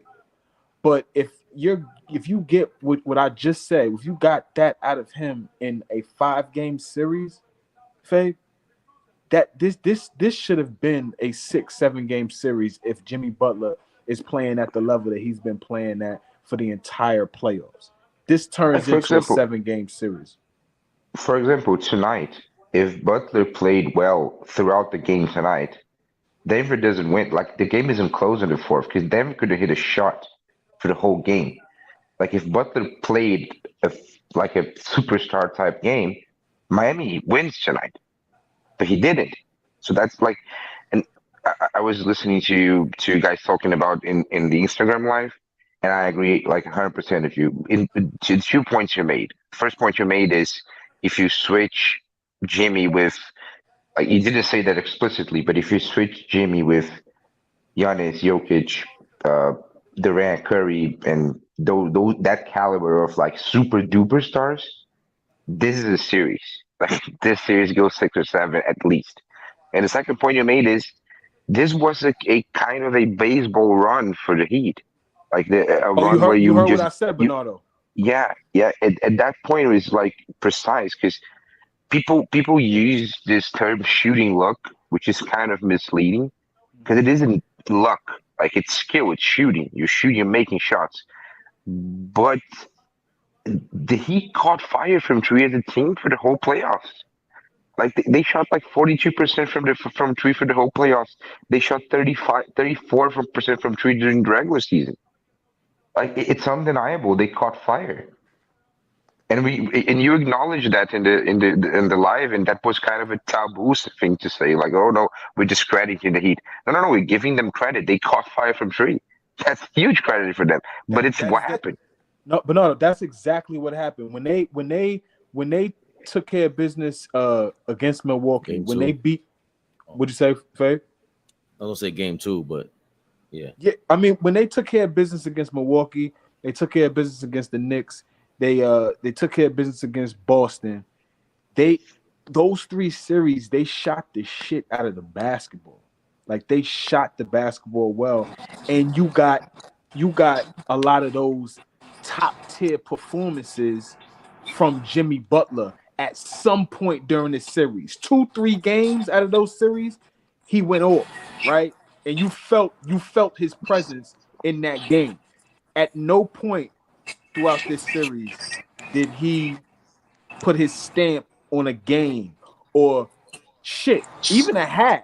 I don't even remember a half throughout this series where you're like, okay, Jimmy Butler came to play tonight. I don't remember. And for him to be a number 1 guy, like they're saying, for him to be a superstar, he has to show up in moments like this. You don't think he had a? I thought he had a great. Let's just remember the Celtics series. Like the Celtics series, they won game 1 and 2 because he was great in the fourth. And then games 3 and 7, they won because they shot the shit out of the ball. Shot it so well. Like they shot like 2014 Spurs in the finals. Like they couldn't miss anything. Caleb Martin was hitting shots. Gabe Vincent, Duncan Rob, everybody was just hitting everything. And like, if you're telling me you're giving Kevin Durant or Steph Curry or Giannis a team that's hitting 50% from three, yeah, they're gonna win. They're gonna win games. Like, yeah, I'll put my money on that. Yep. Yeah. But you don't think Jimmy played this fourth quarter? I thought it was great until the last 2 shots. He was hitting everything, even the 3-pointer and everything. It was a lot of plays that he created out of nothing. And again, to me, he's doing this without help. A bunch of second-round draft picks and a second-best player that's not showing up. But the point I've been trying to make, really, and I guess I didn't say it on the live just a minute ago, is Jimmy is a part of the help. Like, do y'all understand what I mean? Like, explain. He's a really good player. He's even a great player. But I don't think he's a number 1 guy that you put in a position to say give him the ball and say, here, take me there. He's not that guy. Now, can he be the second best player on a championship level team? I think if he's your second best player, I think you might be head and shoulders better than a lot of teams, right? But what player is that? You know, then you start thinking about that. What player is that to put him in a position where he's put steps to the side a little bit and could go to the next level? I don't know. But yo, why we gotta people saying stop this. You know, he's a top tier level player. Jimmy is a part of the help. Why is people saying he don't The got other no thing is, help? the other thing is, Hold on. Hold Mel's been, hold on, beloved. But Mel was trying to get something off. I mean, beloved, I'm trying to you want Zell, right? No. Hold You on. on Zell, right? Hold on. Hold on. Flea, my guy. How you You doing? on Zell? Flea, my guy. How you doing, Flea? Listen, Flea. I'm a gentleman I in the love spot. Flea. Listen. Beloved's in the building now. Hold on. Let me speak for a second. Bernardo, my friend. How you doing, Bernardo? Rockstar Mel. I give his name back. Flea. Rockstar was outside with me this weekend. He came to my game. He saw my chip. He was in the dome with me. He was in the trenches with me. He was So, outside. Yo, I he was stayed over there outside. till like 2:00 in the morning. And then we also did some extracurricular activities on Saturday night, Flea. I'll let you know off air because he already see how beloved he was outside with beloved. Yeah. Flea. I have some questions for you. Who said the cream rises to the top? Both of us. Macho Man. Flea. Macho Man Randy Savage says that first. Yeah. What are you talking Flea. Who said that this is not sustainable? What'd you say? Who said this luck is not sustainable? Yeah, you said that. You did. Mm-hmm. Who said Beloved. by far Denver in 5? Because now they're playing a team that's healthy and there's no luck gonna go happen here. And that zone is trash. Beloved, if anybody listened to our second the game 2 recap that we did, tell him Bernardo. We said exactly what would have happened in this series. By the way, Flea, that same game 2 recap, that's when we found out Beloved was a black white supremacist. That's when we found that out in real time. He's it was a crazy. black white supremacist. Black supremacist. Yes. Black white. Oh, okay, I got you. I'm just let me not rain on his parade. I'm sorry. I'm trying to get your Zell intact here, beloved. Thank you. I don't know what's the problem. There's no. Hold on, he violated me crazy earlier. Listen. There's no problem with that phone number or Zell. Just send it, brother. Just send it. No, I'm sorry. You old guys, you guys want to always say the same thing. That it's Jimmy this and Jimmy that. Y'all want a star player to be somebody he's not. So you can give him up with 100 excuses. Oh, yo, Flea, listen to these 2 excuses I heard already. You ready for these two already, Bernardo? If we had Tyler Hero, it would have been a different story. And listen to this one. If Highsmith would have played more, this would have been a different series. This is what they're relying on, Highsmith now. It was a tough why matchup is people saying he didn't have no help? Bam had a hell of a series every game. He played better than Jimmy every game. He had a better game than Jimmy every single game, bro. He averaged 6 more points in his regular season points and 4 more rebounds. That's what you're supposed to do in the playoffs. And this is my thing. Y'all saying Jimmy's a superstar, but Bam's not a top 30 player, and he's playing way better than Jimmy. He might be top 30, but you know what you're gonna tell me he played way better than him. It was not outstanding. He did for the series. Yes, he did, bro. And I'm happy. I'm not a hater. Look, I'm not a hater, but I believe you can't cheat the game. I feel like Jimmy Butler be cheating the game. You can't play when you want to play. He turned it on the last couple of minutes. It was cute, but you gotta play. You gotta go for it. Huh? Because remember, he had a spurt in the fourth quarter where he was looking like Jimmy. If you like, I feel like you gotta play that all the time. You can't pick and choose, bro. That's the book. You ain't picking and choosing, dog. Before the season started, before the series started, we said it's a bad matchup for Miami. Period. And all of us said that. Yo, Bernardo? Sylvia showing thighs. No, you all right, Bernardo? Yo, go ahead. What you say? Beloved can have your own private chat. You know, it's Valentine's Day over there, so. I forgot Oh, right. It's not over yet. Oh, no, it just finished. It just finished. Yo, listen, what I'm saying is, this is what I'm saying. And if I'm, so we could change the argument, we could change what the narrative of what we want, right? So we got to go through every narrative to talk about things, right? So I think that's a logical way to do it. If you guys say if Jimmy Butler had help, right? So let me say this. Say I take the person's name out, and I'm gonna tell you this person I'm gonna give you is going to up his average every series, and in the NBA Finals, he's gonna average 24 points and 13 rebounds for you. Would you say you accept that help, and Jimmy Butler's gonna win the championship with that help? I just said that to them, beloved. I just said the exact same shit. I'm just telling you the person's numbers. I'm not telling you his name, nothing about him. I'm just telling you he's going to Fabian get said stopped. He garbage. Let him answer the question. Fabian said he's fucking garbage. Who's garbage? Fabian, Bam? if I tell you can't Jimmy listen. Butler, If you're gonna tell me, if you're gonna talk about Bam, you gotta talk about what he did. Just like I watched Sabonis this year, and he did not play like himself. You're not gonna tell me what I saw. You're not gonna tell me that Bam in the first half was aggressive. In the second half, he scored 2 points after scoring 18. he missed shots. He was aggressive. He missed He a lot of. He missed that.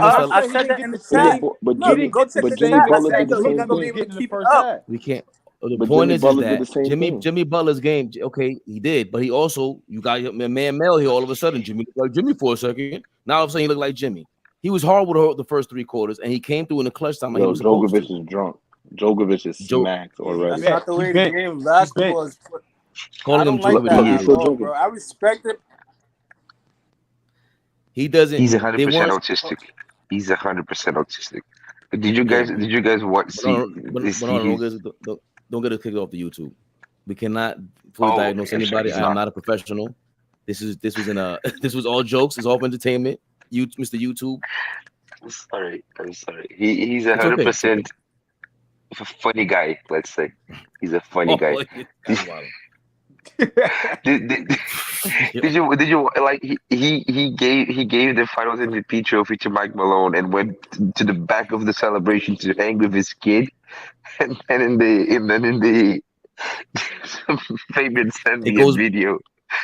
Hilarious. He couldn't even pop the champagne bottle. He just walked off. The Joker is crazy. He might be certified nuts. He doesn't. They said he's the lowest draft pick ever to be in Finals MVP. That's crazy. Impressive. That's crazy. That's crazy. I can see this team, being around for a little second. Just they may not win back-to-backs, but they're gonna be in the mix for a little bit. Yeah, I think so too. I see it like baseball now. There's no reason for them not to be. Like, everybody's young in that team. Everybody got their money too. Everybody got paid already. Oh, everybody's locked up and everybody's young. 10 triple doubles. Only Caldwell Pope. The only unrestricted free agent they have is Caldwell Pope. Everybody else is under Bruce contract Brown. for the next 2 years. Yeah. And he's totally replaceable. No, I wouldn't replace him that easy. I'm not gonna put anybody at that spot. But yo, let me tell you something. And I wanted to bring this up to. I think I left a voice note for Flea. Yo, Denver missed 24 3-pointers. They missed 24 3-pointers. So if they make half of that, they still want. Do you understand? What's the going message on I'm here? getting for you, Obo. That's your Zelle message. All right, just give me a red. Yeah, I'm gonna send you 50 cents. All right. No. I don't want to show the number on there. Yeah, send me. Says, okay. Look what it says about your man, your righteous beloved over here. Never pay a prospective buyer or seller who isn't verified. Only pay recipients you trust. Scammers use urgency to get you to send them money. Be wary anytime someone wants you to act now. They always say that. You got to press continue. Go down to press continue. Shut the fuck up, Mel. Shut the fuck up. You know my jokes, Mel. What the fuck is wrong with you? Set up payment. All right, let me see if you got this. Send you 5 cents. Yo, but listen, I'm gonna Well, it tell has you to be something. $1 Yo, at least. 27 3-pointers missed. Yo, you know how many open threes I watched Denver miss? If Porter and Caldwell Pope hits half of those the first half, they win this game by 15 easy. Like You got it it? was just this is.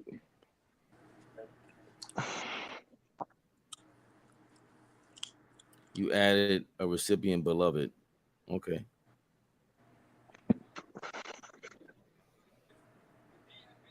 Yeah, Denver missed a lot of shots too. It's true. Would you trade Michael Porter Jr.? Yo, Flea, your mic is off. No. No, can't hear you. I hate this shit. This has been happening with Boston earlier. Go ahead, Flea. Nah. No, You got a phone call?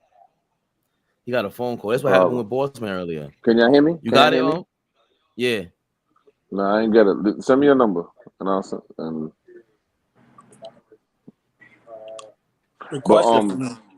What I'm saying is, with Michael Porter Jr. Did you see when he went to the basket and caught that and one off the steal, and he threw it between his legs? That's That why was tough. That was super super, tough. and that should have been an and one. That should have been an and one.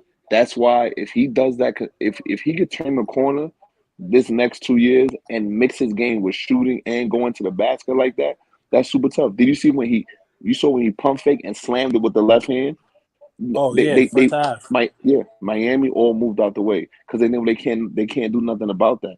Aaron Gordon and Michael Porter. Aaron Gordon did it the whole series, but Michael Porter Jr. If he would have played like that the whole series, by my jump shot's not falling, and I'm just gonna keep going to the hole and catching layups, this would have been a clean sweep. This is why me and Flea. I'd be so disappointed in him because I agree with you, Flea. Yeah, just put the ball on the floor and get around the rim. Get around You're the gonna rim. Get in the paint. Get to the free throw. Because to be honest with you, you go to the free throw line, you see the ball go in the rim a couple times. Now some shots may fall for you. You know what I'm saying? He didn't lose confidence because he's another motherfucker that see a shot. He ain't never seen a shot he don't like. He gonna keep shooting. He gonna put that shit up. I think somebody had a good talk with him. The way he played tonight, somebody told him, like, listen, the three not there, take the mid-range, step in, try to get to the basket. He didn't play like this the whole series. He was just shooting threes and just either making it or not making or missing it. Mel, 13 rebounds. That's good money. I'll take it. Yeah. One thing he'll do is rebound the ball. No matter what, he will rebound the ball. And this is only good game, the whole series. Yep. And that's when it gets crazy. And then Aaron Gordon's a big difference. Yeah. Aaron Gordon's a big difference. He's the Miami big difference. has nothing. We talk about Jamal. Yeah, we talk about Jamal Murray. Like if he's healthy, when he's healthy, Aaron Gordon was just big time. Like just who said earlier he was a number 4 pick. He's a big body, and they really were bullshitting them calls. You know how many times he got fouled? How many times he didn't foul him? They just holding his arms. You saw the dunk he missed. They hit him in the head in the dunk. They hit him in the head when he dunked the ball. You saw that? And didn't call it. Yo, to be honest, if we're gonna be real, if the referees called the game correctly, this shit might have been a sweep. Denver would live at the free throw line. Could they foul him every play? Yeah. Kyle Lowry goes out there and pulls. Listen, I owe Kyle Lowry an apology. He kept Miami in the game in the first half. I told you. Yes. I fuck with Kyle Lowry. He played super tough. That's what a veteran supposed to do. Like if Boston had Kyle Lowry, that won't be happening to them. They need a veteran like that to calm them down. They need Kyle Lowry would tell Marcus Smart, you can't talk because you have dye in your hair. So you don't have a voice on this team. You don't speak when I'm speaking. They need an old man like that to come in. Kyle Lowry was hitting shots, corner threes, step back threes. Like he was making a gritty plays. He's pulling Joker to the ground. That's not a play to get a defensive stop. That's a play to slow the momentum down. That's a play to hold on. Let me get a rest. Let me get my other guys rest. So I'm gonna pull them to the ground. I'm gonna do some theatrics. I'm gonna buy us time to catch our win because they're on a 7-0 run. Remember, he did that when they were on the 7-0 run. But you got to look at things like that. He's a smart basketball. Yeah, he's a smart basketball player.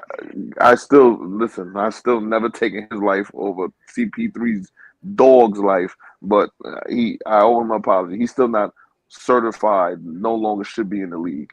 He still has room Listen, in the league. I was He doing sounds some depressed quick now, though. math. Go ahead, Huh? Bernard. I I'm was sorry. doing some quick calculations of Jimmy's stats. If you simply take away those two game 4, game 5 games against the Bucks, where he scored like 1,000,000 points. If you take away those 2 games, his stats are literally identical to his regular season stats. He's a little bit less efficient in the playoffs. Like And what is Bam's the stats? whole. But Bam's stats are way better in the playoffs than regular season. Like the whole Exactly. like Bam, it's just like it's 2 games. He had 2 all-time sensational games, and then the rest of the playoffs, it's Jimmy Butler. It's just Jimmy Butler. But there's a new Bernardo, excuse. Now there's a new excuse, Bernardo. He was hurt. So now we can use injury we only got when it fits our argument. We only use injury when it fits their argument. Watch we this. got who's So we? Because I've been saying understand, that. Fabian, you gotta start to understand that the tiers are a little fucked up. Y'all got them a little fucked up. Jimmy got is him not fucked the up? one because the expectation that you have from Bam Adebayo, who at best on a championship level team should be your third best player. At best, Bam should be your third best player. If you're going into a season with Bam Adebayo as your second best player, you a good team. You're not a Maybe championship middle of the level. pack. You're not a great team. Right. In the middle of the pack, maybe lower. Right, Mel. You're not. So that's what I'm saying. Like, we gotta understand that, like, Jimmy's great. He's not one great. He's great. Bam is great. Do you understand how y'all contradict yourselves? You understand how y'all contradict yourselves? If he's supposed hold on. If he's supposed to be a tier up, if he's supposed to be considered a tier below each of them, first of all, they overachieved. Totally overachieved, that's right? how I look at it. Okay. Second of all, yes. How did he? He did not. You can't tell me he played great when he's turning the ball over 8 times in a game. Last game and this game, he's missing layups and shit like that, and he's playing a totally different half from the first half. Don't tell me what to expect when all I'm saying is that the Jimmy Butler slander or really the criticism is fair. I'm with you 1,000%, but nobody else gets criticized. Jimmy, you're telling me the number 3 option is supposed to help him out. When they were running through the Eastern Conference and winning games and coming out of series that everybody didn't think they was going to come out of, Jimmy Butler was getting a lot of the praise. Yes, we talked about Max Strus. Yes, we talked about Gabe Vincent, Caleb Martin. We talked about those guys. But it's playoff Jimmy. But the guy who had the spotlight, playoff Jimmy, superstar level Jimmy, like the conversation was starting to elevate on Jimmy Butler. So now we in a position now where we in the finals and we need to play at a high level and we want to talk about what the fuck Bam's not doing. I just told you what Bam is 20 plus a game, 10 plus a game, shot over 45% from the field, shot close to 90% from the free throw line. Like, what are we talking? Almost 5 dimes a game. Like, and we want to talk about what he's not doing? No, we need to sit here and talk about why Jimmy Butler shit the bed. How many more segments are we gonna go about Jimmy Butler? What he didn't do? We can see it. Everybody else is doing it, and I'm fine with that. Because I was on the Jimmy Butler train so much, praising this nigga so much. I'm still praising him. The nigga had a 13-point game, bro. He had a 13-point game in the finals. 13. Listen. Let's just. I think everybody can agree with this. He's 0-2 in the finals, by the way, Bernardo. Yeah. If Jimmy was a superstar, if Jimmy Butler was a superstar, we would there's no Bam talk if he's a superstar. Like when the Warriors lost 2016, nobody talked about the fact that Barnes didn't hit a shot for 2 weeks. What? Are you kidding me? That's all they talked about was Barnes went 0 for 16. That's why they got KD. Nah, you gotta be kidding me. Now we're lying. Now we're lying. No, they did. No. Hold on. Okay, hold on. There was conversation about Harrison Barnes not playing well in that series. That's not what the full conversation was. It was That's what I'm saying. where the fuck was Like, Steph Curry? did anybody blame Harrison Barnes or Steph Deservedly Curry? so. That's what I'm But asking. go ahead. Everybody blame deservedly so because he's a superstar. They blame Curry for choking because he did, And that's you guys are. Aren't you guys blaming Jimmy Butler? No, we are, you're but at the blaming same Jimmy time, Butler. when you We know we're not blaming Jimmy Butler because we know what he is. You guys had an expectation that Jimmy Butler was Steph Curry. You know who I thought Jimmy Butler was? Jimmy Butler, a defensive player that made himself a good player, that has good work ethic. But I don't. exactly, Fabian, it's just that where Well, do you the have whole Fave. where do you You have didn't Jimmy know Butler Jimmy ranked, Butler for Fave? 7 years. You didn't know That's Jimmy a lot, Butler but for go 7 years. You Okay, knew him that's a lot, because but he go was ahead. on the Bills, but you didn't never thought that he was going to be a star player or you would call him a superstar one day. Beloved, He you was said a he thought he was on the defensive. Bills. He did say the Bills. Yes, That's the crazy. Bills. Yeah. he said it again. Yes, on the Bills. Just like he says joke. Just like he said, hold on, Mel. Shit. Just like he says, he says Bill. He says Djokovic. No, that's You guys funny don't as catch that. hell. Only Bernardo. Jimmy gets it. Butler's the nigga told you thought he was on that. Yeah, because you ain't know who the fuck Jimmy Butler was 8 years ago. No, exactly. You can't say that. let's He Where broke do out you with have the Jimmy Bulls. Butler ranked in the NBA, Fave? Right He's now, top like what? y'all say, top 30, maybe. He's there. Same thing as Bammy. They're saying between 25, 30, maybe. We gotta go through So all how's these he a names. superstar? He's a super because again, what made him a superstar? We went through this criteria already. You gonna hear it again, Melvin? Sure, no You problem. know what I'm saying? You top 30, so it's 30 superstars in the NBA. I'm not getting like how's he a superstar? Because first of all, every player that's in your top 20, 30, again, every top player is not a superstar in my mind. Every top player is not a superstar. That's what I've been telling y'all that. I've had this discussion with y'all many times. Y'all throw this superstar word around too goddamn much. There's only maybe 4 or 5 legitimate That's not true. superstars in the No, NBA, I'm gonna and give it that's like where the 15 Bucks to stop. 20. Right, maybe even 3, beloved. Like that's where the fucking Bucks No. stop. Three? We gotta stop. No. We Y'all just said it see, earlier. Me and Fabe just talking. He just said, "Yo, I gotta give you credit. Zion was a superstar. He wouldn't be a big deal right now. Nobody be talking about Zion. If Zion wasn't a superstar, his name in the wouldn't be in the tabloids. Fave, the man is Fave, front I got page. every Fave. day for like weeks straight. Everybody. And hold on. Go ahead. Everybody, I guess, some video vixen is from Page. Your boy from football.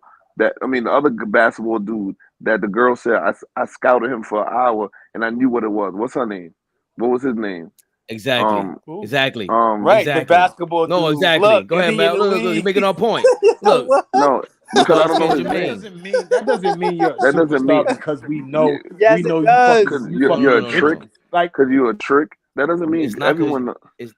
that's not what we're Listen, saying. What we're Because saying is Zion. there's a name Right. there's a name for what you guys are saying. The name is celebrity.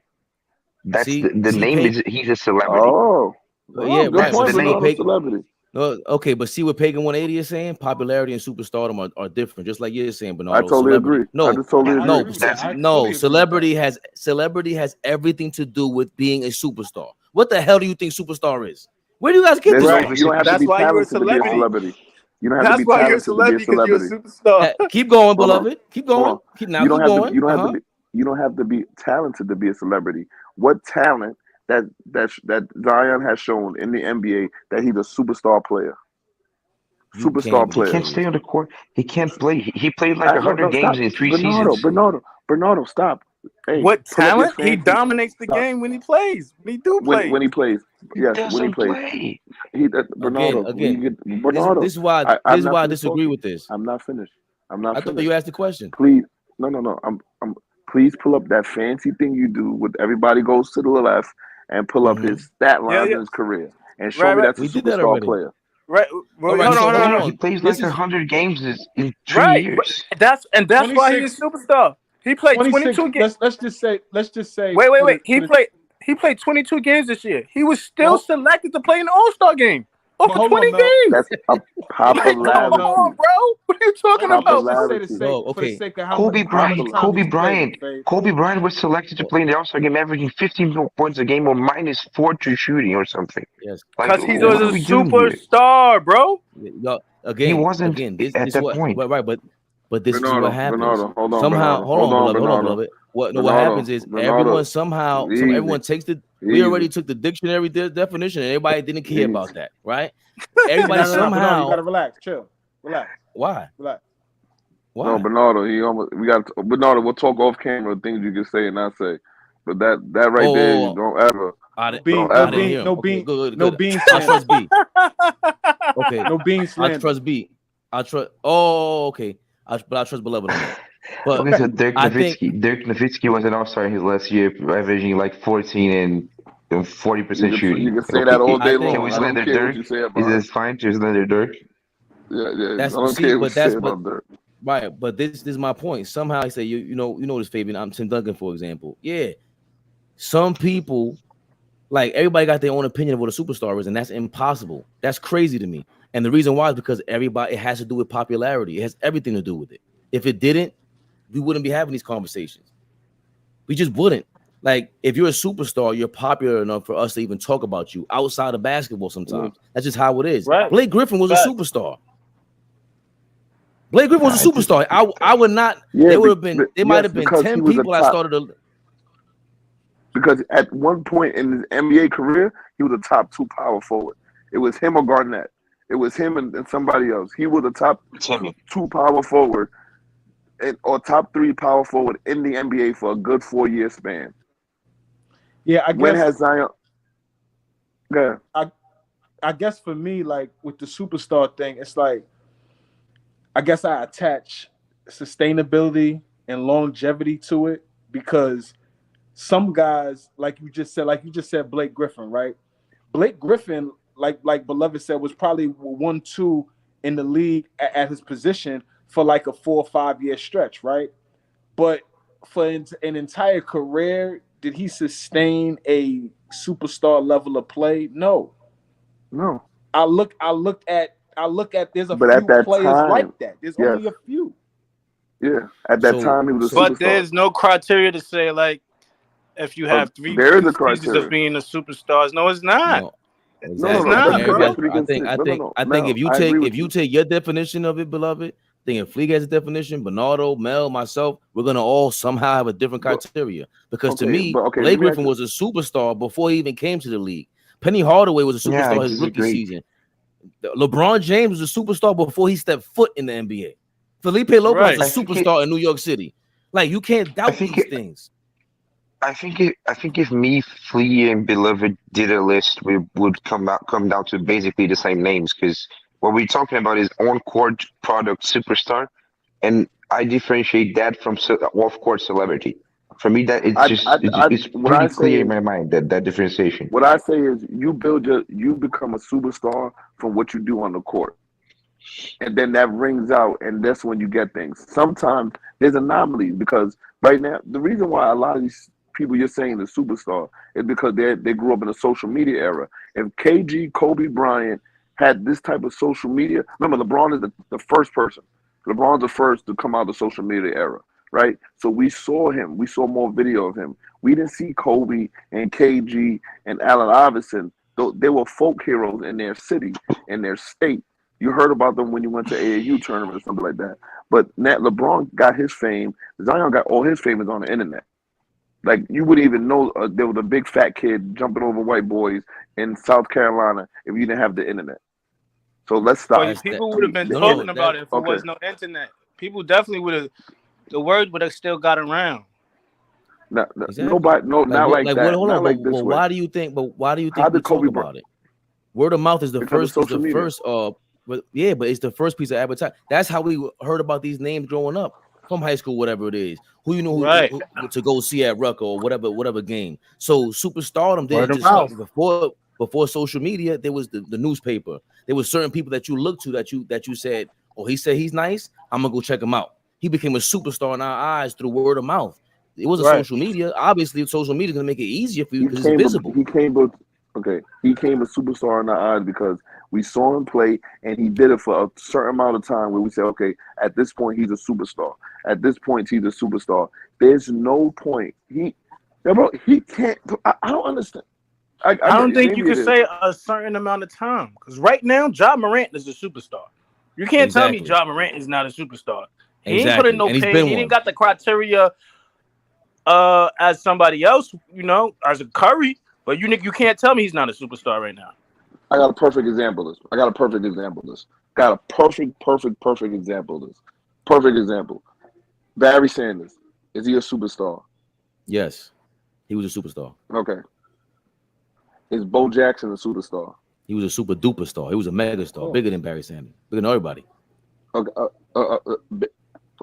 Bo Jackson, superstar name became golden because of his what? His what?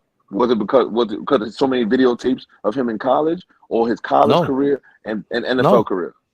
No. Because you tell of what? me. Because Bo knows this. Bo knows that. Because he was in a Nike commercial. Because his first 3 seasons. Let me finish. Because of his first 3 seasons in the NFL, his play made him superstar. His play made him Bo knows this and Bo knows that. His play. Right, but this is the only era where you can get endorsements. Let me finish. Mel, listen to what I'm saying. This is the only era where you can become big off things you're not doing because of things you've done in short time periods. You talk about Jimmy Butler doing things in spurts. Zion is the epitome of this. But y'all just said you caught a reverse dunk in summer league. Hold on. Summer league. Beloved, we just said Kobe was selected to the All-Star game. He was averaging 15 points. You had to be a superstar, have something going about him. It wasn't his play. It wasn't his play. Averaging 15 points selected to the All-Star. Had to be more than his play. Okay, thank you. I'm going. Hold on, I have to look it up. You said that. That's because of his 20 year. That's a 20-year career. That's a popularity That's contest. A 20-year career. He was he was a superstar before that. I know about Kobe. He was in high school going to the prom with Brandy. Like feel me before Kobe, by the end of his career, he wasn't a superstar. He was a global icon. Like it's a different. It's a different conversation. Like we're talking about a global icon. But global icon. Was he a global icon because he only played 3 years? Stop. Yeah, was he a global icon because he played 3 years and retired? I'm giving you an example. Was he a global icon because he played 3 years of straight dominance and then he went away and became an average player? No, but you can't be that. You can't be that. Yo, why can't you be that? Kobe's the perfect example. Kobe's the perfect example. Imagine if when Kobe was a 6th man and he made the All-Star game when he was like 18 or 19 years old. Imagine if after that he just a bust. Would anybody call him a superstar because he made the All-Star team when he was 19? No, he's a superstar because what he did. Fabian, can I ask the panel a question? They would. Hold on. Before you do that, Fleet, because he has a question. Kobe would have been a superstar, and then it would have ended just like with Felipe Lopez. For a few years. Penny, Grant Hill, Derrick Rose, them niggas were superstars for a short period of time. They were superstars. Penny Hardaway was first team All-NBA back-to-back years in his 2nd season. Like Derrick Rose was an MVP. Like they did it. That's the difference. Zion never did it.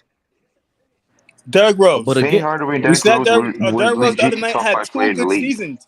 Derrick Rose had 2 great seasons. After that, his career caught a little above average. He had 2 good seasons. Go ahead, but what's the question you wanted to ask, Flea? With obviously the teams getting better, right? Obviously, every year teams get better, right? Injuries or whatever, but teams get better, right? The East is just continuing to get better and better. If Miami doesn't get back to the finals, or if Miami doesn't get back to a deep run in the Eastern Conference Finals, all of that superstar level talk that we were saying for Jimmy Butler, how do we look at him then? Not we. I'm just asking the panel. Yeah, I know where we at. Who wants to answer that first? Because Beloved, you jumped out the window. Go ahead. Why not we? I need to go. But I don't think he's a superstar. But I never called him a superstar. Right, I wouldn't be surprised. I would be just Miami. I mean, it's just I know it's hard to win championships. That's why it's like you have to respect it. What he's doing is amazing. You have to respect it. But for them not to do it, like nobody wouldn't be surprised if they never go back. Like niggas wouldn't be like, yo, that's Jimmy Butler. He's supposed to go back. Like there's no expectations for them to do this again, no time soon. But nobody's that's going to why be he's not a honest about superstar that. to me. Nobody's going to be honest about that. I guarantee. Listen. Pin this, Fabian. Before, well, Fabian's going to sell us to ESPN anyway in 3 years. But anyway, try to be a little bit of FS1, honest with FS1. yourself. Yes. Pin this. In 3 years, if Miami doesn't go to a conference final and Jimmy Butler's there for 3 straight seasons, I need answers. Pin that right now, because I don't have no expectations of that. I don't. I've And never then looked at Miami every season say, hold on, yo, Mel, 'cause I think they're a let Bernardo championship follow up. contender. Go ahead, Bernardo. The first thing is, beloved, I sent you the invite on Instagram, and I'm waiting for my shirt, and I'm gonna give you your Flamengo jersey when I receive it as a present, as a Brazilian gift. Second thing is, like, I would be shocked if Miami doesn't change the roster and gets back to the Eastern Conference Finals. Like, I would truly be shocked if that happened. If they didn't get back, Bernardo? To the conference final, like if do you expect Miami next year getting past the Bucks and the Celtics, and I don't know if the Sixers do something, if they don't change the roster at all? Do you expect that? Come back. They can't come back with this same roster and think that they're gonna That's what be I'm able saying. to compete. Yeah. That's what I agree completely. And like the thing about Jimmy is the way I look at Jimmy is pretty simple. He's an overachiever. He has Right. always been an overachiever, and he continues to be an overachiever. Right. Like and that. Go ahead, my bad. No, he's an overachiever, and that's how I look at him. And I don't think we can call for me the ultimate example that I draw with Jimmy is Eli Manning. Like Eli Manning had 2 fantastic historic playoff runs, and then basically that was it. Nobody calls him a top 5, top 10 quarterback because of that. Like You sure know how to push my buttons, Bernardo. Yeah, easy. Watch your easy mouth. Easy on Eli now, Bernardo.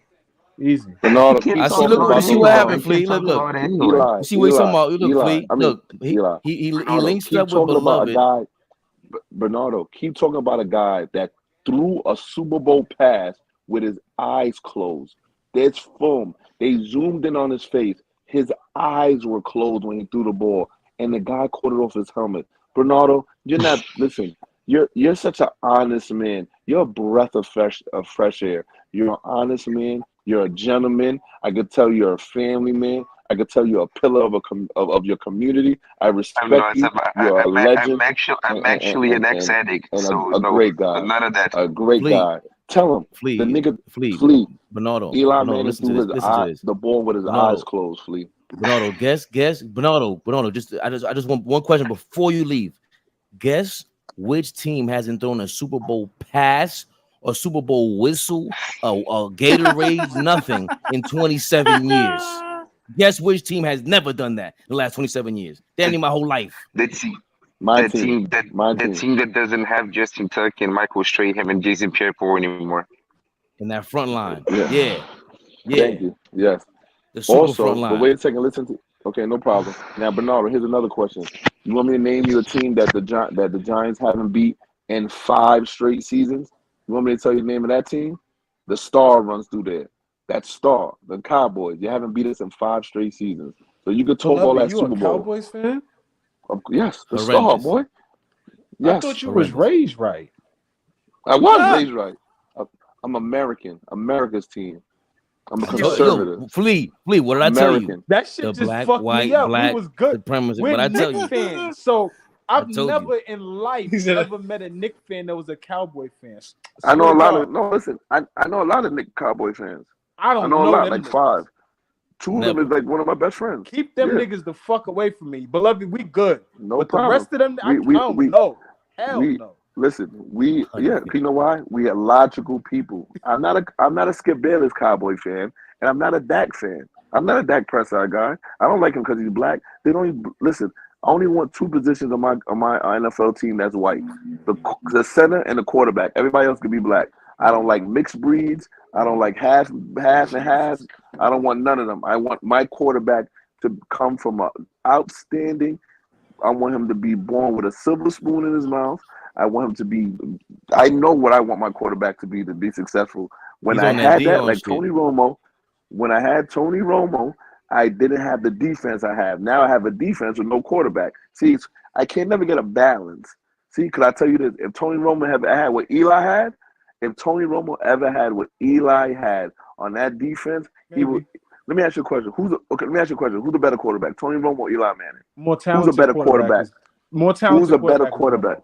He's more Thank you. skilled. See, Yes, Tony Romo's more it's all talented and more about skilled. defense. And listen, it's all No, about the team in football. No, it's not. A quarterback is all about poise, my brother. What are we talking about right now? Eli Manning was I didn't damn say near that. trash. Hold on, no, yes, actually, you just did.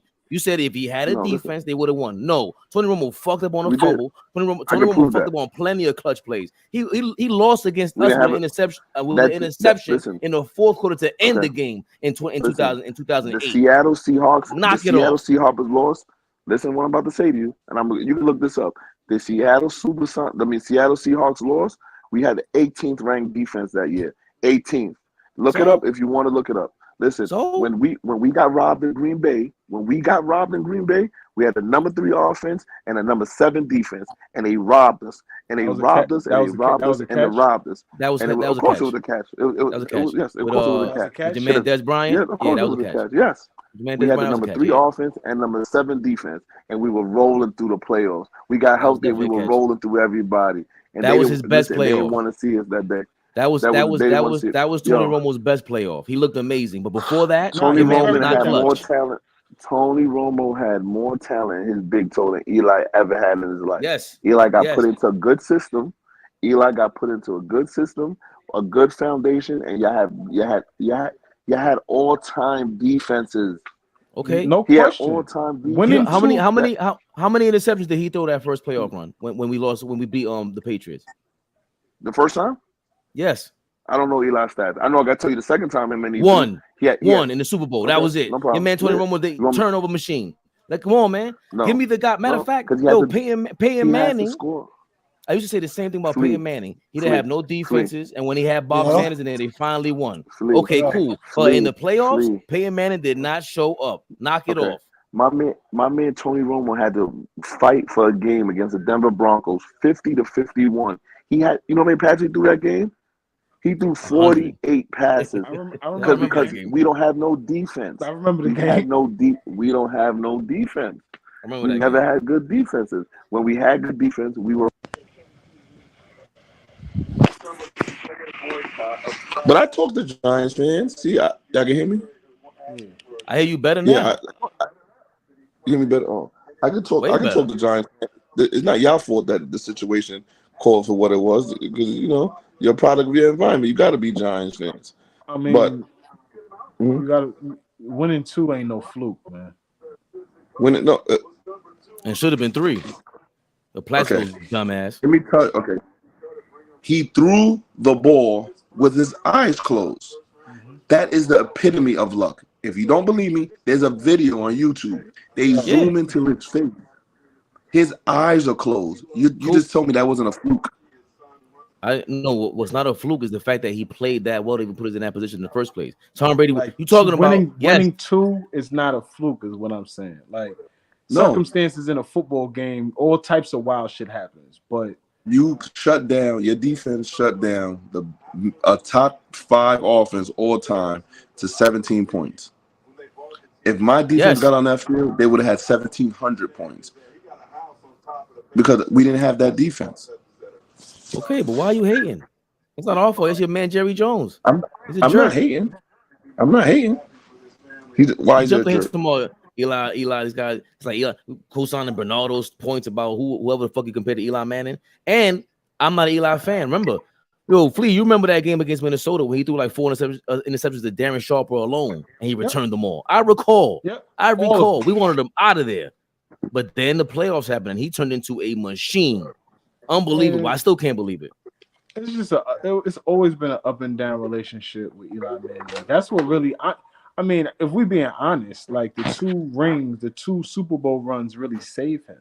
How many times did he lead the league in interceptions? Like he led the league in interceptions, like entirely too many times. You know what I mean? Like So you don't think that highly of Brett Favre either? We didn't have Michael Strahan when we won the second time, Bernardo. Watch your mouth. I keep telling you, watch your mouth. No, I think Brett. Obviously, you know the regular word. Brett Favre is a gunslinger, but he was one of those. He was one for me. He was one of those risk takers that I'm like, okay, go ahead and take the risk, because you know he is talented. It's not like he didn't have. They lost in talent. the AFC. They lost what when he went to the Jets? Huh? When Brett Favre went to the Jets? You talking about? Nah, just in general. No, I'm we're just talking saying, about. period. Just about Brett Favre. Because he hates.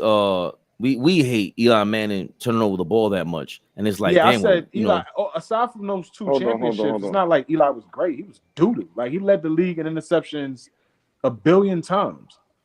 But wait, so you're saying that who you rather be, Brett Favre or Eli Manning, or who would you rather have on your franchise?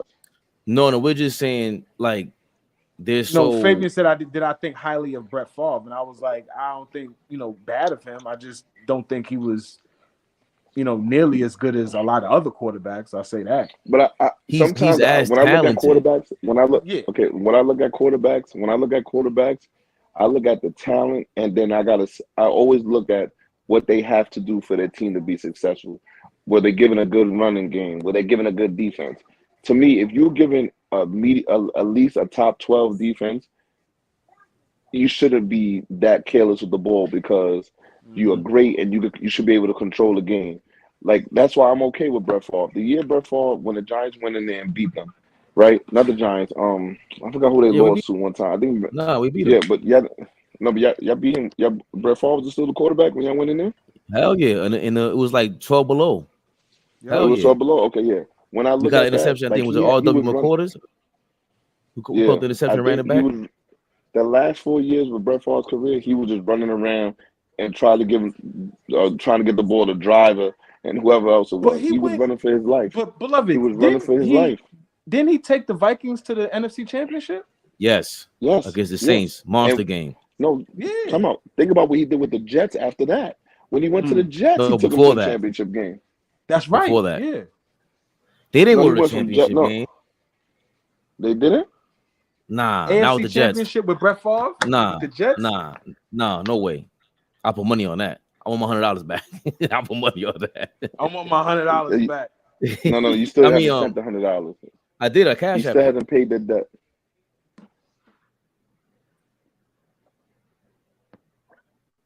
Don't tell me you ain't got it because another Ed Beloved got it. But I don't really. That's why when I think about this, right? Trent Dilfer is not a top 50 quarterback of all time, but he has a Super Bowl. Well, that doesn't mean nothing in football.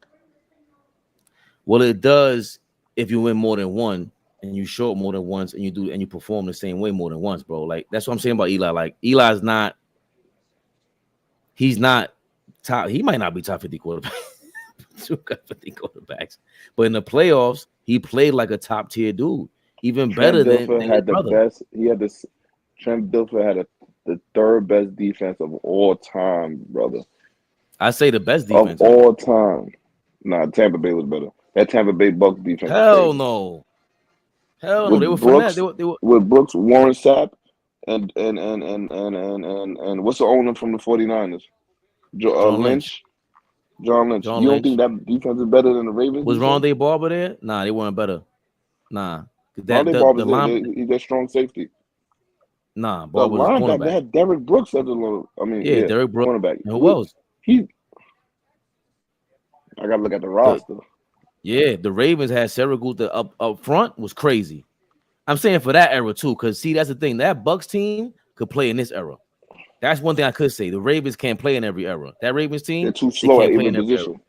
They don't have the three cornerbacks there. They can't do it. The Tampa Bay, you got John Lynch who could lay the hammer down. Brooks could play up and down all over the field. You got Warren Sapp to play the screen. You can't run at Warren Sapp. Warren Sapp is too. You can't. You can run at Warren Sapp. He's gonna stop the run. You can run away from him. He's gonna catch you from behind. He was everything. Yeah, but for that time period, for that era, I got the Ravens being better, bro. Remember, like you said, They didn't. Who was their quarterback? He came from the Trent. Vikings. No, not Trent Oh, Dilfer. Tall white guy. Shit, who's that quarterback? I forgot his name. He was also a game manager. Right. Another game manager. But let's put it this way: if Eli is the best part of your team, you're not winning a Super Bowl. Yeah, 1,000%.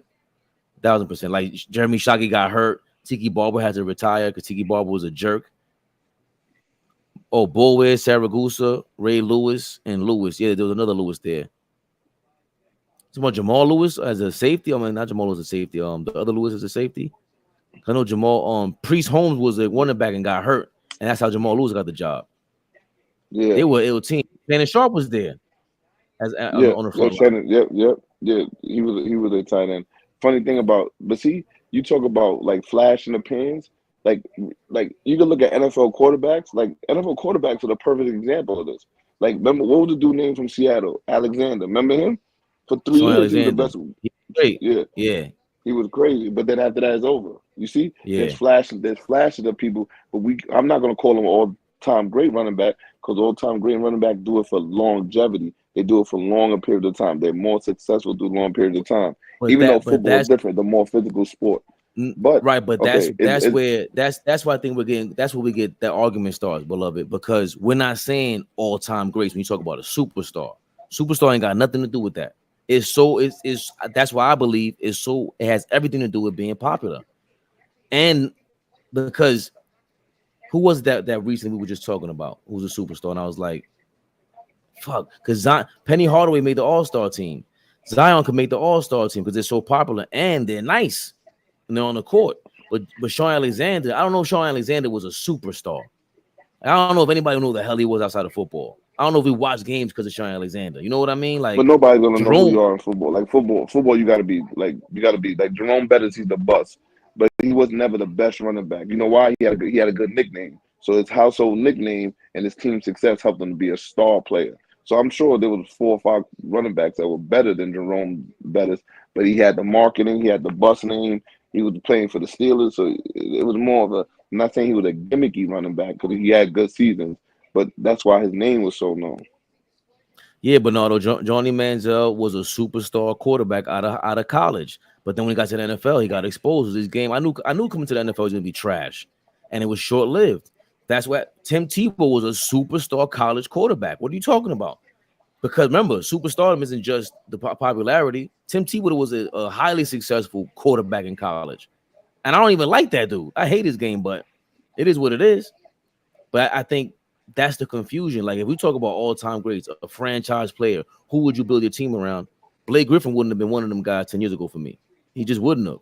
I would have had 10 other guys, even the Chris Paul before him. Because his talent, skill-wise, wasn't up there for me. So during that draft, you wouldn't build your team around Blake Griffin? Oh, that's a different story. That draft was. I don't understand what you're saying. I'm saying build around them like there's 10 other players in that time. LeBron, KD, Dwayne Wade. There's a bunch of other guys in that era. Derrick Rose that I'd rather have before him, not the draft. That's a different story. But that plays into franchise. But you gotta do but you gotta build around what you have. And like if you look at that time, he wouldn't be especially at that time. He definitely, like, if I say take any play you want at that time, you wouldn't. You probably pick him around 8 or 9 at that time.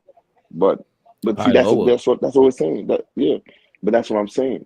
Like, during that time, all those players are not even 10 years in their career, and you're still picking Durant over him. You're still picking LeBron. You're still picking Wade. None of those players are 10 years in yet. Those players are all like 6, 7 years in. Right, but for me, LeBron, as soon as he steps on the court, as soon as I saw him on the NBA, I said, "Oh nah, I don't know. Like, I never seen this before in my life. This is crazy. This is crazy." By the halfway through the season, I said, this is the most talented dude I've seen since Jordan. He might be more talented than Jordan. I still think he's more talented than Jordan. You know what I'm saying? So by the time he gets on the court, now he's averaging 25 a game his rookie year. 18? Nah, that's too crazy. And, you know, he's not a real 18. Like, Kobe was a true 17-year-old coming into the league.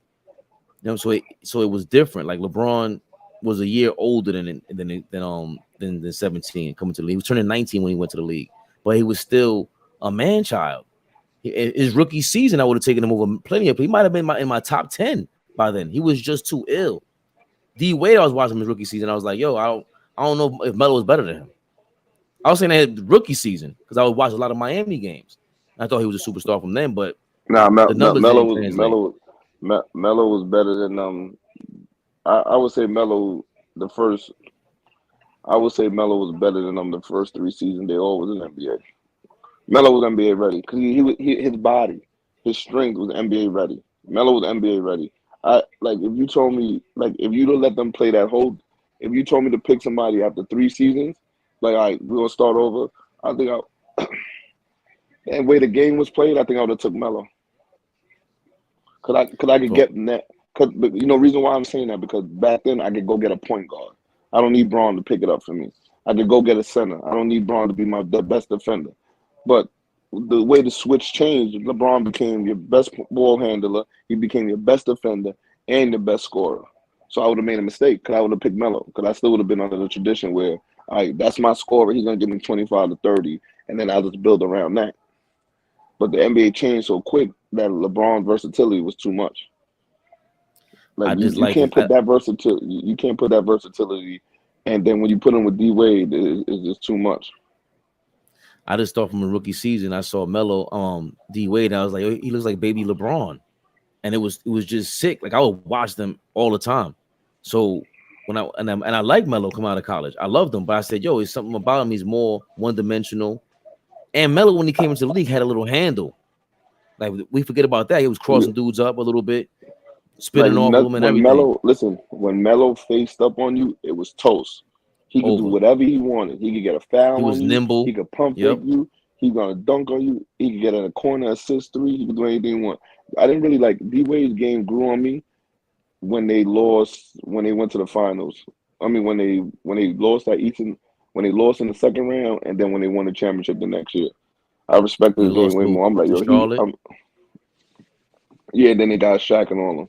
When he went to that finals that time, he lost to Charlotte his rookie season because he got Shaq and they lost. He broke his rib and they lost to the Pistons. He lost to the Pistons because he broke his rib, and that was Shaq's first season with them. On the second, but the second season, the second season 2 seasons with Shaq.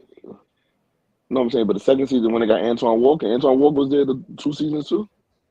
I don't know if he was there for 2 seasons, but they had Antoine Walker for the championship. Yeah, but that's when I started paying attention to more to D Wade. I knew who D Wade was, and I watched the game on TNT, but I didn't really tune in and go to my cousin's house and steal the NBA TV because they were Fabian. They were like you. They were the rich side of the family, so he had NBA TV in his house.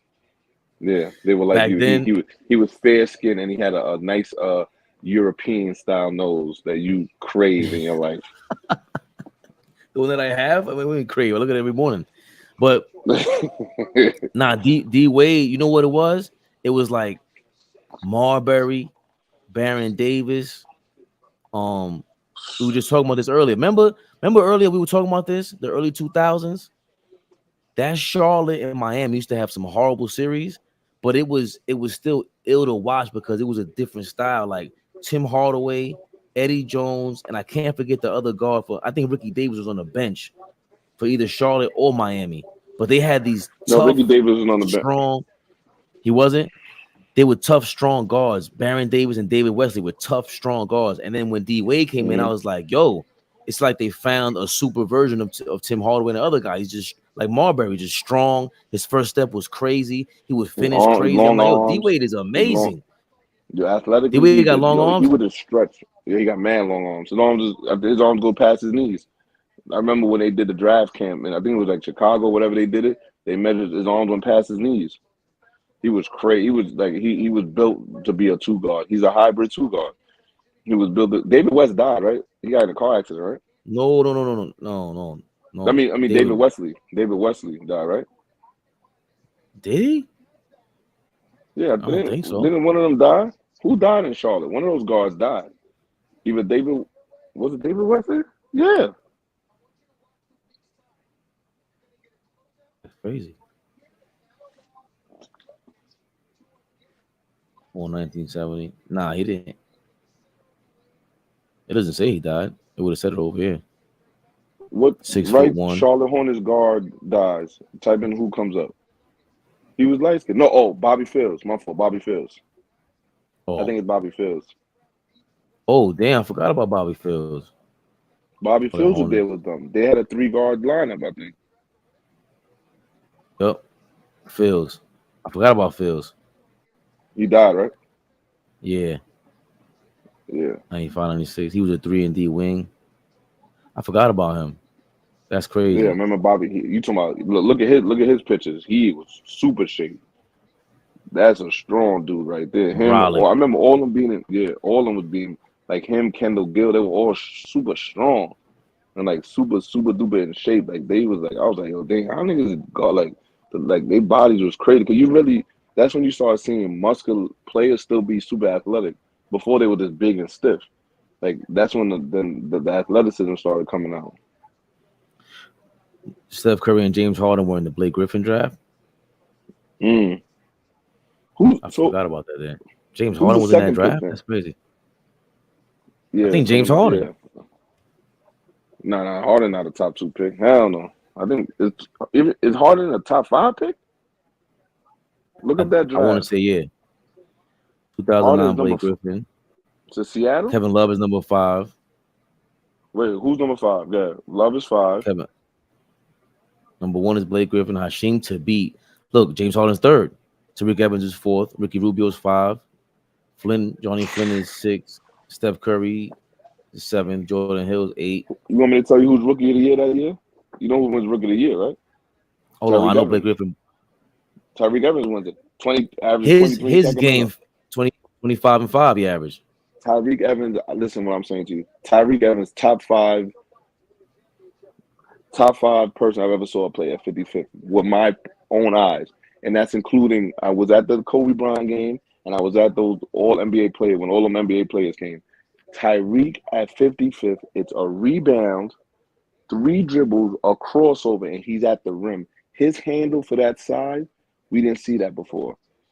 I thought Tyreek, I had Tyreek in a trajectory of almost like Kobe. Yep. Look at Tyreek Evans' first 2-year highlights. 25 and 5. He averaged 25 and 5. I remember because I thought he was like the new D Wade, the new LeBron. I'm like, yo, who is this dude? And then he just like his game didn't elevate. Like it didn't. I don't know what happened. He never got a jump shot. No, I know what happened. He never got the That's jump just shot. what it was? Yeah, that's all it was. He still could get to the basket. He still could push the ball. Remember, he was a big guard, super big. When he was coming at you, look, if you look at his highlights, NBA players was like, I don't know what to do. He's coming at me too fast and too big. Like, and then LeBron used to talk about him and D Wade and Kobe too. He was a big Kobe guy. Kobe was a huge fan of him. Kobe was a huge Tyreek Evans fan, but he never got better. He never got a jump shot, and then he fell into That's the not what lifestyle. happened. Don't go. What Don't happened, do man? my nigga Go ahead, Tyreek. man. The nigga, he averaged 20 and 20. 20, we averaged 25 and 5, right? Boom. That's the first season. Second season, he get hurt. The right knee, right? He got hurt. Mind you, now they're exploring with different guards. He get hurt, and he had the one. Who else they had over here? They had Oh man, what's the white boy they drafted? Marcus Cousins wasn't there yet. The white boy they drafted, that used to be Jimmer. They drafted Jimmer. They tried Jimmer. Jimmer ain't work out as the 1 and 2. Then Isaiah He's Thomas. there with Cousins. That's Cousins, though. But Isaiah Thomas was over there. So Isaiah Thomas coming over there. I mean, he got drafted there or picked up, and he running shit now. So now he went from Tyreek coming back, but Isaiah he's small and he running shit, averaging like 16 probably. They took him from the point guard to the small forward. Came back and he was the 3. Nigga, imagine you the man, you running the show, you the 1, you come back, they put you at the 3. Like, nah, this nigga. Yeah, but listen, but he gains weight off the injury. He never gets his body back after the injury, and he never when he went to the other 2 stops, he shot like 20, almost like 32% from 3-point land. He never changed with the game. Yeah, he didn't shoot that well. His last team, what was his last team? Indiana, right? I thought it was Charlotte. Hold on. Charlotte. Yeah, Indiana was his last time at 29 years old. I was a big Tyreek guy. Yo, remember, he's out the league before 30. That's crazy. Well, the funny thing, 29 years old. The funny thing was he started shooting 43%, 40%, 35% his last 3 years in the league. Right, he wasn't that bad of a shooter. That's what I was saying, bro. Like you said, he never shot it. He wasn't like her shit was horrible, nigga. But it Nah, was when he horrible. first You got don't to the have league, to. was But no. trash.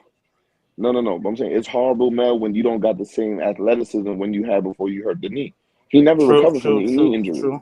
But if you don't recover from the knee, you don't take your body seriously, and you don't develop a jump shot, He was you're just in not the gonna league buy like nobody no more. You're not what? he was just trying to He's get to out the the league league like before 30. Oh yeah, 2 years ago. Him and Beasley 2 years was ago working on out the Bucks. together. He was in the G League. He was Yeah, killing too, averaging like a dub, I think. yeah. But why would I? But that I could bring somebody else his in. rookie season, that 25-5, I forgot he was rookie of the year. Jesus Christ! Yeah, I couldn't He was believe it. balling shit up. I did it. That was my Yeah, guy. Yo, when he used to get the ball in the open court, there ain't nothing you could do. You ever seen him play, Mel? Like in street Nah, ball? my man. First time I ever heard about him was high school. My man went to 5-star with the nigga. Like, mind you, everybody there, like the top niggas, Corey Fisher, Johnny Flynn, all them niggas. He's like, yo. So I'm asking about them type of niggas. He said, fuck all them niggas. He said them some nigga from Philly named Tyreek Evans. Like, that nigga was the best nigga in 5-star. Like, was nobody close to that nigga type shit. His I mean, he handle was was like, crazy. and he was playing His up. handle was He was like crazy. 15 playing like, you know how like they have in the 5-star camps, they have the junior NBA and the NBA. He was like the 9th and 10th be junior NBA. He was playing up, like, and nobody could fuck with him in the up, the older age. I'm like, damn, that's crazy. So that's stuff I've been on him like since then. Yeah. I remember him when I used to And my see him. you know Spivey? Nah, where's He from? from Bronx River. He went to Wings and then he went to Christian Academy. What's his Christian name? Academy. Spivey Jenkins, a point guard nigga. He couldn't shoot for shit. He was just locked up. He was like on some smart shit. He was kind of overweight, but his defense was so elite. Like him from Wings. I think I heard of that name before, but go ahead. Yeah, him and Mike Glover. Mike Glover, Ant Glover brother, Mike Glover, and Tyreek Evans open to the same school. They got the niggas up out the Bronx and put them to Christian Academy with Tyreek Evans and shit. Yeah, he was wilding. Yeah, He been wilding. Yeah, but so what's the rest of that draft? So who goes first? Is Blake Griffin to beat? Ooh, I seem to beat. So what's the what rest school of did that the draft? go to? Georgetown. School did the beat go to? UConn, my fault. Yeah, UConn. Griffin to beat. James Harden, Tariq Evans, Ricky Rubio, Tony Flynn, Steph Curry. There was another name here, Tyler Hands, bro. This other Drew Holiday, Jeff Teague, Brandon Darren Jennings, Collison. Nah, this draft was alright. Yeah, it was decent. When I first saw I saw Brandon Jennings. Sam Young, I used to hoop with Sam Young in ATL. I saw Brandon Jennings, and I first saw him play in an Danny AAU Green, tournament. AJ Price, and then your boy, him in high school was crazy. His highlight tape, his mixtape, Brandon Jennings, he was Brandon OD. Jennings. He was He was OD. wilding. And he got mad Heavy, nice out of dunking nowhere. He was on mad niggas. short for mad long and had a girth sport. He was like 5'7" for mad long. And then caught the girth spurt with the athleticism. He had the handles with the diamond. I just didn't like how he shitted on Ricky Rubio. He made Ricky Rubio sound like he was a bum. And when he got to the league, I was like, Ricky Rubio is nice. I love Ricky Rubio. Who made him seem like a bum? Brandon Jennings. He was like, nah, What he's did he say all right. about He him? ain't all that. He was trying to shit on him. Yeah, he said some shit like he don't be playing against the elite players he play against, or some shit like that. I remember that shit. He said some shit like, that didn't really work out for him because he stayed in the league about 10 years after you was out the league already. Right, he's still in the That league. didn't work out for him. Well, yeah, he's still in the league. But I'm just saying, 10 years after, Brandon Jennings ain't been in the league for how long? It's got to be going on like 8 years now, right? That long? Nah, because this is what, 2009? So maybe all we got to do is pull it up. All we got to do is pull it up. I say to at guess least first. 7-8 years. Yeah. I say 5. Okay, good. 5? He was on the Knicks. His last thing was with the Knicks, right? He was somewhere after the Knicks. Milwaukee, 2018. Went Yeah, back to 5 years ago. Milwaukee. 1, 22, 23, 5 years. Okay, 5 on the thing. How many games he played for Milwaukee? 6? 14. 14. Then the year before that, Yeah. he's in the league in 23 17. with 23 Washington. with Washington. Okay. 5 years. I thought it was more than. See, listen, man. That's not that long ago. That's not. He did his thing. He did a little. That's all right. Career right there. That's a right career to get a pension. But who career is Right. better, Ricky Rubio or Jennings? Who career is better? It got to be Rubio longevity wise. Because look, he had his first 6 seasons. He was all right. I just never cared for his game. And I love Ricky Rubio. That he slept on when his passing was crazy. Rubio passes was Natural amazing. point guard. Natural point guard. Yeah. Him and Jose, him and Calderon, natural point guards. Natural point guards. But I just think even on another level, like there was flair to his game that was, it wasn't Jason Williams extra. It was on point. I love Ricky Rubio. He played smart, and he did up. He tore his shit up his rookie season. He tore his knee against the Lakers. It was bad. Rubio had a more consistent career. What about Jose Calderon? Who had a better career, Jose Calderon or Brandon Jennings? I hate Jose Calderon. Yeah. Why do you hate him? I just don't like his game. I don't know. Penetration, dime, and knock down the three. And ran the pick and roll crazy with Chris Bosh. You bugging out. He ran that pick and roll the best with Chris He Bosh. played 13 seasons? Who? Jose Calderon. Yeah, look at the numbers with Chris Bosh. Yeesh. 12 and 8. That's all right there. 12 and 9. From 13 and 9. Yeah. Hold on, and Rubio. What's his highest assist year? Remember, Rubio had a couple good seasons with the Jazz. That was it. 8.9. 2011 with the Toronto. That's pretty good. That's mad. Did we trade for him? No, we signed him as a free agent. I think we signed him. I don't remember trading him. Yeah. Are you talking about Perjani? But he's Italian.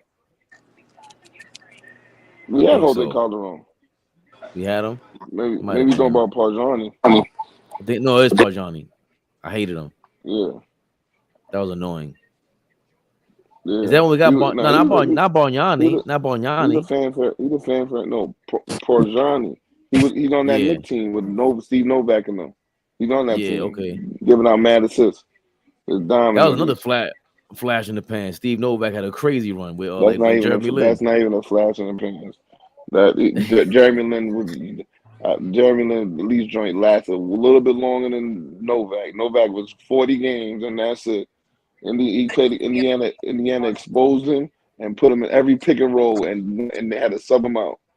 He was done. That's what you do when you're superiorly talented over somebody, Fabe.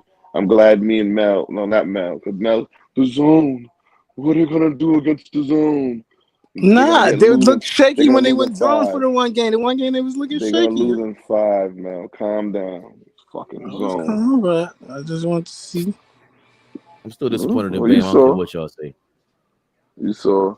You disappointed? Definitely. Bam don't even have a left hook, a left-handed hook. You don't have a right-handed hook. All right, beloved. I know. Nobody has no hook shot. What are you talking about? 2023. They want niggas do. Mel. I understand a little jump hook, but Mel, they want these. They got it. They don't know what to say now, Mel. They're gonna run. Listen, this next 2 you don't weeks, even got a jump Mel, hook. Is crazy. Mel, you're about to hear the craziest excuses. You're gonna hear Tyler Hero's What's the name. excuse? You're gonna hear Hightower's name. Never. You're gonna say Mel, you're about to hear the craziest shit from these excuse niggas from I made no excuses. They can't admit when they're wrong. They listen. About you me. know the things I've heard this week. You know the things I've heard this week. You can't be talking about me though. Names. No, I'm not talking about you. Some of the things I heard on this platform this week. Bill Cartwright, Bill Lambier. We've seen Jokic before. We saw Jokers before. Now you're not completely excused. Chris Paul, Kyle Lowry, Tim Hardaway. Somebody said Magic Johnson was overrated. And Isaiah Thomas do the same shit That's he would not do. a hot Fuck out. take. No, Right. That's a disgusting no, take.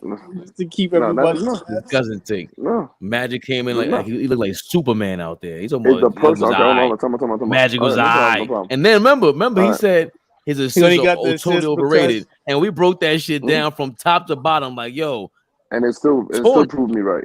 Thank you. No. Let me ask you a Oh question. my God. Okay. Horrendous. The person I'm comparing him to was that person by far regarded the second best point guard. Okay. Yes. Okay. So how is that like comparing Bill Cartwright to Djokovic? Because the way you made it seem like was his assists were overrated. That's what it Okay. was. You made it seem How like is it was that just comparing the Magic reason why he Johnson, got his assist Isaiah? was because he got Listen to Kareem my there. argument, man. Isaiah and It Magic, wasn't an Bill argument. Cartwright and Djokovic. You see how that sounds? He still calls him Djokovic. Tim Hardaway. Listen. Tim Hardaway, Chris Paul, Kyle Lowry, Chris Paul. What sounds Tim more Hardaway and Chris ridiculous? Paul ain't too crazy apart, but Chris Paul's higher, but it ain't Especially career-wise. too crazy. Especially career-wise. I like to point out. DeAndre Jordan got a ring. Chris Paul still don't. That's crazy. Lob City. Blake Griffin's got a still trying ring? to sneak when he get no. He's trying to He sneak just when he on get Boston. in there. He tried to sneak on balls. Try to sneak on the Nets and get one. Get out of here, Blake Griffin. Yeah, he did try to sneak on the Nets. I forgot about JJ that. Redick went to a finals yet or no? Never. He went on. Remember, he was on Philly. Joel Embiid is closer to DeAndre Now Jordan. I'm trying to look at the Lob City roster and see who had success after that. So DeAndre Jordan is the only person out of Lob City that got a ring, right? Wait, Mike Barnes got a ring, right? Yes, with Golden State. He might have one before he went with Golden State. He didn't have one with the With the Lakers. I don't think Lakers. No, I he don't don't think know. so. No, you don't win. Ron wins that ring, right? That's Ron Artest ring, right? Right. I think he went. I think And he was that there team, after. I think that Laker team lose to OKC, right? The Lakers team lost to Dallas the next year. The year after, they got swept. DeAndre Jordan won a ring but before Ron Chris, is on that team. Chris Paul, sorry. Yeah, He might be. I noticed stuff like that. I just noticed things like that. But yeah, Chris Paul got a ring, and DeAndre Jordan got a ring. Notice stuff like that, but he CP0. didn't notice that Magic had 10,000 other assists besides the one to Kareem. He doesn't notice that. Okay. No problem. Right. My man, listen, I just feel my man was better, and everybody in that era, Niggas gotta stop doing that too, best, man. the second Doing what? best. Just What's crediting that, to somebody else to pull somebody up up. Like that nigga could have been good, or you could like them better, but you can't call this nigga trash because you think this nigga better though. Like, I never said all Magic people Johnson take was it that trash. way. Yeah, all people take it that way, Never and said he's he just was saying, trash. "I like Isaiah better." Yeah. No. But see, I'm not this. Let me tell you something. I just feel that Isaiah does everything a zillion % better besides pass. But that doesn't mean I'm disrespecting him. I'm not disrespecting him. I'm not calling him a bum.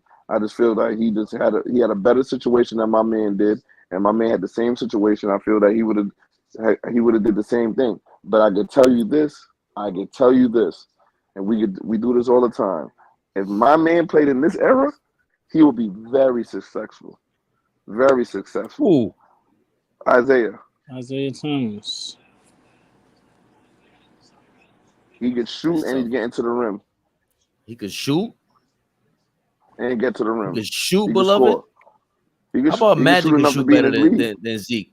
He, How about he, that? He could shoot, but he's taking less volume. Who's taking less shots? Magic. Magic's taking he's taking 1 3 every 10 years. He shoots 60%. Okay, yeah. Isaiah's gonna shoot mad volume. All right, go ahead. Mel. Well, way less time Imagine, though. So Mel. It'll be tough on Isaiah in his Imagine. How? you wouldn't. Hell no. Everybody could How? shoot. Everybody could dunk. He'll look crazy. He can't. I don't think he can shoot like that. He'll have to learn how to shoot like that. I don't think he can shoot like that. He could cross everybody up all he wants to. Be free to do all that shit, but it'll be tough, bro. I think it's easier for guess Magic. What happens when I do that? What is Magic? Explain that. I'm listening. I'm not gonna cut you off. I'm listening. I just think he could go coast to coast. If Draymond Green could run these little stupid ass plays on offense, Magic would be crazy. He could run an offense. He could go in the post. and do his trickery and post you up. I like Magic in this era. He's not gonna be the same kind of point guard. He can't just run the point like that. That'll be kind of silly. But I think he can. In the straight up point guard. Nigga, Ben Simmons just did it. He better than fucking Ben Simmons. Nigga who can't shoot a lick. Yeah. He would be crazier than Ben Simmons. But Ben Simmons was there because of his defense, bro. Like Ben Simmons' defense was crazy. Like we suddenly forget that shit because he just turned into a fucking. Who's Magic Garden? Who's Magic Garden? Oh, you ain't got anybody they'll back just switch then. him off. They'll Yeah. just switch him off to they'll just change the lineup up. He would have to learn to 'Cause play he can't defense guard like no- Joker. Or they'll hide him. You Yeah. can hide him. Maybe you can hide Kyrie and shit. Magic might get the shit crossed out of him every play in this era. No. Zeke wouldn't. Zeke would probably stay in front of his man way better than Magic. Nobody in Miami Heat is crossing Magic up.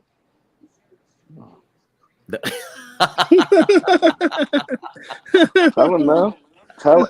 Man, when they get too comfortable, just remind them of what they were saying. Sometimes you gotta just remind people. Give them. You know what I call that, Fabian? When black people get a little bit too, oh, excuse me, yes, I'm. You know what? Sometimes you gotta get your nigga check.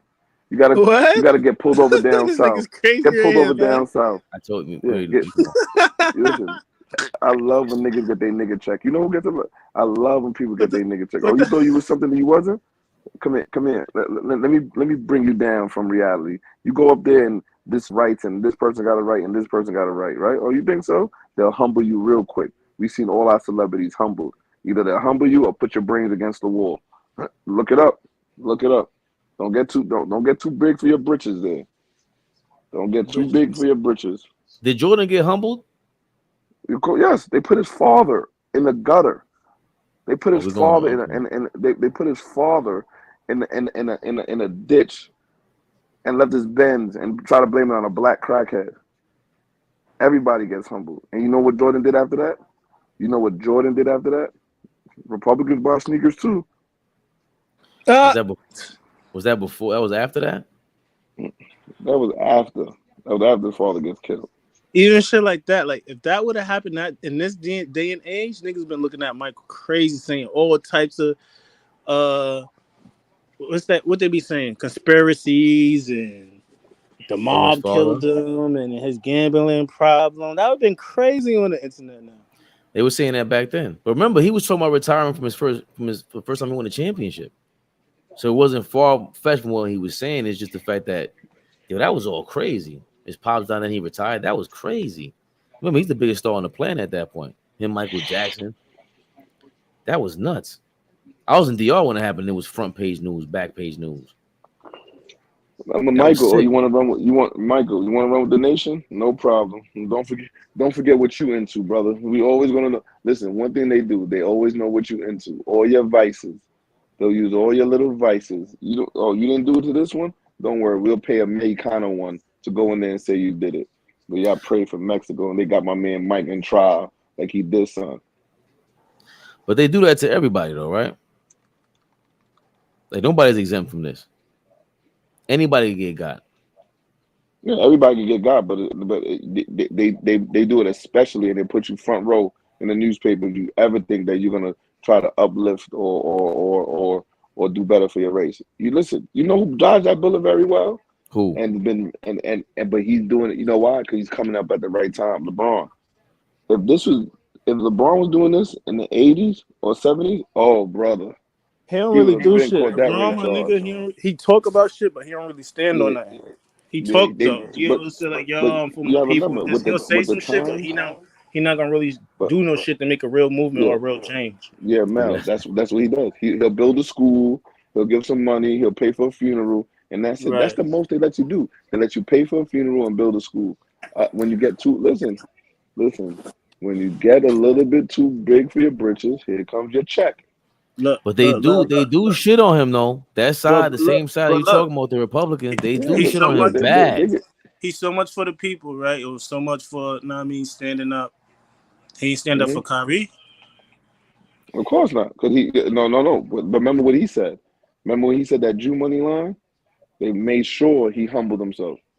Remember, LeBron said something first. He said, "I want money like the Jews." He was singing that Jay-Z lyric, Look it up, Fabian. Go to your computer. I ain't hear that They one. made Braun. Yeah, go. Before I get off, look What up. is he's line? They I get he LeBron was on live singing some type of verse where it says I get Jew money. And he got a lot of flack about that. I think he's talking about the 444 shit. Yeah, he got a lot of flack about saying Jew money. Guess what happened? Guess what he had to do? He came out, I love the Jews, boom, boom, boom. I do remember that. I do remember that. Right. And I'm not saying that. LeBron James said it YouTube. I did not say that. LeBron, I'm just restating what LeBron said. His horrendous remarks about the lovely Jewish community. Listen, I respect the Jewish media. I respect the Jewish religion. I grew up with nothing but Jewish people. I can tell by your shape up. The Russian Jews. Yeah, he's probably this guy's been disrespecting me for the last 2 days. Yeah, they're cool people, man. What we gonna do? What could you do? What could you do, beloved? What you can do about that? You see what this is, man? You see what you call this? Entrapment. You know, the original Jews are black though. I'm out. There you go. Gotta go. It's public information, man. No, listen, he doesn't play that shit. I think the original man was black. So what are we doing? All right. That's why it's Jewish. They're kinda Jewish. They ain't Jews, the first Jews. You're going too far. Nah. I think that they just remixed everything. I don't know what happened. Something happened where everything was just like with Israel and Palestine. We always go back to that. Like what happened in 5,000 years ago, whenever it took place. I don't know what happened. And everyone goes, yeah, well, what's this guy's name? That means Nimrod. The time of Nimrod, and it was the 12 original families or whatever it was. You'll break all that shit down. I've heard all that before, man. But the point is that, I don't know the original shit, Mel. Nobody knows. But we do know everybody came from Africa. For sure. And I don't give a fuck, man. Look, we've been on here for 11 hours, bro. I've been going live. Yeah, I was smart. You kept the live open while the game was going. Yeah. You thought nobody was on. I think Which Club was on here for a little bit. Bossman, he's on here talking about himself for a little. He came in, he was just talking to nobody. Well, that's crazy. At least he's keeping it going, though. He was talking about what he was talking about. Oh, he's talking about Trump getting indicted tomorrow. He was? Sexual assault. Yeah, that's what he was up here talking about by himself. Because his link was still up. I came back in. I wanted to see what was up. I didn't know if Marsha. I thought Marsha stopped working too, so I looked at it and he was on here talking about that. Well, that's ill. Yeah. I don't know what I think about that shit. I think with Trump is another guy that's just like he runs on the fact that he preys on people's like just to look for a savior. And he really just feeds into that, like the way he comes off is like I'm telling. Look, nobody's telling the truth. I'm always telling the truth. Look, he plays victim, so he tries to play like he thinks he's every time he do York, something, he's the first person to do it ever, or he's done the best ever in the history. Whatever he does, it's he's never crazy. the economy has never been this good ever. Like, and then when something happens, they're trying to victimize me. They're trying to put me in jail. It's like, you know how much shit he's probably done that we don't know. Like, right?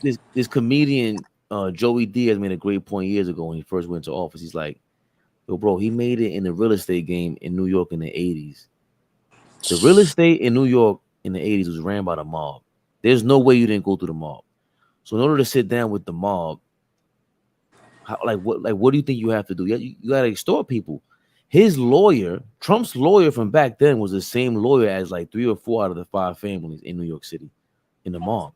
Ray Combs is his name, some gay dude. Word? And yes, Trump's lawyer was a mob lawyer. So imagine what he knew. Right. Come on now. So that guy Ray Combs was really powerful because you got all this information from all the real criminals. Like Trump is a criminal. He's a gangster. What are we talking about? And he's from Queens. And he's from Queens. He's from Bayside. That's crazy. That's crazy. And 50 reminds me a lot of Trump. And he's from Queens. It's a Queens thing, right? See, that ain't too far off, personality-wise. Queens is very like, when we get petty, we're disgusting. Yeah, super petty. My man gets mad because I talk about like sneaky Brooklyn niggas, and that he gets mad because That's what they are. no, Brooklyn niggas is grimy. When you Yes. see a dude that's sneaky from Brooklyn, it's crazy. Because how the fuck are you sneaky from Brooklyn? How'd you make it out of there like a snake? That's like Chris Paul. Chris Paul is a sneaky Brooklyn nigga type of me. Like Jay-Z's a sneaky Brooklyn nigga, sneaky dude. But like Queens is the home of sneaky motherfuckers. That's how I look at it. Like it's just snakes because everybody just faking shit. It's true. Yeah. They say Queens will be faking because they're chameleons. We see everything. We see the hood. We see residential neighborhoods. We see projects. We go to school with everybody. Right. We're raised with everybody. Chinese gangsters, Chinese low lives, Korean low lives, everything. Danny Berry, you changed your logo. Let's fucking go. Are you a Denver fan, Danny Berry? Danny Berry officially Nuggets 2023 champions. Do we really care about the championship, Mel? Like, do we forget it happened already? I'm happy that it was good basketball on the Nuggets. They're a real good basketball team. It's not like a team with like a few pieces or two good pieces, top heavy, then the rest of the team is average. Like it was really good basketball. Like they really. I mean, you could say they dominated, right? What they lost 4 games the whole playoffs. One to the Timberwolves, one to Heat. Obviously, they didn't lose to the Lakers. They swept the Lakers, right? Yeah. I think 3 games. 4. No. What you call them? The Suns caught 2 games. 2? Suns didn't beat them twice. No. That's 2 games. Yeah. Devin Booker went off. Yeah. Then they went to game 6. So 4 Right. games. You're right. 4 games, and the whole board was talking about they ain't hard to beat. You know what I'm saying? He forgot all about that shit. Right. Joker's top 20 all time, right? The fact that even though somebody said the seeds they played was kind of low, they played the 8th seed. What was it? The 7th, the 8th, and then wait, who played 8th? The Lakers 7th, was 7th. and the Suns were 6th. Phoenix was like 4th or 5th. Right, like 4th or 5th, and then Miami for 8th seed. So it wasn't like they were playing the top, right? The top of the tops. But you still gotta respect their shit. You know what I mean, they ain't make it up. Adrian Howell says Giannis is the real MVP this year. Nah, no way this year. Did they finish number 1 this year? Or was it Boston? No, he was there at the end. Joker might have not deserved the MVP last year.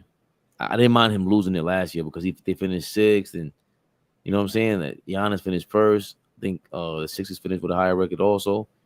So I didn't mind Embiid getting his MVP last year, but this year it seemed stupid. When he got it, it didn't even feel right. And now it looks even worse that he won. Like this is worse than when David Robinson beat Akeem Olajuwon. We were all disgusted. Where? Hell yeah. And when Akeem Olajuwon busted his ass in the playoffs, we were like, see, we told you he was better. So that's the thing though. Like MVP doesn't mean that you're the better player, right? MVP just means you were more valuable. Like without you, this team does what? But that's not true though. Robbed. Why not? Because I feel like without Embiid, that same team Philly got ain't too much of a drop off. What was they was this year? They were 3, 3rd. 4. Right. Take a beat off that team. They're gonna go from maybe 3 to like 6. So they still make the playoffs? With James Harden, Maxey, PJ Tucker, who else over there? Tobias Harris. And then they bench. They got a bench. You don't think they would have made some noise? They wouldn't have made no noise. They would still made the playoffs. First round, maybe second round. First round, maybe. I say they're a playing team.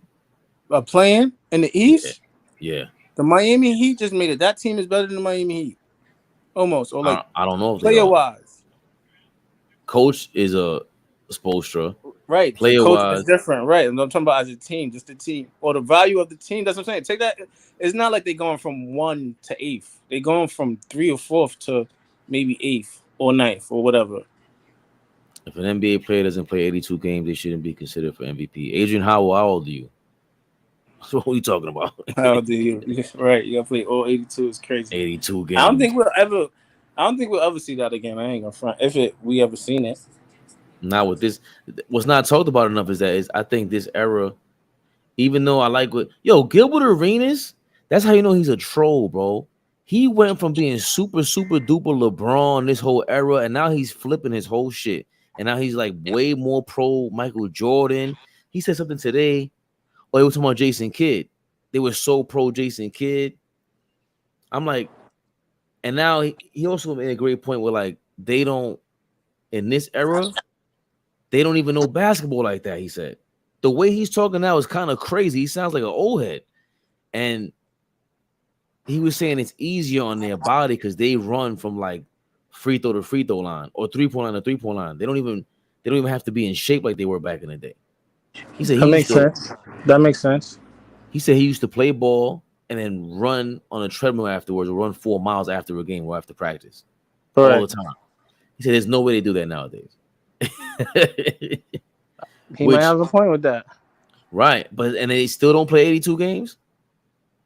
Maybe because they're not built for it anymore. Nah, I think they were saying you gotta remember Sacramento was like one of the healthiest teams this year.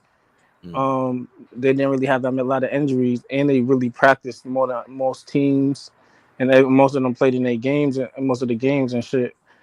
Just so happened they didn't make it out the first round, but they were saying you could tell that it made a difference. I was thoroughly disappointed in Sacramento. Thoroughly. Right. Even though they lost, they still had their full team compared to everybody else. Yeah. So I'd rather take my team into a full team into a series. Yo, I think we got mad subscribers off this live. Word? Yeah. My subscriber shit stopped. Because that what? Because we've been going live for 11 hours, bro. We got like five. I think we got 5 subscribers. I gotta check tomorrow. It's not coming up right now because we're still live. But 338 views. We probably got mad hours watched. Hopefully. Thanks for tuning in, guys. You guys are amazing. Is Dom Dropper on? He was on like a few hours ago, like an hour or two ago. Let me see. What time is it? 2:12. Yeah, he probably do his shit. He was just on. Like 11, 12. He was just on. Clippers fan reacts to Denver Nuggets winning first NBA championship. Yep. He has to put that in the description as well. Let me help him out. That's crazy. We killed this shit. 11 hours on live is nuts, bro. Right. He said right. Yes, it's nuts. 338 views is crazy. So we got to go live all day like that? YouTube, is that what you telling me? I ain't trying to do that shit. That's what niggas be doing. That's what they be doing. That's what these fucking, what is they called? YouTubers and influencers and shit. That's what they be doing. Really? Yeah, they be on like live for hours. Yeah, hours. I don't know if they be letting they shit. I don't know if they be taking a break and then just have somebody else on it, like, or just like, you know what I mean, keep they shit up like how you just did. Like, well, I know they be on for hours. That's the only way to get your shit up. You think niggas is doing 4 hours a day every day? No. That's what you think?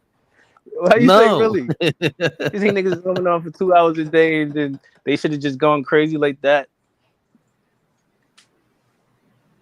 I'm not sure. I don't know. I just know we got over 300 views just now, which is nuts. Let me see. I got shout out to Puerto Rico on one of them.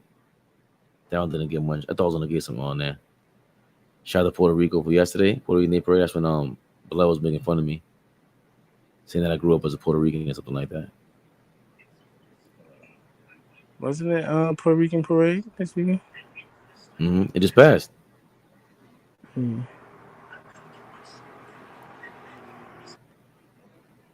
We got a couple of joints we gotta cut up.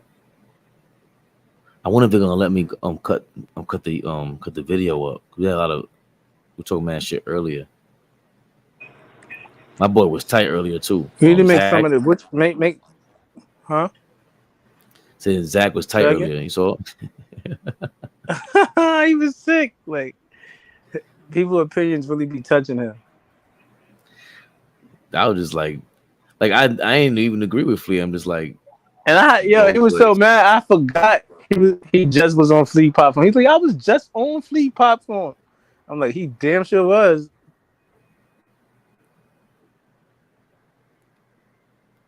That's a good thing though. Everybody passionate. Everybody what? Everybody passionate and got their own opinions. Yeah, I don't mind that. I just don't want it to be like I said, everybody was saying crazy shit. Older Grace is some crazy shit with the Bill Cartwright thing, but it's like you say something crazy. I might say something. Well, I definitely say crazy shit. Like, look, I'm stuck on the Bam Out of Bayou thing. I'm just like, I can see the Jimmy Butler criticism. I get that, but I feel this way. He doesn't have the help that he should have gotten from his. But if I don't express that, how am I gonna know how you feel? And maybe you could convince me, or at least show me a different point of view, or just nigga, we all like, what else are we gonna do? Right. We're talking about basketball, bro. Like, it's not that serious. So when Flea said it, he was dead wrong. He was dead wrong. Because if Aldous Gilmore was there, he would have laughed at him like, are you kidding me? You know who I am? He definitely would have given Flea that, the stiff arm, but he logged off on everything. It was hilarious. I don't know if he had to get off the I phone. thought Flea was going, him being a historian, he always talk about the past and shit. I thought he was going to apologize. Nah, I think I don't know. Because even when we went through the stats, it was like, I look at this number. The numbers is crazy. His numbers is nuts. His numbers is crazy, bro. They 50 rebounds a game. Fuck? Right. Like, I don't know. Maybe averaging this era? Because he's like Gobert. I could understand that. But for his era, he was dominant. He looked dominant. A dominant rebounder. You saw his highlights? Nah. He looks kind of crazy, bro. He looks kind of crazy. He looks like somebody you don't want to run up on. What time is it? 2 a.m? All right, we've been on for too long. All right, tomorrow. All right, my brother. Thank you for everything. Likewise. Good night, good people. Appreciate you tuning in. Ishant Ariel. Thanks for tuning in. Danny Berry, you're the man. Adrian Howell, appreciate you. Bernardo, you're a lunatic. Pagan 180. I think Pagan 180 is kind of crazy himself. I say Thursday's the next live, definitely. And we got to come up with something beforehand because we got to get these hours together, baby. See y'all later.